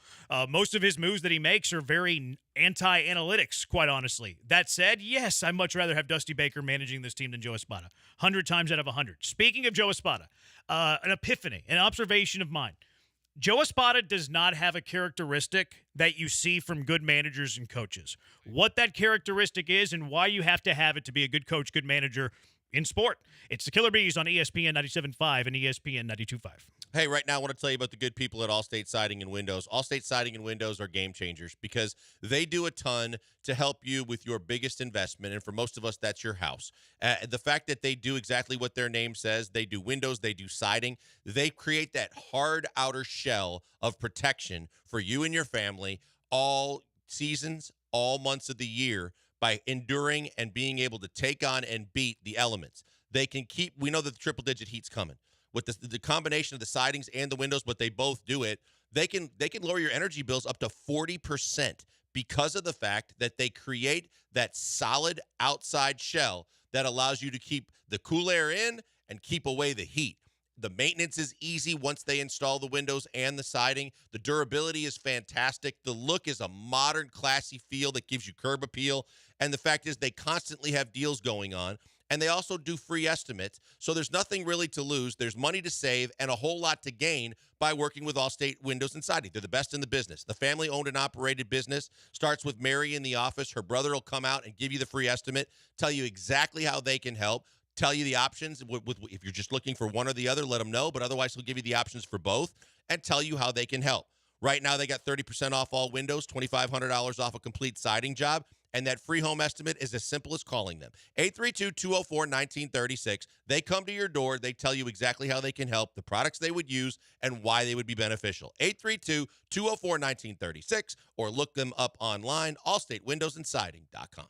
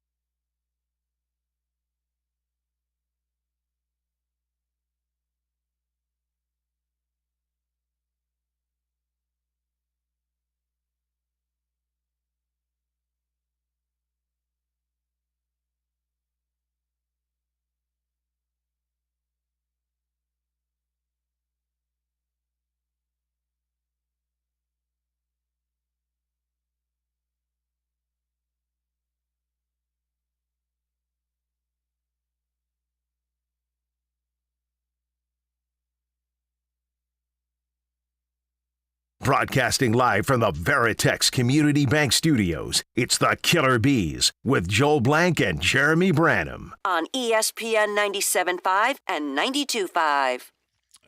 Thoughts on Joe Espada? 713-780-ESPN. HRP listener line, 713-780-3776. So, epiphany, I guess, observation, I guess. I don't know. I'm not even sure why it hit me. I'm not even sure when it hit me in that game yesterday. But and it might even be in that D'Amico Ryans article. It's last night. There was a great article in The Athletic about D'Amico Ryans today. Fired me up. I ordered some of the books that D'Amico Ryans reads every day. I think the world of D'Amico Ryans. But Joe Espada lacks a characteristic, an attribute that I think all great coaches and managers have. Whenever they walk into a room, they command the room. They are the voice of that room. When Kelvin Sampson walks into a room, Kelvin Sampson owns that room. When D'Amico Ryans walks into a room, who owns the room? D'Amico Ryans owns that room. When Ime Udoka walks into a room, who owns the room? Ime Udoka does. When Steven Silas walks into a room, do you think anybody notices or even cares that Steven Silas is there? Or when David Culley walks into a room, you're probably embarrassed that you're sharing a room with David Culley. You look at all of the really good managers and coaches. Whenever they're in the room, everybody is gravitated to them. They want to hear what they have to say. They might be intimidated by them. They respect them. Whatever they say, they tell you to do, you're going to do it. Whenever there's a coach that does not command the room, that you don't have the respect, people are kind of snickering. People are like, oh, here he goes again. Joe Espada does not have that characteristic and that attribute that D'Amico Ryans has, that Ime Udoka has. Whenever they walk into a room, they command total respect in that room. When Joe Espada walks on the team bus, you think everybody's like, oh, hey, Joe's here. When Dusty Baker walks on the team bus, you're like, hey, man, it's Dusty. Absolutely. Joe Espada lacks that characteristic to me. I can tell you, Jeremy, exactly when it hit me last night. It hit me with that ball down the third baseline. It hit me when the umpires got the call right, but at the same time, the home plate umpire had no business getting involved in that, making that call. And Joe Espada, once again, waltzed out there like he was on a walk in the park, getting it in before too much heat, and then just basically had casual conversations with those umpires instead of losing his bleeping mind or at least showing some emotion that, hey, that's a situation that almost cost them with a double play ball after they reversed the call. But when you look at what was the potential of second and third, nobody out in a game that you nip and tuck, one-run ball game, and instead with these umpires trying to, and you had a problem with the umpire the night before, and I never saw anybody do anything to even show a ton of emotion. We heard they were chirping in the dugout a little bit, but as much as we used to say about Dusty, hey, every now and then, Dusty, get out there and mix it up. Dusty had skins on the wall. Dusty had, like you said, he had command of his team. He was their general. I think there's plenty of veterans in that locker room that believe they can do whatever the hell they want to do. And if they're thinking about doing something else, I also think that they know damn well that it ain't his decision alone, and that he essentially is a puppet for those guys upstairs. So I think that when you look at what happened last night and the way it went down, I'm like, look, it has the potential to possibly change this game. But at the same time, it's magnified because this is a manager that all year we've been saying, when are you going to have some fire?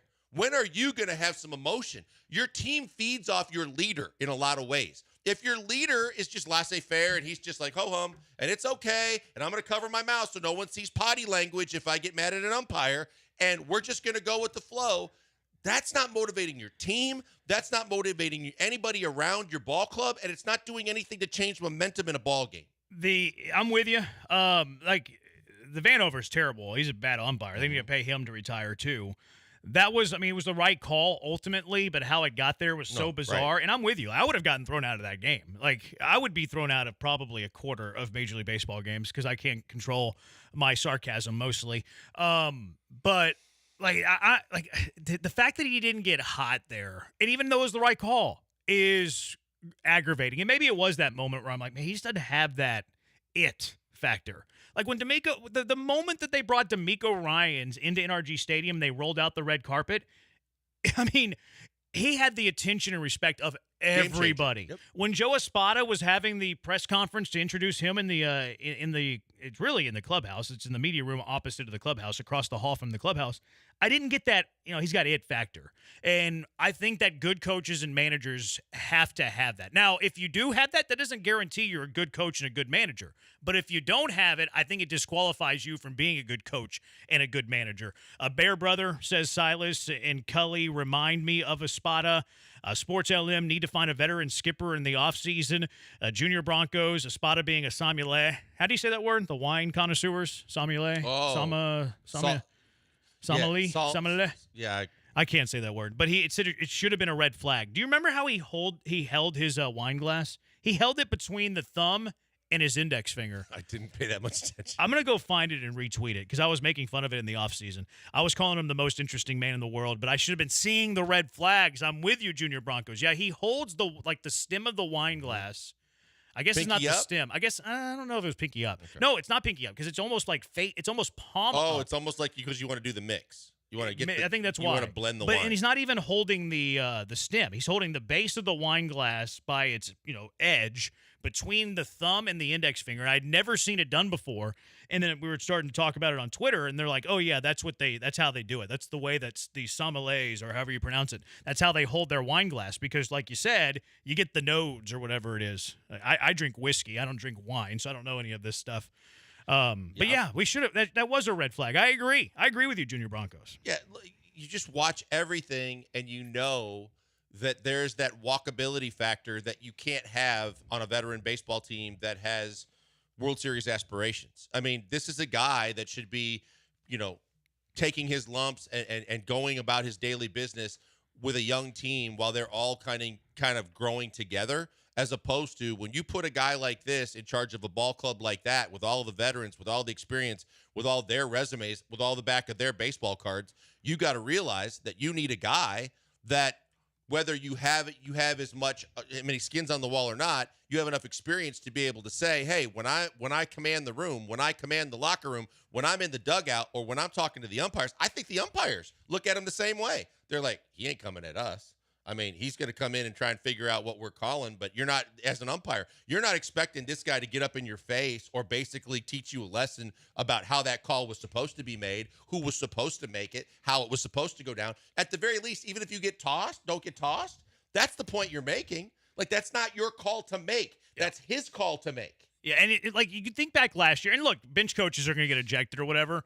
But whenever you look at the bench last year, the dugout last year, and you had Dusty's your head guy, Espada's the right-hand man, you have Cintron over there, you have Snicker, you have Miller Murphy in the bullpen, Omar Lopez first, Gary Pettis third. Who's the boss? Like, who's everybody looking up to? They're all looking up to Dusty. They might not always agree with Dusty. That's natural. You're not always going to agree with your boss. I certainly don't always agree with the suits upstairs. Just kidding. I always agree with everything you guys have to say. Yeah. But you don't always have to agree. Like, that's not the point. But you respect. You know who the head of the snake is. Right now, you look over at the dugout, I see Omar Lopez that has more fire than Joe Espada. And he sometimes, and you know what else bothers me? And this is complete like psychology and like taking a look at like human behavior and mannerisms. Sometimes Omar Lopez is on the top step and Joe Espada is on the second step below him, and that should be nothing. It should not matter. But to me, it's like one guy looks like the alpha and the other doesn't. Watch what happened again last night, because I said that's the moment that it hit me. Because in the midst of Joe Espada taking a walk to speak to the librarian in the middle of a library session, who was the guy in the outfield? Who's guy on the grass between the dugout and barking from his first base coach box? Yeah, it was Lopez. Who gets tossed more, Cintron or? Yeah, and look, I mean, I don't think that ejections is like the perfect barometer to define this, and it's not. I don't even think it has to be fire. I think it's more command and respect. Because Dusty Baker didn't get thrown out a lot, but Dusty Baker had tons of command, and Dusty Baker had all the respect in the world. Okay. And I promise you, no one always agreed with what Dusty Baker was doing, but everybody respected him. Well, let's call it fight then, because I think that your teammates see it. Your team sees it. You're supposed to be the leader. Your team believes he's fighting for me. He's out there passionately fighting for me because he knows what this team needs. He knows what the right call should have been. He knows that this is what we need as a ball club. And so you get behind that. I want to play for that dude. I want to fight with that guy. I like where the fire he's got. Well, if Lopez and Cintron have more fire than your manager, it's going to be hard to get your whole team to buy in and be behind you. Yeah, I mean, I will nitpick on the fire thing because Dusty Baker didn't really have fire. Like everybody would criticize it. He would have it briefly once every blue moon. but it was respect. And go look at, like, Dusty had that. Go look at the Houston Texans and talk to the coaching staff about D'Amico, like behind closed doors. Never a bad word about D'Amico. Might disagree with some of the things that he does, but total respect. Same thing with Ime Udoka. Not with David Culley, not with Steven Silas. Coaches, managers, if you want to be good, you have to command the room. I don't think Joe Espada does. You have to act like you're in total control at all times, too. So that means that whether you know the answer or not. And you have confidence in him, too. Right. But you have to be able to say adamantly either, hey, we're doing this because I feel this, or hey, in this situation, I'm looking at you, coach, and you, coach, as well as we're going to talk about this, but it's something that we got to get to the bottom of. But one way or another, there is never a doubt who's in total control and who's delegating the decision or making the decision.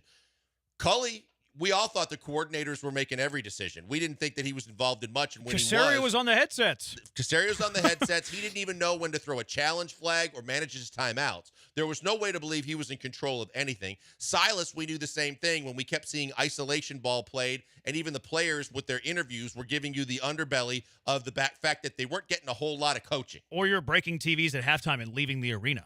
Like, that's culture. And I think it all boils down to leadership. Like, we could probably summarize all of this by saying elite leadership skills. We might not have agreed with every baseball decision Dusty Baker made. Was Dusty Baker a tremendous leader? Yes. Yep. Was David is D'Amico Ryans a tremendous leader? Yes, I believe so. I think Lovie Smith was a pretty good leader myself. He just didn't have a very good roster. I think he had an antiquated style of football. Was David Culley a good leader? Absolutely not. Ime Udoka is a good leader. You want to go to battle for Ime Udoka? Yes. You want to go battle with Steven Silas? No. You have fears if he's your leader. And I think the point that you made at Dusty, or we keep going back and forth on, is, to me, I think about Dusty Baker back in the Rangers series in the ALCS. That was the one time, though. No, there were a couple other times. You're right. It happened few and far between because we were both critical of the fact that he needs to get tossed every now and then or get out. But there were times when his team might have been in a drought, or they weren't. And all of a sudden, if there was something he passionately believed in, or if an umpire did something like they did last night, at the very least, he's going to have a very passionate and adamant discussion with those umpires. He may not get tossed, but he's also not going to sit there and put his hand over his mouth and talk like, hey, I don't want to ruffle any feathers because I don't want to go to detention. You know he's in control, and you know he's trying to tell you, I know the rules. I know the umpire. I know who was supposed to make that call. What are you guys doing? 713-780-ESPN. We'll get your thoughts on this. Also, there was a couple of positives yesterday, right? Some positivity. Killer Bees, ESPN 97.5, ESPN 92.5.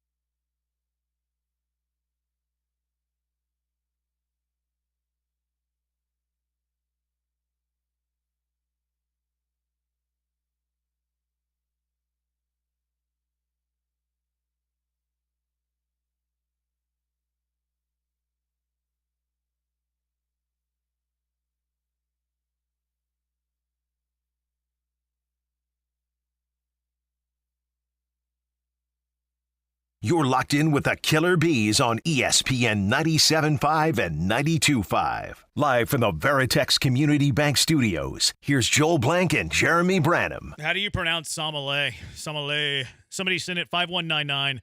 I think it's sommelier. Sommelier. There you go. Sommelier. That's how the pronunciation they sent. 5199. Sommelier. But if you look at the like Webster Dictionary, it's S upside down E, M upside down E. How do you pronounce an upside down E? How do you pronounce an upside down E? I think I'd have to move to another country to figure that out. So the pronunciation on it's actually the Oxford Dictionary. It's S upside down E, M upside down E, L dash Y A with like an asterisk over, not even an asterisk, which is like the hard A, which is over an it. A sound. Sommelier. Yeah, A. Yay. So sommelier. Sommelier. Sommelier. Yeah, there you go. Don't ask Branham to pronunciate anything if you want to, get it right. 713-780-ESPN, HRP listener line, 713-780-3776. 6941, maybe Bagwell put Joe in place so he'd have a puppet to pull the strings on. Oh, it wasn't Baggy. Who was it? I think that it was Crane. I think it was Crane because he already knows what kind of guy Espada is for all the years of him being with AJ and being with Dusty. And just the same way, I think that Crane handpicked a guy as general manager that he could manipulate and do and step over. I think that was the same thought process. Well, we got a guy that knows who's boss, knows that it's my way or the highway, understands it because he's been there, done that, and he's not going to cause waves or be as much of a pushback as any other manager I could bring in. Yeah. The upside down E is pronounced like says 1772. That's what Master P said in that one song.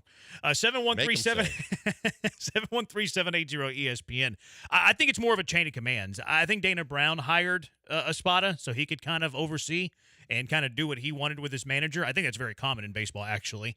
Dusty didn't allow it, but it's actually really common in baseball where the GM hires a manager that he can control. But then the chain of command is who's above Dana, and that's when the ownership comes into play. So I would say if there's somebody that's being the puppet or the puppeteer, I think it's more Dana. And then Dana's more of the puppeteer or the puppet for the puppeteer, the main puppeteer, Jim Crane.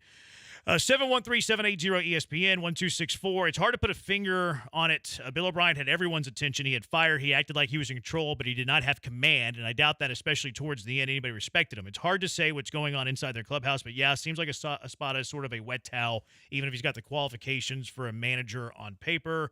That being said, last night, Presley, the bad word, it's not on Espada. Yeah, I think that's fair. I think it comes down to leadership. I think leadership's probably the all-encompassing word there, and then confidence in the leader. Because if you have a leader and you don't have any confidence, it doesn't matter. 8074 is a season ticket holder luncheon, or at a season ticket holder luncheon. Espada spoke, and he told the crowd, y'all would see fire from him because he is Puerto Rican. What a lie, still waiting. I think Espada says what he thinks people want to hear, quite frankly. There's no doubt about it. And I think that, did Dana hire Espada?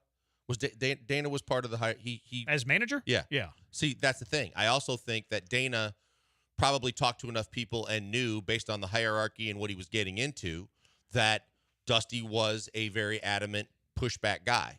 And I think that when you know you're going to be pushed from above, the last thing you want to do is being pushed in both directions and also face a manager that's going to push back at you a lot. And he probably, with his first stint in the job, knowing at least kind of an indication of how it had been done in the past and why other guys didn't have their job anymore, the last thing he wanted to do was get a longtime baseball guy to where you have the kind of resume of another veteran manager that you know you're going to get pushed back there. You're going to be told what to do from above, and you're really going to be stuck in a hard place all the time trying to be a general manager in this league. There's an argument. I posted the video, another video, the picture of Espada holding the wine glass like that. Mm-hmm. People are saying it's a flex to hold the wine glass like that, which I understand. But is it for a manager? Is it for a manager? Like, I want a guy like Wade Boggs that drinks 38 beers on a cross-country flight. That's what I want from my skipper. That's what I want from my manager. I would think Bruce Bochy holds a glass. Maybe not like that. You think Bruce Bochy holds a glass like that? I do. He's a California guy. I think Bruce Bochy smatches like 24 Natty Lights. Because he's an old school baseball guy. As he lights up a pack of cigarettes. Yeah, I don't think that Bochy holding a wine glass like that. I think being in California for a long time, he might be a connoisseur of wine. That's a fair point about California. Positives from yesterday's game, 713-780-ESPN. I do think that there were good positives, at least two positives from yesterday's game. First one, Hunter Brown, fantastic. And I think that Hunter Brown's onto something with the sinker, as Chandler Rome was first to report. You look at Hunter Brown in his last 5 appearances, which that encompasses his sinker usage. 26 and a third innings. He has 29 strikeouts in that span, a 3.42 ERA, and a 2.06 on opponent batting average. So he's been pretty stinking good in his last 5 games since adding that sinker. No doubt about it. And with that, he has put on the back burner, very far back, the knuckle curve. He has shown that even when he doesn't have true command, because we talk about sometimes he doesn't have the greatest command, the fact he doesn't have as much command when he's at least commanding the inside part of the plate. Strike or ball, when he's been able to challenge down low, he's been able to challenge inside, and then because he has the plus fastball, he has the ability to have 3 different ways that he can make you feel uncomfortable, get off balance, and basically be in command of an at-bat.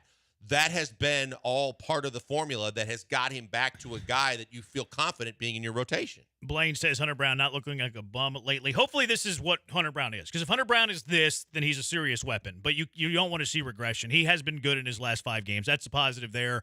The other positive, this guy says, I'm positive Jose Abreu's time is up. I like what you did there. Key from L.A. says we drink cognac, not wine. Fair enough. And then the other positive for me was Alex Bregman when he's not hitting in one of the top 4 spots in the lineup. I went and I crunched the numbers on this. I did a deep dive, all 3 minutes of it. Alex Bregman, he's only hit outside of the top 4 in 6 games, which is not nearly enough.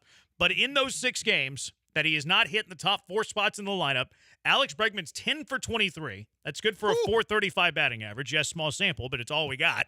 In those 6 games, we mentioned .435 average. He also has hit 4 home runs with 8 RBIs and 5 runs. Never bet Alex Bregman the rest of the year in one of the top 4 spots in the lineup. Please, Joe Espada. I was adamant that he should be back at 6, but as long as he stays out of the top 4, it seems like we've got a deal we can make here. Make it happen. Dana, Joe, Jim, Jeff, Reggie, and company, whoever else you want to throw in the mix, make it happen because that was a big timely hit last night. And unfortunately, for a team that now is scuffling to score runs again, you need every opportunity you can possibly get, and that was a big hit. 0002, Sparky Anderson was a smooth sommelier smoking some gun. It's a good point. Wasn't it Jack McKeon that was smoking a cigarette in the dugout?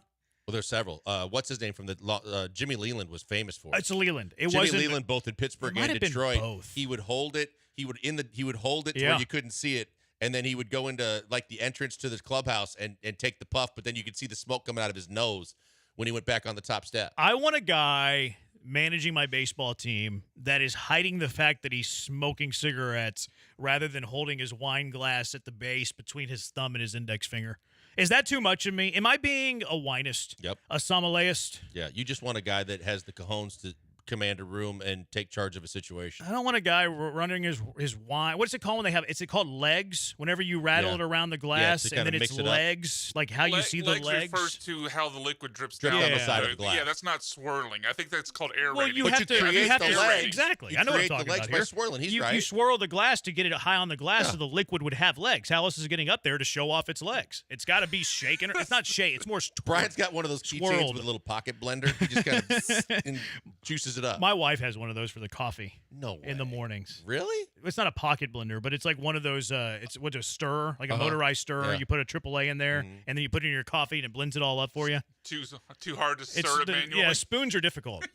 Spoons are difficult in the Branham household. I can't tell you how many times I do look at the legs in the water. Yeah, I do that with my my Americanos in the morning. Yeah, there you go. Like, is that too much of me though? That I want a manager that's like, smoking some cigarettes, putting down some natty lights on the airplane, rather than being a sommelier and watching the legs and the nodes and then holding the wine glass between the thumb and the index finger. Is that too much of me to ask? Ex-player, I think Dave Roberts is a wine guy. Probably. Yeah. Probably. They're all probably to an extent wine guys because they come from money and wine's good. Yeah. Wine is good. Colt fan says, can your show take over from the morning slot for those clowns? Y'all are realists and not haters like John? Wow. It's coming from a Colt fan, though. Like, how much stock can we put in Colt fan? Yeah. Yeah, but thank you for that tweet, that text, because we can put that in the mean text. I want my coach. I want my coach doing coke with the outfield. He's managed by the Angels. He's employed by the Angels. Jim Leland smoking heat. He did. I know Ron Washington. Twice. I know. He relapsed. I know he's been. You know what? He relapsed in Texas. Oh, I was going to say not now. You know what amazes me about Ron Washington's tenure in Texas is that he relapsed doing coke, but that's not why he was fired. Like, he did coke. They continued to employ him, but then he got fired because he was having a little deal on the side with a media member.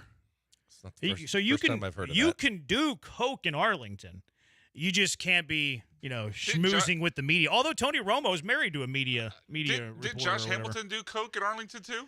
Was that before? Or is he in Cincinnati No. doing coke? I think that Hamilton's time in Texas, he actually was coke-free. Okay. Because he did it in the minors. He went dry, too. He went cold turkey. You couldn't. So when they celebrated, he had a separate room. He couldn't be in with the champagne. Yeah, and he was clean. He got clean, came up to Cincinnati. They drafted him in the Rule 5, I think. He was clean for a while, went to Texas. I think he was clean for a while, got the big contract with the Angels, and then I think that's when he fell off the rocker again. He had the one guy that would travel with him. Yeah. They had a guy that would travel with him the whole time just to make sure he stayed on the wagon. Buddy? Yeah, Wasn't seriously. that was like fact. it was like the Des Bryant. Wasn't Des Bryant like that too? I think at a certain point they did. Early in his career. Yeah. It's like the Des Bryant guy. All right, 713-780-ESPN, HRP listener line. Those are the positives that we can muster up from yesterday's game. 713-780-3776. Nico Collins got the big contract yesterday. What does Nico now have to do to justify that contract? 713-780-3776. It's the Bees on ESPN 97.5 and ESPN 92.5.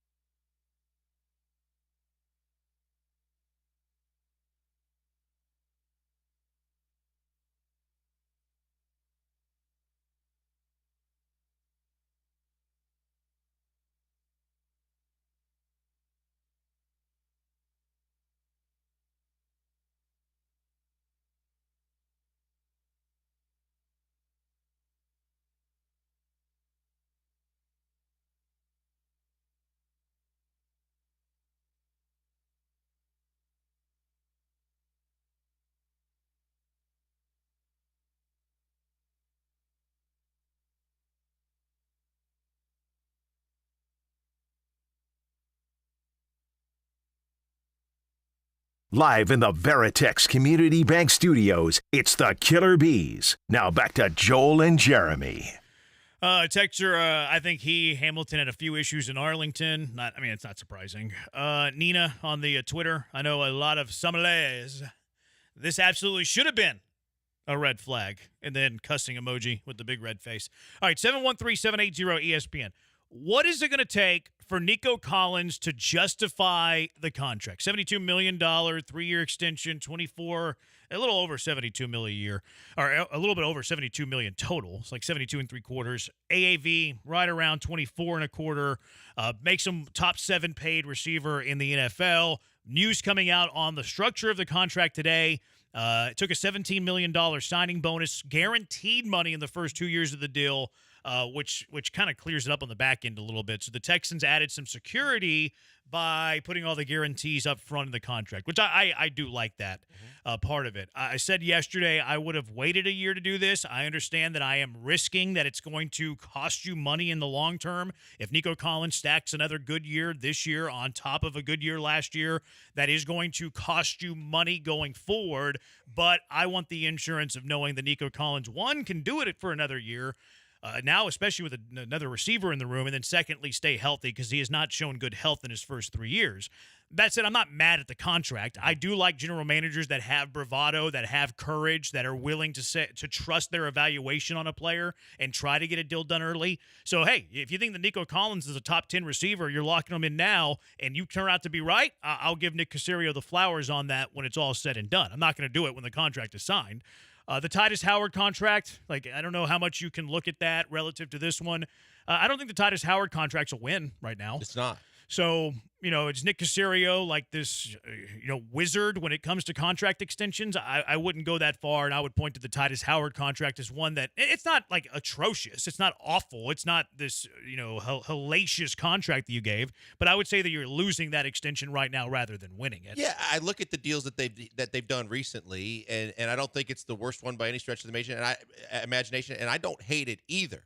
I've just been adamant on record as the fact I wanted to see a little bit more and see more than just what he did last year before I wanted to really lock him up and figure out what the value was. Now, on the flip side, I think that if you expect him with CJ, with this offense, to be that kind of guy, and that there is little doubt in your mind that he is going to have any regression, then it makes sense to get him now and maybe save, like I said yesterday, between $3 and $6 million per year later in the deal. Then also when you have the ability to shorten it, and then after the next 2 years you can get out of it, that makes it even better in the fact that you're not on the hook long term. That's what they did with Diggs, to take a lot of the risk out of it. But at the same time, I wasn't pleased you gave up the high pick to get him and then did that right away. The Mixon deal, I would have been great with the Mixon deal just as is.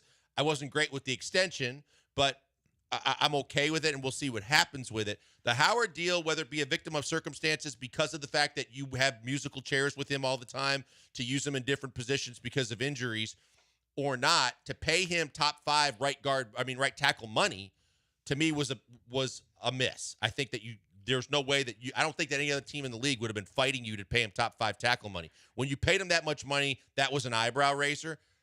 You're getting Nico Collins in the prime of his career. You're getting him at a time where he's a big, athletic, strong, physical receiver that had his best year. Not that he's had a lot of years, but I believe that he's only going to get better. Whether the numbers change that much or not in this offense or not doesn't matter, so I'm okay with it. Laggy says, now the question now becomes, what does he have to do to justify it?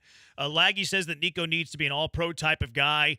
Says he should have waited a year, but so he has to be an all-pro type of guy. 9012, he doesn't have to justify anything. He's getting paid no matter what. Cool answer, man. He would have to be a number 1 receiver here and top 5 in the league as a receiver, says 0584. A couple of others on the Twitter, don't decline and keep CJ happy, so just stay what you are. 80 catches, over 1,000 yards, 8 touchdowns. Keep CJ happy. That is imperative, I agree. Lancer, stay healthy. Help this team to some serious playoff success. Pocky says keep being himself. I love that answer. Keep being yourself. For you, what does Nico Collins have to do where in 2 years, 3 years, we're looking back at the contract and you're saying Caserio got it right? I think to me it comes down to more of, you don't want to see a regression, but you also realize that from last year to this year, the receiver room is vastly different and improved and better across the board, and so are all the weapons. So I think that as a team, you can translate it better to if this team is on the winning track, if this team is putting up prolific offensive numbers, then he might not even have to get the numbers he's gotten in the past. But I would say that's a starting point for me. If he can stay in the ballpark of the numbers he put up a year ago, but he's in a prolific offense in which you don't have to say unequivocally, he is your wide receiver one, because Diggs is doing his thing and Tank is doing his thing, and they're spreading the ball around, but they're putting up numbers, they're getting victories, they're putting up yards, they're moving the football, and they are a dominant offensive team. I think then you realize they got it right, because he's going to be a part of that. I'll push back on that. If you're paying him top 7 money, he better be your best receiver, because why would you pay not your best receiver top 7 money? If Stephon Diggs is somebody that you just traded for and you got him on a 1-year deal and he's better than Nico Collins, well, why did you pay Nico 24? If Tank Dell in his second year is better than Nico Collins, why did you pay Nico Collins 24? I think that for Nico to justify his contract, I think he has to be the best receiver on the Houston Texans. See, but I think, like we talked about yesterday, I think you define how you can say that he's the best receiver on the squad, because we know CJ is going to spread the ball around. I don't think it has to be numbers. I agree with that. Okay. I don't think it has to be statistical. No, but he needs to be the guy. He's dominant, And maybe not even dominant, just the guy. But you can define it, because to me it's like he can be dominant when he gets the football. We know he can run. He gets yards after the catch. He's physical. He gets a lot of yak. In key moments, in big drives, he's making big plays. Whether it's the deep ball or the breakaway speed, or it's the fact that he's going up in traffic and getting the football and making a clutch catch. There's other ways to define it than saying because of statistics alone. So I'm glad you said that, because I think that there are going to be, from week to week, Tank's going to have big weeks, followed by Diggs and Nico having big weeks. Yeah. I think it's going to be tougher to define wide receiver one by stats. Sure, I do too, because I think that CJ throws to the open man. It's more about the respect you get from the defense. Like if Nico Collins is getting the most respect for how a defense defends the Houston Texans, well, that gives you the answer that he is the best receiver. If he doesn't lead the team in catches, say he puts up the exact same numbers next year, which if he does, it's hard to imagine that he wouldn't lead the team in like receiving yards. But if he goes 80 catches, 1,300 yards, 8 touchdowns, but Tank stays healthy, he's the main guy getting like the underneath stuff. He catches 100 passes. Let's say Diggs has like 1,300 yards, and let's say like Schultz has 10 touchdowns or whatever. Nico wouldn't lead the Texans in any of those categories, but I would argue that he was their best receiver, like best across the board. He was garnering the respect of the defense. So I agree with you that you're not going to define it based on stats. It's more, whenever the other team's game planning for the Texans, their number one guy that they're circling is a guy that they have to defend well. Maybe it's traveling their best corner if there's a team. If it's a team that travels their best corner, some teams don't do it, and he's lined up against Nico Collins. But if Nico Collins he's still got to catch the football, right? Because he needs to put up some numbers. But if Nico Collins fades behind Tank and he fades behind Diggs and he's like the clear-cut number 3 receiver, you shouldn't have given him the extension. Or you can also look at it from the standpoint of, if defenses are keying on him, if the number 1 corner's on him, he's still going to have to make plays. Otherwise, it's quite possible that he draws all the attention. He draws the best defender or defenders, and then the other guys are cashing in and getting theirs. It's gonna. That's a really tough fine line to define then, because his numbers will go down, but he's also commanding all the attention to allow the others to succeed. Oh, I think it's eye test. I think you would notice that. If you're playing like the Jets every week and Sauce Gardner's defending Nico Collins every single play and he has 5 catches for 50 yards and isn't scoring touchdowns, but Tank Dell's popping off and Stephon Diggs is popping off and the Texans are putting up 400 yards of offense and Stroud's throwing for 300, I think we'd be like, okay, yeah, Nico's getting respect from defenses. And that's why I'm saying. saying. And you couldn't define it statistically. I think it is eye test for sure. So I think that it's going to come down to, yes, is he commanding the attention of the defense, but then are the offensive numbers, are CJ's numbers, are the other receivers' numbers, are they all translating to a dominant offensive unit, whether he leads them in statistical categories or not? Yep. 713-780-ESPN. What does Nico have to do to justify this deal? What do you think, Brian? What do you think that Nico has to do to justify this contract? Yeah, I'm not necessarily caught up in the numbers, as you guys mentioned. I just think when we have these conversations, whether it's nationally, talking heads, the guys on ESPN National, or it's us here, when we're talking about the Texans wide receiver room, I think we have to view Nico Collins as their wide receiver 1. What that stat total is could vary, but we have to view him as their wide receiver 1, because even though I think the idea that, you gave him a top 7 contract, it's a little bit of a misleading, because guys like Ayuk and Jefferson, Jamar Chase and T. Higgins and Jalen Waddle are all going to come behind him and move Nico down to maybe 12 or 13 or 14 within a year. he still has to be a guy that you view as a top 12 to 15 wide receiver in the league and as the no doubt wide receiver one on this team to justify that allocation of resources to pay a wide receiver one. He needs to be the wide receiver one. Let's go fantasy rankings on this real quick. I know that's not always the greatest barometer, but they have Nico Collins this year as the 18th best receiver. They have Stephon Diggs at number 21. And where do they Tank's have? in the 30s, right? Tank 30, exactly 30.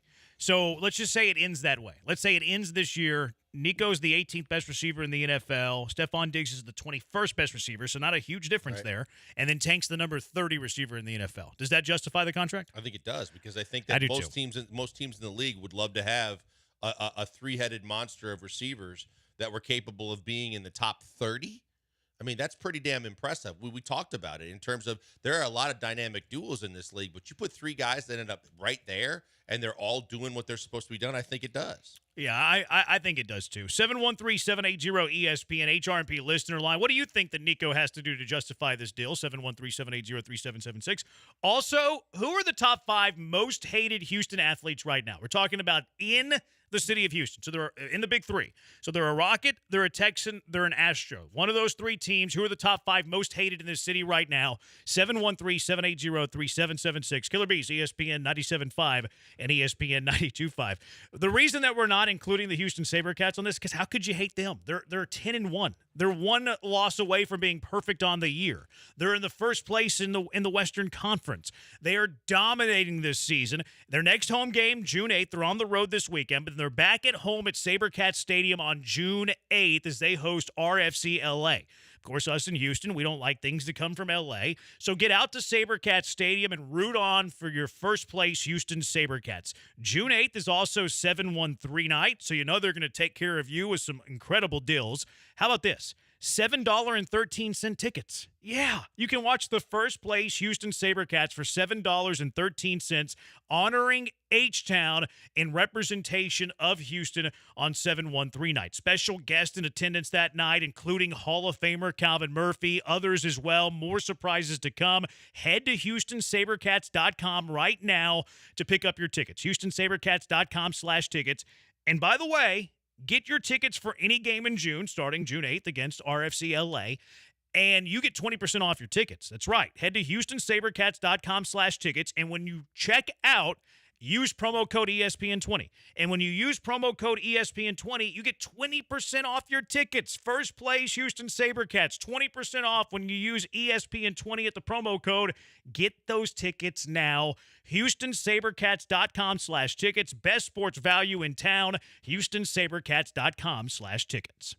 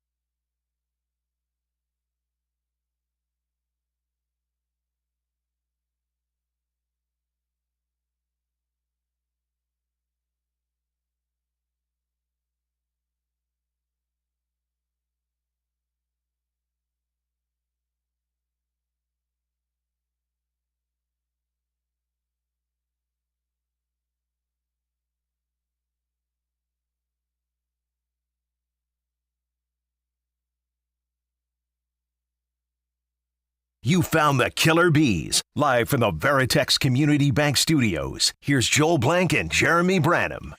713-780-ESPN, HRP listener line.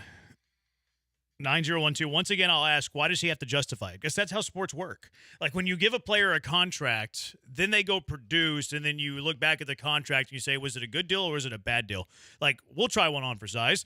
Was the Jose Abreu contract a good one? Like, yes. That's why. Like, whenever you sign players, you look back at the end of that contract, and you're like, this was a good signing. This was a bad signing. That's how sports talk radio works. Thank you very much, Jeremy, for having my back, because that's when Joe George said, I heard the bees bring up in comparison the Jose Abreu deal.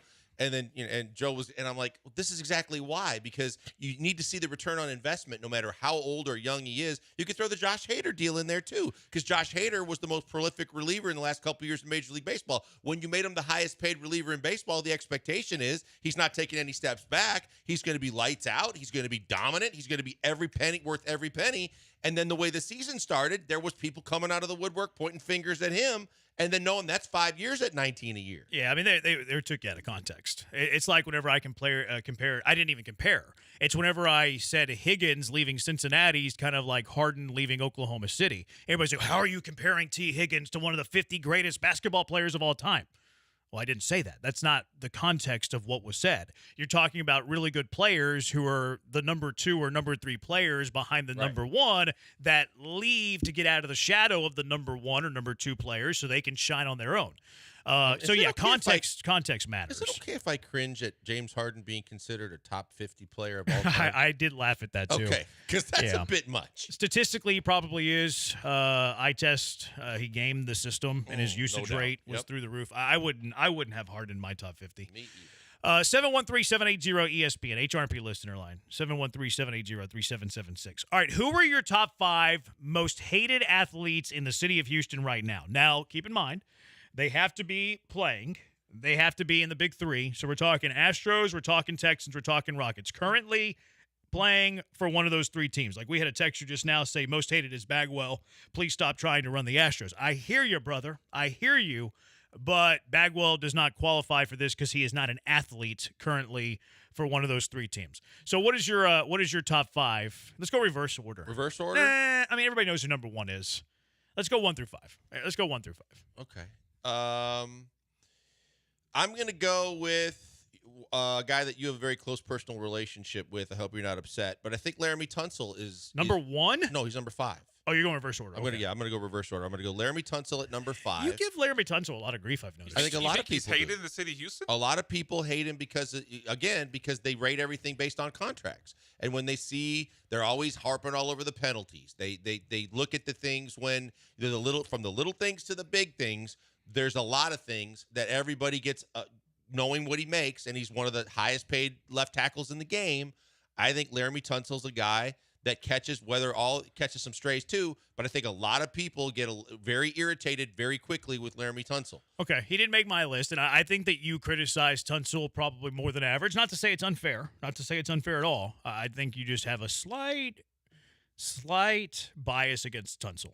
I'm just observing. Okay, number 5. More than me personally. I think Kenyon Green is number 4 for me. He was on my honorable mention. He didn't make the cut, but he was on the honorable mention. First-round draft pick, local kid, A&M, local Atascocita. Everything about this kid was the Cinderella story that we wanted to see, and now because we've barely seen him, and when we have, he hasn't looked good. Yes, the reports are he's trying to turn it all around this offseason, and I hope so, but I think he catches the ire of a lot of Houston sports fans, and for a lot of reasons that they're probably right for. I think he's high on this list. I think Ryan Presley's on this list now because of the fact that Ryan Presley was your closer, and now Ryan Presley and the whole back of the bullpen basically has had fingers pointed at them. I was struggling between Ryan Presley and Rafael Montero because of the money issues, but what have you done for me lately? Presley's on this list for me. Jalen Green's number 2 for me, and Jose Abreu's number 1. Okay. I didn't have Tunsil on my top 5. Don't have Tunsil on my honorable mention either. I did have Kenyon. Kenyon's more about what he symbolizes. He's on my honorable mention, didn't make my top 5, but he does symbolize some frustration with that pick. Trading down, he could have had Kyle Hamilton. He hasn't done a whole lot. I think it's more the symbolism of that as opposed to people dislike Kenyon Green. So my top 5 most hated Houston athletes right now, big 3 sports. They have to be active. We're talking Astros, Texans, Rockets. Number 5 for me is Framber Valdez. And this is because of potential. He's outstanding, but he gets off his rocker. He goes rogue. You never know what you're going to get with Framber Valdez. He's a wild horse. Because of that frustration, he's number 5 for me. Number 4, I agree with you, and it's kind of the same premise as Framber Valdez. Jalen Green, high potential guy. You're expecting him to take off to be the star. He shows flashes of it, can't quite get there. Number 4 for me. Number 3, Alex Bregman. Because we know this is more than likely the final year of Alex Bregman, and he's doing absolutely nothing, and his sauce stinks. Alex Bregman's going to be number 3. Ryan Presley, prisoner of the moment here, sure, blew the game yesterday. He's the number 2. And the clear-cut number 1, top 5 most hated Houston athletes right now, unanimous, Jose Abreu at the top of the list. See, I'm with the way you had honorable mention. Bregman was honorable mention for me, but he's done so much good in this city for so long that he seems to get that hall pass, that everybody's still waiting for him to have maybe just an extended slow start, to snap out of it. It's still coming because we've seen too much positives. We've had too much success with him that's why I couldn't put him on the top 5. You're right about Framber. I actually should have put Framber in my top 5 because that's one I missed. He can be a late write-in vote. That's fine. We believe in late write-in votes. We can recount. What's your top 5, Brian? A lot of similarities here. At number 5, I have Alex Bregman. I think there's something that we maybe dismissed, that if Alex Bregman was on another team, we would absolutely hate his guts. The smug way he plays the game, the way he carries himself. If he was on the Rangers or the Angels or especially a rival team in the AL West, we would absolutely hate him. So now that he's struggling, now that he's likely on his way out, I think it's okay to hate Alex Bregman.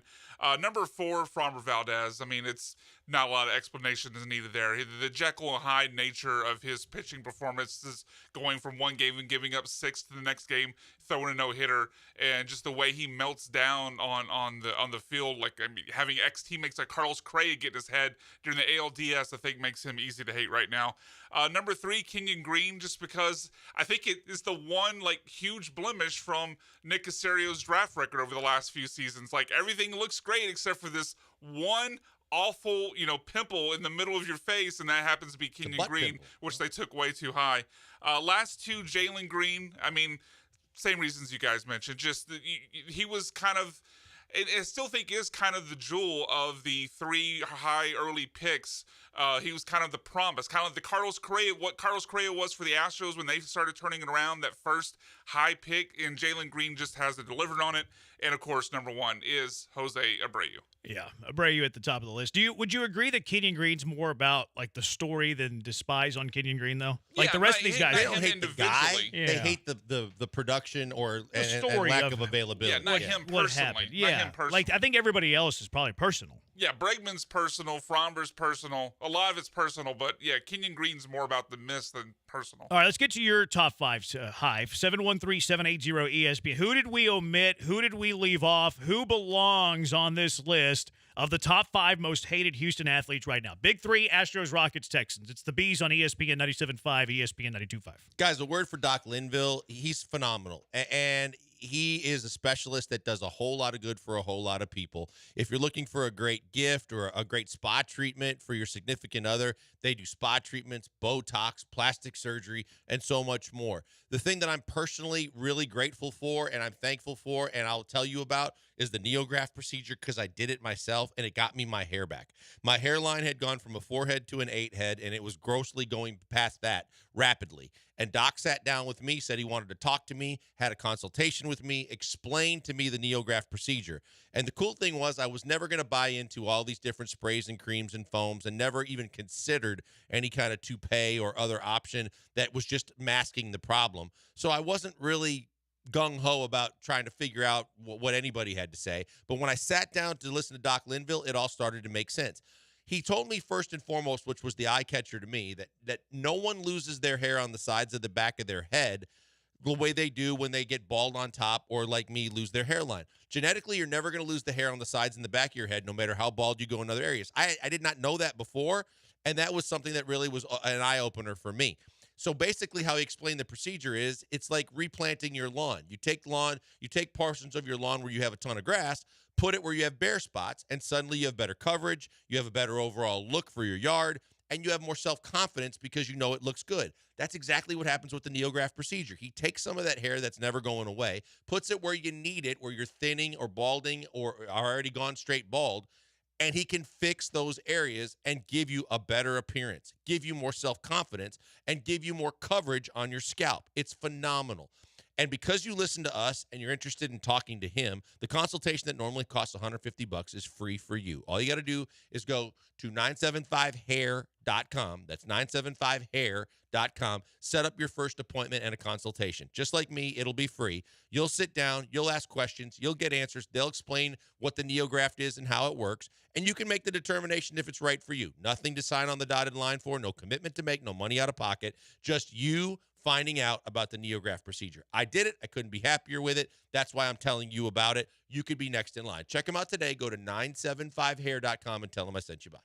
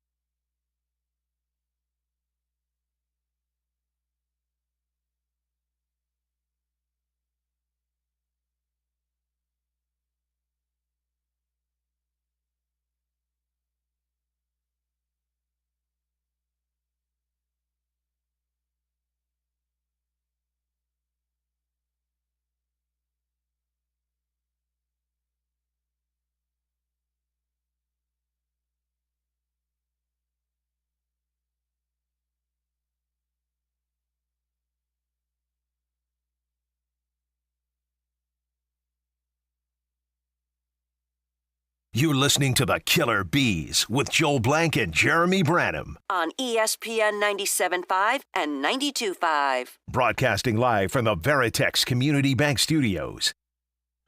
Top 5 most hated athletes right now. Big 3 in this city. Astros, Rockets, Texans. Who did we miss? 713-780-ESPN. The most popular name that has come up from many texters and Laggy. Lance McCullers. Do you? And King of Twitch says that hate's a strong word because he's a moral compass. Where do you stand on that? Well, let's not use hate because he is right. The disdain for one Lance McCullers. Where do you stand on that? I don't have it as much as most.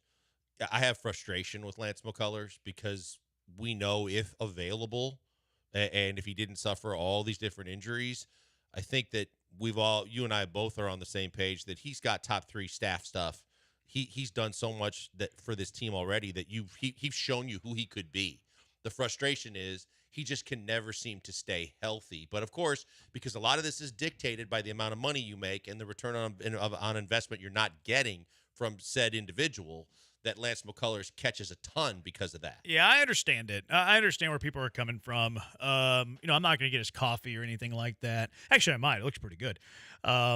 I'm with you. It's more frustrating to me than like this disdain I have for him. Now I do think he's a bit soft, but I wouldn't have him in my top 5. Like I get more frustrated with Fromber because Fromber's is more stuff he can control, right? Where Lance is not controllable. Like he's getting hurt. That's where I'm at. And he doesn't want to get hurt. Like I don't think that Lance McCullers is like careless and reckless with his body, except when he's popping champagne bottles after winning a series. But it's stuff that you can control, whereas Fromber, it's more like, dude, get it together, and you would be a Cy Young winner. Frustration turns to anger when it's out of your control. Frustration is a guy can't stay healthy, and he's not afraid to lay it on the line for you. And whenever you tell him to pitch in the playoffs and otherwise, he wants to be out there. His body just breaks down. Now, there is something to be said about when you decided to actually have surgery and take care of the problem and get it done, as opposed to all the different things that we dealt with for an extra season or so. But when you think about it, the frustration turns to anger when you know everything is there. Fromber's case, it ain't about injury. It's about he's got all the tools. He's got an unbelievable repertoire of pitches. He's shown you who he can be and how dominant he is, and he can't get it straight between the ears. That's fixable. It's just that for whatever reason, he won't work with everybody and get fixed or try and fix it himself. Lance, yeah, it's frustrating, but I'm not pissed at him that his arm and his body breaks down. Yeah. It's like being pissed off at Lamar Lathan back in the day for the Oilers for being this massive physical specimen that could be so dominant and athletic, but he couldn't stay healthy. It's a pool. Well, I just think about it because my buddy used to tell me that teleported to John McClane talking to me. No, Go Cougs, by the way. Yeah, but I also say that because my buddy was one of the trainers on that staff that kept saying, this dude at practice and everything else is the most dominant physical player I've ever seen. Yeah. But his body wasn't capable of handling all the muscle and everything, and he broke down all the time. He's still jacked too. He was at the Fertitta Center earlier. Go Cougs! I mean, he went to U of H. Yeah, he's a phenom for sure. 713-780-ESPN. Thoughts on McCullers pitching the 8th? I don't think that McCullers is a reliever, and with all the injuries that he had, I don't think it's good for him to be a reliever. Like, he needs a set schedule. He needs a throw day. He needs that throw a bullpen. I don't think that Lance McCullers is a reliever, especially off the injuries. I think that he needs a set, structured settlement. You and I talking about cash now? You need cash now? I need. What does it go again, Brian? J.G. Wentworth? J.G. Wentworth. I have a structured 877 settlement, cash and now, I need yeah. I heard McCullers myself now. saying it. I was like, Larry David. Yeah, I don't think he's a reliever, though. No, you and I've talked about this in the past. The fact is that the one thing that can really screw with your arm more than anything else is instead of pitching every 5th day, that you don't know when you're pitching, but if you start pitching more frequently in back-to-back days and 3 out of 4 days or 2 out of 3 days, and then depending on how many pitches you throw because of the situations that you're in, not even talking about the stress levels of each individual appearance, I think that can be far more taxing and create the opportunity for far more injury than pitching every 5th day and going through your routine. I have a structured settlement, but I need cash now. J.G. Wentworth, 64073. No, I don't know. 6403 says Abreu, Jalen Green, Bregman, Presley, Dylan Brooks, Dylan the villain. Dylan, here are my 3 honorable mentions. Titus Howard, Kenyon Green, Dylan Brooks. So I did think of Dylan Brooks, but he really wasn't in my thought of even coming close to the top 5. I guess that kind of contradicts saying honorable mention. Where do you stand on the disdain for Dylan Brooks in this city? I understood it when everybody hated him when he was a member of the Memphis Grizzlies. I can only understand it from the standpoint. But was that local, though? Like, that was more disdain nationally and, like, towards LeBron fans. But there was no, because he's done what he did here, but on a higher level of it was more magnified. He did it more frequently, I think, than he even did it here, where he was known as being the guy that took it too far when he was getting under your skin. But did he do that against the Rockets? I think he's done it in the past against the Rockets. So I think that he had kind of the overall blanket disdain by most NBA fans. But I think when he came here, again, this all translates to money for the most part because everybody thought, well, you need more toughness. Everybody said Udoka needed a guy that could be his 3-and-D guy that could bring some kind of an attitude to the team. It's just you didn't think it was going to cost $90-some million over 4 years going, what the hell are you doing, and why are you paying him like he's a max-type player? Yeah. And that's where people find the issue because he had a decent season for him for his career in terms of his ability to shoot the 3 and be a guy that contributes to a team. But when you realize what you're paying him, that's what pisses everybody off. This texter says, can we put the pitching coach on the list? He needs to straighten these guys out. No, he's not an athlete. This one annoys me, actually. 2971 says Hunter Brown. No. Hunter Brown's trending up. His last 5 games, he's been really good. How are we saying Hunter Brown today? I can understand Hunter Brown 5 weeks ago or a month ago. I don't understand Hunter Brown at all today. Well, but let's also say that the comparison could be made to a Jalen Green type, to where if he regresses again, now people can say, then I could see you saying Hunter Brown, because then he's a guy that shows you glimpses of what he could be, but just when you think it's safe to go out and fully back him as being a guy that can be a big piece of your puzzle, he falls back. Jalen's done that enough to where that's why people get so aggravated with him. I don't think Hunter Brown has done that enough yet for you to say I could put him on that list. Yeah, well, I think timing matters, because I think you could have easily said it 4 weeks ago. Sure. When his ERA was ballooning at like 8. 713-780-3776. Let's go out to the HRP listener line. Lamont, you're in the Hive with the Bees. What's up, Lamont? What's the deal, fellas? And these couple of names I want to give you guys, it's not by their own doing, but it's about how things turned out for them. The 2 players that I hate right now in Houston is pretty much Petrie for the Texans, and that running back Pierce. What's his name? Pierce. Yeah, Pierce. Because what I feel is those guys were on bad teams, and they just happened to look good on bad teams, and everybody had this false perception about what they was, and they just thought they was going to be better than what they was going to be. I had called this a long time ago, man. I was like, man, them dudes are not the lick, man. Those dudes are not the lick, and you're going to see it once more talent comes around them. Those guys are going to look extra nobody. They just happen to be on I'm not gonna say David Culley's, but Black Santa Claus, whatever his name is. They was on his team. Yeah, so they look good then. You know, we was all happy. But those guys was garbage, man. And it really amazes me that people still feel that they got something in them. That's all I have, fellas. I'm out. Appreciate it, Lamont. It's hard to hate on guys that you got. Petrie more so, you got higher in the draft than you did Pierce. But you got guys that were the best player on bad teams. Now you're trying to see what kind of player they can be on good teams. I didn't expect Pierce to regress as far as he did. Petrie, I didn't either. But I think that there's signs, and I think there's people in that building that still believe Petrie's going to be okay. Pierce, it's just a complete wild card. But you drafted him in the 4th round, so you didn't go way out on a limb to get him. I think the hate comes from when you go out and the money goes with it, where you're paying an exorbitant amount of money. We pay more attention and we're more critical than of the guys that were drafted, whether they pan out or not. 713-780-ESPN. Who's on your most hated? I would Petrie surprises me. Pierce is a good outside the box answer. It's a interesting one from Lamont. Petrie, I'm surprised by, because I don't feel that animosity towards Petrie as much as Pierce. And of the two, like, which of the two do I think has a better chance to rebound after a less than impressive performance last year? I would say Petrie. I'm very intrigued by Petrie in the second year of D'Amico Ryans, because everything that Petrie lacked, it wasn't like athleticism, it wasn't skill, it was more know-how in a scheme and in a system. So I'm very interested to see what he looks like year 2 in D'Amico's scheme system. Now, if he doesn't make it this year, then I'm probably giving up on him. Whereas Pierce to me seemed like a disaster in terms of a scheme fit, and I'm not as bullish about him in year 2 as I am Petrie. Now, if Pierce were to get into an offense that fits him better, I think that Pierce can still be a solid NFL running back to good NFL running back. I just don't think it's with a Slowick type of scheme. But that's why I don't understand either guy being on the list. I guess because I think it's frustration. Maybe it was fool's gold because in 1 year they showed you that they could. For 1 year, they looked like they were going to be big pieces of the puzzle, and then a year later, whether it be system and or. Well, I think it's because they were disappointing. I think they weren't living up to their expectation. Like, people thought that, I mean, Dameon Pierce, Brian, you're a big fantasy football guy too.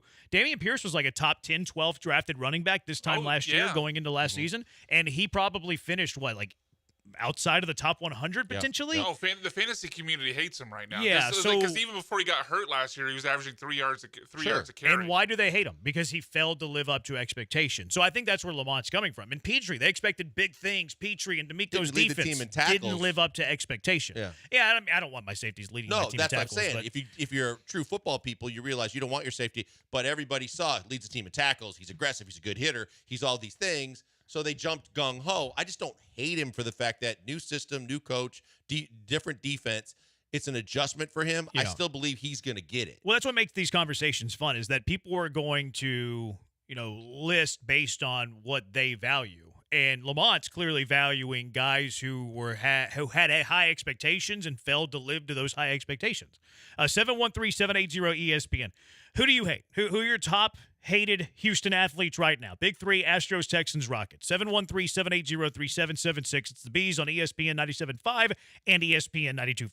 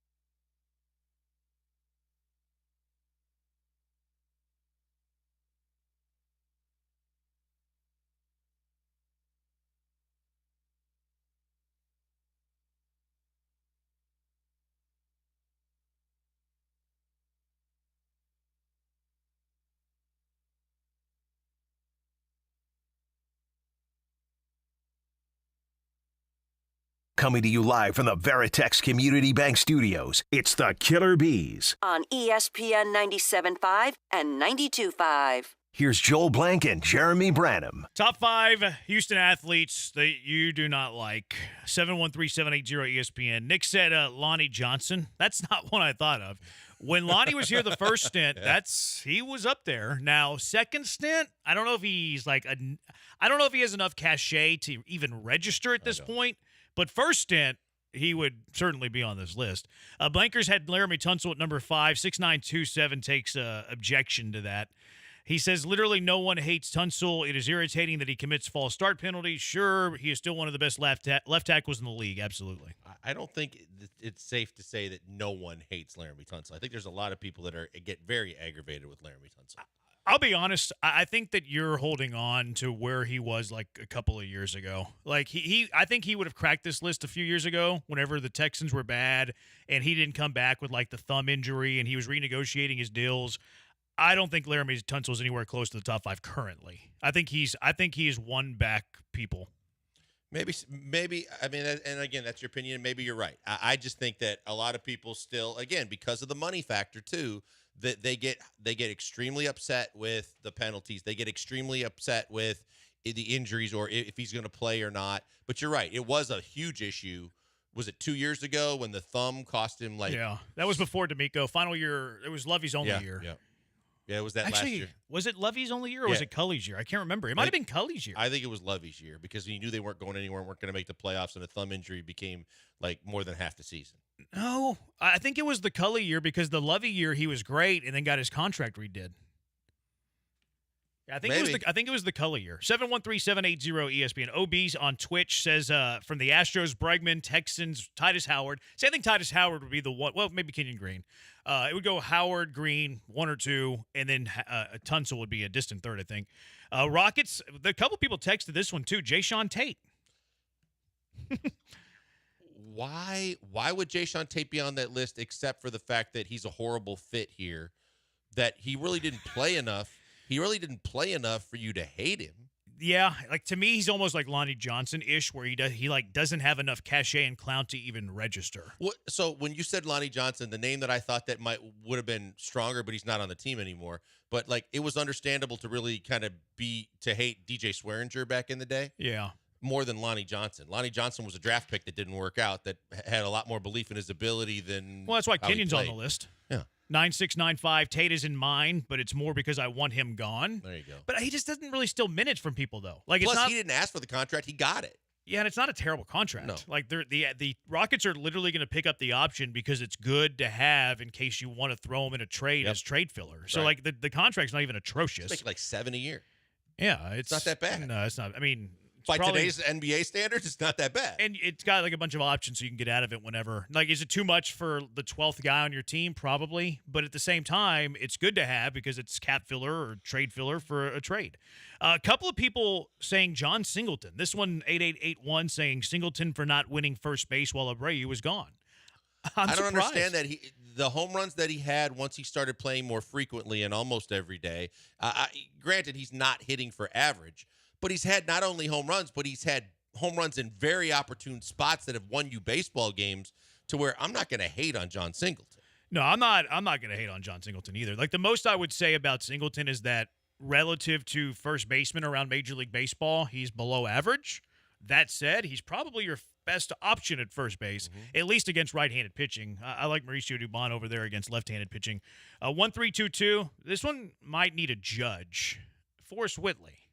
Is this? Does he count? Is he really? He's not an active player, or he's an active player in the Space system. Cowboys. He's in the system. He's on the injured list. Yeah, I was gonna say, isn't he still hurt? I think you can count him. If Lance counts, so would Whitley. I think you can count him. That's I think a good there's answer. a lot of people that have a lot of animosity because of all the talk of how great this guy was going to be, and that he was your number one prospect, and he was going to be a surefire, big time, long term arm for you. I could see that. I could, because again, this is expectations of what you thought a player was going to be that didn't live up to those expectations, and he would be high on that list. That's a good outside the box answer. I like that one. 9271 Jimmy Ward. Lamont called a minute ago and said Jalen Petrie. I would, if I had to pick a safety, I would put Jimmy Ward ahead of Jalen Petrie. I expected a lot of Jimmy Ward, and one thing I didn't expect was him to be as frequently hurt as he was and be a minimal contributor to a guy that knows D'Amico's system, that was one of D'Amico's guys. As much as I'm excited about Al-Shaair this year because I think he's going to flourish and he wants to play for D'Amico, I had those same feelings about Jimmy Ward, and then he was never on the field. Yeah. His was frustration because of injury, although he kind of defended Lance because of injury. So maybe we're being hypocrites a little bit here. This is an interesting one from 7225. Justin Verlander. Why? I literally hate Justin Verlander. I don't know. I guess because you had to trade for him and give up two prospects to get him back because you didn't want to pay him. But at the same time, he kind of came back and saved your bacon a little bit. Yeah, but that wouldn't be a reason to hate him. Right. The team didn't want to pay him. I wouldn't. I would hate Justin Verlander at all. I mean, I think Justin Verlander is the greatest Houston Astros starting pitcher of all time. He's still. You do that, yes. He's still one of your top two best pitchers right now. I don't know how anybody could hate Justin Verlander. Let us know on that one. Text us back 7225 or call us. I mean, call us and tell us why you hate Justin Verlander. There were some stories that came out of the clubhouse that some of the players seemed to be annoyed that he wasn't there that year at all when he had Tommy John surgery. But I never saw any of that hate go out towards the fan base. Yeah, that was the COVID year, so there's that. That was Carlos Correa going to the suits upstairs and saying, don't let him throw out the first pitch because he hasn't been around. At the same time, the guy's the Hall of Famer. He's a Hall of Famer. He's the greatest Houston Astros starting pitcher of all time. He should have Roger Clemens treatment. So I don't care that he was away from the team rehabbing during the COVID year. I thought that was blown out of proportion. Now, do I want him throwing out the first pitch? I think that's fair what Correa did, but I don't. I don't understand where the hate for Verlander. Nick says, "How can anyone in Houston not like JV?" Yeah, I'm very curious. I want to know your reasoning on that. 4631 says Royce Wright. We're talking about current players. Right. Harden, current players. Honeyglaze Branham says Joseph Mixon. He is a physical assaulter. I'm going to change his wording here. Oh. And a Sooner. So Honeyglaze Branham might be a. I love how those two things go together. By the way. He's a domestic abuser and a Sooner because those things are parallel. Like those things belong in the same sentence. 713-780 ESPN. A couple more on the Harden. He wouldn't count here. Kevin Johnson, cornerback for the Texans. That would be more old school. He was a disappointment though. Kevin Johnson was. Oh, for sure he was. Yeah, and another guy that got hurt a lot too. But again, he was your first round pick, right? He was the first round. He was late first, or mid somewhere in the teens. He maybe. was, I believe, in the 20s. He was, there's a stretch there. I'm blanking on the GM's name all of a sudden, but he was like the only first. Yeah, he was the only first round pick Rick Smith had for a long period of time that didn't hit. Yeah. He was so skinny. Remember how skinny Kevin Johnson was? He was a tiny dude. 7990 says that was Kate Upton's ex, no doubt. The text the show.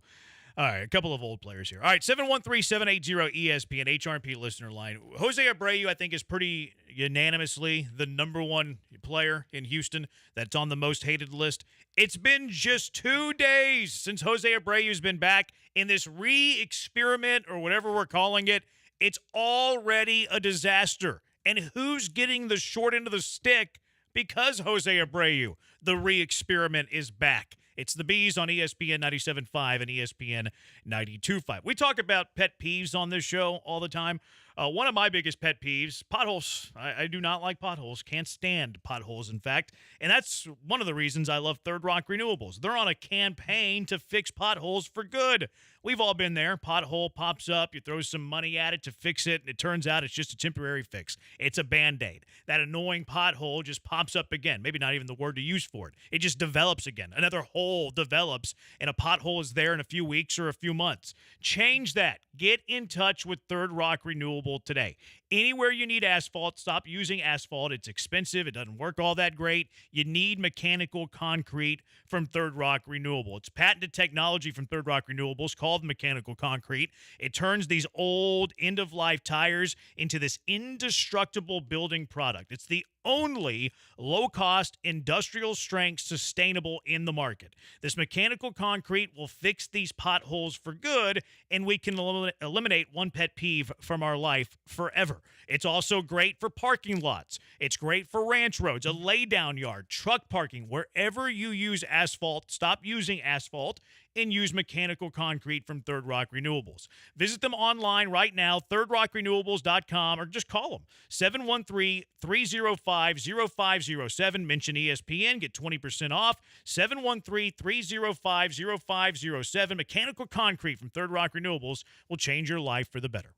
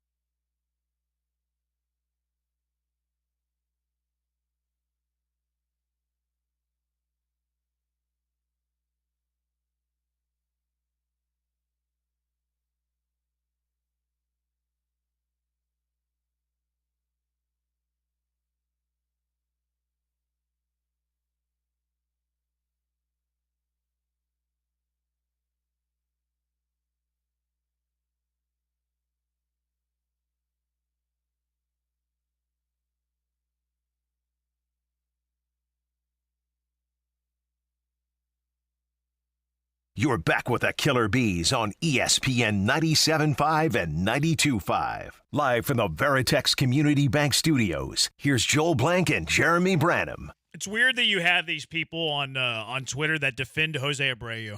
It blows my mind. It's like, oh, it's only 2 games. He's 1 for 6. He's hitting the ball hard. He hit one ball hard. Oh, he hit it hard in Sugarland. Okay, cool. It's hitting AAA pitching.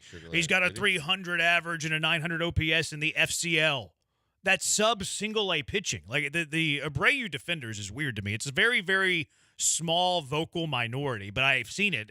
People have argued with me about Abreu. But I've already seen enough of this Jose Abreu re-experiment, and it bothers me for a few reasons. And, like, the wins are one thing. Like, you're not winning games when Jose Abreu's on your baseball team. That's not great. Is that a correlation? I don't know. But what drives me nuts are the players that are getting really jobbed out of this, in my opinion. Like, John Singleton is our first baseman. That's a quote from Dana Brown prior to Jose Abreu being brought back up. Who's played first base in the first 2 games? That's the 100 hitting Jose Abreu is played. Jose Abreu. So John Singleton's not your first baseman if in the first 2 games where Jose Abreu's back, he's playing first base. So that's a lie from Dana Brown, which Dana Brown likes to run his mouth a little bit. And then, well, Branham, Singleton's been in the lineup. He's DH twice. Okay, cool. What is the cost there? The cost there means that and I understand that Chas McCormick hasn't played well, but Chas McCormick has good career numbers. Chas McCormick was really good last year. If you're trying to see if somebody can get back to where they were, do you have more faith in the over-the-hill 100 hitting Jose Abreu or Chas McCormick, who should be in the prime-ish of his career? Another player that's getting the short end of the stick, Joey Loperfido, was literally the corresponding move to be sent down. And I understand he wasn't playing prior to that. Maybe he should have been. Maybe he should have been playing first base.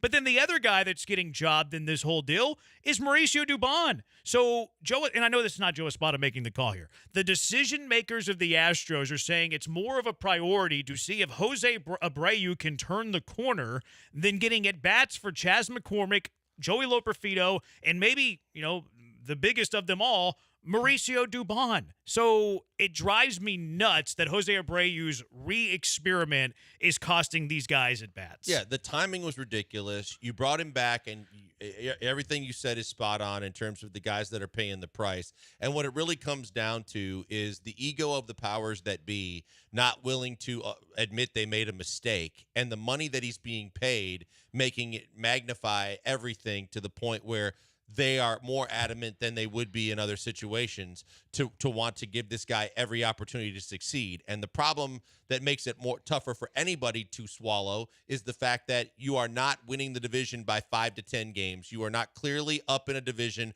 where you can take chances like this, where you can be a little bit more flexible with who you're playing where and who's getting the key starts, when you realize you're chasing teams and trying to get back in a race because of the hole that your team dug while everybody was dealing with Abreu and injuries and Bregman and everything else. It's been the perfect storm of negativity, so it's not the ideal situation no matter when you wanted to bring him back. Yeah, if you're 5 games up, it's more tolerable. Sure. Like it's a lot more tolerable because you would still be frustrated. Yep. Like if you lose 3 or 4 to Seattle and you're up 5 games in the division and Jose Abreu is playing, we know how fans react. They would be we'd be annoyed by it. But the fact that it's flipped and that you're 5.5 games back and you're pulling this stunt makes it even more aggravating. Like, why is Mauricio Dubon not getting at bats over Jose Abreu? Dubon's hitting north of 300s, actually slugging a little bit, is one of the best contact hitters in baseball. Nope, let's play the guy that's hitting 100 on the year. Chas McCormick was one of the bigger surprises last year, had north of an 800 OPS. Why don't you see if that guy can get it turned around as opposed to Jose Abreu? Why is Abreu more important? I know the answer to that. It's because he's being paid $19.5 million. It's ego of the powers that be and dollars that they're trying to make sense of that they won't let go of because of the fact that they know that they'll have egg all over their face if they have to do that. I think that Loperfido is another one. You're stunting the growth and development with games under their belt, more experience and more ability in Joey Loperfido, a guy that did nothing to deserve being demoted other than being the wrong guy at the wrong place at the wrong time because of the situation. He came in and no, he didn't hit for the power he did in the minor leagues, but he hit the baseball. He had a good average. He played multiple positions for you. He was a good soldier. And for that, he gets punished because there's a guy making a boat ton of money and isn't living up to expectations. What's frustrating about that too is like Loper Fido he would have a pretty big role in this team if they were committed to him.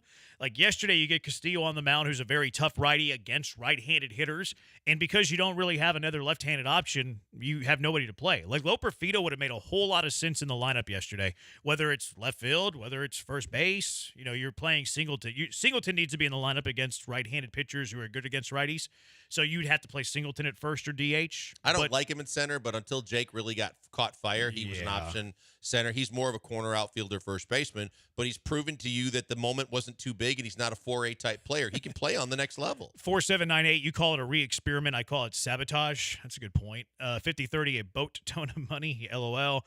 Need to call Third Rock Renewable for Jose Abreu. Annoying pothole that keeps popping up. That's the text of the day there.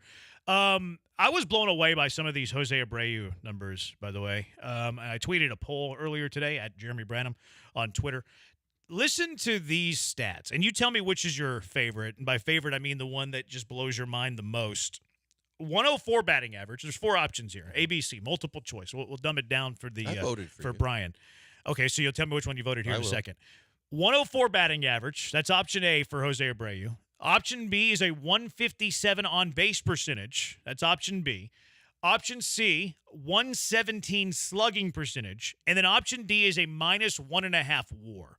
Which Jose Abreu stat is the worst? A, average, B, on base, C, slugging, D, WAR.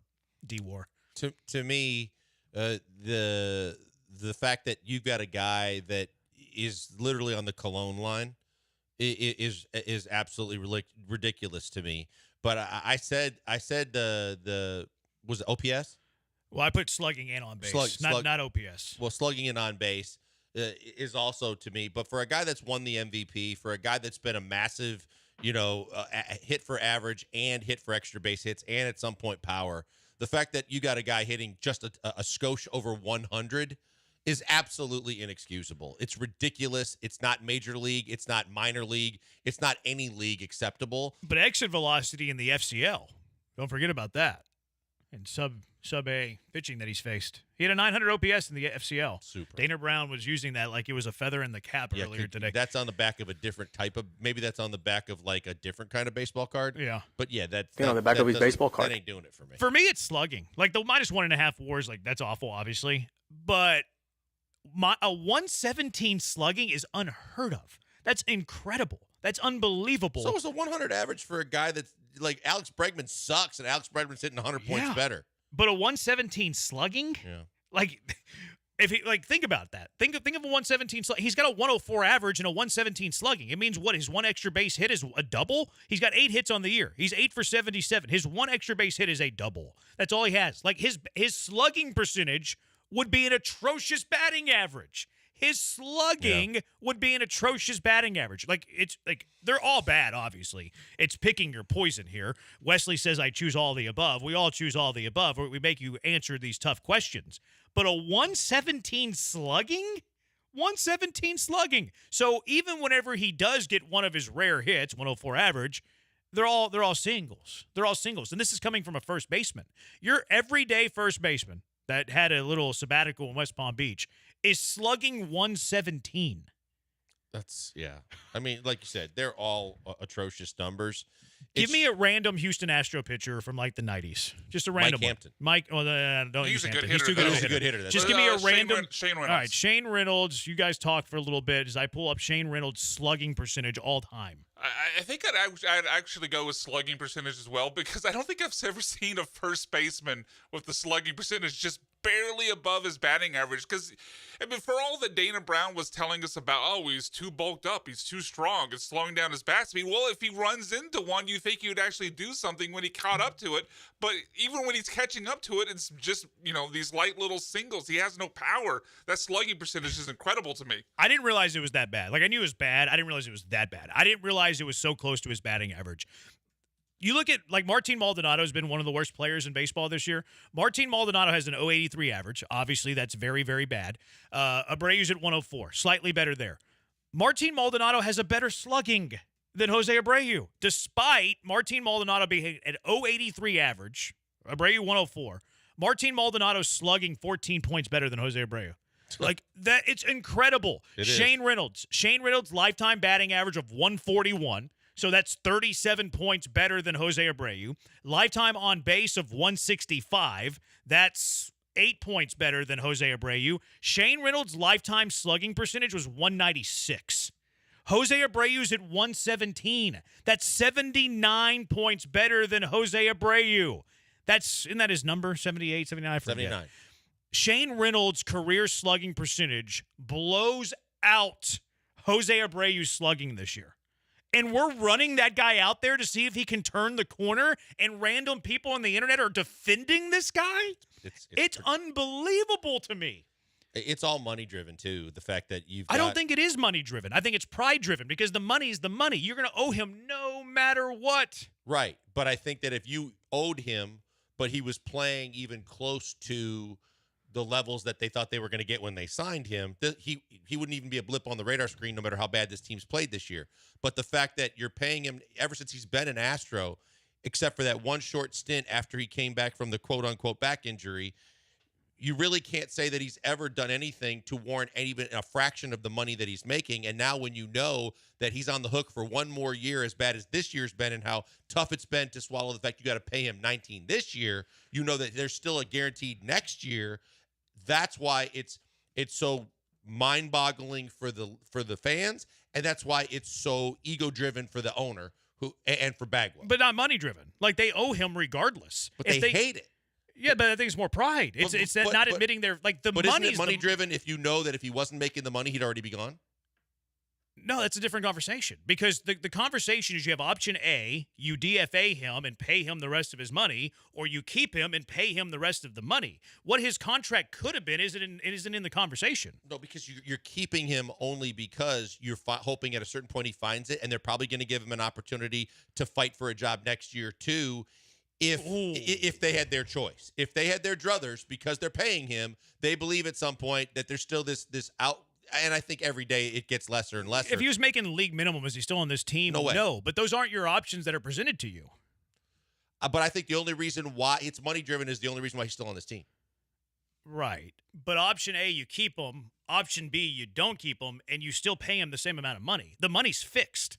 Right. But because as part of the options that you're giving me, the one option also involves a whole lot of embarrassment for two guys in particular. Well, that's why I think it's more pride than money. The money is the money. The money you owe him whatever is left of this year and next year. As a businessman, Crane hates the thought of giving a guy free money to walk away. But I would argue that's pride because the money again is still fixed. Financial. But it's not, but it doesn't change. The finances here doesn't change. The Astros have two options: keep him on the roster, don't keep him on the roster. Either way, they're paying him the same amount of money. It does not change. So why are they? Because keeping they look him? stupid if That's they pride. just cut it. That's pride. That's not financial. That's pride. Now, because it's a big number, does it impact their pride? Yes, I can see where you're coming from.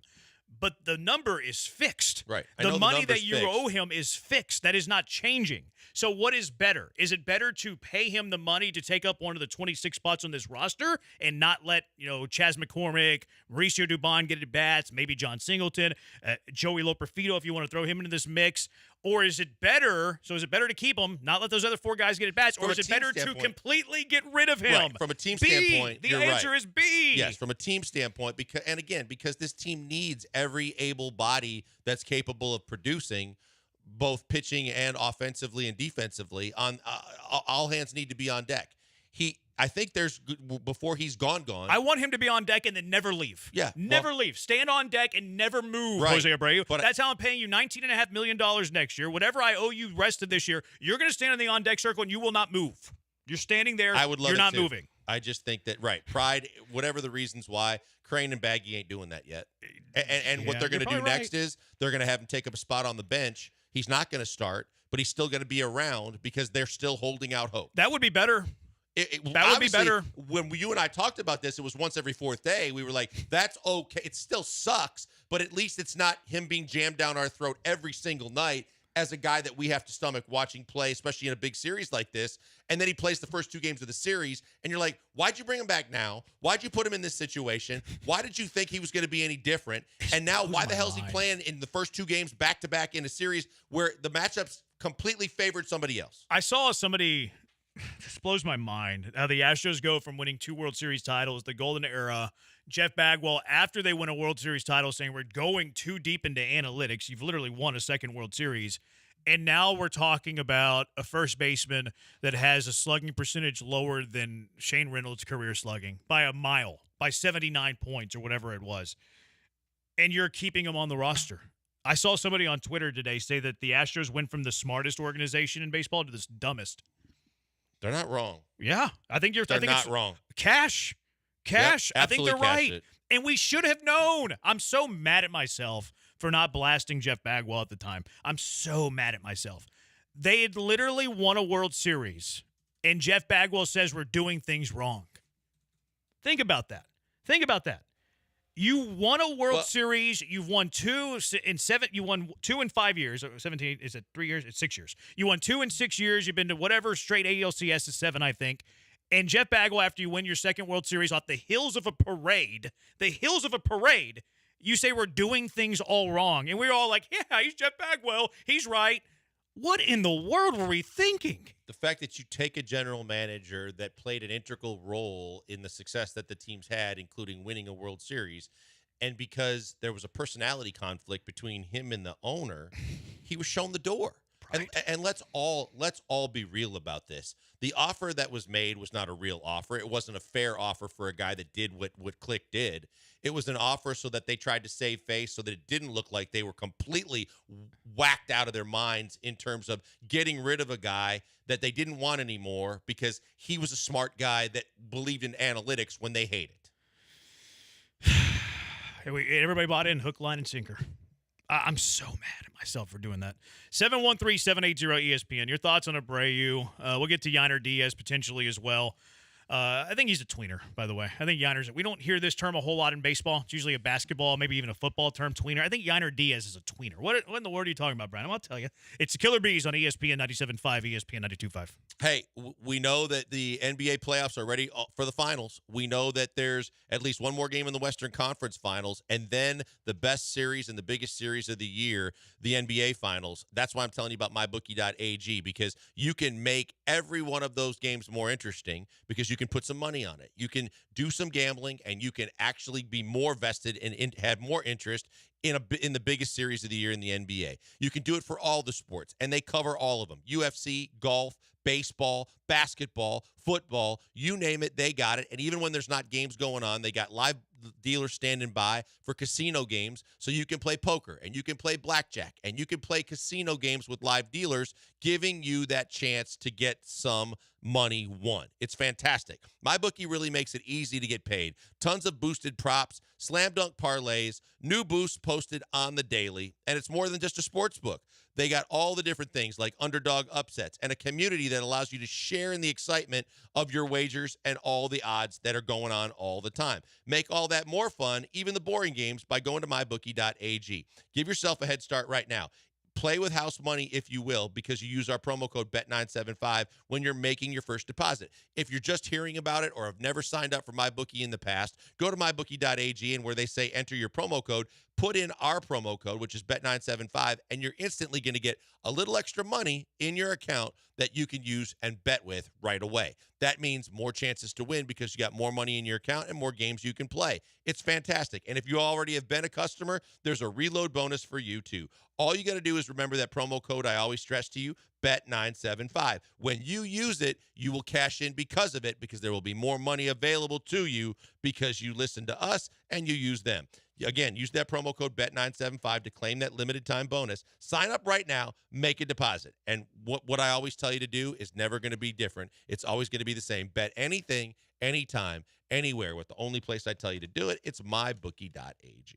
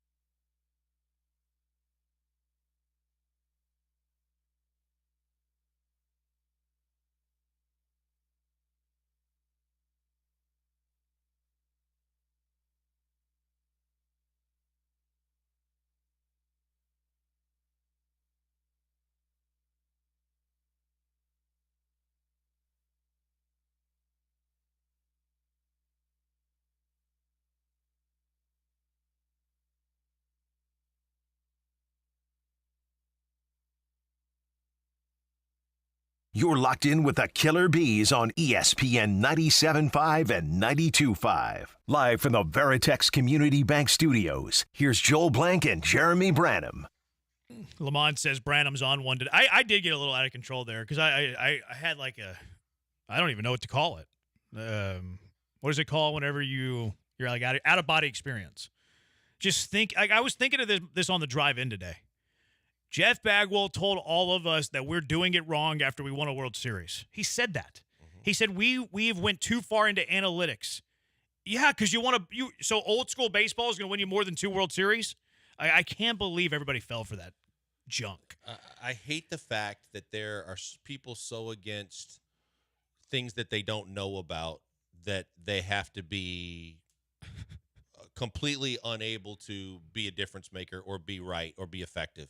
Because I saw the same thing in basketball that Bagwell's talking about in baseball, and the fact that the old heads are the ones that don't believe in analytics at all, where the best heads are the ones that understand that the perfect combination is the eye test and the analytics to make sure that you can still, because there's no, quotient and numbers that can be put on team chemistry and the ability to play well and get along with others.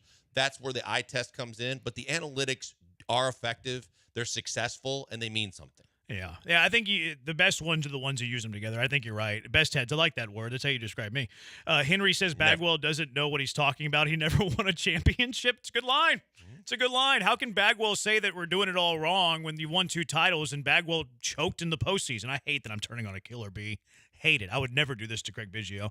713-780-ESPN. I did not buy in on anything Bagwell says. He's a moron. He's had the worst talking points in the booth I've ever heard. Hey, Branham, you're an influencer, right? Yes, I am. Thank you for noticing. Why not influence #DFA Abreu? You know what? That's a good idea. I'm going to do that. I'm impressionable. I take the advice of the people who are smarter than me. I think that the Hive is smarter than me. I'm going to take that upon myself. I did pin the go. What are you shaking your head at? You're a liar if you think the Hive is smarter than you. Oh, well, thank you for saying that. That's the nicest thing you've ever said to me. I did pin the GoFundMe. I brought the GoFundMe back today because I put it away while he was in West Palm Beach. The GoFundMe took a sabbatical and a vacation like Jose Abreu did. But now that he's back and he's ruining the Astros, the GoFundMe is back for Jose Abreu. We're well on our way to the donation of paying off the contract of one Jose Abreu. 5030 says DFA Bagwell. I wish. If I could Literally, DFA as much one. as people had that unbelievable burning desire to get rid of Jack Easterby, it is a growing army of people that would love Bagwell to go away from their baseball team, except for sitting behind home plate in the Diamond Club, having a couple of cocktails and watching ball. He's too good to sit there now. He only sits there in the postseason. He sits in the suite during the regular season. Oh, does he really? Yeah.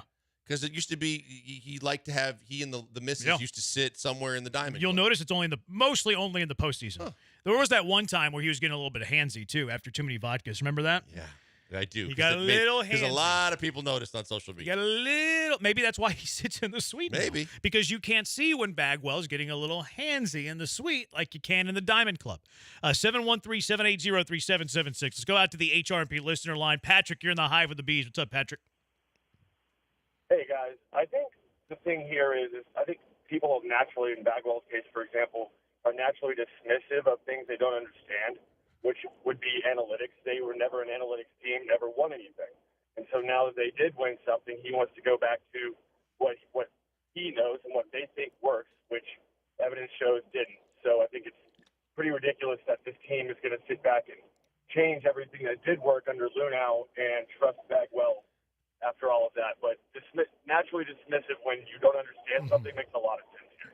Patrick hit it right on the head. Yeah, it's a great take, Patrick, because people are naturally, if you don't understand something, you're naturally dismissive of it, and you usually talk down about it. Why? Well, I don't get it, so it must suck. It must not be good. It doesn't resonate with me, so if it doesn't resonate with me, it must not be any good. You do get very dismissive of things you don't understand, but human nature. That's what I was trying to say, and Patrick summed it up a whole hell of a lot better than me. That's exactly right. That's what you get with old schoolers.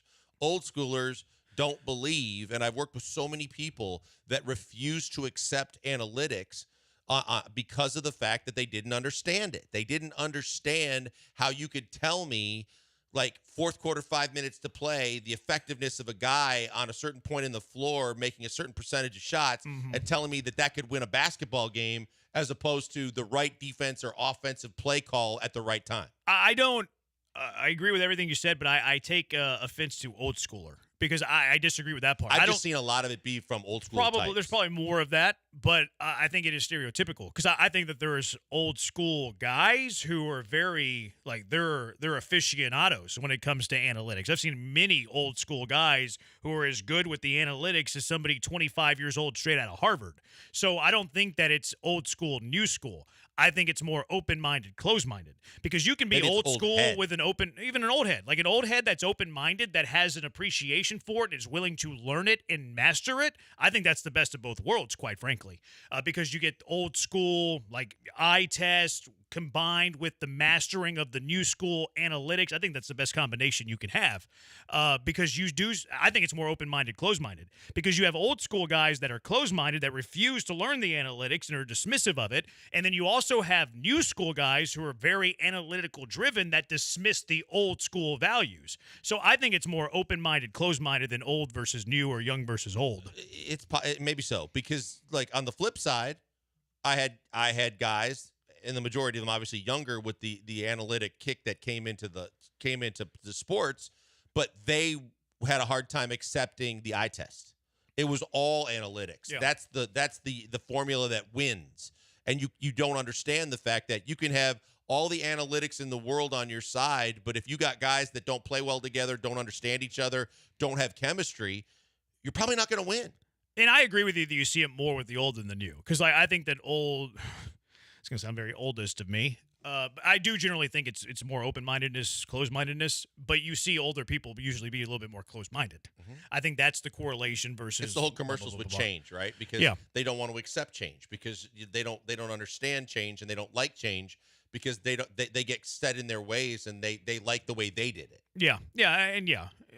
But is that because they're older? Is that because they're closed-minded, or is that a correlation of two? Could be a combination. I need 1772. Hey, Brandon, we already read that one. We'll get to the Yiner tweener stuff tomorrow. I'll tell you what I mean about that tomorrow. That's a good forward tease, right? Ran out of time griping about Jose Abreu and Jeff Bagwell. Really put me in a bad mood at the end of the show, too. All right, 713-780-ESPN. What are you nominating for car wreck of the day? 713-780-3776. What is your car wreck of the day for a Wednesday? It's the Bees on ESPN 97.5 and ESPN 92.5.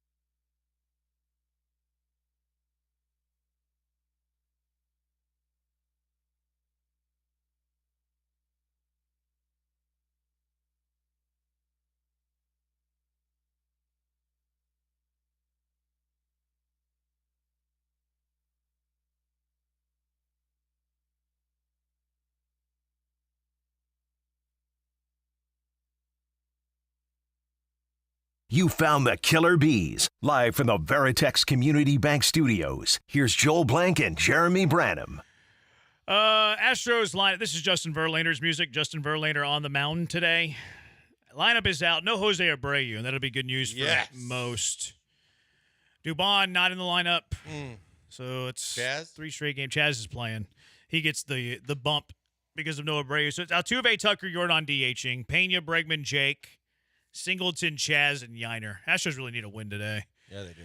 Justin Verlander on the mound as they go toe-to-toe. Verlander does with George Kirby. Kirby's a damn good pitcher. His numbers against the Astros have been better than he's pitched this year. 4.33 ERA, like whatever. But he owns the Astros. He certainly does. He seems to always have success against them. George Kirby is the one that said when he had all the issues with about just not having it or not feeling it? I think that was last year, yeah. Yeah, it was last year. And then again, we've mentioned old heads, but all the old school guys just attacked the hell out of him. I think that's right. Yeah, Clemens was one of them that went right at him going, bro, are you serious? Like, yeah, it was Kirby. It was Kirby. It was, okay.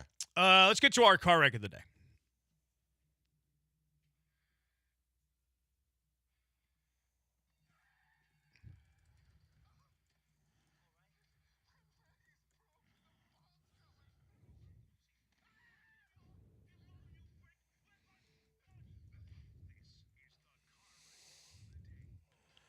All right, car wreck of the day. Coming up on ESPN, by the way. National at 6, Hall of Fame at 7. Space Cowboys over on 92.5 at 9:05. Is Loperfido playing first base today?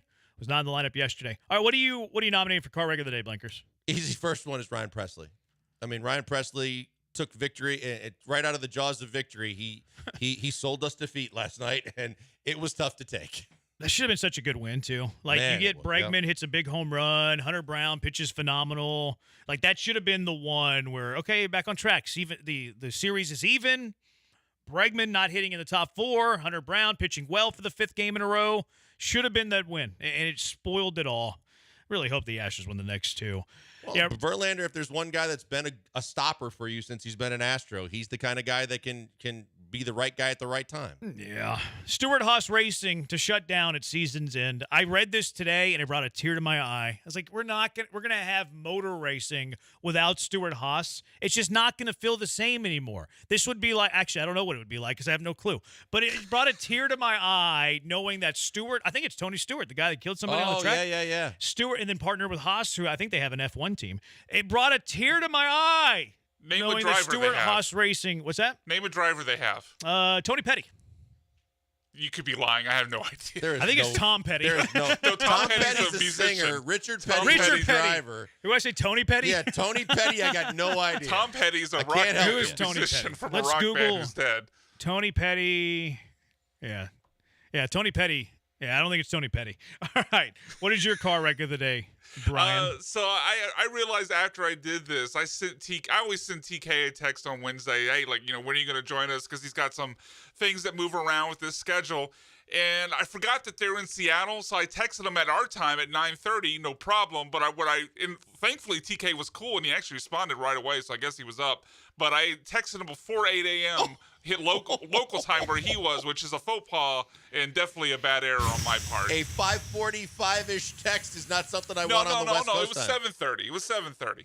It's a 2-hour difference. Yeah, I texted him at 9:30. Oh, I thought you said before 8. Yeah, I don't like to text people before 8, but I didn't realize till after I send it, it was still before 8 his time where he was. West Coast time? Did you apologize?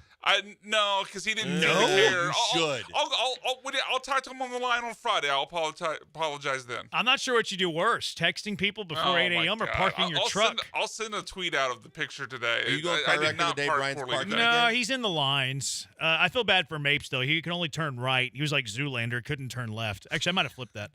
A few people want to nominate some folks. Junior Broncos wants to nominate Stumpy Joe George.